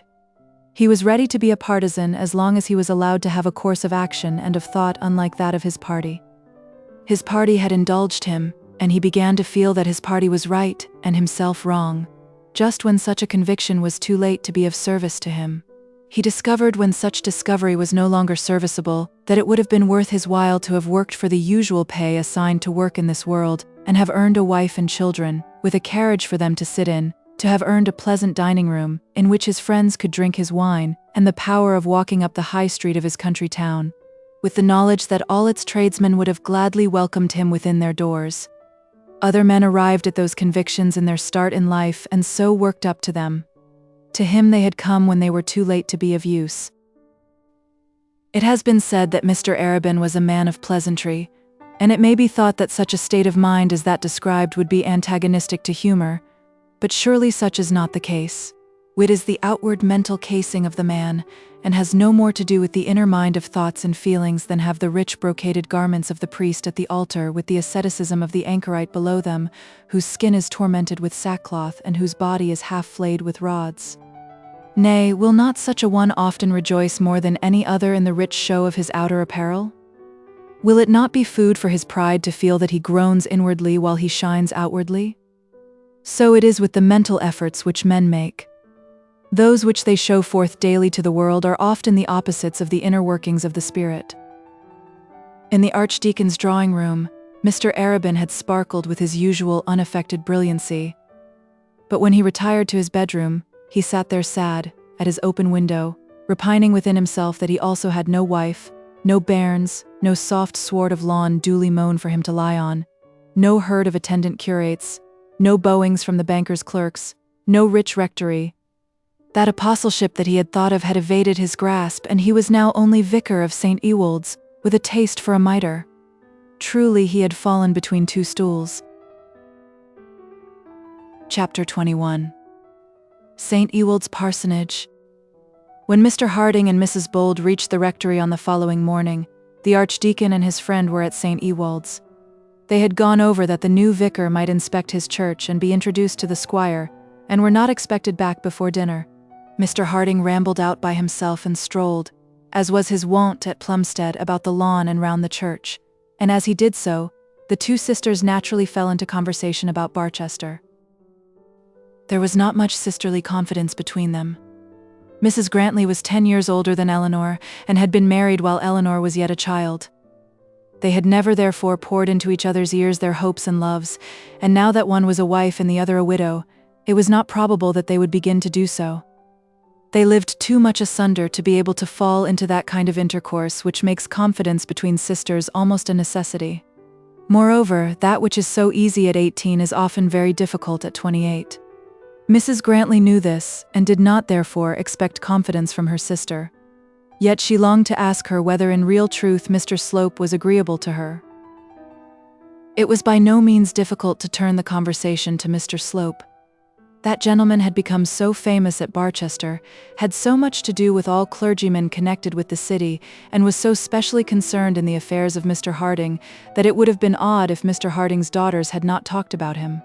Mrs. Grantley was soon abusing him, which she did with her whole heart, and Mrs. Bold was nearly as eager to defend him. She positively disliked the man, would have been delighted to learn that he had taken himself off so that she should never see him again, had indeed almost a fear of him, and yet she constantly found herself taking his part. The abuse of other people, and abuse of a nature that she felt to be unjust, imposed this necessity on her, and at last made Mr. Slope's defense an habitual course of argument with her.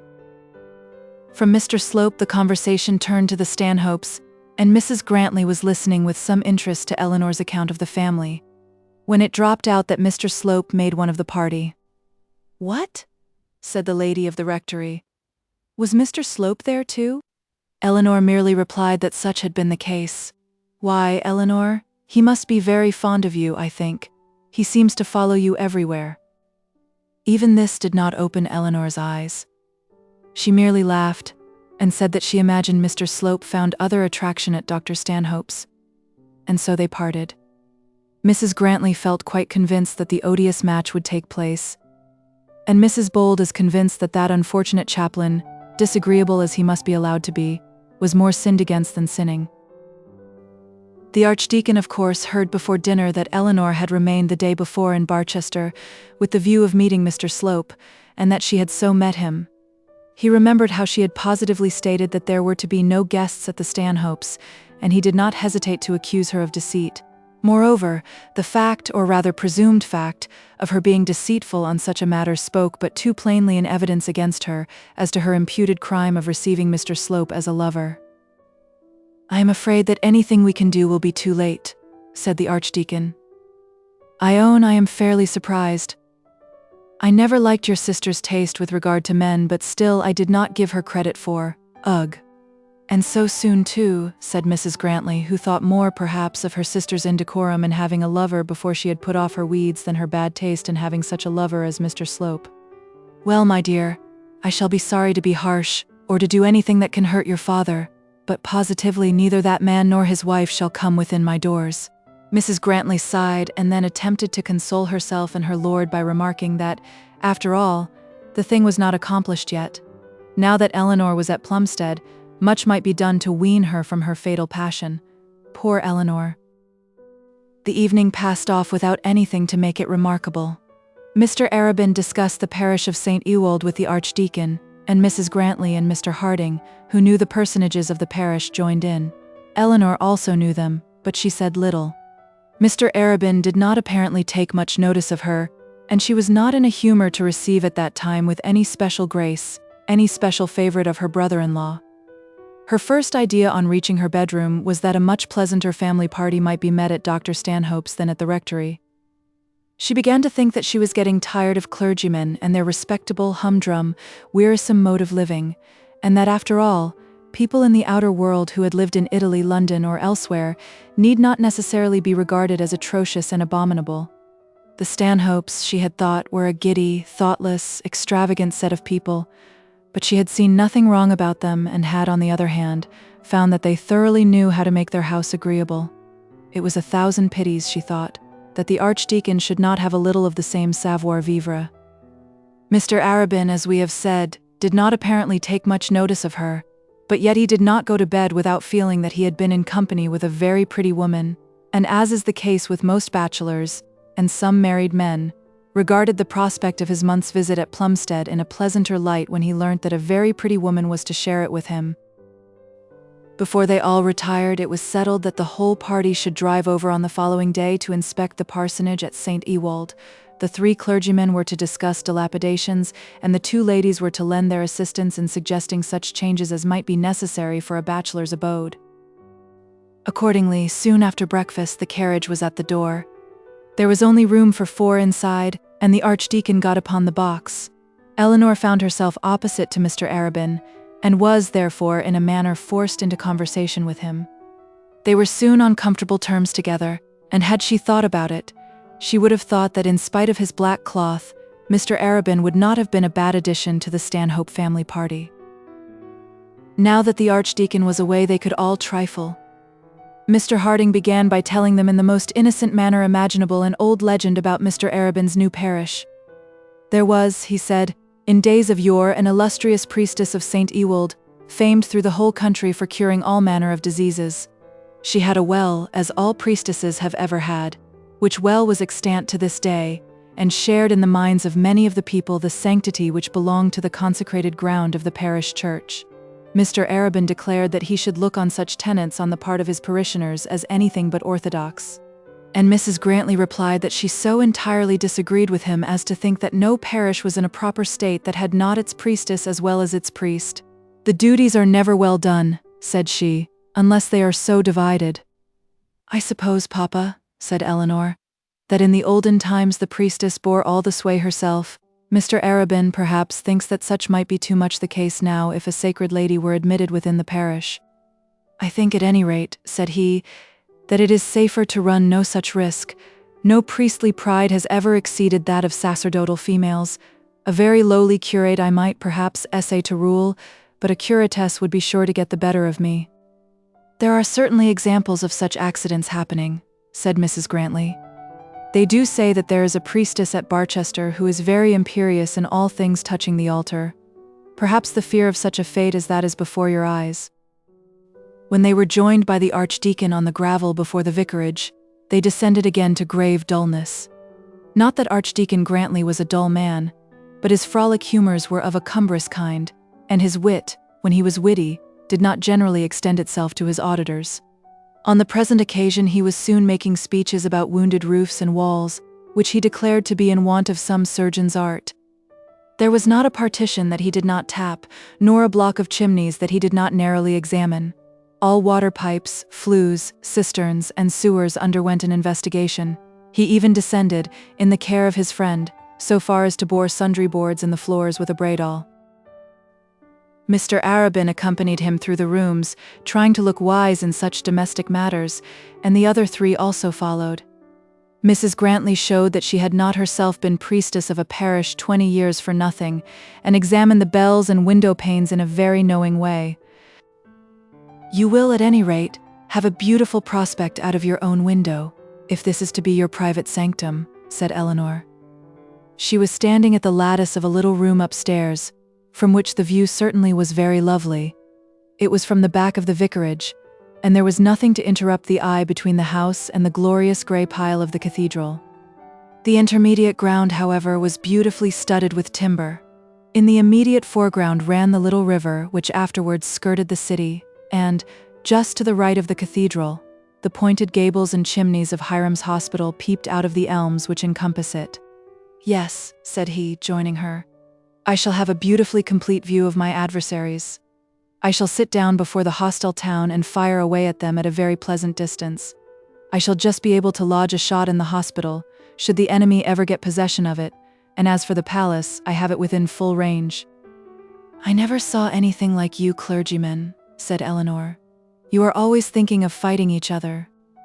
"Either that," said he, "or else supporting each other. The pity is that we cannot do the one without the other. But are we not here to fight? Is not ours a church militant? What is all our work but fighting, and hard fighting, if it be well done? But not with each other." "That's as it may be. The same complaint which you make of me for battling with another clergyman of our own church, the Mohammedan would make against me for battling with the error of a priest of Rome. Yet surely you would not be inclined to say that I should be wrong to do battle with such as him. A pagan too, with his multiplicity of gods, would think it equally odd that the Christian and the Mohammedan should disagree. Ah, but you wage your wars about trifles so bitterly." "Wars about trifles," said he, "are always bitter, especially among neighbors. When the differences are great, and the parties comparative strangers, men quarrel with courtesy. What combatants are ever so eager as two brothers? But do not such contentions bring scandal on the church? More scandal would fall on the church if there were no such contentions. We have but one way to avoid them, by that of acknowledging a common head of our church, whose word on all points of doctrine shall be authoritative. Such a termination of our difficulties is alluring enough. It has charms which are irresistible to many, and all but irresistible, I own, to me." "You speak now of the Church of Rome?" said Eleanor. "No," said he. "Not necessarily of the Church of Rome, but of a church with a head. Had it pleased God to vouchsafe to us such a church, our path would have been easy. But easy paths have not been thought good for us." He paused and stood silent for a while, thinking of the time when he had so nearly sacrificed all he had, his powers of mind, his free agency, the fresh running waters of his mind's fountain, his very inner self, for an easy path in which no fighting would be needed. And then he continued, "What you say is partly true. Our contentions do bring on us some scandal. The outer world, though it constantly reviles us for our human infirmities and throws in our teeth the fact that being clergymen we are still no more than men, demands of us that we should do our work with godlike perfection. There is nothing godlike about us. We differ from each other with the acerbity common to man. We triumph over each other with human frailty. We allow differences on subjects of divine origin to produce among us antipathies and enmities which are anything but divine. This is all true, but what would you have in place of it? There is no infallible head for a church on earth. This dream of believing man has been tried, and we see in Italy and in Spain what has come of it. Grant that there are and have been no bickerings within the pale of the Pope's church. Such an assumption would be utterly untrue, but let us grant it, and then let us say which church has incurred the heavier scandals." There was a quiet earnestness about Mr. Arabin, as he half acknowledged and half defended himself from the charge brought against him, which surprised Eleanor. She had been used all her life to listen to clerical discussion, but the points at issue between the disputants had so seldom been of more than temporal significance as to have left on her mind no feeling of reverence for such subjects. There had always been a hard worldly leaven of the love either of income or of power in the strains she had heard. There had been no panting for the truth, no aspirations after religious purity. It had always been taken for granted by those around her that they were indubitably right, that there was no ground for doubt, that the hard uphill work of ascertaining what the duty of a clergyman should be had been already accomplished in full, and that what remained for an active militant parson to do was to hold his own against all comers. Her father, it is true, was an exception to this, but then he was so essentially anti-militant in all things that she classed him in her own mind apart from all others. She had never argued the matter within herself, or considered whether this common tone was or was not faulty, but she was sick of it without knowing that she was so. And now she found to her surprise, and not without a certain pleasurable excitement, that this newcomer among them spoke in a manner very different from that to which she was accustomed. "It is so easy to condemn," said he, continuing the thread of his thoughts. "I know no life that must be so delicious as that of a writer for newspapers, or a leading member of the opposition to thunder forth accusations against men in power, to show up the worst side of everything that is produced, to pick holes in every coat, to be indignant, sarcastic, jocose, moral, or supercilious, to damn with faint praise or crush with open calumny. What can be so easy as this when the critic has to be responsible for nothing? You condemn what I do, but put yourself in my position and do the reverse, and then see if I cannot condemn you. Oh, Mr. Arabin, I do not condemn you. Pardon me, you do, Mrs. Bold, you as one of the world? You are now the opposition member. You are now composing your leading article, and well and bitterly you do it. Let dogs delight to bark and bite. You fitly begin with an elegant quotation, but if we are to have a church at all, in heaven's name let the pastors who preside over it keep their hands from each other's throats. Lawyers can live without befouling each other's names. Doctors do not fight duels. Why is it that clergymen alone should indulge themselves in such unrestrained liberty of abuse against each other? And so you go on reviling us for our ungodly quarrels, our sectarian propensities, and scandalous differences. It will, however, give you no trouble to write another article next week in which we, or some of us, shall be twitted with an unseemly apathy in matters of our vocation. It will not fall on you to reconcile the discrepancy. Your readers will never ask you how the poor parson is to be urgent in season and out of season, and yet never come in contact with men who think widely differently from him. You, when you condemn this foreign treaty or that official arrangement, will have to incur no blame for the graver faults of any different measure. It is so easy to condemn and so pleasant too, for eulogy charms no listeners as detraction does. Eleanor only half followed him in his raillery, but she caught his meaning. I know I ought to apologize for presuming to criticize you, she said. But I was thinking with sorrow of the ill will that has lately come among us at Barchester, and I spoke more freely than I should have done. Peace on earth and goodwill among men are, like heaven, promises for the future, said he, following rather his own thoughts than hers. When that prophecy is accomplished, there will no longer be any need for clergymen. Here they were interrupted by the archdeacon, whose voice was heard from the cellar shouting to the vicar, Arabin, Arabin, and then turning to his wife, who was apparently at his elbow. Where has he gone to? This cellar is perfectly abominable. It would be murder to put a bottle of wine into it till it has been roofed, walled, and floored. How on earth old Goodenough ever got on with it I cannot guess. But then Goodenough never had a glass of wine that any man could drink. What is it, Archdeacon? Said the vicar, running downstairs and leaving Eleanor above to her meditations. This cellar must be roofed, walled, and floored, repeated the Archdeacon. Now mind what I say, and don't let the architect persuade you that it will do. Half of these fellows know nothing about wine. This place as it is now would be damp and cold in winter and hot and muggy in summer. I wouldn't give a straw for the best wine that ever was vinted after it had lain here a couple of years. Mr. Arabin assented and promised that the cellar should be reconstructed according to the Archdeacon's receipt. And Arabin, look here, was such an attempt at a kitchen grate ever seen? The grate is really very bad, said Mrs. Grantley.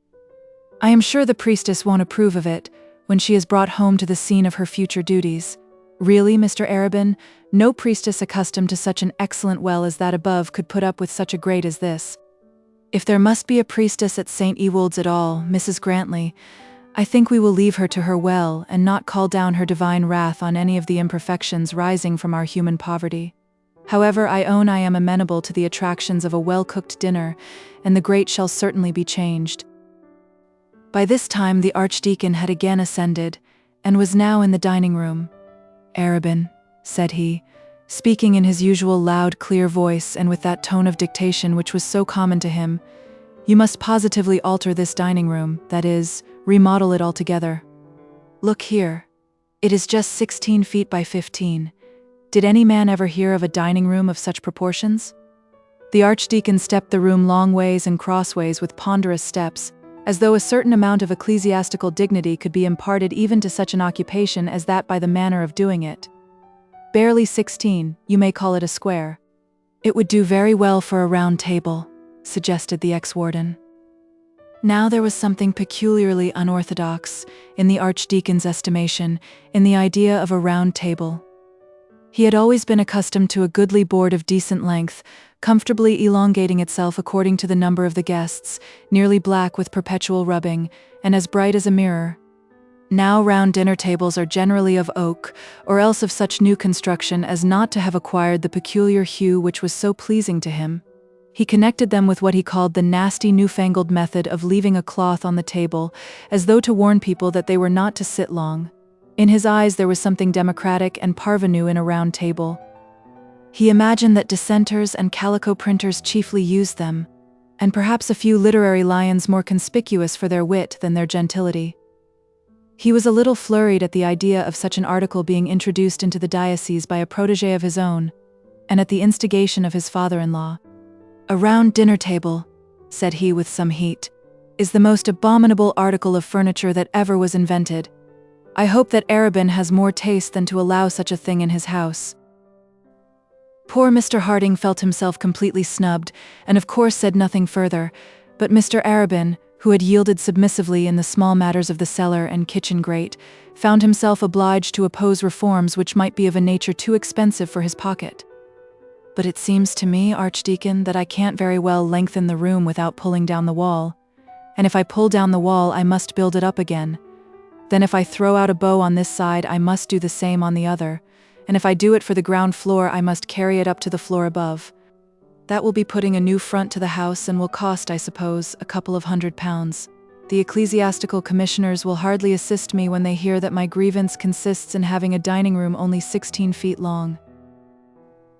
The Archdeacon proceeded to explain that nothing would be easier than adding 6 feet to the front of the dining room without touching any other room in the house. Such irregularities of construction in small country houses were, he said, rather graceful than otherwise, and he offered to pay for the whole thing out of his own pocket if it cost more than £40. Mr. Arabin, however, was firm, and, although the Archdeacon fussed and fumed about it, would not give way. £40, he said, was a matter of serious moment to him, and his friends, if under such circumstances they would be good-natured enough to come to him at all, must put up with the misery of a square room. He was willing to compromise matters by disclaiming any intention of having a round table. "But," said Mrs. Grantley, "what if the priestess insists on having both the rooms enlarged?" "The priestess in that case must do it for herself, Mrs. Grantley." "I have no doubt she will be well able to do so," replied the lady, "to do that and many more wonderful things. I am quite sure that the priestess of St. Ewold, when she does come, won't come empty-handed." Mr. Arabin, however, did not appear well inclined to enter into speculative expenses on such a chance as this, and therefore any material alterations in the house, the cost of which could not fairly be made to lie at the door either of the ecclesiastical commissioners or of the estate of the late incumbent, were tabooed. With this essential exception, the Archdeacon ordered, suggested, and carried all points before him in a manner very much to his own satisfaction. A close observer, had there been one there, might have seen that his wife had been quite as useful in the matter as himself. No one knew better than Mrs. Grantley the appurtenances necessary to a comfortable house. She did not, however, think it necessary to lay claim to any of the glory which her lord and master was so ready to appropriate as his own.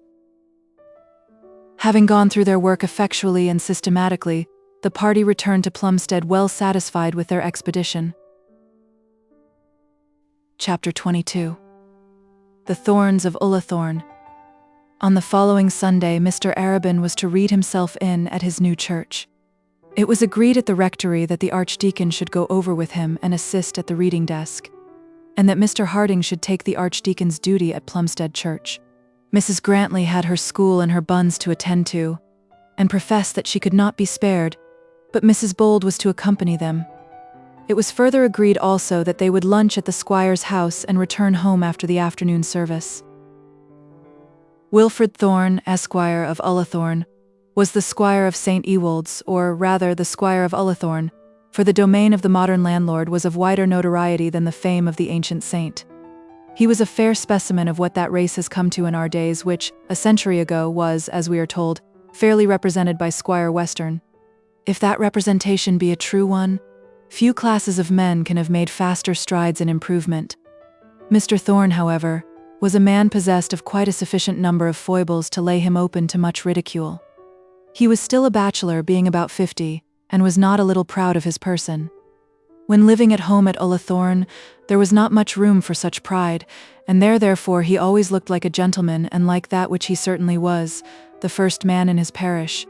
But during the month or 6 weeks which he annually spent in London, he tried so hard to look like a great man there also, which he certainly was not, that he was put down as a fool by many at his club.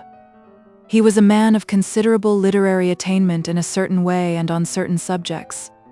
His favourite authors were Montaigne and Burton, and he knew more perhaps than any other man in his own county, and the next to it of the English essayists of the 2 last centuries. He possessed complete sets of the Idler, the Spectator, the Tatler, the Guardian, and the Rambler, and would discourse by hours together on the superiority of such publications to anything which has since been produced in our Edinburghs and Quarterlies. He was proficient in all questions of genealogy, and knew enough of almost every gentleman's family in England to say of what blood and lineage were descended all those who had any claim to be considered as possessors of any such luxuries. For blood and lineage he himself had a most profound respect. He counted back his own ancestors to some period long antecedent to the Conquest, and could tell you, if you would listen to him, how it had come to pass that they, like Cedric the Saxon, had been permitted to hold their own among the Norman barons.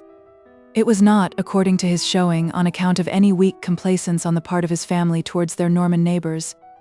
Some Ealfried of Ullathorne once fortified his own castle and held out. Not only that, but the then existing Cathedral of Barchester also, against one Geoffrey de Burgh, in the time of King John, and Mr. Thorne possessed the whole history of the siege written on vellum and illuminated in a most costly manner. It little signified that no one could read the writing, as, had that been possible, no one could have understood the language. Mr. Thorne could, however, give you all the particulars in good English, and had no objection to do so. It would be unjust to say that he looked down on men whose families were of recent date. He did not do so.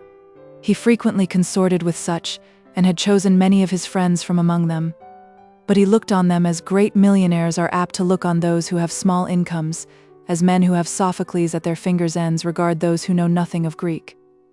They might doubtless be good sort of people, entitled to much praise for virtue, very admirable for talent, highly respectable in every way, but they were without the one great good gift. Such was Mr. Thorne's way of thinking on this matter. Nothing could atone for the loss of good blood, nothing could neutralize its good effects. Few indeed were now possessed of it, but the possession was on that account the more precious. It was very pleasant to hear Mr. Thorne descant on this matter. Were you in your ignorance to surmise that such a one was of a good family? Because the head of his family was a baronet of an old date, he would open his eyes with a delightful look of affected surprise, and modestly remind you that baronetcies only dated from James I. He would gently sigh if you spoke of the blood of the Fitzgeralds and de Burghs, would hardly allow the claims of the Howards and Lowthers, and has before now alluded to the Talbots as a family who had hardly yet achieved the full honours of a pedigree. In speaking once of a widespread race whose name had received the honours of 3 coronets, scions from which sat for various constituencies, some one of whose members had been in almost every cabinet formed during the present century, a brilliant race such as there are few in England, Mr. Thorne had called them all dirt. He had not intended any disrespect to these men. He admired them in many senses, and allowed them their privileges without envy. He had merely meant to express his feeling that the streams which ran through their veins were not yet purified by time to that perfection, had not become so genuine an ichor, as to be worthy of being called blood in the genealogical sense. When Mr. Arabin was first introduced to him, Mr. Thorne had immediately suggested that he was one of the Arabins of Uphill Stanton. Mr. Arabin replied that he was a very distant relative of the family alluded to. To this Mr. Thorne surmised that the relationship could not be very distant. Mr. Arabin assured him that it was so distant that the families knew nothing of each other. Mr. Thorne laughed his gentle laugh at this and told Mr. Arabin that there was now existing no branch of his family separated from the parent stock at an earlier date than the reign of Elizabeth, and that therefore Mr. Arabin could not call himself distant. Mr. Arabin himself was quite clearly an Arabin of Uphill Stanton. "But," said the vicar, "Uphill Stanton has been sold to the de Greys and has been in their hands for the last 50 years. And when it has been there 150, if it unluckily remain there so long," said Mr. Thorne, "your descendants will not be a whit the less entitled to describe themselves as being of the family of Uphill Stanton. Thank God no de Grey can buy that, and thank God no Arabin, and no Thorne can sell it." In politics, Mr. Thorne was an unflinching conservative. He looked on those 53 Trojans who, as Mr. Dodd tells us, censured free trade in November 1852 as the only patriots left among the public men of England. When that terrible crisis of free trade had arrived, when the repeal of the Corn Laws was carried by those very men whom Mr. Thorne had hitherto regarded as the only possible saviors of his country, he was for a time paralyzed. His country was lost, but that was comparatively a small thing. Other countries had flourished and fallen, and the human race still went on improving under God's providence. But now all trust in human faith must forever be at an end. Not only must ruin come, but it must come through the apostasy of those who had been regarded as the truest of true believers. Politics in England as a pursuit for gentlemen must be at an end. Had Mr. Thorne been trodden underfoot by a Whig, he could have borne it as a Tory and a martyr, but to be so utterly thrown over and deceived by those he had so earnestly supported, so thoroughly trusted, was more than he could endure and live. He therefore ceased to live as a politician, and refused to hold any converse with the world at large on the state of the country.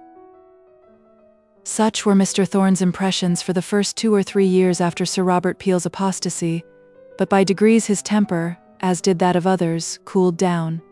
He began once more to move about, to frequent the bench and the market, and to be seen at dinners shoulder to shoulder with some of those who had so cruelly betrayed him.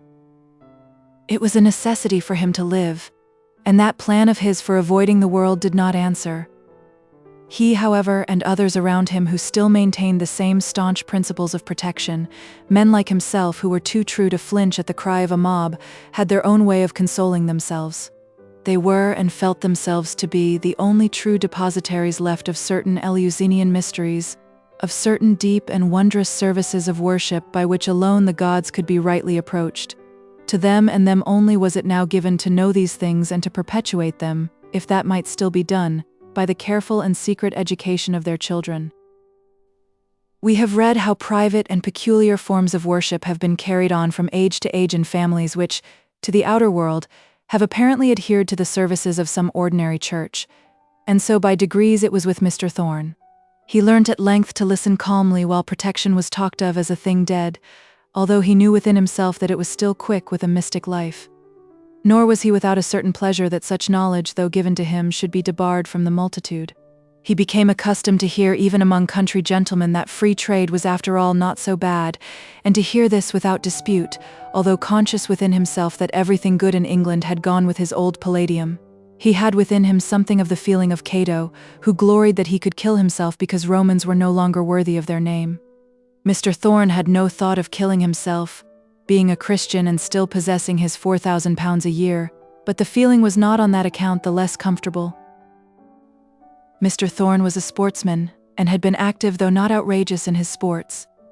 Previous to the great downfall of politics in his county, he had supported the hunt by every means in his power. He had preserved game till no goose or turkey could show a tail in the parish of St. Ewold's. He had planted gorse covers with more care than oaks and larches. He had been more anxious for the comfort of his foxes than of his ewes and lambs. No meet had been more popular than Ullathorne. No man's stables had been more liberally open to the horses of distant men than Mr. Thorne's. No man had said more, written more, or done more to keep the club up.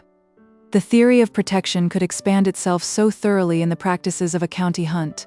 But when the great ruin came, when the noble master of the Barchester hounds supported the recreant minister in the House of Lords, and basely surrendered his truth, his manhood, his friends, and his honor for the hope of a garter, then Mr. Thorne gave up the hunt. He did not cut his covers, for that would not have been the act of a gentleman. He did not kill his foxes, for that according to his light would have been murder. He did not say that his covers should not be drawn, or his earths stopped, for that would have been illegal according to the bylaws prevailing among country gentlemen. But he absented himself from home on the occasion of every meet at Ullathorne, left the covers to their fate, and could not be persuaded to take his pink coat out of his press, or his hunters out of his stable. This lasted for 2 years, and then by degrees he came round. He first appeared at a neighboring meet on a pony, dressed in his shooting coat, as though he had trotted in by accident. Then he walked up one morning on foot to see his favorite gorse drawn, and when his groom brought his mare out by chance, he did not refuse to mount her. He was next persuaded by one of the immortal 53 to bring his hunting materials over to the other side of the county and take a fortnight with the hounds there, and so gradually he returned to his old life. But in hunting as in other things he was only supported by an inward feeling of mystic superiority to those with whom he shared the common breath of outer life. Mr. Thorne did not live in solitude at Ullathorne.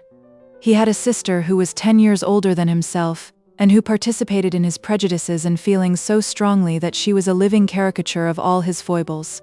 She would not open a modern quarterly, did not choose to see a magazine in her drawing room, and would not have polluted her fingers with a shred of the Times for any consideration. She spoke of Addison, Swift, and Steele, as though they were still living, regarded Defoe as the best-known novelist of his country, and thought of Fielding as a young but meritorious novice in the fields of romance.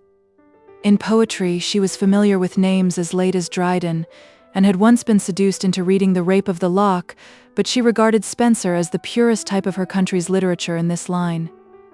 Genealogy was her favorite insanity. Those things which are the pride of most genealogists were to her contemptible. Arms and mottos set her beside herself. Ealfried of Ullathorne had wanted no motto to assist him in cleaving to the brisket Geoffrey de Burgh, and Ealfried's great-grandfather, the gigantic Ullafrid, had required no other arms than those which nature gave him to hurl from the top of his own castle, a cousin of the base invading Norman. To her all modern English names were equally insignificant. Hengist, Horsa, and such like had for her ears the only true savour of nobility.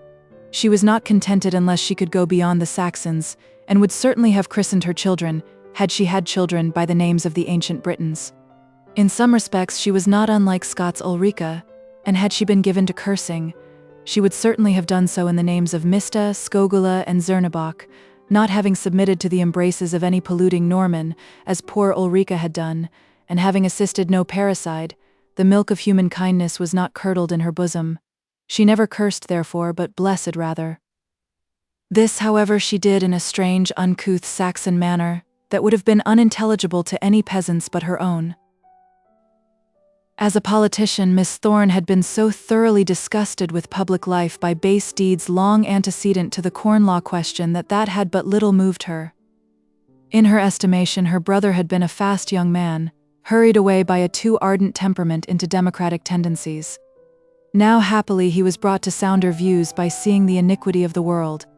She had not yet reconciled herself to the Reform Bill, and still groaned in spirit over the defalcations of the Duke as touching the Catholic emancipation.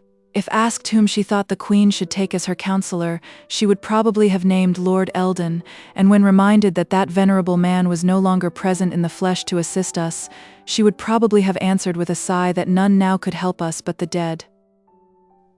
In religion, Miss Thorne was a pure Druidess. We would not have it understood by that she did actually in these latter days assist at any human sacrifices, or that she was in fact hostile to the Church of Christ. She had adopted the Christian religion as a milder form of the worship of her ancestors, and always appealed to her doing so as evidence that she had no prejudices against reform, when it could be shown that reform was salutary.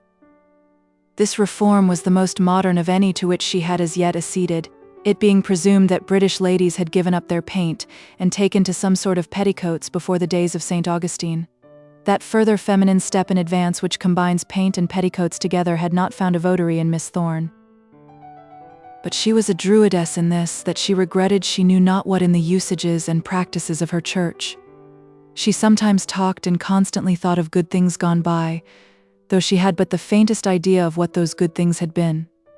She imagined that a purity had existed which was now gone, that a piety had adorned our pastors and a simple docility our people, for which it may be feared history gave her but little true warrant. She was accustomed to speak of Cranmer as though he had been the firmest and most simple-minded of martyrs, and of Elizabeth as though the pure Protestant faith of her people had been the one anxiety of her life. It would have been cruel to undeceive her, had it been possible, but it would have been impossible to make her believe that the one was a time-serving priest, willing to go any length to keep his place, and that the other was in heart a papist, with this sole proviso, that she should be her own pope. And so Miss Thorne went on sighing and regretting, looking back to the divine right of kings as the ruling axiom of a golden age, and cherishing, low down in the bottom of her heart of hearts, a dear unmentioned wish for the restoration of some exiled Stuart, who would deny her the luxury of her sighs or the sweetness of her soft regrets. In her person and her dress she was perfect, and well she knew her own perfection. She was a small, elegantly made old woman, with a face from which the glow of her youth had not departed without leaving some streaks of a roseate hue. She was proud of her color, proud of her gray hair which she wore in short crisp curls peering out all around her face from her dainty white lace cap. To think of all the money that she spent in lace used to break the heart of poor Mrs. Quiverful with her 7 daughters. She was proud of her teeth, which were still white and numerous, proud of her bright, cheery eye, proud of her short, jaunty step, and very proud of the neat, precise, small feet with which those steps were taken. She was proud also, very proud of the rich brocaded silk in which it was her custom to ruffle through her drawing-room. We know what was the custom of the Lady of Branksome. 29 knights of fame hung their shields in Branksome Hall. The Lady of Ullathorne was not so martial in her habits, but hardly less costly. She might have boasted that 29 silken skirts might have been produced in her chamber, each fit to stand alone.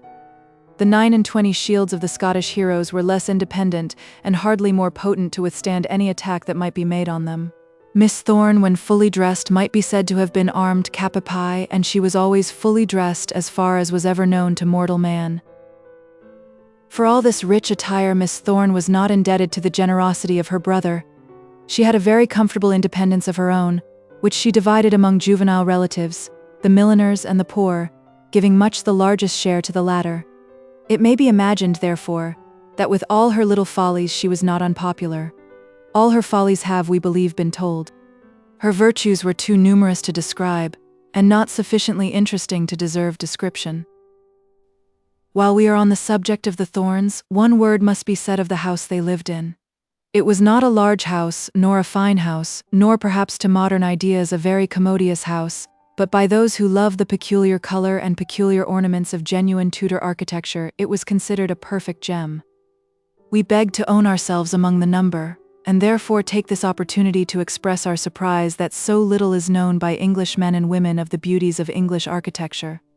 The ruins of the Colosseum, the Campanile at Florence, St. Mark's, Cologne, the Bourse and Notre Dame are with our tourists as familiar as household words, but they know nothing of the glories of Wiltshire, Dorsetshire and Somersetshire. Nay, we much question whether many noted travellers, men who have pitched their tents perhaps under Mount Sinai, are not still ignorant that there are glories in Wiltshire, Dorsetshire and Somersetshire. We beg that they will go and see. Mr. Thorne's house was called Ullathorne Court, and was properly so called, for the house itself formed 2 sides of a quadrangle, which was completed on the other 2 sides by a wall about 20 feet high. This wall was built of cut stone, rudely cut indeed, and now much worn, but of a beautiful, rich, tawny yellow color, the effect of that stone crop of minute growth which it had taken 3 centuries to produce. The top of this wall was ornamented by huge round stone balls of the same color as the wall itself. Entrance into the court was had through a pair of iron gates so massive that no one could comfortably open or close them, consequently they were rarely disturbed. From the gateway 2 paths led obliquely across the court, that to the left reaching the hall door, which was in the corner made by the angle of the house, and that to the right leading to the back entrance, which was at the further end of the longer portion of the building. With those who are now adepts in contriving house accommodation, it will militate much against Ullathorne Court that no carriage could be brought to the hall door. If you enter Ullathorne at all, you must do so, fair reader, on foot, or at least in a bath chair. No vehicle drawn by horses ever comes within that iron gate. But this is nothing to the next horror that will encounter you.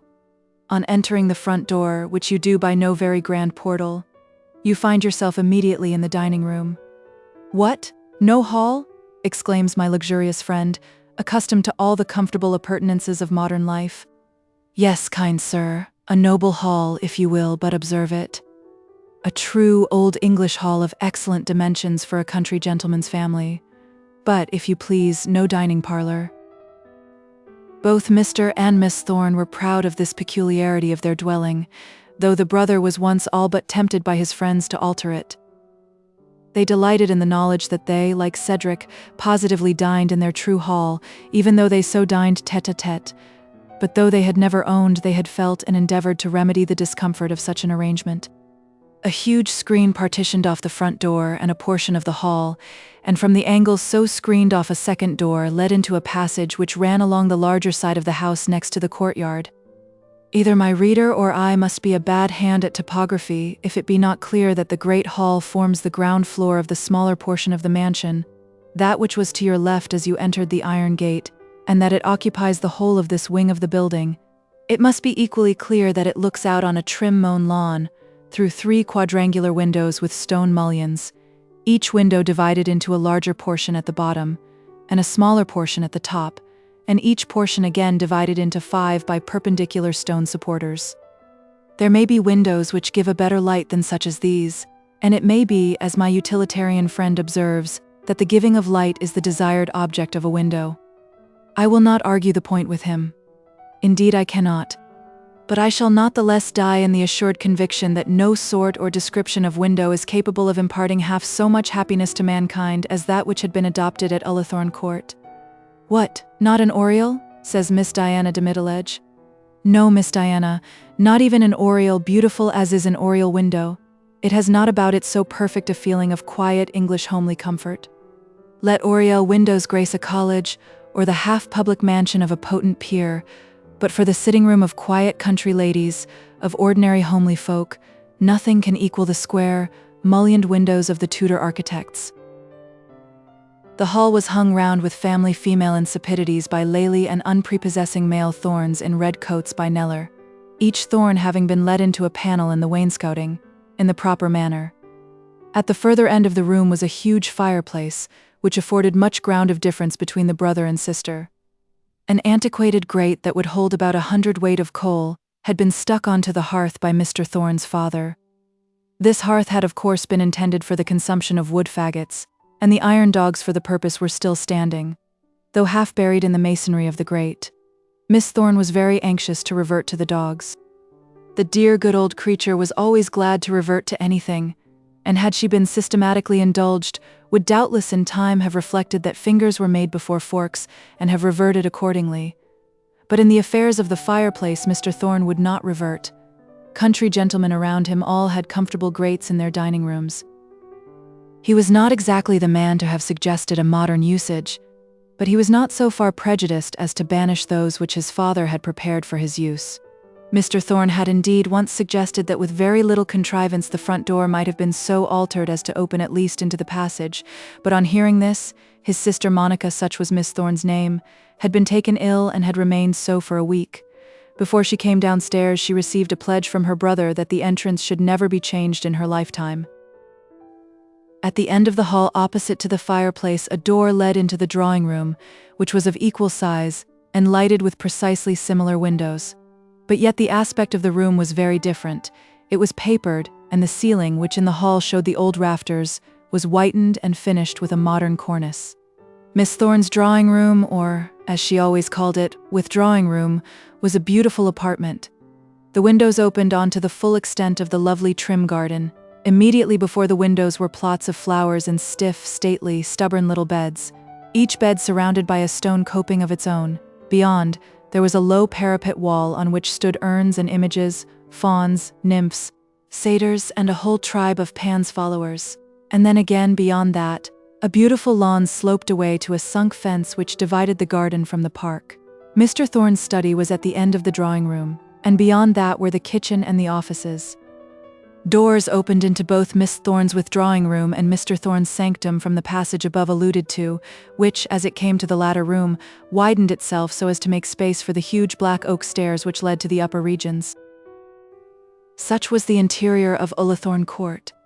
But having thus described it, perhaps somewhat too tediously, we beg to say that it is not the interior to which we wish to call the English tourist's attention, though we advise him to lose no legitimate opportunity of becoming acquainted with it in a friendly manner. It is the outside of Ullathorne that is so lovely. Let the tourist get admission at least into the garden and fling himself on that soft sward just opposite to the exterior angle of the house. He will there get the double frontage and enjoy that which is so lovely, the expanse of architectural beauty without the formal dullness of one long line. It is the color of Ullathorne that is so remarkable. It is of that delicious tawny hue which no stone can give, unless it has on it the vegetable richness of centuries. Strike the wall with your hand, and you will think that the stone has on it no covering, but rub it carefully, and you will find that the color comes off upon your finger. No colorist that ever yet worked from a palette has been able to come up to this rich coloring of years crowding themselves on years. Ullathorne is a high building for a country house, for it possesses 3 stories, and in each story the windows are of the same sort as that described, though varying in size and varying also in their lines athwart the house. Those of the ground floor are all uniform in size and position. But those above are irregular both in size and place, and this irregularity gives a bizarre and not unpicturesque appearance to the building. Along the top on every side runs a low parapet, which nearly hides the roof, and at the corners are more figures of fawns and satyrs. Such is Ullathorne House. But we must say one word of the approach to it, which shall include all the description which we mean to give of the church also. The picturesque old church of St. Ewold stands immediately opposite to the iron gates which open into the court, and is all but surrounded by the branches of the lime trees which form the avenue leading up to the house from both sides.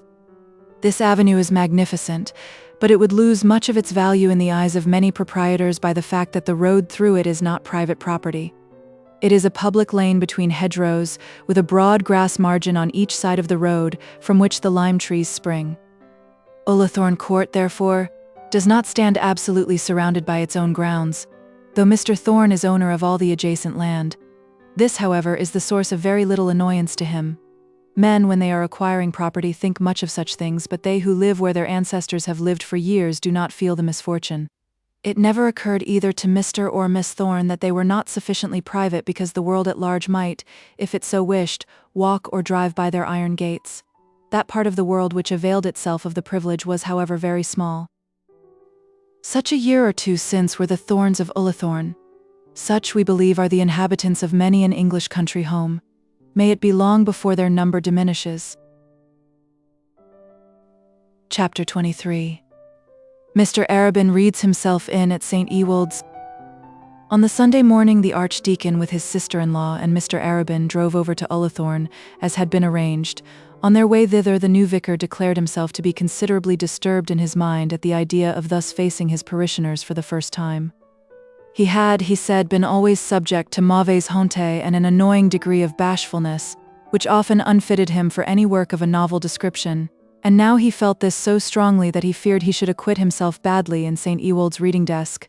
He knew, he said, that those sharp little eyes of Miss Thorne would be on him, and that they would not approve.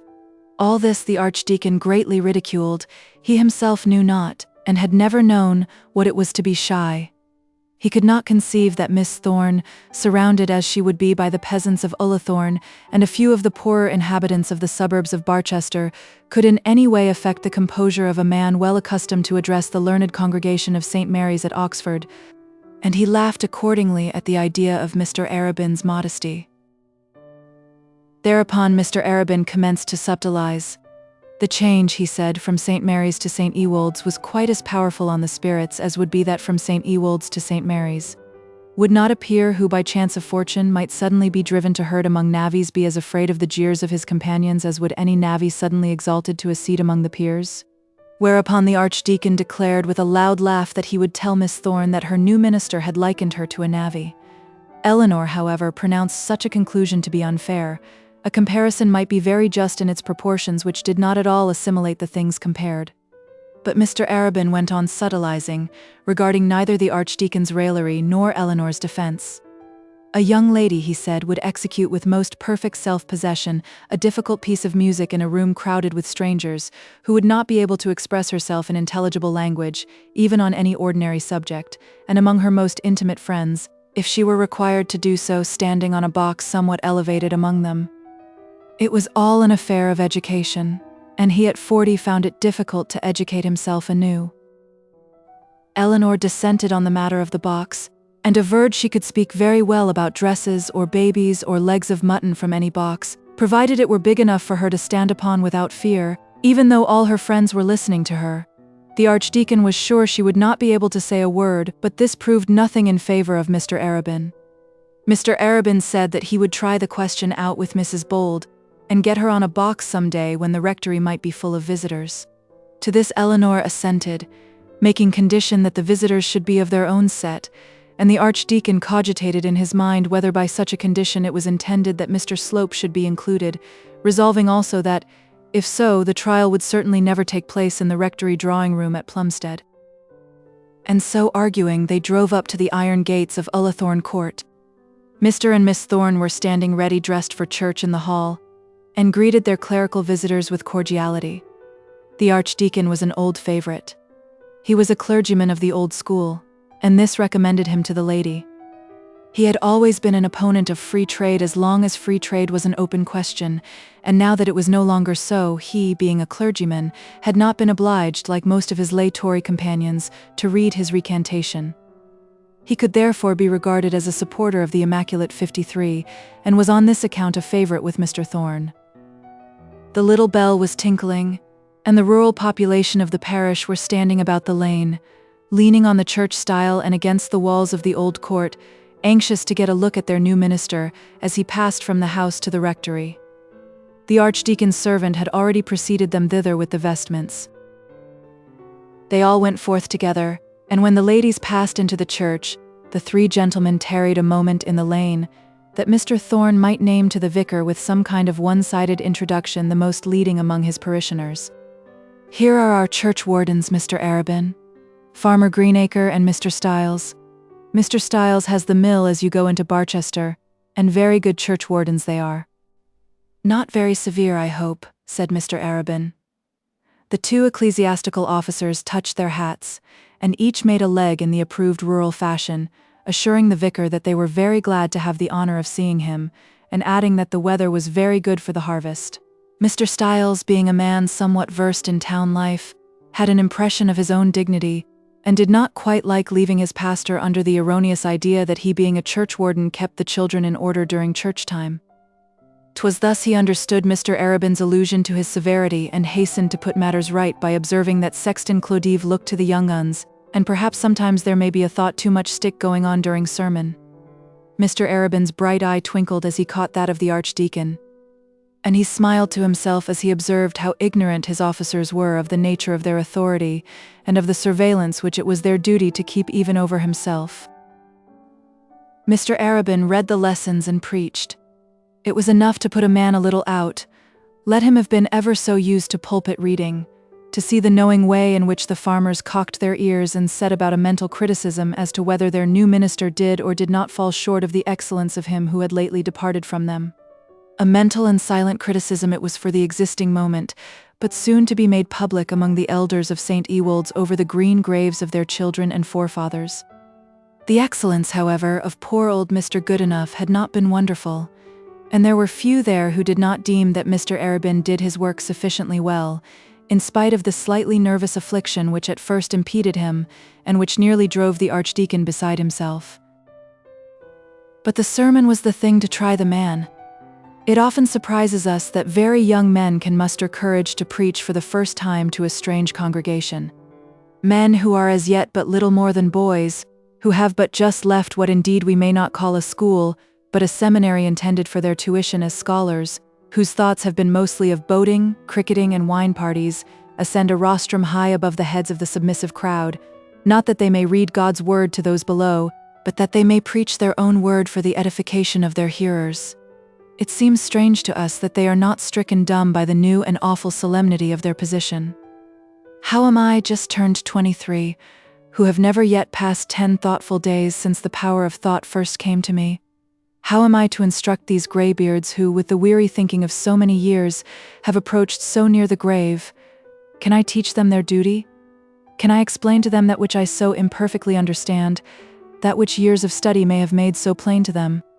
Has my newly acquired privilege as one of God's ministers imparted to me as yet any fitness for the wonderful work of a preacher?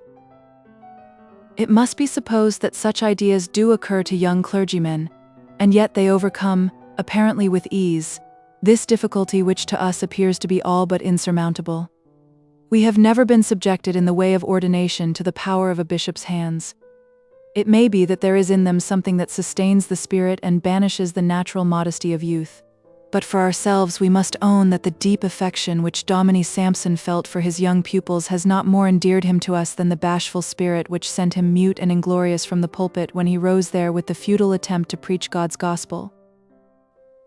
There is a rule in our church which forbids the younger order of our clergymen to perform a certain portion of the service. The absolution must be read by a minister in priest's orders. If there be no such minister present, the congregation can have the benefit of no absolution but that which each may succeed in administering to himself. The rule may be a good one, though the necessity for it hardly comes home to the general understanding. But this forbearance on the part of youth would be much more appreciated if it were extended likewise to sermons. The only danger would be that congregations would be too anxious to prevent their young clergymen from advancing themselves in the ranks of the ministry. Clergymen who could not preach would be such blessings that they would be bribed to adhere to their incompetence. Mr. Arabin, however, had not the modesty of youth to impede him, and he succeeded with his sermon even better than with the lessons. He took for his text 2 verses out of the 2nd epistle of St. John: "Whosoever transgresseth, and abideth not in the doctrine of Christ, hath not God. He that abideth in the doctrine of Christ, he hath both the Father and the Son.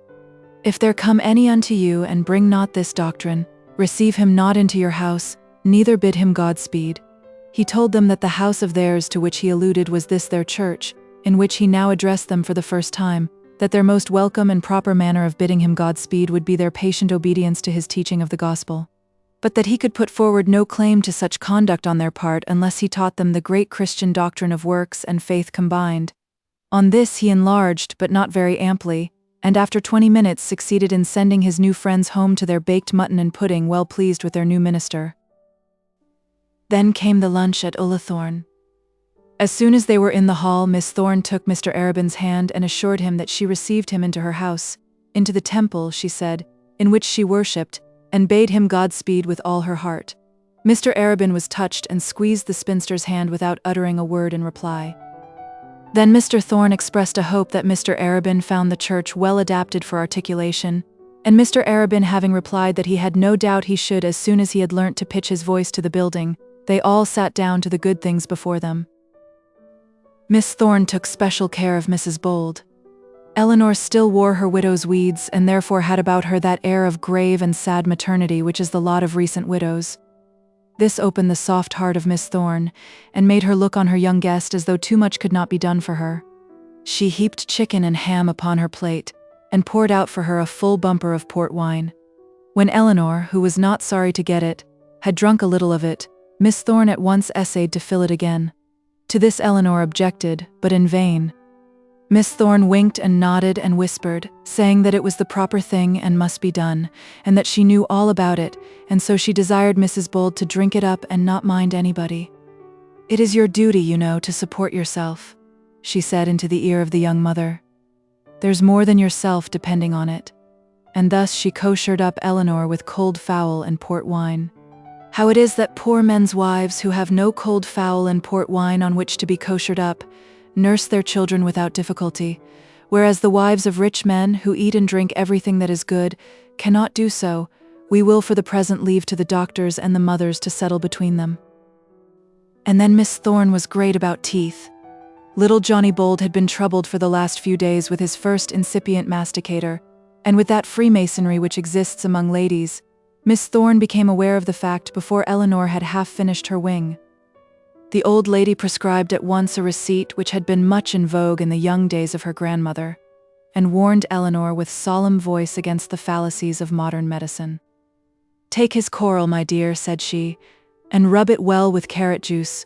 Rub it till the juice dries on it, and then give it him to play with." "But he hasn't got a coral," said Eleanor. "Not got a coral," said Miss Thorne with almost angry vehemence. "Not got a coral, how can you expect that he should cut his teeth? Have you got Daffy's elixir?" Eleanor explained that she had not. It had not been ordered by Mr. Rerechild, the Barchester doctor whom she employed, and then the young mother mentioned some shockingly modern succedaneum which Mr. Rerechild's new lights had taught him to recommend. Miss Thorne looked awfully severe. "Take care, my dear," said she, "that the man knows what he's about. Take care he doesn't destroy your little boy. But," and she softened into sorrow as she said it, and spoke more in pity than in anger. "But I don't know who there is in Barchester now that you can trust. Poor dear old Dr. Bumpwell, indeed." "Why, Miss Thorne? He died when I was a little girl." "Yes, my dear, he did, and an unfortunate day it was for Barchester. As to those young men that have come up since, Mr. Rerechild, by the by, was quite as old as Miss Thorne herself. One doesn't know where they came from or who they are, or whether they know anything about their business or not." "I think there are very clever men in Barchester," said Eleanor. "Perhaps there may be, only I don't know them. And it's admitted on all sides that medical men aren't now what they used to be. They used to be talented, observing, educated men. But now any whippersnapper out of an apothecary's shop can call himself a doctor. I believe no kind of education is now thought necessary." Eleanor was herself the widow of a medical man and felt a little inclined to resent all these hard sayings, but Miss Thorne was so essentially good-natured that it was impossible to resent anything she said. She therefore sipped her wine and finished her chicken. "At any rate, my dear, don't forget the carrot juice, and by all means get him a coral at once. My grandmother Thorne had the best teeth in the county and carried them to the grave with her at 80. I have heard her say it was all the carrot juice. She couldn't bear the Barchester doctors. Even poor old Dr. Bumpwell didn't please her." It clearly never occurred to Miss Thorne that some 50 years ago Dr. Bumpwell was only a rising man and therefore as much in need of character in the eyes of the then ladies of Ullathorne as the present doctors were in her own. The Archdeacon made a very good lunch, and talked to his host about turnip drillers and new machines for reaping, while the host, thinking it only polite to attend to a stranger, and fearing that perhaps he might not care about turnip crops on a Sunday, mooted all manner of ecclesiastical subjects. "I never saw a heavier lot of wheat, Thorne, than you've got there in that field beyond the copse." "I suppose that's guano," said the Archdeacon. "Yes, guano. I get it from Bristol myself. You'll find you often have a tolerable congregation of Barchester people out here, Mr. Arabin. They are very fond of St. Ewold's, particularly of an afternoon when the weather is not too hot for the walk." "I am under an obligation to them for staying away today, at any rate," said the vicar. "The congregation can never be too small for a maiden sermon." "I got 1.5 tons at Bradley's in High Street," said the Archdeacon, "and it was a complete take-in. I don't believe there was 500 weight of guano in it." "That Bradley never has anything good," said Miss Thorne, who had just caught the name during her whisperings with Eleanor. "And such a nice shop as there used to be in that very house before he came. Wilfred, don't you remember what good things old Ambeloff used to have?" "There have been 3 men since Ambeloff's time," said the Archdeacon, "and each as bad as the other. But who gets it for you at Bristol, Thorne?" "I ran up myself this year and bought it out of the ship. I am afraid as the evenings get shorter, Mr. Arabin, you'll find the reading desk too dark. I must send a fellow with an axe and make him lop off some of those branches." Mr. Arabin declared that the morning light at any rate was perfect, and deprecated any interference with the lime trees. And then they took a stroll out among the trim parterres, and Mr. Arabin explained to Mrs. Bold the difference between a naiad and a dryad, and dilated on vases and the shapes of urns. Miss Thorne busied herself among her pansies, and her brother, finding it quite impracticable to give anything of a peculiarly Sunday tone to the conversation, abandoned the attempt and had it out with the Archdeacon about the Bristol guano. At 3 o'clock they again went into church, and now Mr. Arabin read the service and the Archdeacon preached. Nearly the same congregation was present, with some adventurous pedestrians from the city, who had not thought the heat of the midday August sun too great to deter them. The Archdeacon took his text from the Epistle to Philemon. "I beseech thee for my son Onesimus, whom I have begotten in my bonds." From such a text it may be imagined the kind of sermon which Dr. Grantley preached, and on the whole it was neither dull, nor bad, nor out of place. He told them that it had become his duty to look about for a pastor for them, to supply the place of one who had been long among them, and that in this manner he regarded as a son him whom he had selected, as St. Paul had regarded the young disciple whom he sent forth. Then he took a little merit to himself for having studiously provided the best man he could without reference to patronage or favor. But he did not say that the best man according to his views was he who was best able to subdue Mr. Slope, and make that gentleman's situation in Barchester too hot to be comfortable. As to the bonds, they had consisted in the exceeding struggle which he had made to get a good clergyman for them. He deprecated any comparison between himself and St. Paul, but said that he was entitled to beseech them for their goodwill towards Mr. Arabin, in the same manner that the apostle had besought Philemon and his household with regard to Onesimus. The archdeacon's sermon, text, blessing and all, was concluded within the half-hour. Then they shook hands with their Ullathorne friends and returned to Plumstead. 'Twas thus that Mr. Arabin read himself in at St. Ewold's. Chapter 24. Mr. Slope manages matters very cleverly at Puddingdale. The next 2 weeks passed pleasantly enough at Plumstead. The whole party there assembled seemed to get on well together. Eleanor made the house agreeable, and the Archdeacon and Mr. Grantley seemed to have forgotten her iniquity as regarded Mr. Slope. Mr. Harding had his violoncello, and played to them while his daughters accompanied him. Johnny Bold, by the help either of Mr. Rerechild or else by that of his coral and carrot juice, got through his teething troubles. There had been gaieties, too, of all sorts. They had dined at Ullathorne, and the Thornes had dined at the rectory. Eleanor had been duly put to stand on her box, and in that position had found herself quite unable to express her opinion on the merits of flounces, such having been the subject given to try her elocution. Mr. Arabin had of course been much in his own parish, looking to the doings at his vicarage, calling on his parishioners, and taking on himself the duties of his new calling. But still he had been every evening at Plumstead, and Mrs. Grantley was partly willing to agree with her husband that he was a pleasant inmate in a house. They had also been at a dinner party at Dr. Stanhope's, of which Mr. Arabin had made one. He also, moth-like, burnt his wings in the flames of the signora's candle. Mrs. Bold, too, had been there, and had felt somewhat displeased with the taste, want of taste she called it, shown by Mr. Arabin in paying so much attention to Madame Neroni. It was as infallible that Madeline should displease and irritate the women as that she should charm and captivate the men. The one result followed naturally on the other. It was quite true that Mr. Arabin had been charmed. He thought her a very clever and a very handsome woman. He thought also that her peculiar affliction entitled her to the sympathy of all. He had never, he said, met so much suffering joined to such perfect beauty and so clear a mind. 'Twas thus he spoke of the Signora, coming home in the Archdeacon's carriage, and Eleanor by no means liked to hear the praise. It was, however, exceedingly unjust of her to be angry with Mr. Arabin, as she had herself spent a very pleasant evening with Bertie Stanhope, who had taken her down to dinner and had not left her side for one moment after the gentlemen came out of the dining-room. It was unfair that she should amuse herself with Bertie and yet begrudge her new friend his license of amusing himself with Bertie's sister, and yet she did so. She was half angry with him in the carriage and said something about meretricious manners. Mr. Arabin did not understand the ways of women very well, or else he might have flattered himself that Eleanor was in love with him. But Eleanor was not in love with him. How many shades there are between love and indifference, and how little the graduated scale is understood.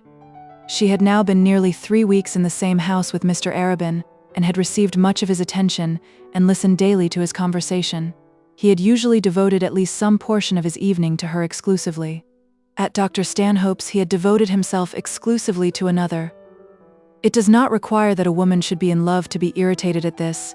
It does not require that she should even acknowledge to herself that it is unpleasant to her. Eleanor had no such self-knowledge. She thought in her own heart that it was only on Mr. Arabin's account that she regretted that he could condescend to be amused by the Signora. "I thought he had more mind," she said to herself, as she sat watching her baby's cradle on her return from the party. "After all, I believe Mr. Stanhope is the pleasanter man of the two." Alas for the memory of poor John Bold. Eleanor was not in love with Bertie Stanhope, nor was she in love with Mr. Arabin. But her devotion to her late husband was fast fading when she could revolve in her mind, over the cradle of his infant, the faults and failings of other aspirants to her favor. Will anyone blame my heroine for this? Let him or her rather thank God for all his goodness, for his mercy endureth forever. Eleanor in truth was not in love. Neither was Mr. Arabin. Neither indeed was Bertie Stanhope, though he had already found occasion to say nearly as much as that he was. The widow's cap had prevented him from making a positive declaration, when otherwise he would have considered himself entitled to do so on a third or fourth interview.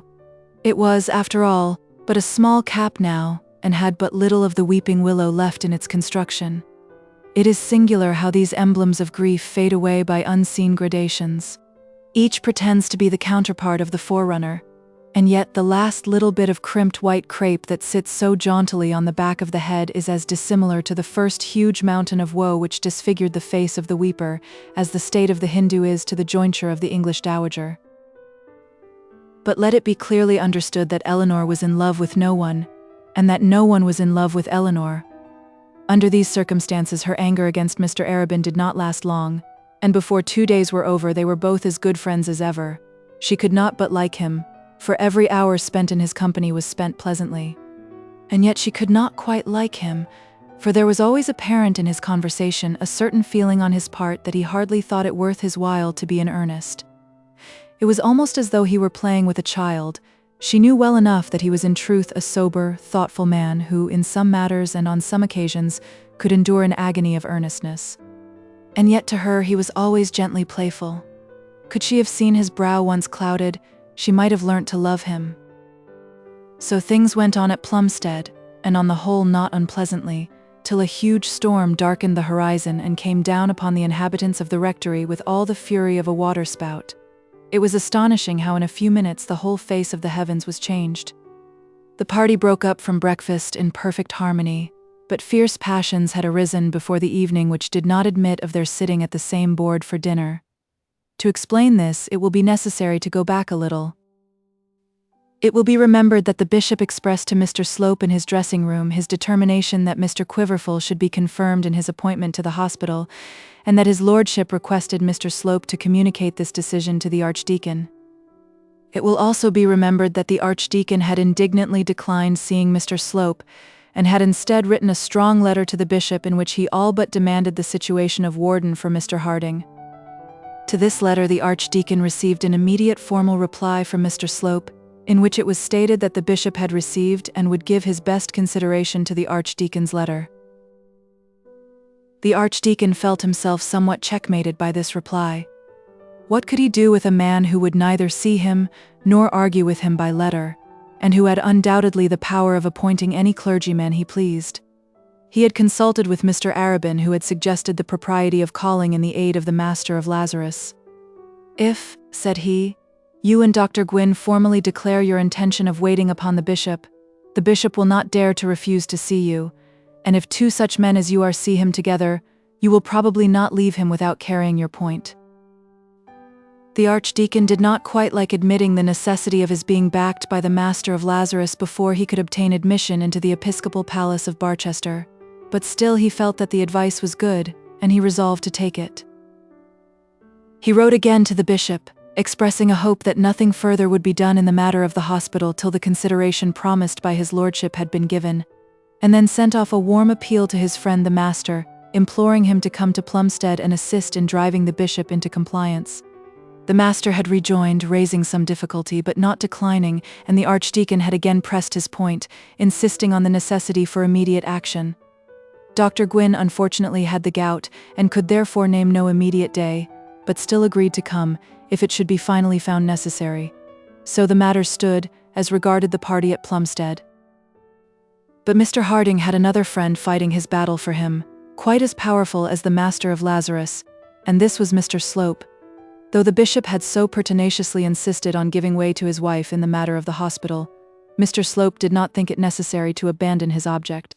He thought daily more and more reason to imagine that the widow would receive his overtures favourably, and he could not but feel that Mr. Harding at the hospital, and placed there by his means, would be more likely to receive him as a son-in-law than Mr. Harding growling in opposition and disappointment under the archdeacon's wing at Plumstead. Moreover, to give Mr. Slope due credit, he was actuated by greater motives even than these. He wanted a wife, and he wanted money, but he wanted power more than either. He had fully realized the fact that he must come to blows with Mrs. Proudie. He had no desire to remain in Barchester as her chaplain. Sooner than do so, he would risk the loss of his whole connection with the diocese. What? Was he to feel within him the possession of no ordinary talents? Was he to know himself to be courageous, firm, and, in matters where his conscience did not interfere, unscrupulous, and yet he contented to be the working factotum of a woman prelate? Mr. Slope had higher ideas of his own destiny. Either he or Mrs. Proudie must go to the wall, and now had come the time when he would try which it should be. the bishop had declared that Mr. Quiverful should be the new warden. As Mr. Slope went downstairs, prepared to see the archdeacon if necessary, but fully satisfied that no such necessity would arise, he declared to himself that Mr. Harding should be warden. With the object of carrying this point, he rode over to Puddingdale and had a further interview with the worthy expectant of clerical good things. Mr. Quiverful was on the whole a worthy man. The impossible task of bringing up as ladies and gentlemen 14 children on an income which was insufficient to give them with decency the common necessaries of life had had an effect upon him not beneficial either to his spirit or his keen sense of honor. Who can boast that he would have supported such a burden with a different result? Mr. Quiverful was an honest, painstaking, drudging man, anxious indeed for bread and meat, anxious for means to quiet his butcher and cover with returning smiles the now sour countenance of the baker's wife, but anxious also to be right with his own conscience. He was not careful, as another might be who sat on an easier worldly seat, to stand well with those around him, to shun a breath which might sully his name, or a rumor which might affect his honor. He could not afford such niceties of conduct, such moral luxuries. It must suffice for him to be ordinarily honest according to the ordinary honesty of the world's ways, and to let men's tongues wag as they would. He had felt that his brother clergymen, men whom he had known for the last 20 years, looked coldly on him from the first moment that he had shown himself willing to sit at the feet of Mr. Slope. He had seen that their looks grew colder still when it became bruited about that he was to be the bishop's new warden at Hiram's hospital. This was painful enough, but it was the cross which he was doomed to bear. He thought of his wife, whose last new silk dress was 6 years in wear. He thought of all his young flock, whom he could hardly take to church with him on Sundays, for there were not decent shoes and stockings for them all to wear. He thought of the well-worn sleeves of his own black coat and of the stern face of the draper, from whom he would fain ask for cloth to make another. Did he not know that the credit would be refused him? Then he thought of the comfortable house in Barchester, of the comfortable income, of his boys sent to school, of his girls with books in their hands instead of darning needles, of his wife's face again covered with smiles, and of his daily board again covered with plenty. He thought of these things, and do thou also, reader, think of them, and then wonder, if thou canst, that Mr. Slope had appeared to him to possess all those good gifts which could grace a bishop's chaplain. How beautiful upon the mountains are the feet of him that bringeth good tidings. Why, moreover, should the Barchester clergy have looked coldly on Mr. Quiverful? Had they not all shown that they regarded with complacency the loaves and fishes of their mother church? Had they not all, by some hook or crook, done better for themselves than he had done? They were not burdened as he was burdened. Dr. Grantley had 5 children, and nearly as many thousands a year on which to feed them. It was very well for him to turn up his nose at a new bishop who could do nothing for him, and a chaplain who was beneath his notice.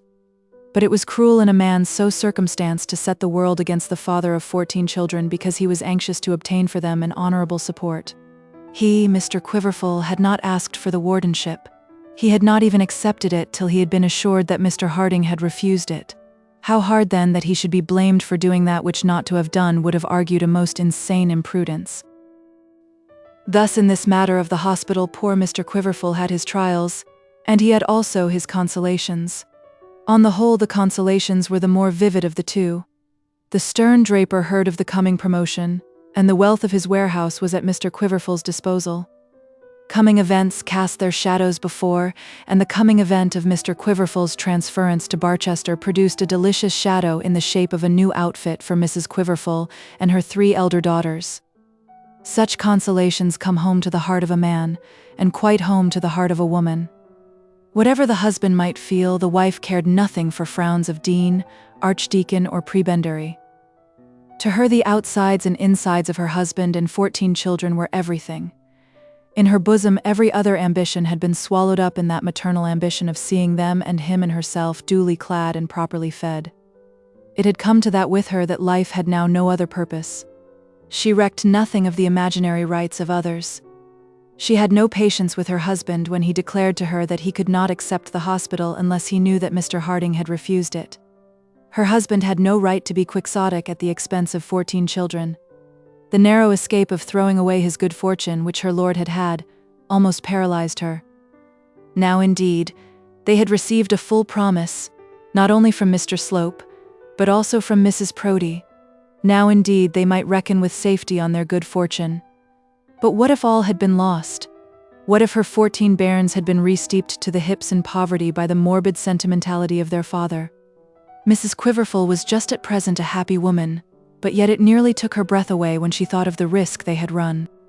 "I don't know what your father means when he talks so much of what is due to Mr. Harding," she said to her eldest daughter. "Does he think that Mr. Harding would give him £450 a year out of fine feeling? And what signifies it whom he offends, as long as he gets the place? He does not expect anything better. It passes me to think how your father can be so soft, while everybody around him is so griping." Thus, while the outer world was accusing Mr. Quiverful of rapacity for promotion and of disregard to his honor, the inner world of his own household was falling foul of him, with equal vehemence, for his willingness to sacrifice their interests to a false feeling of sentimental pride. It is astonishing how much difference the point of view makes in the aspect of all that we look at. Such were the feelings of the different members of the family at Puddingdale on the occasion of Mr. Slope's second visit. Mrs. Quiverful, as soon as she saw his horse coming up the avenue from the vicarage gate, hastily packed up her huge basket of needlework and hurried herself and her daughter out of the room in which she was sitting with her husband. "It's Mr. Slope," she said. "He's come to settle with you about the hospital. I do hope we shall now be able to move at once." And she hastened to bid the maid of all work go to the door, so that the welcome great man might not be kept waiting. Mr. Slope thus found Mr. Quiverful alone. Mrs. Quiverful went off to her kitchen and back settlements with anxious beating heart, almost dreading that there might be some slip between the cup of her happiness and the lip of her fruition, but yet comforting herself with the reflection that after what had taken place, any such slip could hardly be possible.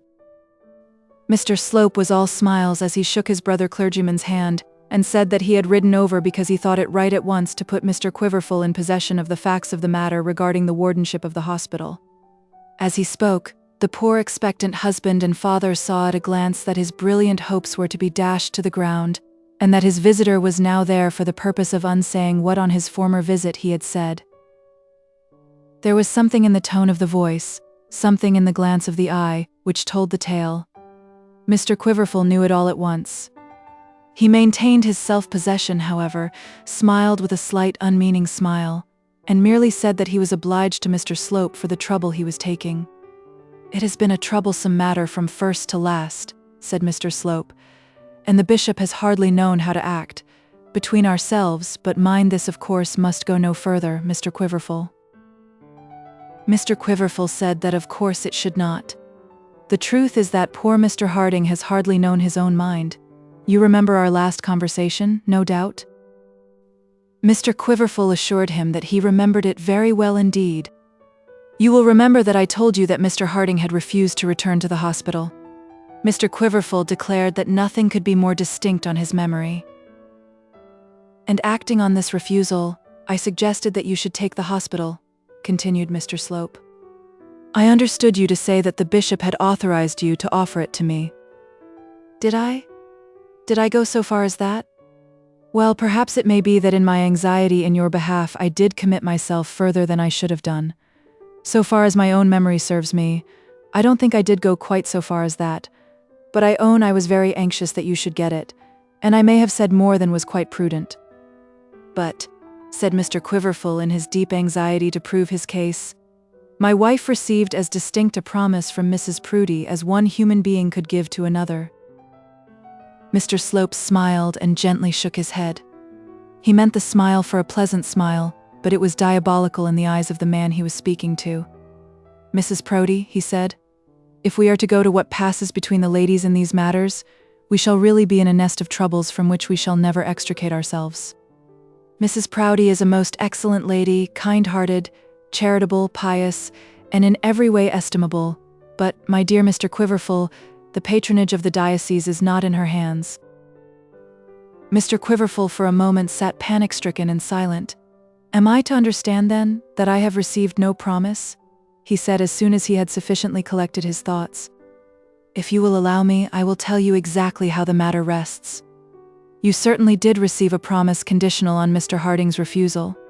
I am sure you will do me the justice to remember that you yourself declared that you could accept the appointment on no other condition than the knowledge that Mr. Harding had declined it." "Yes," said Mr. Quiverful. "I did say that, certainly. Well, it now appears that he did not refuse it. But surely you told me, and repeated it more than once, that he had done so in your own hearing." "So I understood him. But it seems I was in error. But don't for a moment, Mr. Quiverful, suppose that I mean to throw you over. No. Having held out my hand to a man in your position, with your large family and pressing claims, I am not now going to draw it back again. I only want you to act with me fairly and honestly." "Whatever I do, I shall endeavor at any rate to act fairly," said the poor man, feeling that he had to fall back for support on the spirit of martyrdom within him. "I am sure you will," said the other. "I am sure you have no wish to obtain possession of an income which belongs by all right to another. No man knows better than you do Mr. Harding's history, or can better appreciate his character. Mr. Harding is very desirous of returning to his old position, and the bishop feels that he is at the present moment somewhat hampered, though of course he is not bound by the conversation which took place on the matter between you and me." "Well," said Mr. Quiverful, dreadfully doubtful as to what his conduct under such circumstances should be, and fruitlessly striving to harden his nerves with some of that instinct of self-preservation which made his wife so bold. "The wardenship of this little hospital is not the only thing in the bishop's gift, Mr. Quiverful.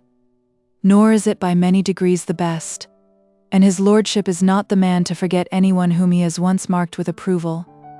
If you would allow me to advise you as a friend—" "Indeed, I shall be most grateful to you," said the poor vicar of Puddingdale.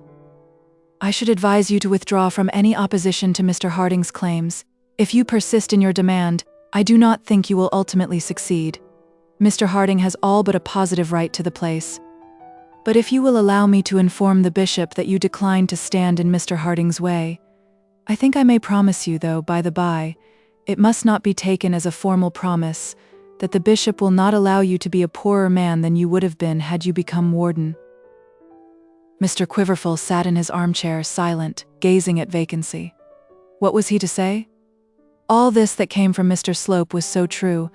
Mr. Harding had a right to the hospital. The bishop had a great many good things to give away. Both the bishop and Mr. Slope would be excellent friends and terrible enemies to a man in his position. And then he had no proof of any promise. He could not force the bishop to appoint him. "Well, Mr. Quiverful, what do you say about it?" "Oh, of course, whatever you think fit, Mr. Slope. It's a great disappointment. A very great disappointment. I won't deny that I am a very poor man, Mr. Slope. In the end, Mr. Quiverful, you will find that it will have been better for you." The interview ended in Mr. Slope receiving a full renunciation from Mr. Quiverful of any claim he might have to the appointment in question. It was only given verbally and without witnesses, but then the original promise was made in the same way. Mr. Slope again assured him that he should not be forgotten, and then rode back to Barchester, satisfied that he would now be able to mold the bishop to his wishes. Chapter 25. 14 arguments in favor of Mr. Quiverful's claims. We have most of us heard of the terrible anger of a lioness when, surrounded by her cubs, she guards her prey. Few of us wish to disturb the mother of a litter of puppies when mouthing a bone in the midst of her young family. Medea and her children are familiar to us, and so is the grief of Constance. Mrs. Quiverful, when she first heard from her husband the news which he had to impart, felt within her bosom all the rage of the lioness, the rapacity of the hound, the fury of the tragic queen, and the deep despair of the bereaved mother. Doting, but yet hardly fearing, what might have been the tenor of Mr. Slope's discourse, she rushed back to her husband as soon as the front door was closed behind the visitor. It was well for Mr. Slope that he so escaped. The anger of such a woman, at such a moment, would have cowed even him. As a general rule, it is highly desirable that ladies should keep their temper. A woman when she storms always makes herself ugly, and usually ridiculous also. There is nothing so odious to man as a virago. Though Theseus loved an Amazon, he showed his love but roughly, and from the time of Theseus downward, no man ever wished to have his wife remarkable rather for forward prowess than retiring gentleness. A low voice is an excellent thing in woman. Such may be laid down as a very general rule, and few women should allow themselves to deviate from it, and then only on rare occasions. But if there be a time when a woman may let her hair to the winds, when she may loose her arms and scream out trumpet-tongue to the ears of men, it is when nature calls out within her not for her own wants, but for the wants of those whom her womb has borne, whom her breasts have suckled, for those who look to her for their daily bread as naturally as man looks to his Creator. There was nothing poetic in the nature of Mrs. Quiverful. She was neither a Medea nor a Constance. When angry, she spoke out her anger in plain words, and in a tone which might have been modulated with advantage, but she did so, at any rate, without affectation. Now, without knowing it, she rose to a tragic vein. "Well, my dear, we are not to have it." Such were the words with which her ears were greeted when she entered the parlor, still hot from the kitchen fire. And the face of her husband spoke even more plainly than his words. E'en such a man so faint, so spiritless, so dull, so dead in look, so woe-begone, drew Priam's curtain in the dead of night.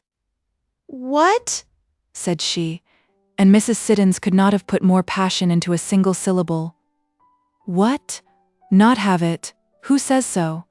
And she sat opposite to her husband, with her elbows on the table, her hands clasped together, and her coarse, solid, but once handsome face stretched over it towards him. She sat as silent as death while he told his story, and very dreadful to him her silence was. He told it very lamely and badly, but still in such a manner that she soon understood the whole of it. "And so you have resigned it?" said she. "I have had no opportunity of accepting it," he replied. "I had no witnesses to Mr. Slope's offer, even if that offer would bind the bishop. It was better for me, on the whole, to keep on good terms with such men than to fight for what I should never get." "Witnesses!" she screamed, rising quickly to her feet and walking up and down the room. "Do clergymen require witnesses to their words? He made the promise in the bishop's name, and if it is to be broken, I'll know the reason why. Did he not positively say that the bishop had sent him to offer you the place?" "He did, my dear. But that is now nothing to the purpose." "It is everything to the purpose, Mr. Quiverful. Witnesses indeed. And then to talk of your honor being questioned because you wish to provide for 14 children. It is everything to the purpose, and so they shall know if I scream it into their ears from the town cross of Barchester. You forget, Letitia, that the bishop has so many things in his gift. We must wait a little longer. That is all." "Wait. Shall we feed the children by waiting? Will waiting put George and Tom and Sam out into the world? Will it enable my poor girls to give up some of their drudgery? Will waiting make Bessie and Jane fit even to be governesses? Will waiting pay for the things we got in Barchester last week? It is all we can do, my dear. The disappointment is as much to me as to you, and yet, God knows, I feel it more for your sake than my own." Mrs. Quiverful was looking full into her husband's face, and saw a small hot tear appear on each of those furrowed cheeks. This was too much for her woman's heart. He also had risen, and was standing with his back to the empty grate. She rushed towards him and, seizing him in her arms, sobbed aloud upon his bosom. "You are too good, too soft, too yielding," she said at last. "These men, when they want you, they use you like a cat's paw, and when they want you no longer, they throw you aside like an old shoe. This is twice they have treated you so.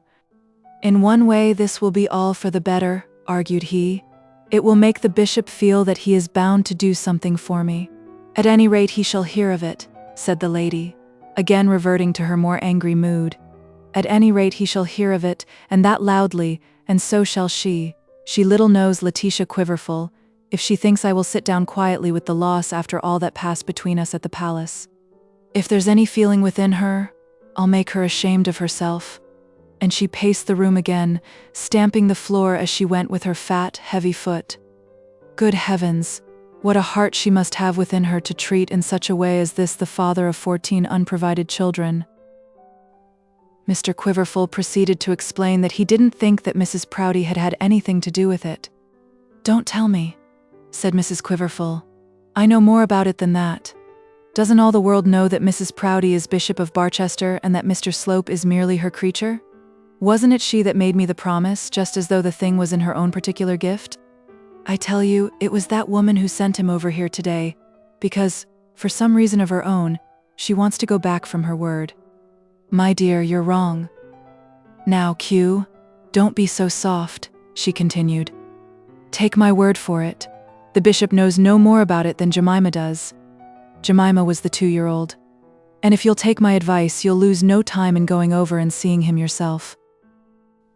Soft, however, as Mr. Quiverful might be, he would not allow himself to be talked out of his opinion on this occasion, and proceeded with much minuteness to explain to his wife the tone in which Mr. Slope had spoken of Mrs. Proudie's interference in diocesan matters. As he did so, a new idea gradually instilled itself into the matron's head, and a new course of conduct presented itself to her judgment. What if, after all, Mrs. Proudie knew nothing of this visit of Mr. Slope's? In that case, might it not be possible that that lady would still be staunch to her in this matter, still stand her friend, and perhaps possibly carry her through in opposition to Mr. Slope? Mrs. Quiverful said nothing as this vague hope occurred to her, but listened with more than ordinary patience to what her husband had to say. While he was still explaining that in all probability the world was wrong in its estimation of Mrs. Proudie's power and authority, she had fully made up her mind as to her course of action. She did not, however, proclaim her intention. She shook her head ominously as he continued his narration, and when he had completed she rose to go, merely observing that it was cruel, cruel treatment. She then asked him if he would mind waiting for a late dinner instead of dining at their usual hour of 3, and having received from him a concession on this point, she proceeded to carry her purpose into execution. She determined that she would at once go to the palace, that she would do so, if possible, before Mrs. Proudie could have had an interview with Mr. Slope, and that she would be either submissive, piteous, and pathetic, or else indignant, violent, and exacting, according to the manner in which she was received. She was quite confident in her own power. Strengthened as she was by the pressing wants of 14 children, she felt that she could make her way through legions of episcopal servants and force herself, if need be, into the presence of the lady who had so wronged her. She had no shame about it, no mauvaise honte, no dread of archdeacons. She would, as she declared to her husband, make her wail heard in the marketplace if she did not get redress and justice. It might be very well for an unmarried young curate to be shamefaced in such matters. It might be all right that a snug rector, really in want of nothing, but still looking for better preferment, should carry on his affairs decently under the rose. But Mrs. Quiverful, with 14 children, had given over being shamefaced and, in some things, had given over being decent. If it were intended that she should be ill-used in the manner proposed by Mr. Slope, it should not be done under the rose. All the world should know of it. In her present mood, Mrs. Quiverful was not over-careful about her attire. She tied her bonnet under her chin, threw her shawl over her shoulders, armed herself with the old family cotton umbrella, and started for Barchester. A journey to the palace was not quite so easy a thing for Mrs. Quiverful as for our friend at Plumstead. Plumstead is 9 miles from Barchester, and Puddingdale is but 4. But the archdeacon could order round his brougham, and his high-trotting fast bay gelding would take him into the city within the hour. There was no brougham in the coach-house of Puddingdale Vicarage, no bay-horse in the stables. There was no method of locomotion for its inhabitants but that which nature has assigned to man. Mrs. Quiverful was a broad, heavy woman, not young, nor given to walking. In her kitchen and in the family dormitories, she was active enough, but her pace and gait were not adapted for the road. A walk into Barchester and back in the middle of an August day would be to her a terrible task, if not altogether impracticable. There was living in the parish, about half a mile from the vicarage on the road to the city, a decent, kindly farmer, well-to-do as regards this world and so far mindful of the next that he attended his parish church with decent regularity. To him Mrs. Quiverful had before now appealed in some of her more pressing family troubles, and had not appealed in vain. At his door she now presented herself, and, having explained to his wife that most urgent business required her to go at once to Barchester, begged that Farmer Subsoil would take her thither in his tax cart. The farmer did not reject her plan, and, as soon as Prince could be got into his collar, they started on their journey. Mrs. Quiverful did not mention the purpose of her business, nor did the farmer alloy his kindness by any unseemly questions. She merely begged to be put down at the bridge going into the city and to be taken up again at the same place in the course of 2 hours. The farmer promised to be punctual to his appointment, and the lady, supported by her umbrella, took the short cut to the close and, in a few minutes, was at the bishop's door. Hitherto she had felt no dread with regard to the coming interview. She had felt nothing but an indignant longing to pour forth her claims and declare her wrongs if those claims were not fully admitted. But now the difficulty of her situation touched her a little. She had been at the palace once before, but then she went to give grateful thanks. Those who have thanks to return for favors received find easy admittance to the halls of the great. Such is not always the case with men, or even with women, who have favors to beg. Still less easy is access for those who demand the fulfillment of promises already made. Mrs. Quiverful had not been slow to learn the ways of the world. She knew all this, and she knew also that her cotton umbrella and all but ragged shawl would not command respect in the eyes of the palatial servants. If she were too humble, she knew well that she would never succeed. To overcome by imperious overbearing with such a shawl as hers upon her shoulders and such a bonnet on her head would have required a personal bearing very superior to that with which nature had endowed her. Of this also Mrs. Quiverful was aware. She must make it known that she was the wife of a gentleman and a clergyman, and must yet condescend to conciliate. The poor lady knew but one way to overcome these difficulties at the very threshold of her enterprise, and to this she resorted. Low as were the domestic funds at Puddingdale, she still retained possession of half-a-crown, and this she sacrificed to the avarice of Mrs. Proudie's metropolitan sesquipedalian serving-man. She was, she said, Mrs. Quiverful of Puddingdale, the wife of the Reverend Mr. Quiverful. She wished to see Mrs. Proudie. It was indeed quite indispensable that she should see Mrs. Proudie. James Fitzplush looked worse than dubious, did not know whether his lady were out or engaged or in her bedroom. Thought it most probable she was subject to one of these or to some other cause that would make her invisible, but Mrs. Quiverful could sit down in the waiting room while inquiry was being made of Mrs. Proudie's maid. "Look here, my man," said Mrs. Quiverful. "I must see her." And she put her card and half-crown. Think of it, my reader. Think of it. Her last half-crown into the man's hand and sat herself down on a chair in the waiting room. Whether the bribe carried the day, or whether the bishop's wife really chose to see the vicar's wife, it boots not now to inquire. The man returned and, begging Mrs. Quiverful to follow him, ushered her into the presence of the mistress of the diocese. Mrs. Quiverful at once saw that her patroness was in a smiling humor. Triumph sat throned upon her brow, and all the joys of dominion hovered about her curls. Her lord had that morning contested with her a great point. He had received an invitation to spend a couple of days with the archbishop. His soul longed for the gratification. Not a word, however, in his grace's note alluded to the fact of his being a married man. If he went at all, he must go alone. This necessity would have presented no insurmountable bar to the visit, or have militated much against the pleasure, had he been able to go without any reference to Mrs. Proudie. But this he could not do. He could not order his portmanteau to be packed and start with his own man, merely telling the lady of his heart that he would probably be back on Saturday. There are men, may we not rather say monsters, who do such things, and there are wives, may we not rather say slaves, who put up with such usage. But Dr. and Mrs. Proudie were not among the number. The bishop, with some beating about the bush, made the lady understand that he very much wished to go. The lady, without any beating about the bush, made the bishop understand that she wouldn't hear of it. It would be useless here to repeat the arguments that were used on each side, and needless to record the result. Those who are married will understand very well how the battle was lost and won, and those who are single will never understand it till they learn the lesson which experience alone can give. When Mrs. Quiverful was shown into Mrs. Proudie's room, that lady had only returned a few minutes from her lord. But before she left him she had seen the answer to the archbishop's note written and sealed. No wonder that her face was wreathed with smiles as she received Mrs. Quiverful. She instantly spoke of the subject which was so near the heart of her visitor. "Well, Mrs. Quiverful," said she, "is it decided yet when you are to move into Barchester?" That woman, as she had an hour or two since been called, became instantly re-endowed with all the graces that can adorn a bishop's wife. Mrs. Quiverful immediately saw that her business was to be piteous, and that nothing was to be gained by indignation, nothing, indeed, unless she could be indignant in company with her patroness.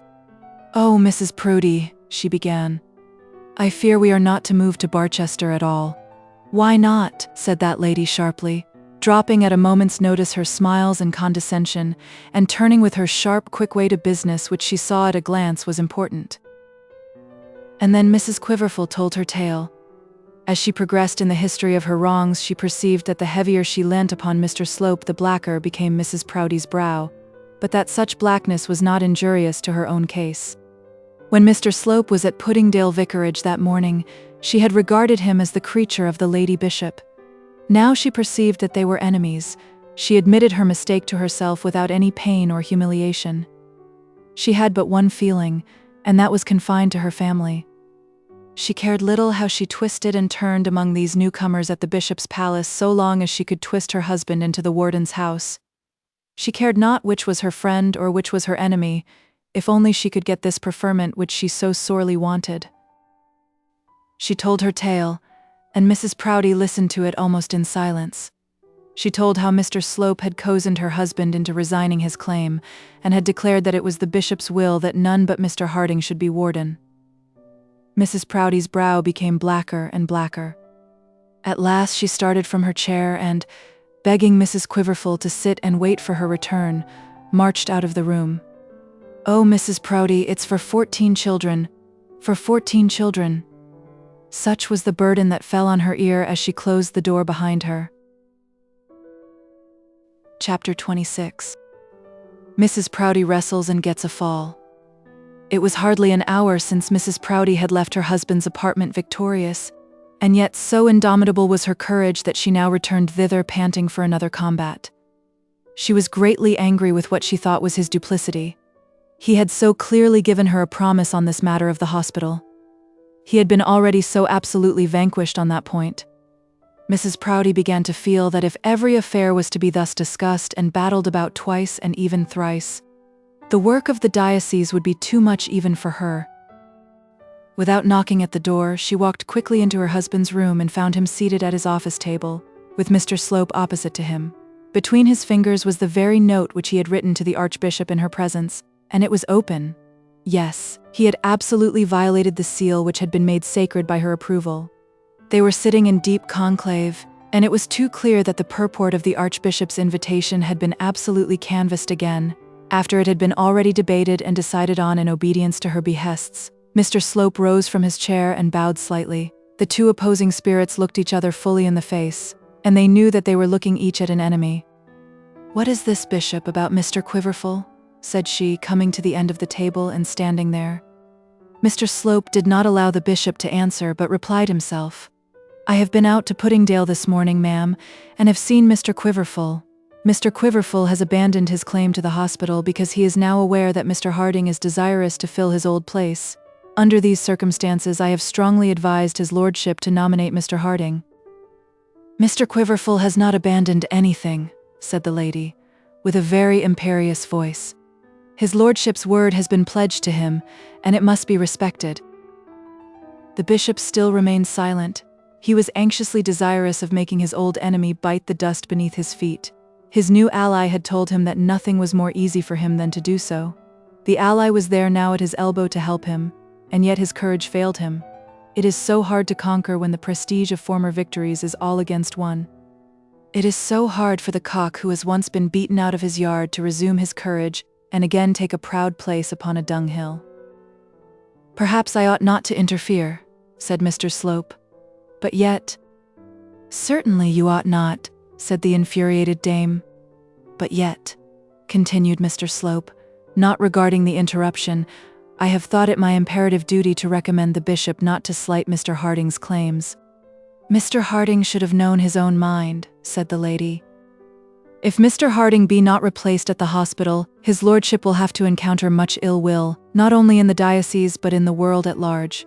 Besides, taking a higher ground, his lordship, as I understand, feels it to be his duty to gratify in this matter so very worthy a man and so good a clergyman as Mr. Harding." "And what is to become of the Sabbath day school and of the Sunday services in the hospital?" said Mrs. Proudie, with something very nearly approaching to a sneer on her face. "I understand that Mr. Harding makes no objection to the Sabbath day school," said Mr. Slope, "and as to the hospital services, that matter will be best discussed after his appointment. If he has any permanent objection, then, I fear, the matter must rest." "You have a very easy conscience in such matters, Mr. Slope," said she. "I should not have an easy conscience," he rejoined, "but a conscience very far from being easy, if anything said or done by me should lead the bishop to act unadvisedly in this matter.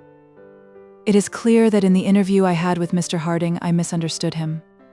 And it is equally clear that you have misunderstood Mr. Quiverful," said she, now at the top of her wrath. "What business have you at all with these interviews? Who desired you to go to Mr. Quiverful this morning? Who commissioned you to manage this affair? Will you answer me, sir? Who sent you to Mr. Quiverful this morning?"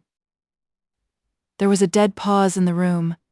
Mr. Slope had risen from his chair and was standing with his hand on the back of it, looking at first very solemn and now very black. Mrs. Proudie was standing as she had at first placed herself, at the end of the table, and as she interrogated her foe she struck her hand upon it with almost more than feminine vigor. The bishop was sitting in his easy chair twiddling his thumbs, turning his eyes now to his wife, and now to his chaplain, as each took up the cudgels. How comfortable it would be if they could fight it out between them without the necessity of any interference on his part. Fight it out so that one should kill the other utterly, as far as diocesan life was concerned, so that he, the bishop, might know clearly by whom it behoved him to be led. There would be the comfort of quiet in either case. But if the bishop had a wish as to which might prove the victor, that wish was certainly not antagonistic to Mr. Slope.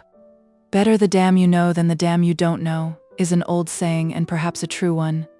But the bishop had not yet realized the truth of it. "Will you answer me, sir?" she repeated.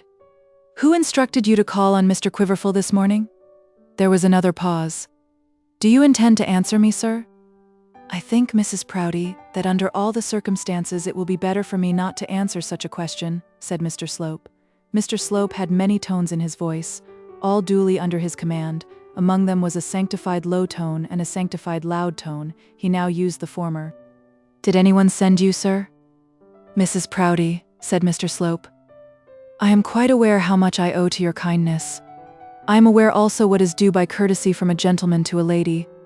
But there are higher considerations than either of those, and I hope I shall be forgiven if I now allow myself to be actuated solely by them. My duty in this matter is to his lordship, and I can admit of no questioning but from him.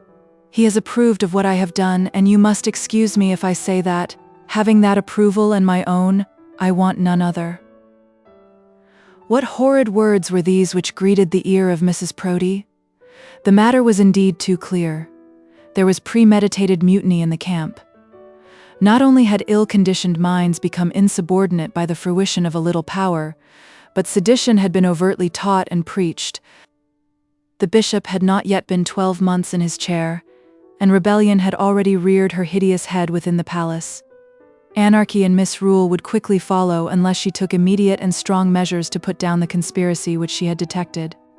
"Mr. Slope," she said with slow and dignified voice, differing much from that which she had hitherto used, "Mr. Slope, I will trouble you, if you please, to leave the apartment.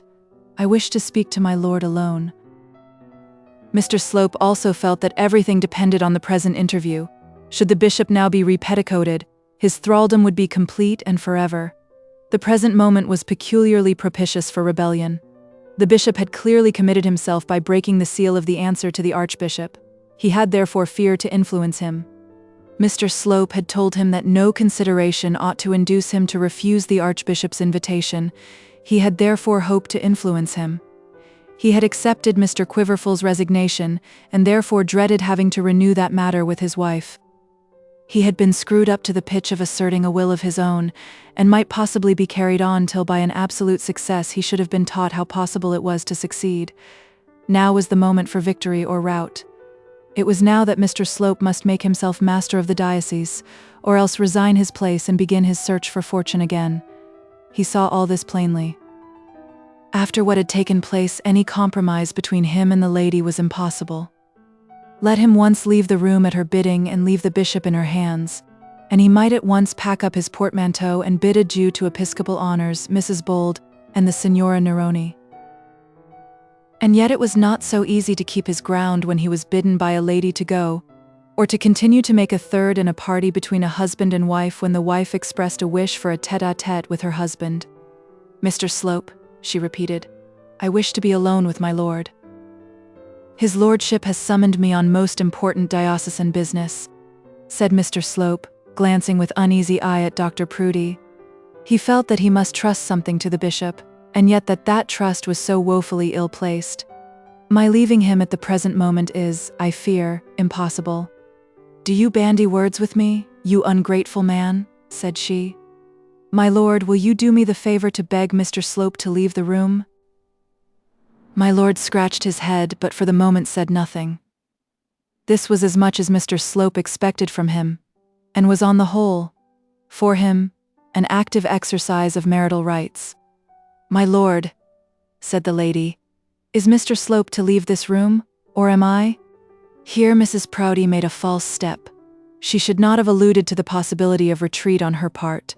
She should not have expressed the idea that her order for Mr. Slope's expulsion could be treated otherwise than by immediate obedience. In answer to such a question, the bishop naturally said in his own mind that, as it was necessary that one should leave the room, perhaps it might be as well that Mrs. Proudie did so. He did say so in his own mind, but externally he again scratched his head and again twiddled his thumbs. Mrs. Proudie was boiling over with wrath. Alas, alas, could she but have kept her temper as her enemy did, she would have conquered as she had ever conquered. But divine anger got the better of her, as it has done of other heroines, and she fell. "My lord," said she, "am I to be vouchsafed an answer, or am I not?" At last he broke his deep silence and proclaimed himself a Slopeite. "Why, my dear," said he, "Mr. Slope and I are very busy." That was all. There was nothing more necessary. He had gone to the battlefield, stood the dust and heat of the day, encountered the fury of the foe, and won the victory. How easy is success to those who will only be true to themselves. Mr. Slope saw at once the full amount of his gain, and turned on the vanquished lady a look of triumph which she never forgot and never forgave. Here he was wrong. He should have looked humbly at her and, with meek entreating eye, have deprecated her anger. He should have said by his glance that he asked pardon for his success, and that he hoped forgiveness for the stand which he had been forced to make in the cause of duty. So might he perchance have somewhat mollified that imperious bosom and prepared the way for future terms. But Mr. Slope meant to rule without terms. Ah, forgetful, inexperienced man. Can you cause that little trembling victim to be divorced from the woman that possesses him? Can you provide that they shall be separated at bed and board? Is he not flesh of her flesh and bone of her bone, and must he not so continue? It is very well now for you to stand your ground and triumph as she is driven ignominiously from the room, but can you be present when those curtains are drawn, when that awful helmet of proof has been tied beneath the chin, when the small remnants of the bishop's prowess shall be cowed by the tassel above his head? Can you then intrude yourself when the wife wishes to speak to my lord alone? But for the moment Mr. Slope's triumph was complete, for Mrs. Proudie without further parley left the room and did not forget to shut the door after her. Then followed a close conference between the new allies, in which was said much which it astonished Mr. Slope to say and the bishop to hear, and yet the one said it, and the other heard it without ill will. There was no mincing of matters now. The chaplain plainly told the bishop that the world gave him credit for being under the governance of his wife, that his credit and character in the diocese were suffering, that he would surely get himself in hot water if he allowed Mrs. Proudie to interfere in matters which were not suitable for a woman's powers, and in fact that he would become contemptible if he did not throw off the yoke under which he groaned. The bishop at first hummed and hawed and affected to deny the truth of what was said, but his denial was not stout and quickly broke down. He soon admitted by silence his state of vassalage and pledged himself, with Mr. Slope's assistance, to change his courses. Mr. Slope also did not make out a bad case for himself. He explained how it grieved him to run counter to a lady who had always been his patroness, who had befriended him in so many ways, who had, in fact, recommended him to the bishop's notice. But, as he stated, his duty was now imperative. He held a situation of peculiar confidence, and was immediately and especially attached to the bishop's person. In such a situation his conscience required that he should regard solely the bishop's interests, and therefore he had ventured to speak out. The bishop took this for what it was worth, and Mr. Slope only intended that he should do so. It gilded the pill which Mr. Slope had to administer, and which the bishop thought would be less bitter than that other pill which he had so long been taking. My lord had his immediate reward like a good child. He was instructed to write, and at once did write another note to the Archbishop accepting his Grace's invitation. This note Mr. Slope, more prudent than the lady, himself took away and posted with his own hands. Thus he made sure that this act of self-jurisdiction should be as nearly as possible a fait accompli. He begged and coaxed and threatened the bishop with a view of making him also write at once to Mr. Harding.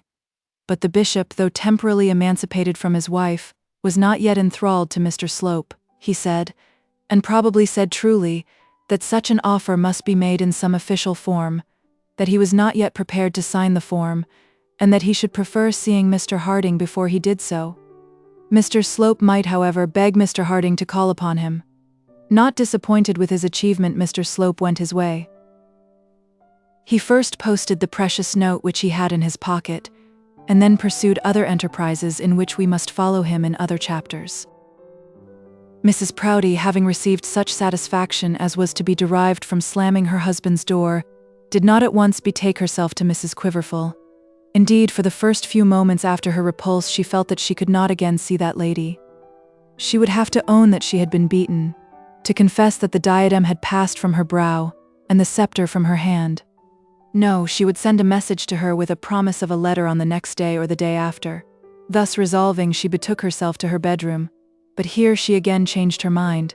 The air of that sacred enclosure somewhat restored her courage, and gave her more heart. As Achilles warmed at the sight of his armor, as Don Quixote's heart grew strong when he grasped his lance, so did Mrs. Proudie look forward to fresh laurels, as her eye fell on her husband's pillow. She would not despair. Having so resolved, she descended with dignified mien and refreshed countenance to Mrs. Quiverful. This scene in the bishop's study took longer in the acting than in the telling. We have not, perhaps, had the whole of the conversation. At any rate, Mrs. Quiverful was beginning to be very impatient, and was thinking that Farmer Subsoil would be tired of waiting for her when Mrs. Proudie returned. Oh, who can tell the palpitations of that maternal heart, as the suppliant looked into the face of the great lady to see written there either a promise of house, income, comfort, and future competence, or else the doom of continued and ever-increasing poverty. Poor mother, poor wife, there was little there to comfort you. Mrs. Quiverful, thus spoke the lady with considerable austerity, and without sitting down herself, I find that your husband has behaved in this matter in a very weak and foolish manner. Mrs. Quiverful immediately rose upon her feet, thinking it disrespectful to remain sitting while the wife of the bishop stood. But she was desired to sit down again, and made to do so that Mrs. Proudie might stand and preach over her. It is generally considered an offensive thing for a gentleman to keep his seat while another is kept standing before him, and we presume the same law holds with regard to ladies. It often is so felt, but we are inclined to say that it never produces half the discomfort or half the feeling of implied inferiority that is shown by a great man who desires his visitor to be seated while he himself speaks from his legs. Such a solecism in good breeding, when construed into English, means this: the accepted rules of courtesy in the world require that I should offer you a seat. If I did not do so, you would bring a charge against me in the world of being arrogant and ill-mannered. I will obey the world, but nevertheless, I will not put myself on an equality with you. You may sit down, but I won't sit with you. Sit therefore at my bidding, and I'll stand and talk at you. This was just what Mrs. Proudie meant to say, and Mrs. Quiverful, though she was too anxious and too flurried thus to translate the full meaning of the maneuver, did not fail to feel its effect. She was cowed and uncomfortable, and a second time essayed to rise from her chair. Pray be seated, Mrs. Quiverful. Pray keep your seat. Your husband, I say, has been most weak and most foolish. It is impossible, Mrs. Quiverful, to help people who will not help themselves. I much fear that I can now do nothing for you in this matter. Oh, Mrs. Proudie, don't say so, said the poor woman, again jumping up. Pray be seated, Mrs. Quiverful. I must fear that I can do nothing further for you in this matter.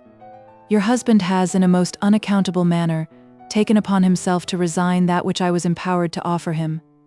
As a matter of course, the bishop expects that his clergy shall know their own minds. What he may ultimately do, what we may finally decide on doing, I cannot now say. Knowing the extent of your family, 14 children, Mrs. Proudie, 14 of them, and barely bread, barely bread? It's hard for the children of a clergyman, it's hard for one who has always done his duty respectably. Not a word fell from her about herself, but the tears came streaming down her big, coarse cheeks, on which the dust of the August road had left its traces. Mrs. Proudie has not been portrayed in these pages as an agreeable or an amiable lady. There has been no intention to impress the reader much in her favor. It is ordained that all novels should have a male and a female angel and a male and a female devil. If it be considered that this rule is obeyed in these pages, the latter character must be supposed to have fallen to the lot of Mrs. Proudie. But she was not all devil. There was a heart inside that stiff-ribbed bodice, though not perhaps of large dimensions and certainly not easily accessible. Mrs. Quiverful, however, did gain access, and Mrs. Proudie proved herself a woman. Whether it was the 14 children with their probable bare bread and their possible bare backs, or the respectability of the father's work, or the mingled dust and tears on the mother's face, we will not pretend to say. But Mrs. Proudie was touched. She did not show it as other women might have done. She did not give Mrs. Quiverful eau de cologne or order her a glass of wine. She did not take her to her toilet table and offer her the use of brushes and combs, towels and water. She did not say soft little speeches and coax her kindly back to equanimity. Mrs. Quiverful, despite her rough appearance, would have been as amenable to such little tender cares as any lady in the land. But none such were forthcoming. Instead of this, Mrs. Proudie slapped one hand upon the other and declared not with an oath, for, as a lady and a Sabbatarian and a she-bishop, she could not swear but with an adjuration that she wouldn't have it done. The meaning of this was that she wouldn't have Mr. Quiverful's promised appointment cozened away by the treachery of Mr. Slope and the weakness of her husband. This meaning she very soon explained to Mrs. Quiverful. "Why was your husband such a fool?" said she, now dismounted from her high horse and sitting confidentially down close to her visitor, "as to take the bait which that man threw to him? If he had not been so utterly foolish, nothing could have prevented your going to the hospital." Poor Mrs. Quiverful was ready enough with her own tongue in accusing her husband to his face of being soft, and perhaps did not always speak of him to her children quite so respectfully as she might have done. But she did not at all like to hear him abused by others, and began to vindicate him and to explain that of course he had taken Mr. Slope to be an emissary from Mrs. Proudie herself, that Mr. Slope was thought to be peculiarly her friend, and that therefore Mr. Quiverful would have been failing in respect to her had he assumed to doubt what Mr. Slope had said. Thus mollified, Mrs. Proudie again declared that she would not have it done, and at last sent Mrs. Quiverful home with an assurance that, to the furthest stretch of her power and influence in the palace, the appointment of Mr. Quiverful should be insisted on. As she repeated the word insisted, she thought of the bishop in his nightcap and, with compressed lips, slightly shook her head. "Oh, my aspiring pastors, divines to whose ears nolo episcopari are the sweetest of words, which of you would be a bishop on such terms as these?" Mrs. Quiverful got home in the farmer's cart, not indeed with a light heart, but satisfied that she had done right in making her visit. Chapter 27. A love scene. Mr. Slope, as we have said, left the palace with a feeling of considerable triumph. Not that he thought that his difficulties were all over, he did not so deceive himself, but he felt that he had played his first move well as the pieces on the board would allow, and that he had nothing with which to reproach himself. He first of all posted the letter to the Archbishop and, having made that sure, proceeded to push the advantage which he had gained. Had Mrs. Bold been at home, he would have called on her, but he knew that she was at Plumstead, so he wrote the following note. It was the beginning of what, he trusted, might be a long and tender series of epistles. "My dear Mrs. Bold, you will understand perfectly that I cannot at present correspond with your father. I heartily wish that I could, and hope the day may be not long distant when mists shall have been cleared away, and we may know each other. But I cannot preclude myself from the pleasure of sending you these few lines to say that Mr. Q has today, in my presence, resigned any title that he ever had to the wardenship of the hospital, and that the bishop has assured me that it is his intention to offer it to your esteemed father. Will you, with my respectful compliments, ask him, who I believe is now a fellow visitor with you, to call on the bishop either on Wednesday or Thursday, between 10 and 1? This is by the bishop's desire. If you will so far oblige me as to let me have a line naming either day, and the hour which will suit Mr. Harding, I will take care that the servants shall have orders to show him in without delay. Perhaps I should say no more, but still I wish you could make your father understand that no subject will be mooted between his lordship and him, which will refer at all to the method in which he may choose to perform his duty. I for one am persuaded that no clergyman could perform it more satisfactorily than he did, or than he will do again. On a former occasion I was indiscreet and much too impatient, considering your father's age and my own. I hope he will not now refuse my apology. I still hope also that with your aid and sweet pious labors we may live to attach such a Sabbath school to the old endowment as may, by God's grace and furtherance, be a blessing to the poor of this city. You will see at once that this letter is confidential. The subject, of course, makes it so. But, equally, of course, it is for your parents' eye as well as for your own, should you think proper to show it to him. I hope my darling little friend Johnny is as strong as ever, dear little fellow. Does he still continue his rude assaults on those beautiful long silken tresses? I can assure you your friends miss you from Barchester sorely, but it would be cruel to begrudge you your sojourn among flowers and fields during this truly sultry weather.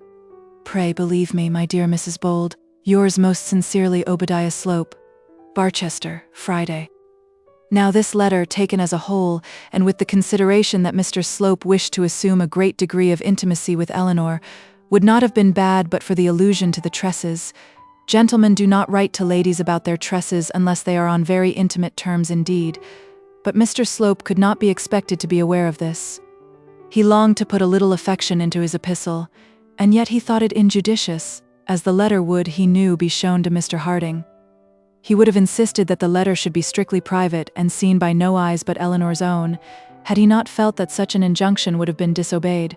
He therefore restrained his passion, did not sign himself yours affectionately, and contented himself instead with the compliment to the tresses. Having finished his letter, he took it to Mrs. Bold's house and, learning there, from the servant, that things were to be sent out to Plumstead that afternoon, left it, with many injunctions, in her hands. We will now follow Mr. Slope so as to complete the day with him and then return to his letter and its momentous fate in the next chapter. There is an old song which gives us some very good advice about courting. It's good to be off with the auld luva before ye be on wi' the new. Of the wisdom of this maxim Mr. Slope was ignorant, and accordingly, having written his letter to Mrs. Bold, he proceeded to call upon the Signora Neroni. Indeed, it was hard to say which was the old love and which the new, Mr. Slope having been smitten with both so nearly at the same time. Perhaps he thought it not amiss to have two strings to his bow. But two strings to Cupid's bow are always dangerous to him on whose behalf they are to be used. A man should remember that between two stools he may fall to the ground. But in sooth Mr. Slope was pursuing Mrs. Bold in obedience to his better instincts, and the Signora in obedience to his worser. Had he won the widow and worn her, no one could have blamed him. You, O reader, and I, and Eleanor's other friends would have received the story of such a winning with much disgust and disappointment, but we should have been angry with Eleanor, not with Mr. Slope. Bishop, male and female, dean and chapter and diocesan clergy and full Congress could have found nothing to disapprove of in such an alliance. Convocation itself, that mysterious and mighty synod, could in no wise have fallen foul of it. The possession of £1,000 a year and a beautiful wife would not at all have hurt the voice of the pulpit charmer, or lessened the grace and piety of the exemplary clergyman. But not of such a nature were likely to be his dealings with the Signora Neroni. In the first place he knew that her husband was living, and therefore he could not woo her honestly. Then again she had nothing to recommend her to his honest wooing, had such been possible.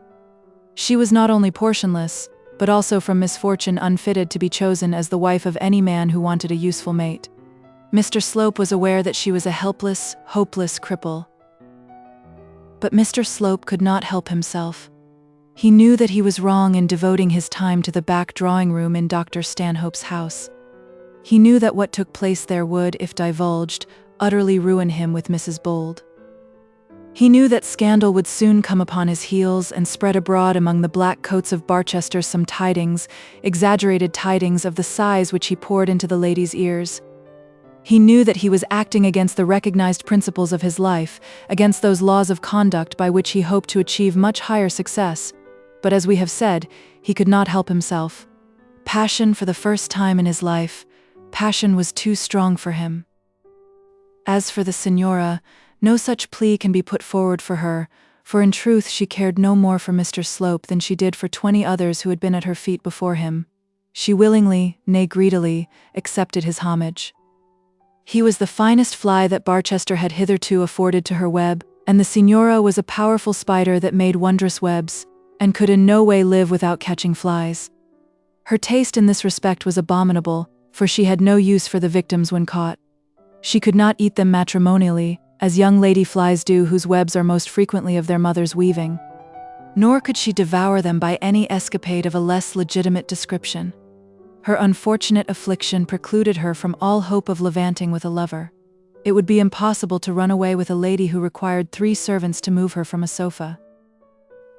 The Signora was subdued by no passion. Her time for love was gone. She had lived out her heart, such heart as she had ever had, in her early years at an age when Mr. Slope was thinking of the 2nd book of Euclid and his unpaid bill at the buttery hatch. In age the lady was younger than the gentleman, but in feelings, in knowledge of the affairs of love, in intrigue, he was immeasurably her junior. It was necessary to her to have some man at her feet. It was the one customary excitement of her life. She delighted in the exercise of power which this gave her. It was now nearly the only food for her ambition. She would boast to her sister that she could make a fool of any man, and the sister, as little imbued with feminine delicacy as herself, good-naturedly thought it but fair that such amusement should be afforded to a poor invalid who was debarred from the ordinary pleasures of life. Mr. Slope was madly in love but hardly knew it. The Signora spitted him, as a boy does a cockchafer on a cork, that she might enjoy the energetic agony of his gyrations, and she knew very well what she was doing. Mr. Slope having added to his person all such adornments as are possible to a clergyman making a morning visit, such as a clean necktie, clean handkerchief, new gloves, and a soupçon of not unnecessary scent, called about 3 o'clock at the doctor's door. At about this hour the Signora was almost always alone in the back drawing-room. The mother had not come down. The doctor was out or in his own room. Bertie was out, and Charlotte at any rate left the room if anyone called whose object was specially with her sister. Such was her idea of being charitable and sisterly. Mr. Slope, as was his custom, asked for Mr. Stanhope, and was told, as was the servant's custom, that the Signora was in the drawing-room. Upstairs he accordingly went. He found her, as he always did, lying on her sofa with a French volume before her, and a beautiful little inlaid writing case open on her table. At the moment of his entrance she was in the act of writing. "Ah, my friend," said she, putting out her left hand to him across her desk. "I did not expect you today, and was this very instant writing to you." Mr. Slope, taking the soft, fair, delicate hand in his, and very soft and fair and delicate it was, bowed over it his huge red head and kissed it. It was a sight to see, a deed to record if the author could fitly do it, a picture to put on canvas. Mr. Slope was big, awkward, cumbrous, and having his heart in his pursuit was ill at ease. The lady was fair, as we have said, and delicate. Everything about her was fine and refined. Her hand in his looked like a rose lying among carrots, and when he kissed it, he looked as a cow might do on finding such a flower among her food. She was graceful as a couchant goddess, and, moreover, as self-possessed as Venus must have been when courting Adonis. Oh, that such grace and such beauty should have condescended to waste itself on such a pursuit. "I was in the act of writing to you," said she, "but now my scrawl may go into the basket," and she raised the sheet of gilded notepaper from off her desk as though to tear it. "Indeed it shall not," said he, laying the embargo of half a stone weight of human flesh and blood upon the devoted paper. "Nothing that you write for my eyes, Signora, shall be so desecrated," and he took up the letter, put that also among the carrots and fed on it, and then proceeded to read it. "Gracious me, Mr. Slope," said she, "I hope you don't mean to say you keep all the trash I write to you. Half my time I don't know what I write, and when I do, I know it is only fit for the back of the fire. I hope you have not that ugly trick of keeping letters. At any rate, I don't throw them into a waste paper basket. If destruction is their doomed lot, they perish worthily, and are burnt on a pyre, as Dido was of old. With a steel pen stuck through them, of course," said she, To make the simile more complete, of all the ladies of my acquaintance, I think Lady Dido was the most absurd. Why did she not do as Cleopatra did? Why did she not take out her ships and insist on going with him? She could not bear to lose the land she had got by a swindle, and then she could not bear the loss of her lover. So she fell between two stools. Mr. Slope, whatever you do, never mingle love and business. Mr. Slope blushed up to his eyes and over his mottled forehead to the very roots of his hair. He felt sure that the Signora knew all about his intentions with reference to Mrs. Bold. His conscience told him that he was detected. His doom was to be spoken, he was to be punished for his duplicity, and rejected by the beautiful creature before him. Poor man. He little dreamt that had all his intentions with reference to Mrs. Bold been known to the Signora, it would only have added zest to that lady's amusement. It was all very well to have Mr. Slope at her feet, to show her power by making an utter fool of a clergyman, to gratify her own infidelity by thus proving the little strength which religion had in controlling the passions even of a religious man. But it would be an increased gratification if she could be made to understand that she was at the same time alluring her victim away from another, whose love, if secured, would be in every way beneficent and salutary. The Signora had indeed discovered, with the keen instinct of such a woman, that Mr. Slope was bent on matrimony with Mrs. Bold, but in alluding to Dido she had not thought of it. She instantly perceived, however, from her lover's blushes, what was on his mind and was not slow in taking advantage of it.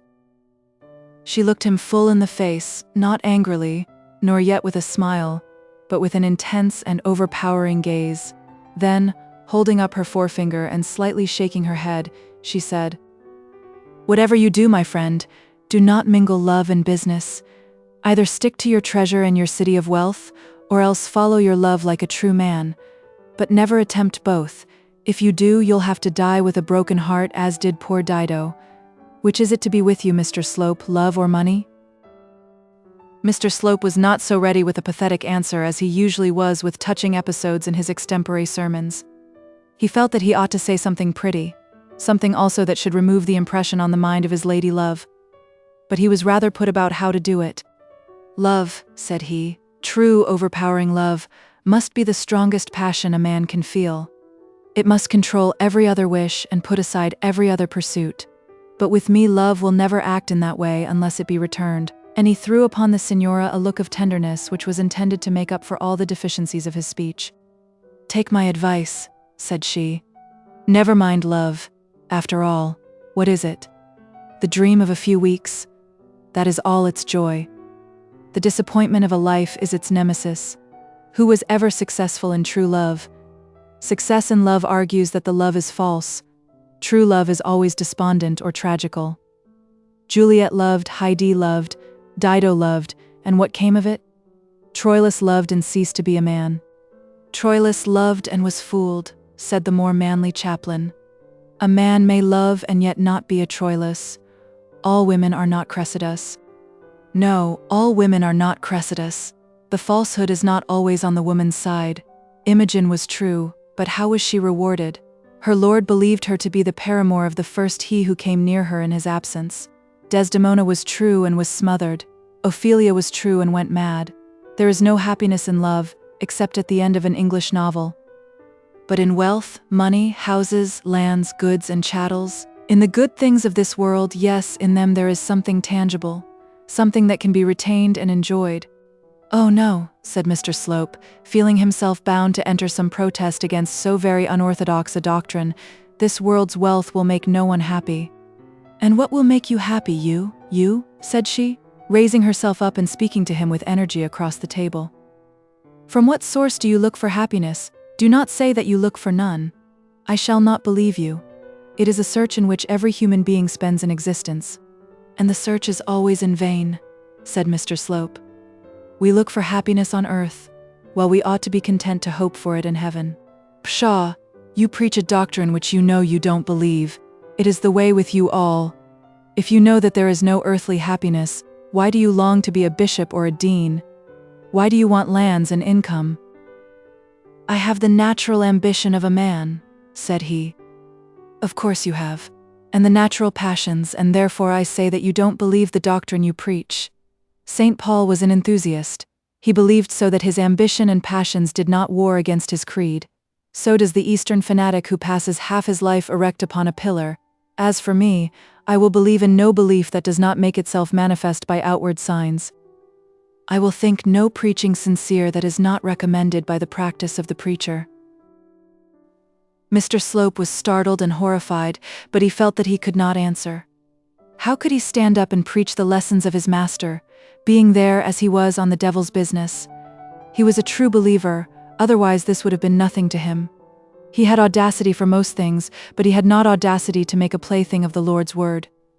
All this the Signora understood, and felt much interest as she saw her cockchafer whirl round upon her pin. "Your wit delights in such arguments," said he, "but your heart and your reason do not go along with them." "My heart," said she, "you quite mistake the principles of my composition if you imagine that there is such a thing about me." After all, there was very little that was false in anything that the Signora said.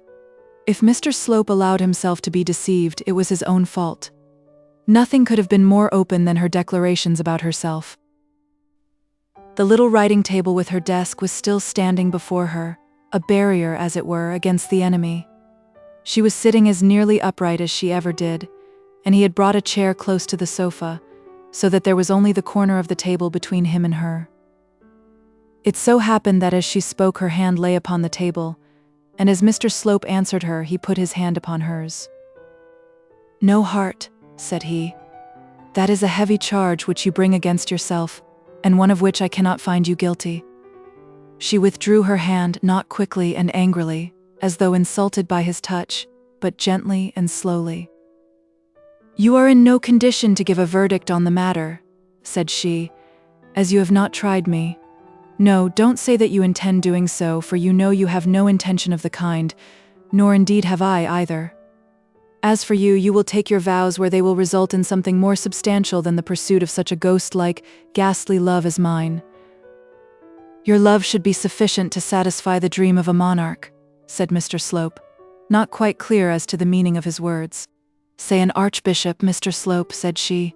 Poor fellow, she was very cruel to him. He went round again upon his cork on this allusion to his profession. He tried, however, to smile and gently accused her of joking on a matter, which was, he said to him, of such vital moment. "Why, what gulls do you men make of us?" she replied. "How you fool us to the top of our bent, and of all men you clergymen are the most fluent of your honeyed, caressing words. Now look me in the face, Mr. Slope, boldly and openly." Mr. Slope did look at her with a languishing, loving eye, and as he did so, he again put forth his hand to get hold of hers. "I told you to look at me boldly, Mr. Slope, but confine your boldness to your eyes." "Oh, Madeline," he sighed. "Well, my name is Madeline," said she, "but none except my own family usually call me so. Now look me in the face, Mr. Slope. Am I to understand that you say you love me?" Mr. Slope never had said so. If he had come there with any formed plan at all, his intention was to make love to the lady without uttering any such declaration. It was, however, quite impossible that he should now deny his love. He had therefore nothing for it but to go down on his knees distractedly against the sofa and swear that he did love her with a love passing the love of man. The Signora received the assurance with very little palpitation or appearance of surprise. "And now answer me another question," said she. "When are you to be married to my dear friend Eleanor Bold?" Poor Mr. Slope went round and round in mortal agony. In such a condition as his, it was really very hard for him to know what answer to give, and yet no answer would be his surest condemnation. He might as well at once plead guilty to the charge brought against him. "And why do you accuse me of such dissimulation?" said he. "Dissimulation? I said nothing of dissimulation. I made no charge against you, and make none. Pray don't defend yourself to me. You swear that you are devoted to my beauty, and yet you are on the eve of matrimony with another. I feel this to be rather a compliment. It is to Mrs. Bold that you must defend yourself, that you may find difficult, unless indeed you can keep her in the dark. You clergymen are cleverer than other men. Signora, I have told you that I loved you, and now you rail at me. Rail at you. God bless the man, what would he have? Come, answer me this at your leisure, not without thinking now, but leisurely and with consideration. Are you not going to be married to Mrs. Bold?" "I am not," said he, and as he said it he almost hated, with an exquisite hatred, the woman whom he could not help loving with an exquisite love. "But surely you are a worshipper of hers?" "I am not," said Mr. Slope, to whom the word worshipper was peculiarly distasteful. The Signora had conceived that it would be so. "I wonder at that," said she. "Do you not admire her? To my eye she is the perfection of English beauty. And then she is rich too. I should have thought she was just the person to attract you. Come, Mr. Slope, let me give you advice on this matter. Marry the charming widow. She will be a good mother to your children and an excellent mistress of a clergyman's household." "Oh, Signora, how can you be so cruel?" "Cruel," said she, changing the voice of banter which she had been using for one which was expressively earnest in its tone. "Is that cruelty? How can I love another while my heart is entirely your own? If that were cruelty, Mr. Slope, what might you say of me if I were to declare that I returned your passion? What would you think if I bound you even by a lover's oath to do daily penance at this couch of mine? What can I give in return for a man's love? Ah, dear friend, you have not realized the conditions of my fate." Mr. Slope was not on his knees all this time. After his declaration of love, he had risen from them as quickly as he thought consistent with the new position which he now filled, and as he stood was leaning on the back of his chair. This outburst of tenderness on the Signora's part quite overcame him, and made him feel for the moment that he could sacrifice everything to be assured of the love of the beautiful creature before him, maimed, lame, and already married as she was. "And can I not sympathize with your lot?" said he, now seating himself on her sofa and pushing away the table with his foot. "Sympathy is so near to pity," said she. "If you pity me, cripple as I am, I shall spurn you from me. Oh, Madeline, I will only love you." And again he caught her hand and devoured it with kisses. Now she did not draw it from him, but sat there as he kissed it, looking at him with her great eyes, just as a great spider would look at a great fly that was quite securely caught. "Suppose Signor Neroni were to come to Barchester," said she. "Would you make his acquaintance?" "Signor Neroni," said he. "Would you introduce him to the bishop and Mrs. Proudie and the young ladies?" said she, again having recourse to that horrid quizzing voice which Mr. Slope so particularly hated. "Why do you ask such a question?" said he. "Because it is necessary that you should know that there is a Signor Neroni. I think you had forgotten it. If I thought that you retained for that wretch one particle of the love of which he was never worthy, I would die before I would distract you by telling you what I feel. No. Were your husband the master of your heart, I might perhaps love you, but you should never know it. My heart again, how you talk. And you consider then that if a husband be not master of his wife's heart, he has no right to her fealty. If a wife ceases to love, she may cease to be true. Is that your doctrine on this matter, as a minister of the Church of England?" Mr. Slope tried hard within himself to cast off the pollution with which he felt that he was defiling his soul. He strove to tear himself away from the noxious siren that had bewitched him. But he could not do it. He could not be again heart-free. He had looked for rapturous joy in loving this lovely creature, and he already found that he met with little but disappointment and self-rebuke. He had come across the fruit of the Dead Sea, so sweet and delicious to the eye, so bitter and nauseous to the taste. He had put the apple to his mouth, and it had turned to ashes between his teeth. Yet he could not tear himself away. He knew, he could not but know, that she jeered at him, ridiculed his love, and insulted the weakness of his religion. But she half permitted his adoration, and that half permission added such fuel to his fire that all the fountain of his piety could not quench it. He began to feel savage, irritated, and revengeful. He meditated some severity of speech, some taunt that should cut her, as her taunts cut him. He reflected as he stood there for a moment, silent before her, that if he desired to quell her proud spirit, he should do so by being prouder even than herself, that if he wished to have her at his feet suppliant for his love, it behoved him to conquer her by indifference. All this passed through his mind. As far as dead knowledge went, he knew, or thought he knew, how a woman should be tamed. But when he essayed to bring his tactics to bear, he failed like a child. What chance has dead knowledge with experience in any of the transactions between man and man? What possible chance between man and woman? Mr. Slope loved furiously, insanely and truly, but he had never played the game of love. The Signora did not love at all, but she was up to every move of the board.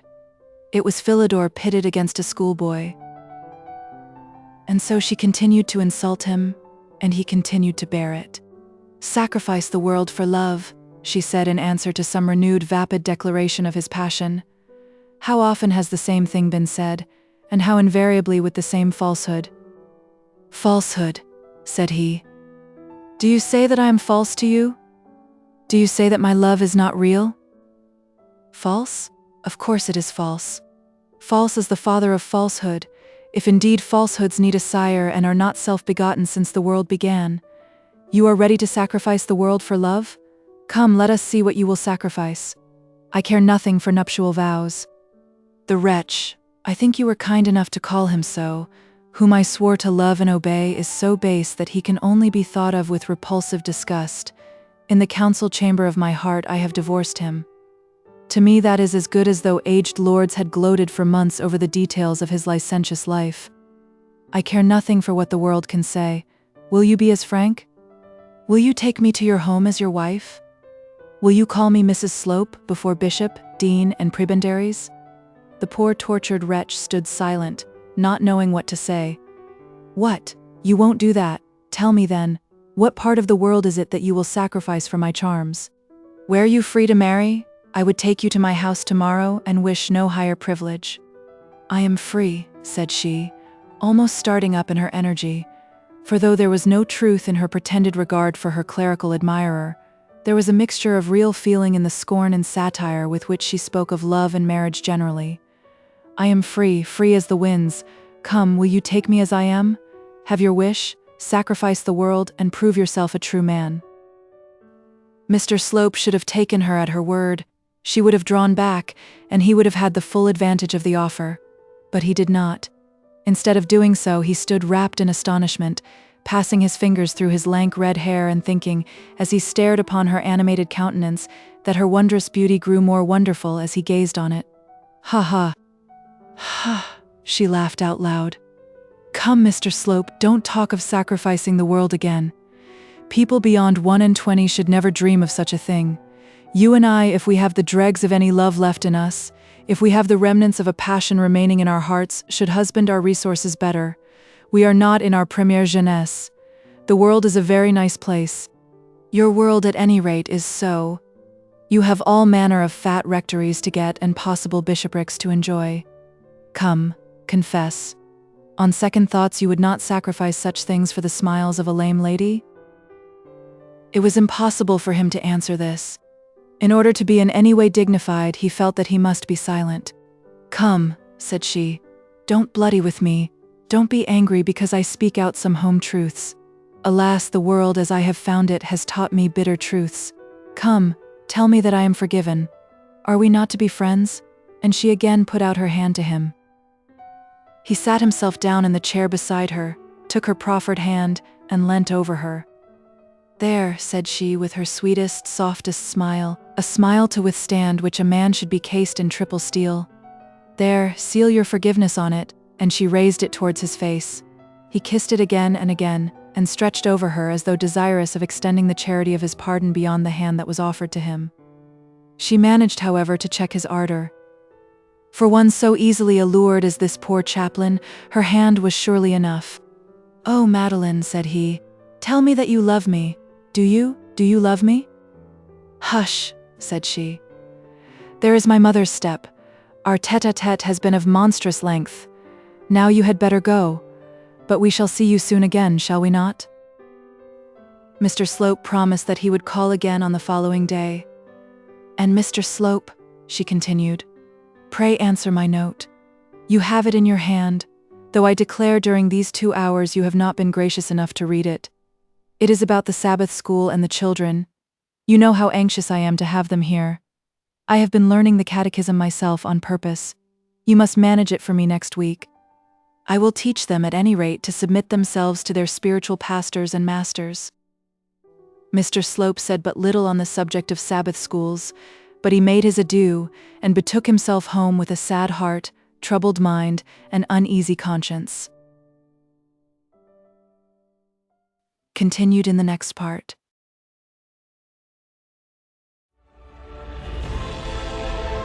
A whole galaxy to go.